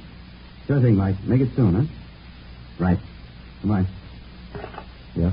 No, he doesn't know where the Herberts are staying. Saw him a week ago out in Hollywood, though. Says they're doing fine. How do you mean? Ran into him outside that big church on Hollywood Boulevard. They told Mike all about it. They really got religion. That's so? Yeah. They're even writing a book about the church. We called back Mike Runyon, the friend of the suspect, and he gave us the location of the church where he'd seen Mr. and Mrs. Herbert. Ben and I drove out there and talked to the pastor, Reverend John Kenworth. We showed him the Herbert's mugshots, and he identified them. They were going under the name of Williams, and supposedly they were writing a book about the history of the church. To cover publishing expenses and research, more than $1,000 from parish contributions had been placed in a separate account at a local bank. Reverend Kenworth told us that it was a special joint account, and the Herberts had access to it. Ben got on the phone and called the bank. How's that? Yes, sir. Uh-huh. Yeah, all right, thank you. What'd they say? The two of them were in the bank yesterday. They didn't draw out everything. How much did they lose? $3. Ben and I checked with the teller at the bank and showed him mugshots of Mr. and Ms. Herbert. He identified them as the couple who'd withdrawn the church funds. We went to the hotel address the suspects had given to Reverend Kenworth. They'd checked out 2 days before. The search went on. 2 weeks passed. We ran out of leads. No further reports on the couple. A month went by. Tuesday, May 23rd, we got an APB from San Francisco on a couple answering the Herbert's description. They were still working the church angle. During the next 6 weeks, we got reports on them from Washington, Oregon, Nevada, and Northern California. In Sacramento, they apparently changed their M.O. for the first time. They started selling phony health insurance policies. They promised everything, and they had a lot of takers. One of the big selling points was a clause which promised full protection if anybody in the family should come down with polio. From Sacramento, they headed south to Oakland and then to Fresno. On July 10th, the complaints started to come in, and we knew the Herberts had moved into Los Angeles for their health insurance racket. One of the first victims was a Carl Fogarty. He lived out in the Westlake area. There's a policy they gave me, Sergeant. Apex Health Insurance. Not worth the paper it's printed on. When did they sell you this, Mr. Fogarty? You remember? 3 weeks ago, I guess. Never would have known it was phony if my boy hadn't come down with polio. How's he getting along? Not too good. Right leg. He's got it bad there. Not as if we don't have enough grief. We got to lose out on this bum insurance. You mind if I take a look at that policy, sir? No. Go ahead. Here you are. Yeah, same outfit, Joe. Apex Health Insurance. Same phony address. Yeah. Would you remember the man who sold you this, do you think? I think I would, yeah. I wonder if you'd mind looking through these pictures, Mr. Fogarty. Mm-hmm. Not at all. Look at them carefully, if you will. Mm-hmm. Mm-hmm. Yeah. This one. That's him. I remember. Who's he? His name's Herbert. When he came in to sell you this policy, was he alone? Yeah, he was. Had a real good sales talk. How much did you pay for these things? Let's see. $43 and some odd cents. I remember that because I cashed in my war bond and I took $5 out of the rent money. Outside of this policy here, you have no other papers that the man might have given you? No, nothing but this business card here. Mm-hmm. He gave me that. See here, the same name, Apex Health Insurance. Yeah. Well, thank you very much, Mr. Fogarty, and hope your little boy goes out of it all right. Thanks. Here's our card, sir. If there's anything we can do, give us a call. Sure, okay. Well, about time we check the office, huh? I think so. Do you have a phone here, Mr. Fogarty? Oh, yes, Sergeant. Straight back in the hall there. Help yourself. Thank you very much.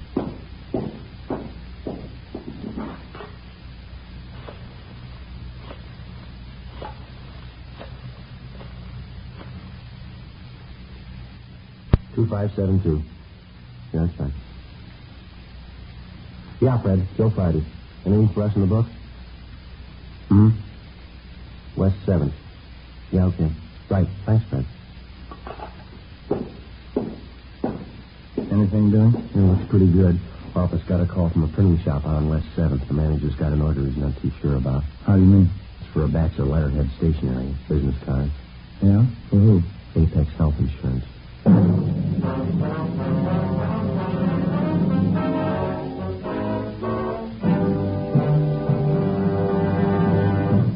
listening to Dragnet for the step-by-step solution to tonight's authentic case history.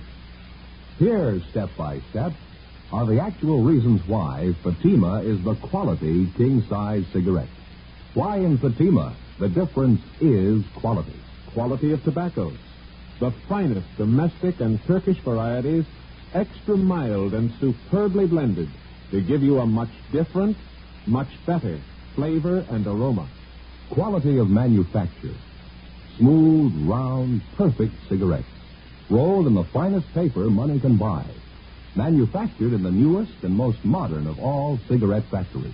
Quality even to the appearance of the bright, clean, golden yellow package. Carefully wrapped and sealed to bring you Fatima's rich, fresh, extra mild flavor. Compare Fatima yourself. Fatimas now cost the same as other long cigarettes, but your first puff will tell you. Ah, that's different. Yes, in Fatima, the difference is quality. Insist on Fatima. Start enjoying the quality king-size cigarette. Fatima. Best of all long cigarettes.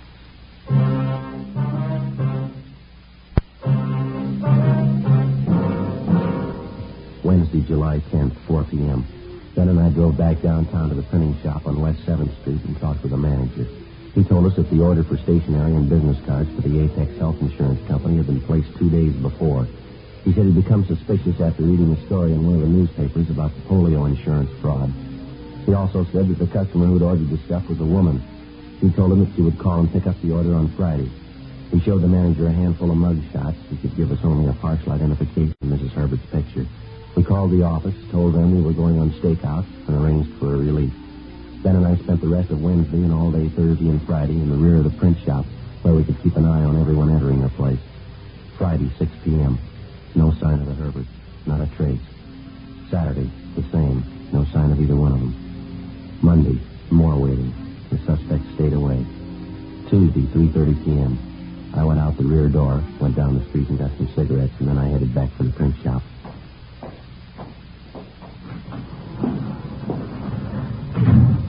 Ben? Keep your coat on, Joe. Just called the office for a relief. Why, what's doing? That Clyde Harris, friend of the Herberts, guy who runs the physical culture school. Yeah, what about him? He called the office, wanted to talk to us. I phoned him out there at the gym. Yeah? He told me he was out drinking last night and he met Mrs. Herbert at a bar. She was alone. Did he tell you where to find her? The Greenwood apartment, 603.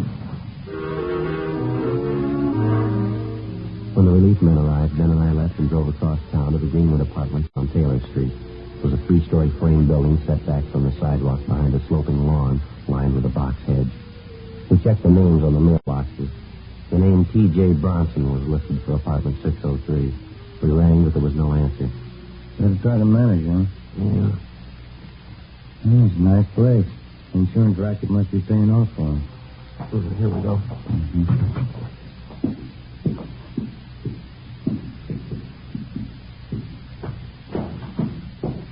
Yeah? Can I help you? Yes, are you the manager here?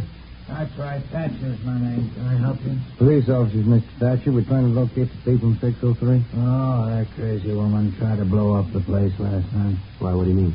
Mrs. Bronson, she came in drunk about 2 a.m. No sense at all.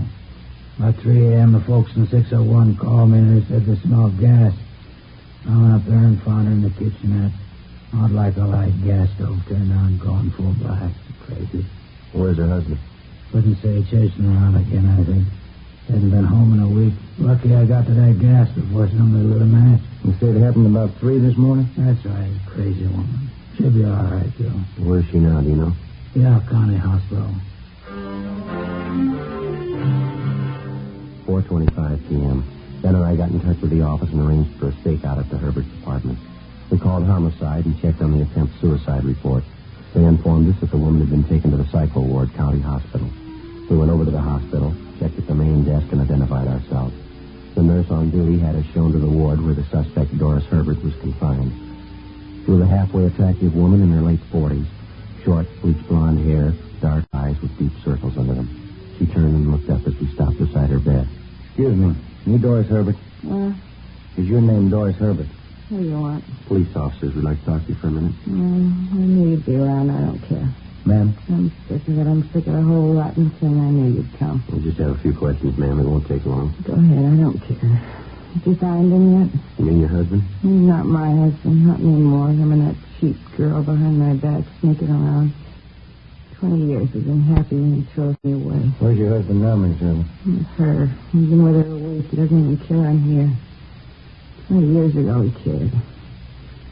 I found him and taught him something. I taught him everything he knows. This girl that your husband's with, where does she stay, do you know? Here, an apartment on Franklin, right on the corner, Franklin and Laurel. We were close when she knew it was us. What's this girl's name? Marie Daly. I saw her with him. Tell me something. Yeah. You know it was last time we needed insurance? Yeah, we know it was you. I didn't like it. It wasn't a clean game. Tom's idea. He made money, but I didn't like it. It wasn't clean. All right, Miss Herbert. We'll talk to you later. No, not me. I'm going to die. I'm going to die and forget all about it. Just be sure and get him, won't you, Tom? I'll tell him everything he knows. Gary. You're sure about the address? Yeah, I'm sure. Tell me something. Why do you have to do it to me? Showing your way, lying, taking that cheap girl. Why do you do it to me? Well, you ought to have an idea. Huh? You taught him everything he knows.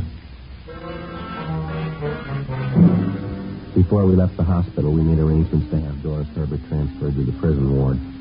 5 p.m. We drove out to the apartment house at Franklin and Laurel and checked with the landlady. She told us that Tom Herbert's girlfriend, Marie Daly, had checked out of her apartment the day before. She said the Daly girl had a middle-aged man with her. We showed the landlady Herbert's mugshot, and she identified him as that man. She had no forwarding address on her, but she did remember the name of the express truck that called to pick up the Daly girl's baggage. We checked with the express company and found that the trunks had been taken to the Lockheed Air Terminal. We started calling the airline. 6:30 p.m. We finally got a report that a man answering Tom Herbert's description had booked passage for 2 on a flight to Mexico City. The plane was scheduled to leave at 8:35 that night. Ben and I drove out to the airport and went on stakeout. 8:15 p.m. We waited. 8:20. No sign of them. United Airlines mainliner flight 649 from Denver and intermediate cities. Getting a little late, huh? Yeah, 8:24. They're cutting it close. Going in the barge, Bill. Take a look. Yeah, that's them. Let's go. Not hard to spot. What's the matter with the girl? Looks pretty drunk. All right, come on. Bourbon and water, huh, Marie? Is that what you want? Bourbon water, yeah. Haven't got much time. We don't want to miss that plane. You won't miss it. You Tom Herbert? Yes, what is it? Police officers, like to talk to you downtown. Just a minute. This must be some kind of mistake. No mistake, Herbert. We talked to your wife. Let's go. Where's it, Tom? What do they want? Nothing. It's a mistake. Now, look, officers, I don't know what this is all about, but we have to get a plane. The 8:35. I can't go downtown with you. Can't we talk it over here? I'm sure we can straighten this out. Your wife copped out, Herbert. Now, let's make it easy, huh? Come on, lady. What's he talking about, Tom? A wife doesn't mean. I told you it's a mistake. Now, be reasonable, huh, officer? All we want to do is take a trip. We've been planning on this. New clothes, new luggage. Here's your hat. Our car's outside. It's a mistake. You can't do this. We planned on it. We've been waiting a long time for this. Yes, sir. So have we. Come on, let's go.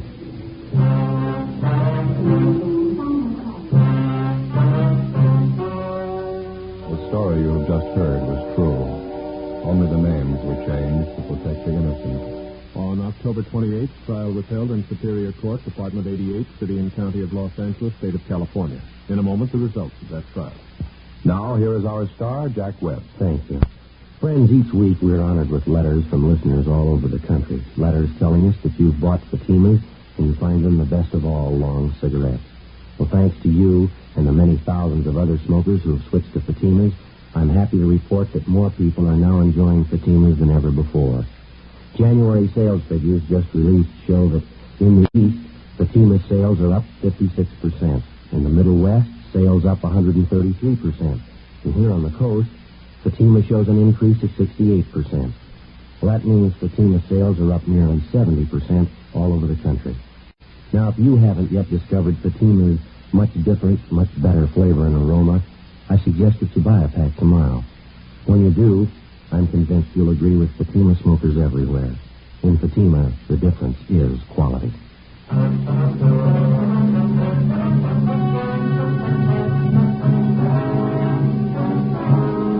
Mr. Mr. and Mrs. Tom Herbert were tried and convicted on several counts of grand theft. They are now confined in the state penitentiary for the term prescribed by law. Grand theft is punishable by confinement for not less than 1 nor more than 10 years.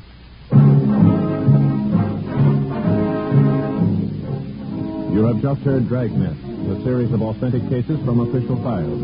Technical advice comes from the Office of Chief of Police W.H. Parker, Los Angeles Police Department. Fatima Cigarettes, best of all long cigarettes, has brought you Dragnet, portions transcribed from Los Angeles. David Harding, Counter Spy, solves an exciting case next on NBC. You're listening to HOJO Radio. Stay tuned.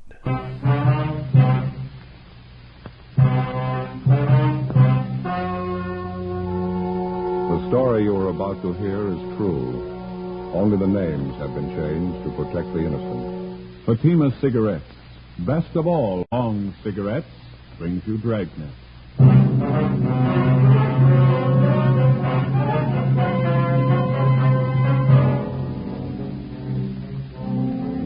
You're a detective sergeant. You're assigned the homicide detail. A phone call comes into your office from a man who tells you his wife has been murdered. He's not sure who the killer is. Your job? Find him.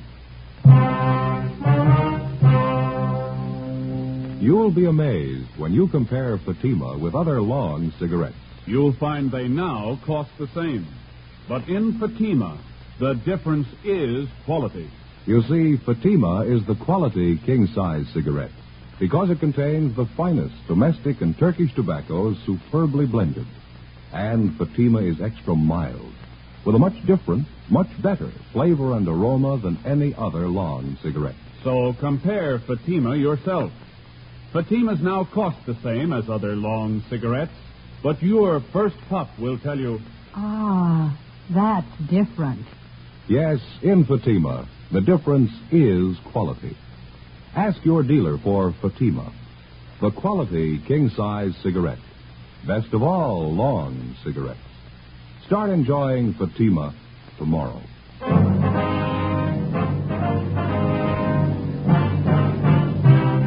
Dragnet, the documented drama of an actual crime. For the next 30 minutes, in cooperation with the Los Angeles Police Department, you will travel step by step on the side of the law through an actual case transcribed from official police files. From beginning to end, from crime to punishment, Dragnet is the story of your police force in action.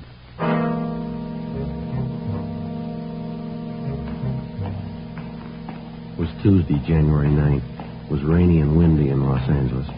We were working the night watch out of homicide detail. My partner's Ben Romero. The boss is Thad Brown, chief of detectives. My name's Friday. It was 9:27 p.m. when I got to room 42. Homicide detail. Hi, Joe. Great night, huh? Yeah, terrible weather. Just look out there on Spring Street. Yeah, I know. I just came in out of it. Really coming down. Yeah. Just like I told you on the phone this afternoon. What's that? Every time those seagulls fly in from the coast, it means rain. Yeah. It sure is a fine coat. I've never been sorry I bought this. Let me take another look at that, Joe. Yeah, sure. Yeah. Oh, yeah. Yeah, that's a good one. English coat, huh? Yeah, they make them a little heavier over there than we do here. Seem to be kind of good in our business. You remember that Henderson stakeout last month? Oh, yeah. Really poured down that day. Mm-hmm. This coat kept me dry as a bone. Water just seems to roll off of it. Yeah, that's a good one. There you go. Thank you. Have to hang it up. Mm-hmm. Supposed to keep a good coat on a hanger, you know, especially when they're wet. Trouble with mine is it leaks right up here over the shoulders. Must be through the seams, huh? Yeah, I guess so. Same one I've been wearing. I told you about it before. You said you're going to get a new one, didn't you? Yeah, but it's such a good coat otherwise. I hate to throw it away. It's no good if it leaks. Oh, I guess you're right at that. Maybe I can get those seams fixed, do you think? I don't know. How long you had it? 7 years. I'll get it. Homicide, Friday. This is 14 of the complaint board. Right. Hello? Hello. My name's Leonard Gray. Yes, sir? My wife's dead. She's been killed. I just went down to the garage, and when I came back, she was dead. Yes, sir. What's that address? 1627 Oxford Place. 27 Oxford Place. Yes, sir, that's right. Can't understand that she was all right when I left, and then when I came back, she was dead. I can't understand that. We'll be right there, Mr. Gray. My best friend lives right next door. Yes, sir. He says I did it. 1627 Oxford Place was on the east side of the street. It was an average one-story stucco home. All the homes on the street were about the same general style and size. It was a nice neighborhood. All the grounds appeared to be well kept from what we could see through the heavy rain. The porch light was burning when we got there. Inside the house, we were met by the two officers from Unit 37R who filled us in on the results of their preliminary investigation. We asked them to stand by in front of the house. Then we asked the husband of the murdered woman, Leonard Gray, to show us where the body was. Back this way, in the dining room. Everything just the way you found it, Mr. Gray? You didn't touch anything? No, sir, haven't touched anything. Right there on the floor. That's where I found it.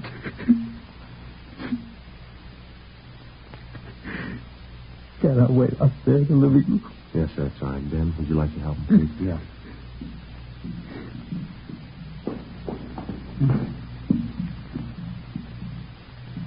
Just sit right there. I'll be right with you. Thank you. You and your wife live here alone, do you? Yes. Just two of us, no children. Ben. Yeah.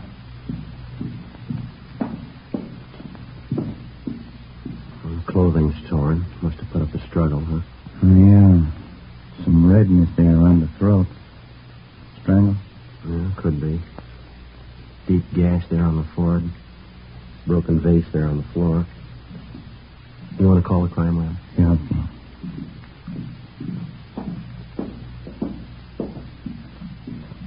Mr. Gray, where's your telephone?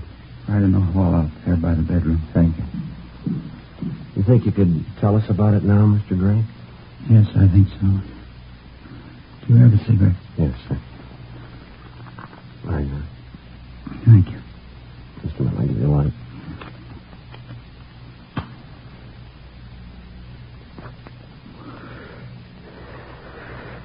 Thanks. That's all right. Now, can you tell me just what happened here tonight? Earl Anderson, that's my friend.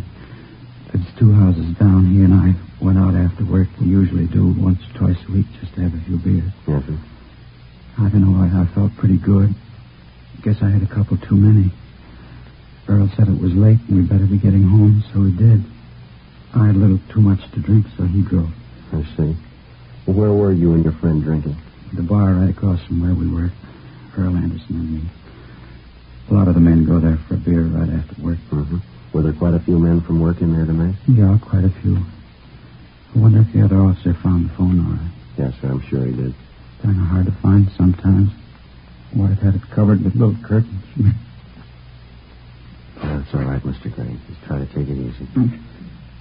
They're on their way. Right. He was telling me that he and his friend Earl Anderson stopped after work. They had a couple of beers, and then the two of them drove on home. Right. Is that right, sir? Yeah, that's right. Well, we got home, and I was feeling pretty good, so I asked Earl to come on in and have a little nightcap. Mm-hmm. What time was that when you got home? About 6:30. Earl didn't want to come in because he said Hazel would be upset with me because we were a little late. Anyway, I finally talked him into coming in. Was your wife upset? A little bit, yeah. She used to be unhappy when I was late because of dinner. She was never unreasonable. I didn't make it a habit to stay out unusually late anyhow. Well, it was terrible. It was terrible. When we got in the house, the first thing Hazel asked me was if I'd looked at the car. Whose car was that? It's our car, Dodge Sedan 42. It's parked across the street now. I wonder if we might check back here a little. Yeah? I thought I understood you to say that you felt that you'd had a little too much to drink, so your friend drove this Earl Anderson? Yes, but it was his car. I guess I should have made that a little clearer. You see, we take turns driving home, either his or my car. We trade off to fight the traffic, no matter whose car. I see. Wonder if you'd go on, please. I didn't know what she meant by asking if I'd seen the car. She said someone had let all the air out of the back tires. Do you know why anybody'd want to do a thing like that? No, I had no idea who'd do that to us. Hazel said she wanted to use the car tonight. She had to go to a friend's house to help her do some remodeling or something. She didn't say a word about my being late. I thought the car had kind of taken her mind off it. Told her I'd go out and look and see if I couldn't fix it. Well, did it strike you as being important that you fix the car right away? How do you mean? Well, sir, I was just thinking I wouldn't want to go out in all that rain unless it was something pretty important. Well, I didn't want to either, but I figured all I'd have to do was put a little air in the tires and then drive it down to the gas station. I see. You want to go on? Earl said he'd be willing to give me a hand, so we went out to have a look at the car. One look at the tires, and I knew we couldn't fix them. Somebody had cut them with a knife or something. They were beyond repair. Do you have any idea who did that? No, I couldn't figure it out. I have no enemies that I can think of. No one that would do a thing like that. What did you do then? Earl and I figured that we'd better take the wheels off, take them down to the garage and buy some new tires. I borrowed Earl's jack and we took off the wheels. Earl said he'd be glad to take the wheels down and that I'd better go back in the house with Hazel because she might wonder what we were doing about fixing the car. I understand. We talked back and forth for a minute or two and I finally insisted that I go. Where did your friend, Earl Anderson, go? To his house. I dropped him off there. Where does he live? Just 2 houses down the street. After I dropped him off, I went down and picked up 2 new tires and 2 tubes, and they mounted them on the wheels for me, and I came back. About what time was it when you got back here to the house, remember? I don't know, somewhere around 9:15, I guess. Then what did you do? I was going to put the wheels on, but I thought I'd better go back in the house and tell Hazel I'd have the car fixed in a minute. Yes. And as I walked in the door, I knew something was wrong. It seemed like I could feel it. I called to her. She didn't answer. Went through the house, and when I got to the dining room, I found it. We'll have to ask you to come downtown here, sir. You'll have to give us a complete statement on this. Is that necessary? Yes, sir, I'm afraid it is. All right. Wonder if it'd be all right if I called my friend Earl Anderson to go down with me. I haven't told him about this. We'll notify him. And this friend of yours, Earl Anderson. Yeah. When you spoke with me on the phone, didn't you say something about your best friend saying that he thought that you killed your wife? Did I say that? Yes, sir, you did. I didn't mean it that way. How did you mean it? I've been drinking earlier tonight. Like I told you, I guess I must have got you mixed up. When he didn't say that you killed your No, wife? no, he didn't.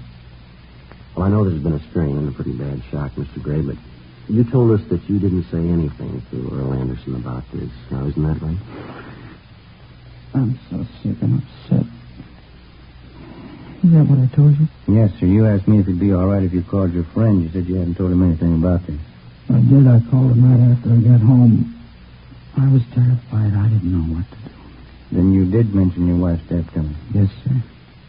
When you men are questioning me, your tone sounds as if you think I might have done this. No, sir, we're just trying to get the facts straight. Right now, anybody's a suspect. I didn't do this. I swear to God, I didn't kill my wife. Do you have any idea who might have wanted to kill Mrs. Gray? No one. Hazel and I didn't have many friends. No enemies that I knew of. I see.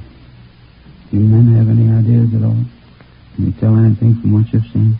We might know a little more after the crime lab checks things over. As soon as the lab men get here, then you can start on the case. No, sir, we've already started.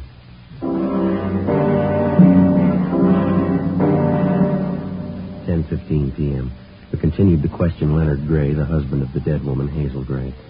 His answers seemed to follow the same general pattern of hazy confusion. Ben and I weighed the possibilities and cause for his evident confusion. He admitted that he'd been drinking earlier that evening, the tremendous shock of the death of his wife, the complete interrogation necessary in the investigation. All these things could prove to be reason enough for Leonard Gray's apparent confusion. They could all be possibilities of pretense as well. We had to be sure. We asked him about relatives and in-laws. He told us that his parents were not living, that his wife's mother and father resided in Los Angeles in the southwest section of the city. He gave us the address. He furnished us with a list of his friends and his acquaintances. He was feeling quite badly, but seemed to want us to continue with the questioning. From time to time, he would add unimportant bits of his story, which he had omitted the first time through. 10:17 p.m. The crime lab crew arrived and went to work. Gray's friend, Earl Anderson, was picked up and brought to the murder house. Any idea who did this thing? We're working on it. Just one thing I want to make sure of. Yeah? You don't suspect Len, do you? Why do you ask that? Well, I know how something like this can be. Len and Hazel are wonderful people, very good friends of mine. Just wanted to go on record as being able to vouch for Len. He wouldn't do a thing like that. Is that what you wanted to tell her? Well, yes, sir. I've known Len for about 5 years now, going on 6. We work at the same place. Just want to vouch for him, that's all. Would you know of anyone who might have a reason to kill Mrs. Gray? Not a soul in the world. Hazel was wonderful to everybody. She didn't have any enemies that I know of. Such a pretty girl. We know that you're a close friend of Gray's. Maybe you'd be able to answer a couple of questions for us. Any way I can be of help to you? How did Mr. and Miss Gray seem to get along? I mean, did they have any arguments that you know of? Well, I really don't think I should go into their personal life in this thing. You mean you don't want to answer? No, sir, didn't that. It just seems it's really not my place to go into it. We're going to have to question everybody that the Grays knew, all their friends and acquaintances. Appreciate any help you could give us. Well, it isn't that I don't want to help. I know that if I answer, it's going to make Len look bad at the moment. Well, we'll have to get all the facts from one source or another. Well, they used to have some arguments. Guess you'd find it out from the neighbors anyway. Were the arguments that bad? Pretty loud, yes, sir. Oh, I don't mean to imply that Len ever struck Hazel, but she used to get quite put out with him sometimes. Why? How do you know? Len likes to go out with the boys. You know, booze it up quite a bit. Mm-hmm. She used to tell him that she wasn't going to put up with it any longer. He said he never struck her. Not that I know of, Sergeant. Did they have these arguments often? I don't feel right talking this way about Len behind his back. Well, I know that as his friend, you want to get this thing cleaned up. Yes, sir, that's right, I do. Yes, he used to have quite a few arguments. Please understand that these differences of theirs may have been loud, but I know Len would never think of hurting Hazel in any way. I see. Did you find out who sliced the tires on Len's car? We're checking those. Wonder if that couldn't have some bearing on this. Yeah, possibly. Anderson, we'd like to have you go back to the time you and Mr. Gray got home. Just tell us exactly what happened with you. Will you excuse me for a minute? Sure. Friday, see you a minute. Right, Harris. I'll be right back. Okay. We're just about through. It's all photoed, lifts and prints. Coroner's ready to take the body, okay? Yeah, it's all right. Get anything besides the prints? Yeah, a small piece of blue cloth, white button attached. Looks like it was ripped off a shirt. Where'd they find it? Near the body. We'll see you fellas back at the office, huh? Yeah, okay, Harris. Thank you.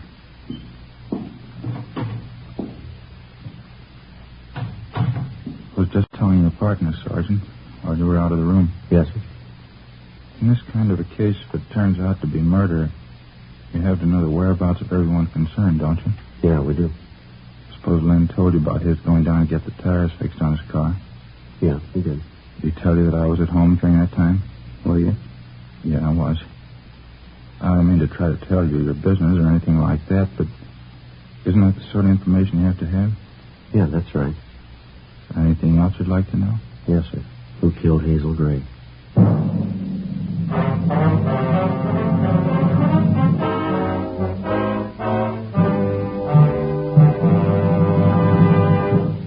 You are listening to Dragnet. From beginning to end, Dragnet is the authentic story of your police force in action. Now, from beginning to end, the Fatima story. Actual convincing proof that in Fatima, the difference is quality. Quality of tobaccos, the finest domestic and Turkish varieties, extra mild and superbly blended to give you a much different, much better flavor and aroma. Quality of manufacture. Smooth, round, perfect cigarettes. Rolled in the finest paper money can buy. Manufactured in the newest and most modern of all cigarette factories. Quality, even to the appearance of the bright, clean, golden yellow package, carefully wrapped and sealed to bring you Fatima's rich, fresh, extra mild flavors. Because of its quality, its extra mildness, its better flavor and aroma, more long cigarette smokers are now insisting on Fatima than ever before. So if you smoke a long cigarette, compare Fatima. You'll find they now cost the same. But your first puff will tell you, Ah, that's different. Yes, in Fatima, The difference is quality. Insist on Fatima. Start enjoying the quality king-size cigarette. Fatima. Best of all long cigarettes.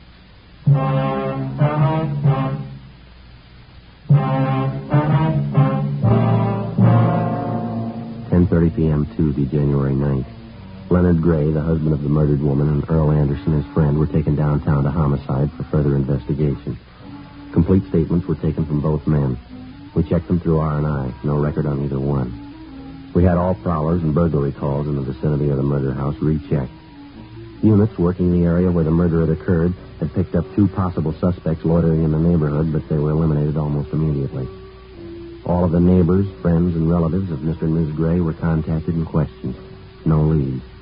All their stories tallied almost exactly with that of Earl Anderson. The Grays had been known to argue, quite frequently. The arguments were loud, but no one could say that they ever showed any physical violence toward one another. It was the opinion of the relatives and in-laws that Leonard Gray drank too much. Earl Anderson, his friend, was checked and found to be a completely reliable man. We talked with the repairman at the garage where Gray had his tires exchanged. His story was correct in every detail. Earl Anderson's wife was checked. She vouched for the Grays as well as her husband. Ben and I talked with Captain Steed for an hour. 1:45 a.m. Well, Skipper seems to feel like I do about it. Yeah, her husband, Gray. Huh? Sure looks that way, doesn't it? We've been over that story 3 times with him, and we get 3 different versions. Yeah, I know. Completely sober now, he should be able to tell a straight story. Oh, I don't know, Joe. Yeah, well, I'm not completely satisfied. As far as that goes, the captain isn't either. You heard him. I'll admit Gray looks bad right now. What do you think? I don't know. Yeah. Homicide, Romero. Yeah, Edmund. No, Joe's right here. You want to talk with him? Oh, fine, yeah. Yeah, go ahead.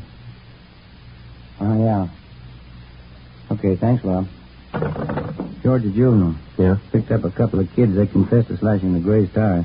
Well, that clears that up. Didn't seem to figure in anyway. Did it to you? No. Somebody did it to draw Gray out of the house. Well, it's cutting it pretty thin, isn't it? Yeah. What's the time? 10 minutes to 2. Guess I better call Leighton Print, see what they got. Okay.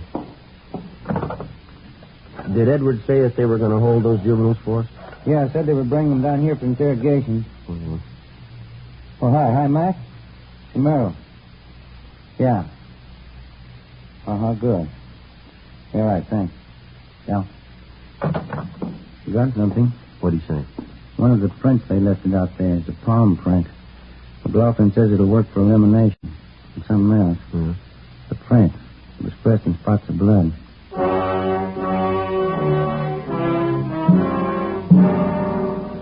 The killer of Hazel Gray had left behind him a clue to his identity about which there could be no mistake. His palm print. The prints of the dead woman, Hazel Gray, were checked and eliminated. They weren't hers. 2:40 a.m. Leonard Gray and his friend Earl Anderson were taken down and fingerprinted. Their palm prints were also taken. Both men were returned to the interrogation room. Sergeant, why'd we have to be fingerprinted? Just routine. Just like I was telling you, Sergeant Friday. What's that? Len and I have been suspects all along, haven't we? Well, it's just a matter of elimination. Anybody involved in any way has to be checked out. Didn't the fellow down at the garage verify Len's story? Yes, sir, he did. It's the truth. I wouldn't lie at a time like this. I don't believe that anybody thinks you're lying, Len. It's just they have to be sure. That's right. I guess. Interrogation room. This is Romero. Oh, you're right. Okay, right away. Crime lab, Joe. Pinker says he and Jones would like to see one of us right away. All right, you want to go? Yeah, I'll be right back. Okay. Sergeant, was there really any specific reason for us being fingerprinted? Well, we already told you. It's just routine. Wouldn't it be perfectly in line to find Len's fingerprints around his own house? Well, yes, it would. Yours could be there, too, Will. Yeah, I was going to say that. I'm over at their house a great deal of the time. Yeah, we know. You mentioned that. Makes you feel kind of funny getting fingerprinted. Doesn't make any difference what I have to go through. If you can find who did this, then I feel the same way, Len. Think you're any closer to knowing who did it? Well, possibly.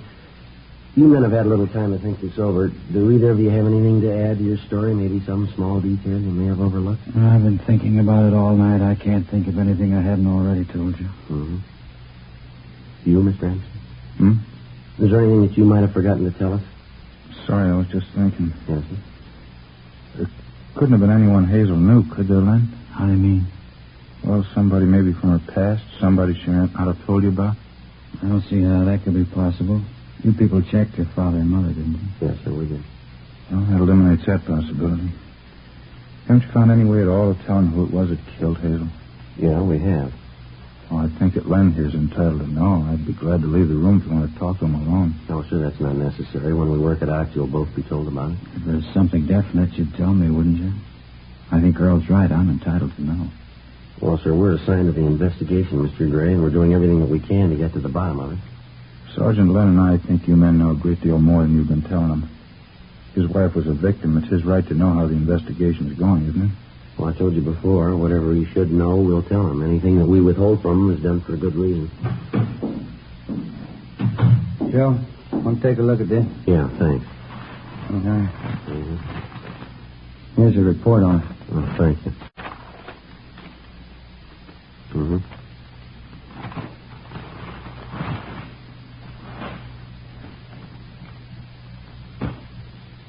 That shirt belong to either of you men? It's not mine. Oh, why? What's it mean? I get it. Interrogation room Friday. Yadding. Mm-hmm. Right, thank you. What about that shirt, Sergeant? What's it mean? This button here. A little piece of cloth attached. Found with the body. You notice the front of the shirt here? Button ripped off? See how it matches? Yeah. It's not my shirt. It was found in your house. I never saw it before. It's not mine. The palm print was. What? The print of your palm. Blood stains on it was found near the body. What's he talking about, Earl? What's he mean? I killed Hazel. What? I killed Hazel. Why? Because I loved her. I think I loved her more than you did. You don't kill someone because you love them. You do if you love them enough. You ready to give us a statement, Anderson?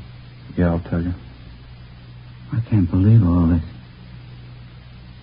I ought to kill you. All right, Gray. Hold it. I can't believe this. My best friend. I wasn't your best friend.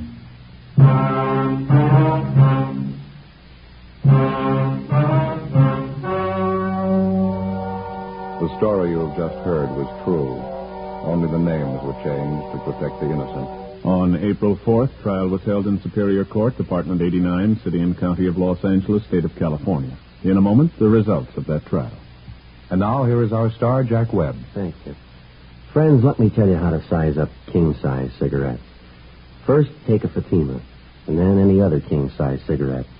Side by side, the two may seem to look alike, but they're not, because no other king-size cigarette has Fatima quality. That's right. In Fatima, the difference is quality. Quality that starts with a blend of the finest domestic and Turkish tobaccos and follows up with extra mildness, a better flavor and aroma. Now, if you haven't tried Fatimas yet, take my advice. Buy a pack. Compare Fatima. You'll find, just as I have, that in Fatima, the difference is quality.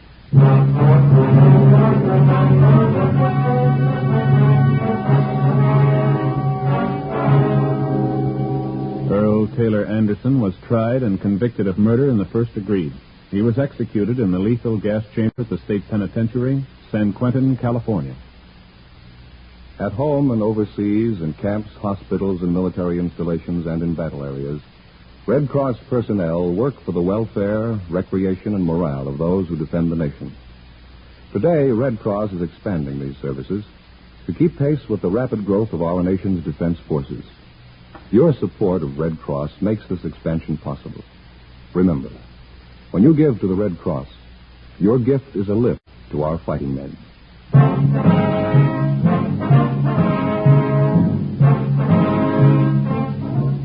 You have just heard Dragnet, a series of authentic cases from official files. Technical advice for Dragnet comes from the Office of Chief of Police W.H. Parker, Los Angeles Police Department. Our thanks to Quick Magazine for this week's salute to Dragnet's Jack Webb. Fatima Cigarettes, best of all long cigarettes, has brought you Dragnet, portions transcribed from Los Angeles. Hear a gold smuggling case on Counter Spy next over most NBC stations. You're listening to HOJO Radio. More classic old-time radio coming your way next. The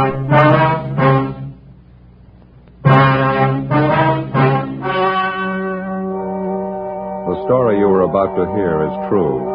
Only the names have been changed to protect the innocent. Fatima Cigarettes. Best of all long cigarettes brings you Dragnet.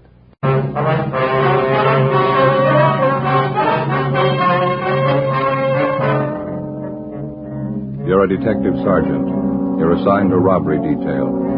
A middle-aged businessman in your city is robbed and beaten senseless.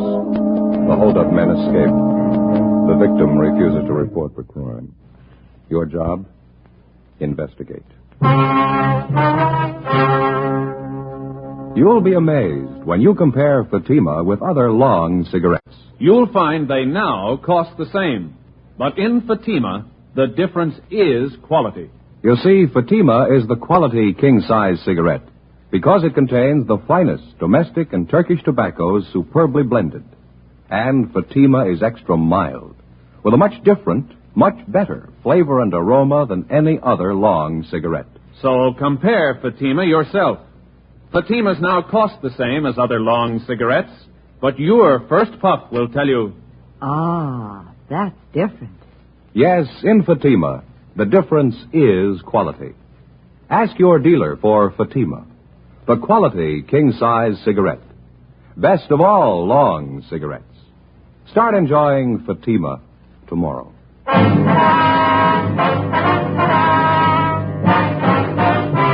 Dragnet, the documented drama of an actual crime. For the next 30 minutes, in cooperation with the Los Angeles Police Department, you will travel step by step on the side of the law through an actual case transcribed from official police files. From beginning to end, from crime to punishment, Dragnet is the story of your police force in action. It was Tuesday, October 8th. It was overcast in Los Angeles. We were working the day watch on a robbery detail.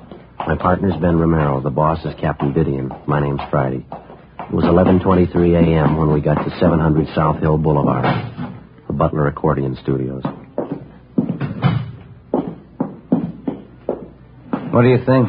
Oh, I don't know. It must be upstairs, I guess, huh? Oh, yeah. Yeah, there it is. Main office, second floor. Yeah.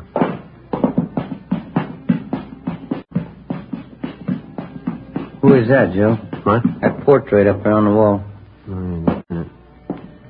Some printing underneath here. Nice painting.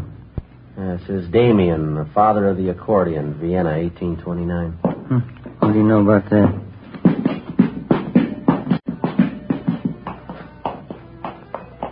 Must be it down there, huh? Yeah. Want to try? Yeah. Yes, sir? Are you Louis Butler? Yeah, that's right. And can I help you? Police officers, Mr. Butler. I'd like to talk to you for a minute. Is your name Friday? Yes, sir, that's right. This is my partner, Sergeant Romero. How do you do? I'm sorry, Sergeant. I told you on the phone. I just don't want to talk about it. We'd appreciate it if we could have your cooperation. It's a pretty important matter. Well, I'm the only one concerned in it as far as I can see. I just as soon forget the whole thing. Besides, I got a pretty busy day ahead of me. Well, we'd like to straighten you out, Mr. Butler. It concerns a lot more people than just yourself. Now, we're not going to take much of your time, just a few questions, that's all. I told you on the phone, Sergeant, I don't want to talk about it. Can't you just forget about the whole thing? It's only going to take a few minutes, sir. All right. Come in if you want. Thank you. Thank you. Place is in kind of a mess. Wife's away to mother's. You can sit down if you want. Oh, thank you. Thank you very much. All right, Pepper, I'll feed you. Just a minute. It's a nice cat you got there. Siamese? A little bit, yeah. It's my wife's. Don't care too much for cats myself. All right, Pepper, now wait a minute. Your nose there. Here you go, Pepper. That ought to hold you for a while. Look at that, Joe. Sure goes for that milk, huh? Yeah, sure does. You're going to have to make it fast, Sergeant. I got an appointment for lunch downtown. All right, sir. I'd just like to have you elaborate on what Dr. Hart told us. Is he your family doctor, by the way? Yeah, that's right. He had no business calling you in the first place. I told him I didn't want it to get out. What did he tell you? He said you came to him for treatment night before last, and you told him you'd been beaten up and robbed. He treated you for cuts and bruises about the face and head. No, it was nothing. Didn't amount to anything. Well, was there actually a robbery, Mr. Butler? Believe me, Sergeant, it didn't amount to anything. I don't even want to go into it. How much did the robbery involve? Money, I mean. I'd rather not say. I don't want any fuss made about it. That's why I didn't report it. Just isn't worth it to me. We understand the hold-up men took more than $800 from you. Wouldn't you like to get that money back?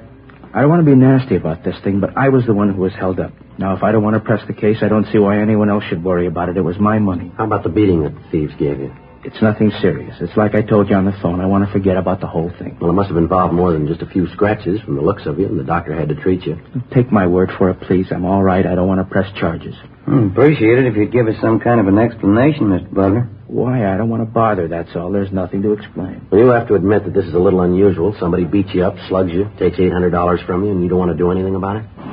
You're going to have to excuse me a minute. I have one of my accordion students down the hall in the practice room. Almost time for him to go. I have to give him his lesson for next week. All right, sir, go right ahead. It'll only be a minute. How about that? Yeah. Acts like he's scared to death. Yeah, whoever it was, they gave him a going over. Half of his head in bandages, face all swollen. Sure something phony. He's not going to be much help unless we can talk him into a crime report, huh? Somebody's got to him. I'll bet on it. Oh, hi there, Kitty. Hi, Kitty. I've been thinking it over, officers. Sorry I had to come out here, go to all this trouble, but I just as soon forget the whole thing. I don't even want to talk about it if you don't mind. We don't mean to high pressure you, Butler, but we'd like some kind of an explanation. Well, can't you understand? I just don't want to make a big fuss about it. I'd like to have you go along with my feelings in the matter. It's my affair, isn't it? No, sir, it's ours, too. Half a dozen people like yourself have been beaten up and robbed in this neighborhood, all in the last 5 weeks. Now, if we can find the thieves, we can put a stop to it. We can make sure the same thing doesn't happen to your neighbors. Well, they're going to have to look out for themselves. I'm not getting tied up in a big investigation. The neighbors don't worry about me. Pretty goes a little further than that. Huh? You've been beaten up and robbed once. How do you know it isn't going to happen again? Well, it's not, that's all. I'll make sure it doesn't. How? What's going to stop the same thieves from knocking you over again? Look, if it's all the same to you, I want to forget about this. I'm going to have to be running along. It's getting late. No, there's just one more thing, Butler. When the doctor was treating you the other night, this Dr. Hart, he says you told him that you knew who the hold-up men were. Now, is that right? No, he got it all mixed up. I didn't mean it that way. How did you mean it? I'm in a funny position. I just can't explain, that's all. I can't take the chance. Did the hold-up men threaten you? I can't talk about it. Give me a break, please. You're making a mistake, mister. Play ball with those thieves and they'll ruin you. It's not only me, it's my family, too. I'm not going to take the chance. If they threatened you and your family, you're taking more of a chance keeping quiet about it. They'll bleed you white. Blackmail, robbery, anything you can think of. Now, this has happened before. Can't you see the spot I'm in? I know who they are. I know what they can do. I got a wife to think about. Would you put your family in that position? You're buying protection from a couple of hoods. Now, figure it out. How much is it worth? How far can you trust them? If you pick them up, they'll know I told you. I don't want anything to happen. Can't you see that I haven't any choice? What else can I do? Help us put the thieves where they belong. You'll have all the protection you need till they're locked up. It's a big order. I don't know. You and your wife will be under 24-hour guard. Now, that's a promise. How long would that have to go on? Long enough to bring them to trial and convict them. Now, how about it? They warned me about telling the police. They said they'd get both of us if I did, me and my wife. Now, they meant it, too. They'd get us. What can you do about it? Get them first.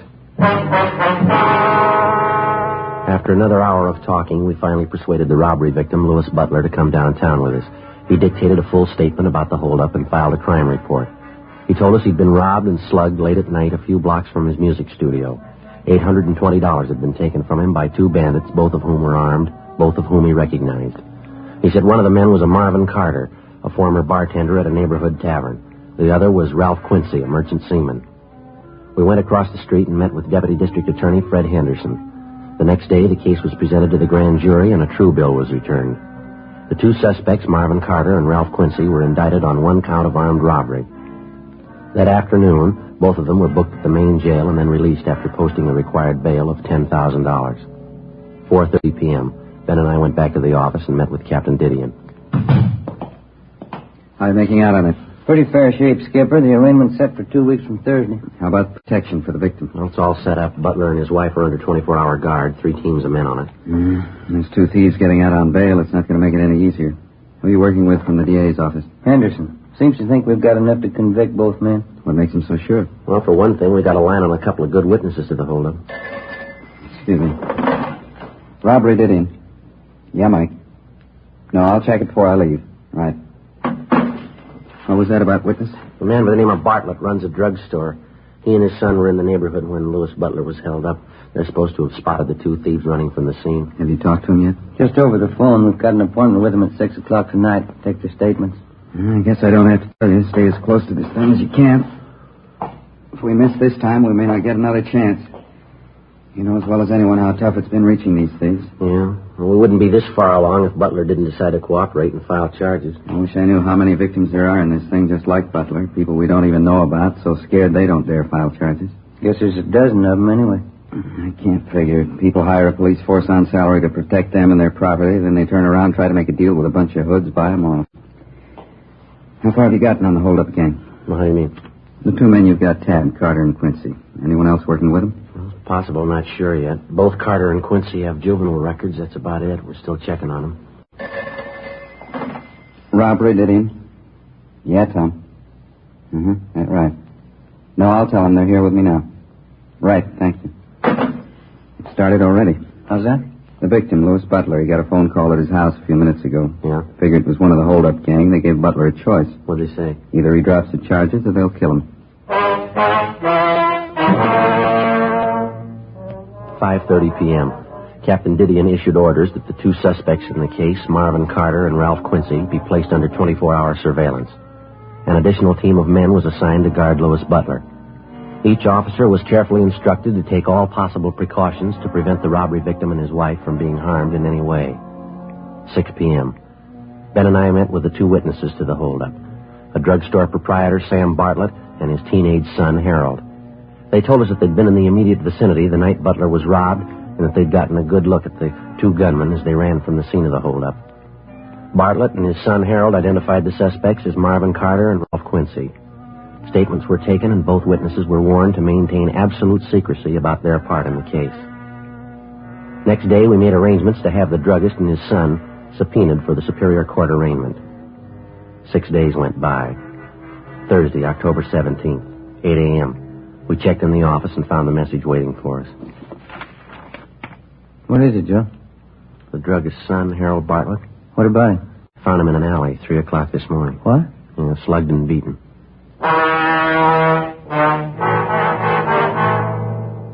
Late that afternoon, Ben and I received permission from the doctors to visit briefly with our witness, 17-year-old Harold Bartlett. His injuries were painful but not critical. The beating he'd received was nothing less than brutal. His left forearm had been broken, and he'd been beaten viciously about the face and chest. He told us that he was on his way home from a neighborhood movie just before midnight when two men jumped him from behind on a deserted street. Well, I drove around some, maybe 5 or 10 minutes. There must have been at least 3 men in the car. Why do you say that? Well, there were two in the back seat with me. Somebody else had to be doing the driving. Mm-hmm. And it had to be a sedan or a club coupe. I guess so, yeah. After we drove around a while, they stopped the car and then they began slugging me. Didn't say a word the whole time, just started slugging me. I asked them why. They just kept slugging me. I see. At first, I think they were hitting me with their fists. And it felt like something a lot harder. A piece of iron or metal or something. That's when I grabbed the cloth off of my face and I started to holler. Mm-hmm. What happened then? Oh, yes, nobody heard me. Nobody came anyway. One of the men swore at me and grabbed my arm. Hit it with something. Sure was sore. They didn't say anything to you all this time? No, not till just before they pushed me out of the car. It seemed like I was in that car for hours. When they started to talk to you, Harry, what'd they say? It was about that robbery my father and me saw. The one you talked to us about last week? Mm-hmm. What'd they say about it? I said, maybe this will help you keep your mouth shut, stay out of other people's business. They said that a couple of times. They said a lot more had happened to Dad and me if we went to the police. If we were witnesses at that trial. You remember if the men called each other by name? No, I don't. I don't remember anyway. Well, son, you remember when we talked to you and your father last week, we told you to say nothing about the case to anyone, didn't you? I remember, Sergeant. I guess it's my fault. Well, did you tell other people that you were a witness in the case? Did you mention it in public? I guess I did, yeah. I didn't think it was that important. Guess I talked about it quite a bit. I'm sorry. It's my fault. That's all right, Harry. If you remember it from now on, it'll save a lot more trouble. I remember, Sergeant. Those two men last night scared me for a while. Guess most of it was talk, huh? How do you mean, sir? Well, they were warning me about staying away from the cops. They said they'd kill me and my dad if we were witnesses. Mm-hmm. They were probably just trying to scare us out. They were fooling. Well, you had a sample last night, son. Yeah? Were they fooling?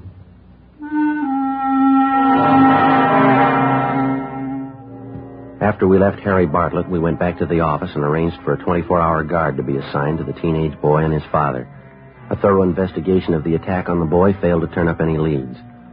On the surface, the two robbery suspects, Carter and Quincy, were not involved.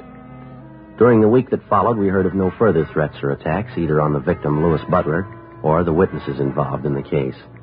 Ben and I worked with Deputy District Attorney Henderson, preparing the case against the two suspects. 2 days before the trial opened in Superior Court, we got an urgent call. Yeah, I know, but how did it happen? Mm-hmm. Yeah. All right, Tom, thanks. What's the trouble? Couldn't be worse. No victim. What do you mean? Mr. and Mrs. Butler have disappeared.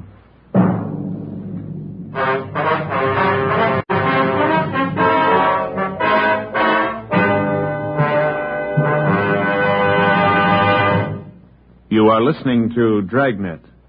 From beginning to end, Dragnet is the authentic story of your police force in action.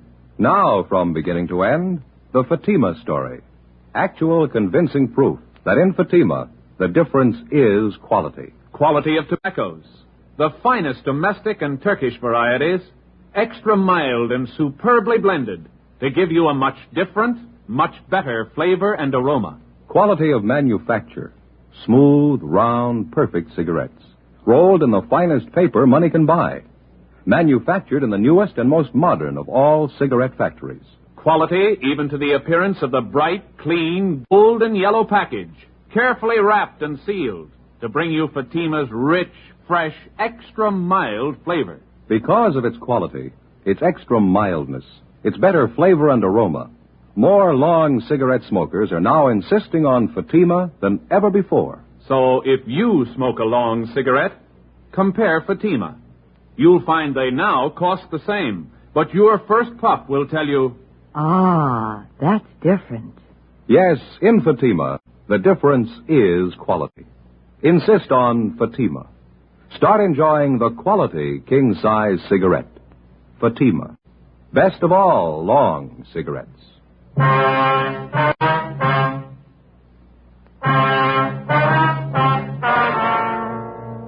Tuesday, November 5th, 9 a.m.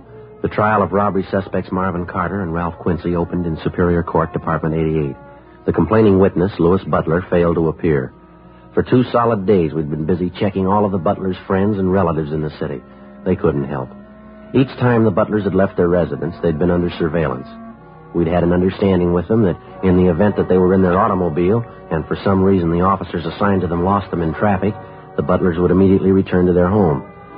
On the night of November 3rd, under the pretext of going to a neighborhood theater, the Butlers made a right-hand turn from a left-hand lane of traffic, so it became obvious that they were trying to elude the officers following them.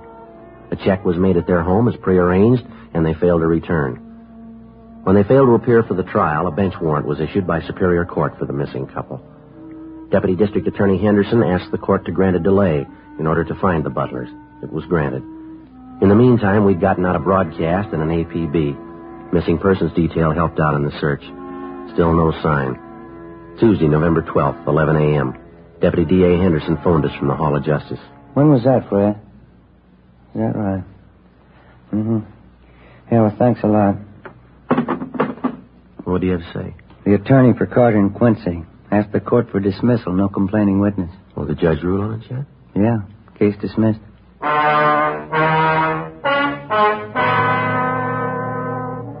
No matter how guilty the two men might have seemed, there was nothing further anyone could do.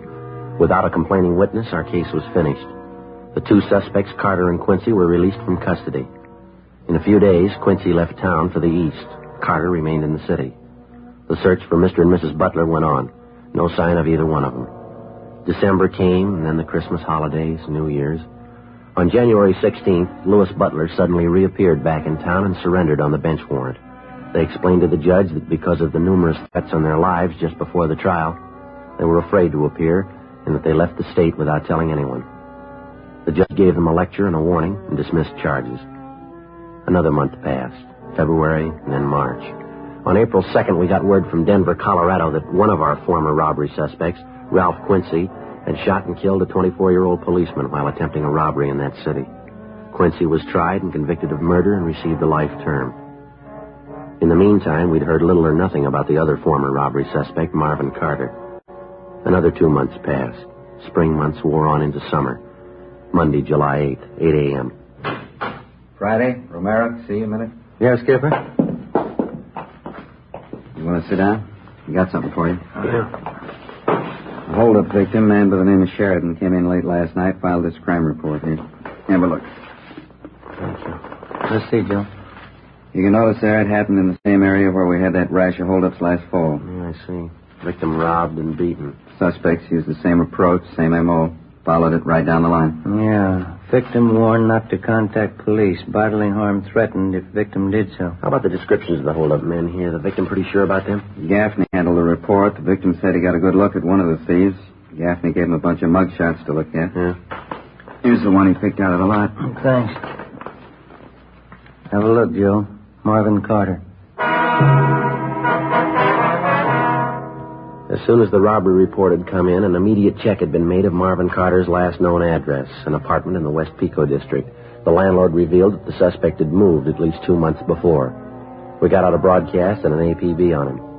Together with Sergeants Gonzalez and Henry, Ben and I started on a systematic check of all of Carter's known friends, relatives, and associates.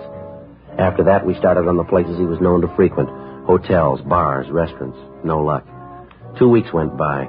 There were no further reports of robberies where the M.O. of the criminal matched that of Carter's. Tuesday, July 26th, 2 p.m. We got a call from one of our informants, Bertie Simmons, who told us that he might have some information for us. He said it concerned Marvin Carter. He told us he'd meet us at MacArthur Park on the 6th Street side at 2:30 p.m. 2:50 p.m. You'll have to excuse me, Sergeant. Sorry I'm late. I have to move from that other place. Things haven't been going too good for me. That's all right, Bertie. What's the matter? No luck with the horses? Yeah, a lot of luck. It's all bad. If there's a pig in the race, I have to bet on him every time. Getting so I can't even pick him to show anymore. I don't know. What else is new with you, Bertie? No job yet? No, but I'm still looking. Been down around some of the joints, South Main, Alameda, keeping an ear to the ground. Mm-hmm. Want to smoke? Yeah, thanks. Don't mind if I do. There you go. Light for you. What have you heard, Bertie? Anything that'll help? That Marvin Carter, you're still looking for him, aren't you? That's right. Any rumble? I heard it last night, having a beer downtown. I knew you fellows were in a little bind on the thing. I always like to help you when you're in a bind. Well, what'd you hear, Bert? Carter's still in town, hiding out. Like I say, I always like to help you out when you need it. Mm-hmm. I know what it is to be in a bind.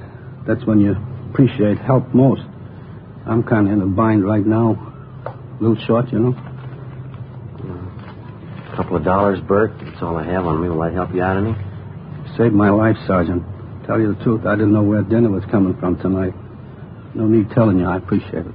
What was this you heard about Carter? Still in town. There's a place down by Venice, near the beach. Mm-hmm. Carter's been seen there once, twice lately. It's a little seafood joint. Beer and clams. Down by the beach. Well, now, is that somebody's story, or is it the real thing, Bert? The real thing, Sergeant. You know me better than that. No phony leads from me. Where's Carter supposed to be staying down there, you know? Well, I do and I don't, I guess. What do you mean? This mooch who told me about Carter last night, he didn't know the address, but he described the place Carter's supposed to be hiding out in. I know the joint he means. But you don't know the address. No, but I can point out the place he means. It's a shack right along the speedway down there, down by the beach. Mm-hmm. You want to run down there with us now? Sure, I'll point it out for you. I'm not going near it, though. Why do you say that? Don't want to mix with it, that's all. I got the word. What do you mean? Carter. Won't be an easy one to take. How do you know? He's got a gun. 2:55 p.m. Along with our informant, Bertie Simmons, Ben and I drove down to the beach town of Venice. Bertie pointed out a brown wooden frame cottage where Carter was supposed to be hiding out. While Bertie waited in the car, Ben and I checked it out. There was nobody at home, but there was plenty of evidence inside the cottage that Carter was living there. I went back down the street to where we'd parked our car. I kept an eye on the cottage while Ben got to a phone to call the office. Pretty down here, huh, Sergeant? Yeah, it's a nice day. I don't get out in the air enough. I think that's my trouble. Some of this good ocean air makes you feel like a million. Yeah. Did you notice the place where your partner went to phone down the street there? Yeah, what about it? You see the sign, beer and clams, right over the door? Beer and clams? Yeah, mm-hmm. Best in the city, I know. I've been there. Only great. Good beer for a dime, fresh clams, nothing better. You like clams? Yeah, they're all right once in a while. What am I going to do if you two have to wait here all night? Well, we'll get you back to town, Bert. We'll figure out something for you. Hi, Ben. Did you get a hold of the captain? Yeah. Marvin Carter was picked up downtown 20 minutes ago. What? Yeah, he's driving a rented car. A traffic unit picked him up. Will they tab him on his description? Not at first. The reason they noticed him is because he was double parked on a busy street, and they pulled him over and got a better look at him. I did it. Any trouble with him? None at all. Got him booked at Main Jail. Say, that's sure too bad, and... What do you mean, Bert? It's your case, isn't it? How long you fellas been working on it? Just about a year, Honjo. Yeah, just about. Coming all this way for nothing. You're ready to make the pinch and somebody else does it for you. Must be kind of disappointing, huh? All that time, all that work? Well, Carter's in jail. That's the main thing. Well, I guess we better drive back in, huh, Ben? Yeah. Say, just a minute, Sergeant. No use coming all this way for nothing. Wonder if you'd do me a favor. What's that, Bert? That sign down the street. What? The blue and white sign, beer and clam. Wonder if you could drop me off right in front. Beer and clam? Oh, yeah, Bert, all right. Sure nice of you. Just like I was saying. What's that? No use coming all this way for nothing.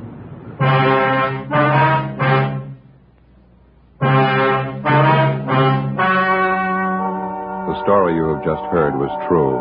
Only the names were changed to protect the innocent. On October 29th, trial was held in Superior Court, Department 86, City and County of Los Angeles, State of California. In a moment, the results of that trial. And now, here is our star, Jack Webb. Thank you. Friends, let me tell you how to size up king-size cigarettes. First, take a Fatima, and then any other king size. Now, side by side, the two look alike, but they're not, because no other king-size cigarette has Fatima quality. That's right. In Fatima, the difference is quality. Quality that results from a blend of the finest domestic and Turkish tobaccos. Quality that gives you extra mildness, a much better flavor and aroma. Remember, if you haven't tried Fatima yet, take my advice. Buy a pack. Smoke Fatimas and you'll discover what I know. In Fatima, the difference is quality.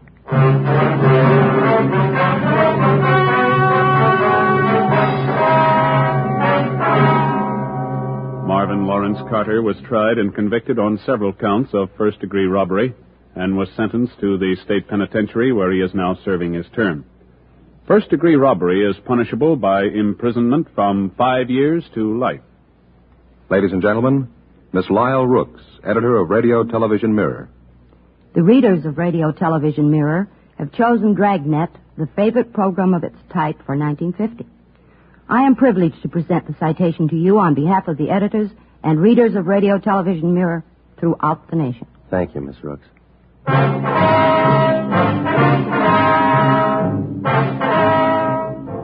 You have just heard Dragnet, a series of authentic cases from official files. Technical advice comes from the Office of Chief of Police W.H. Parker, Los Angeles Police Department.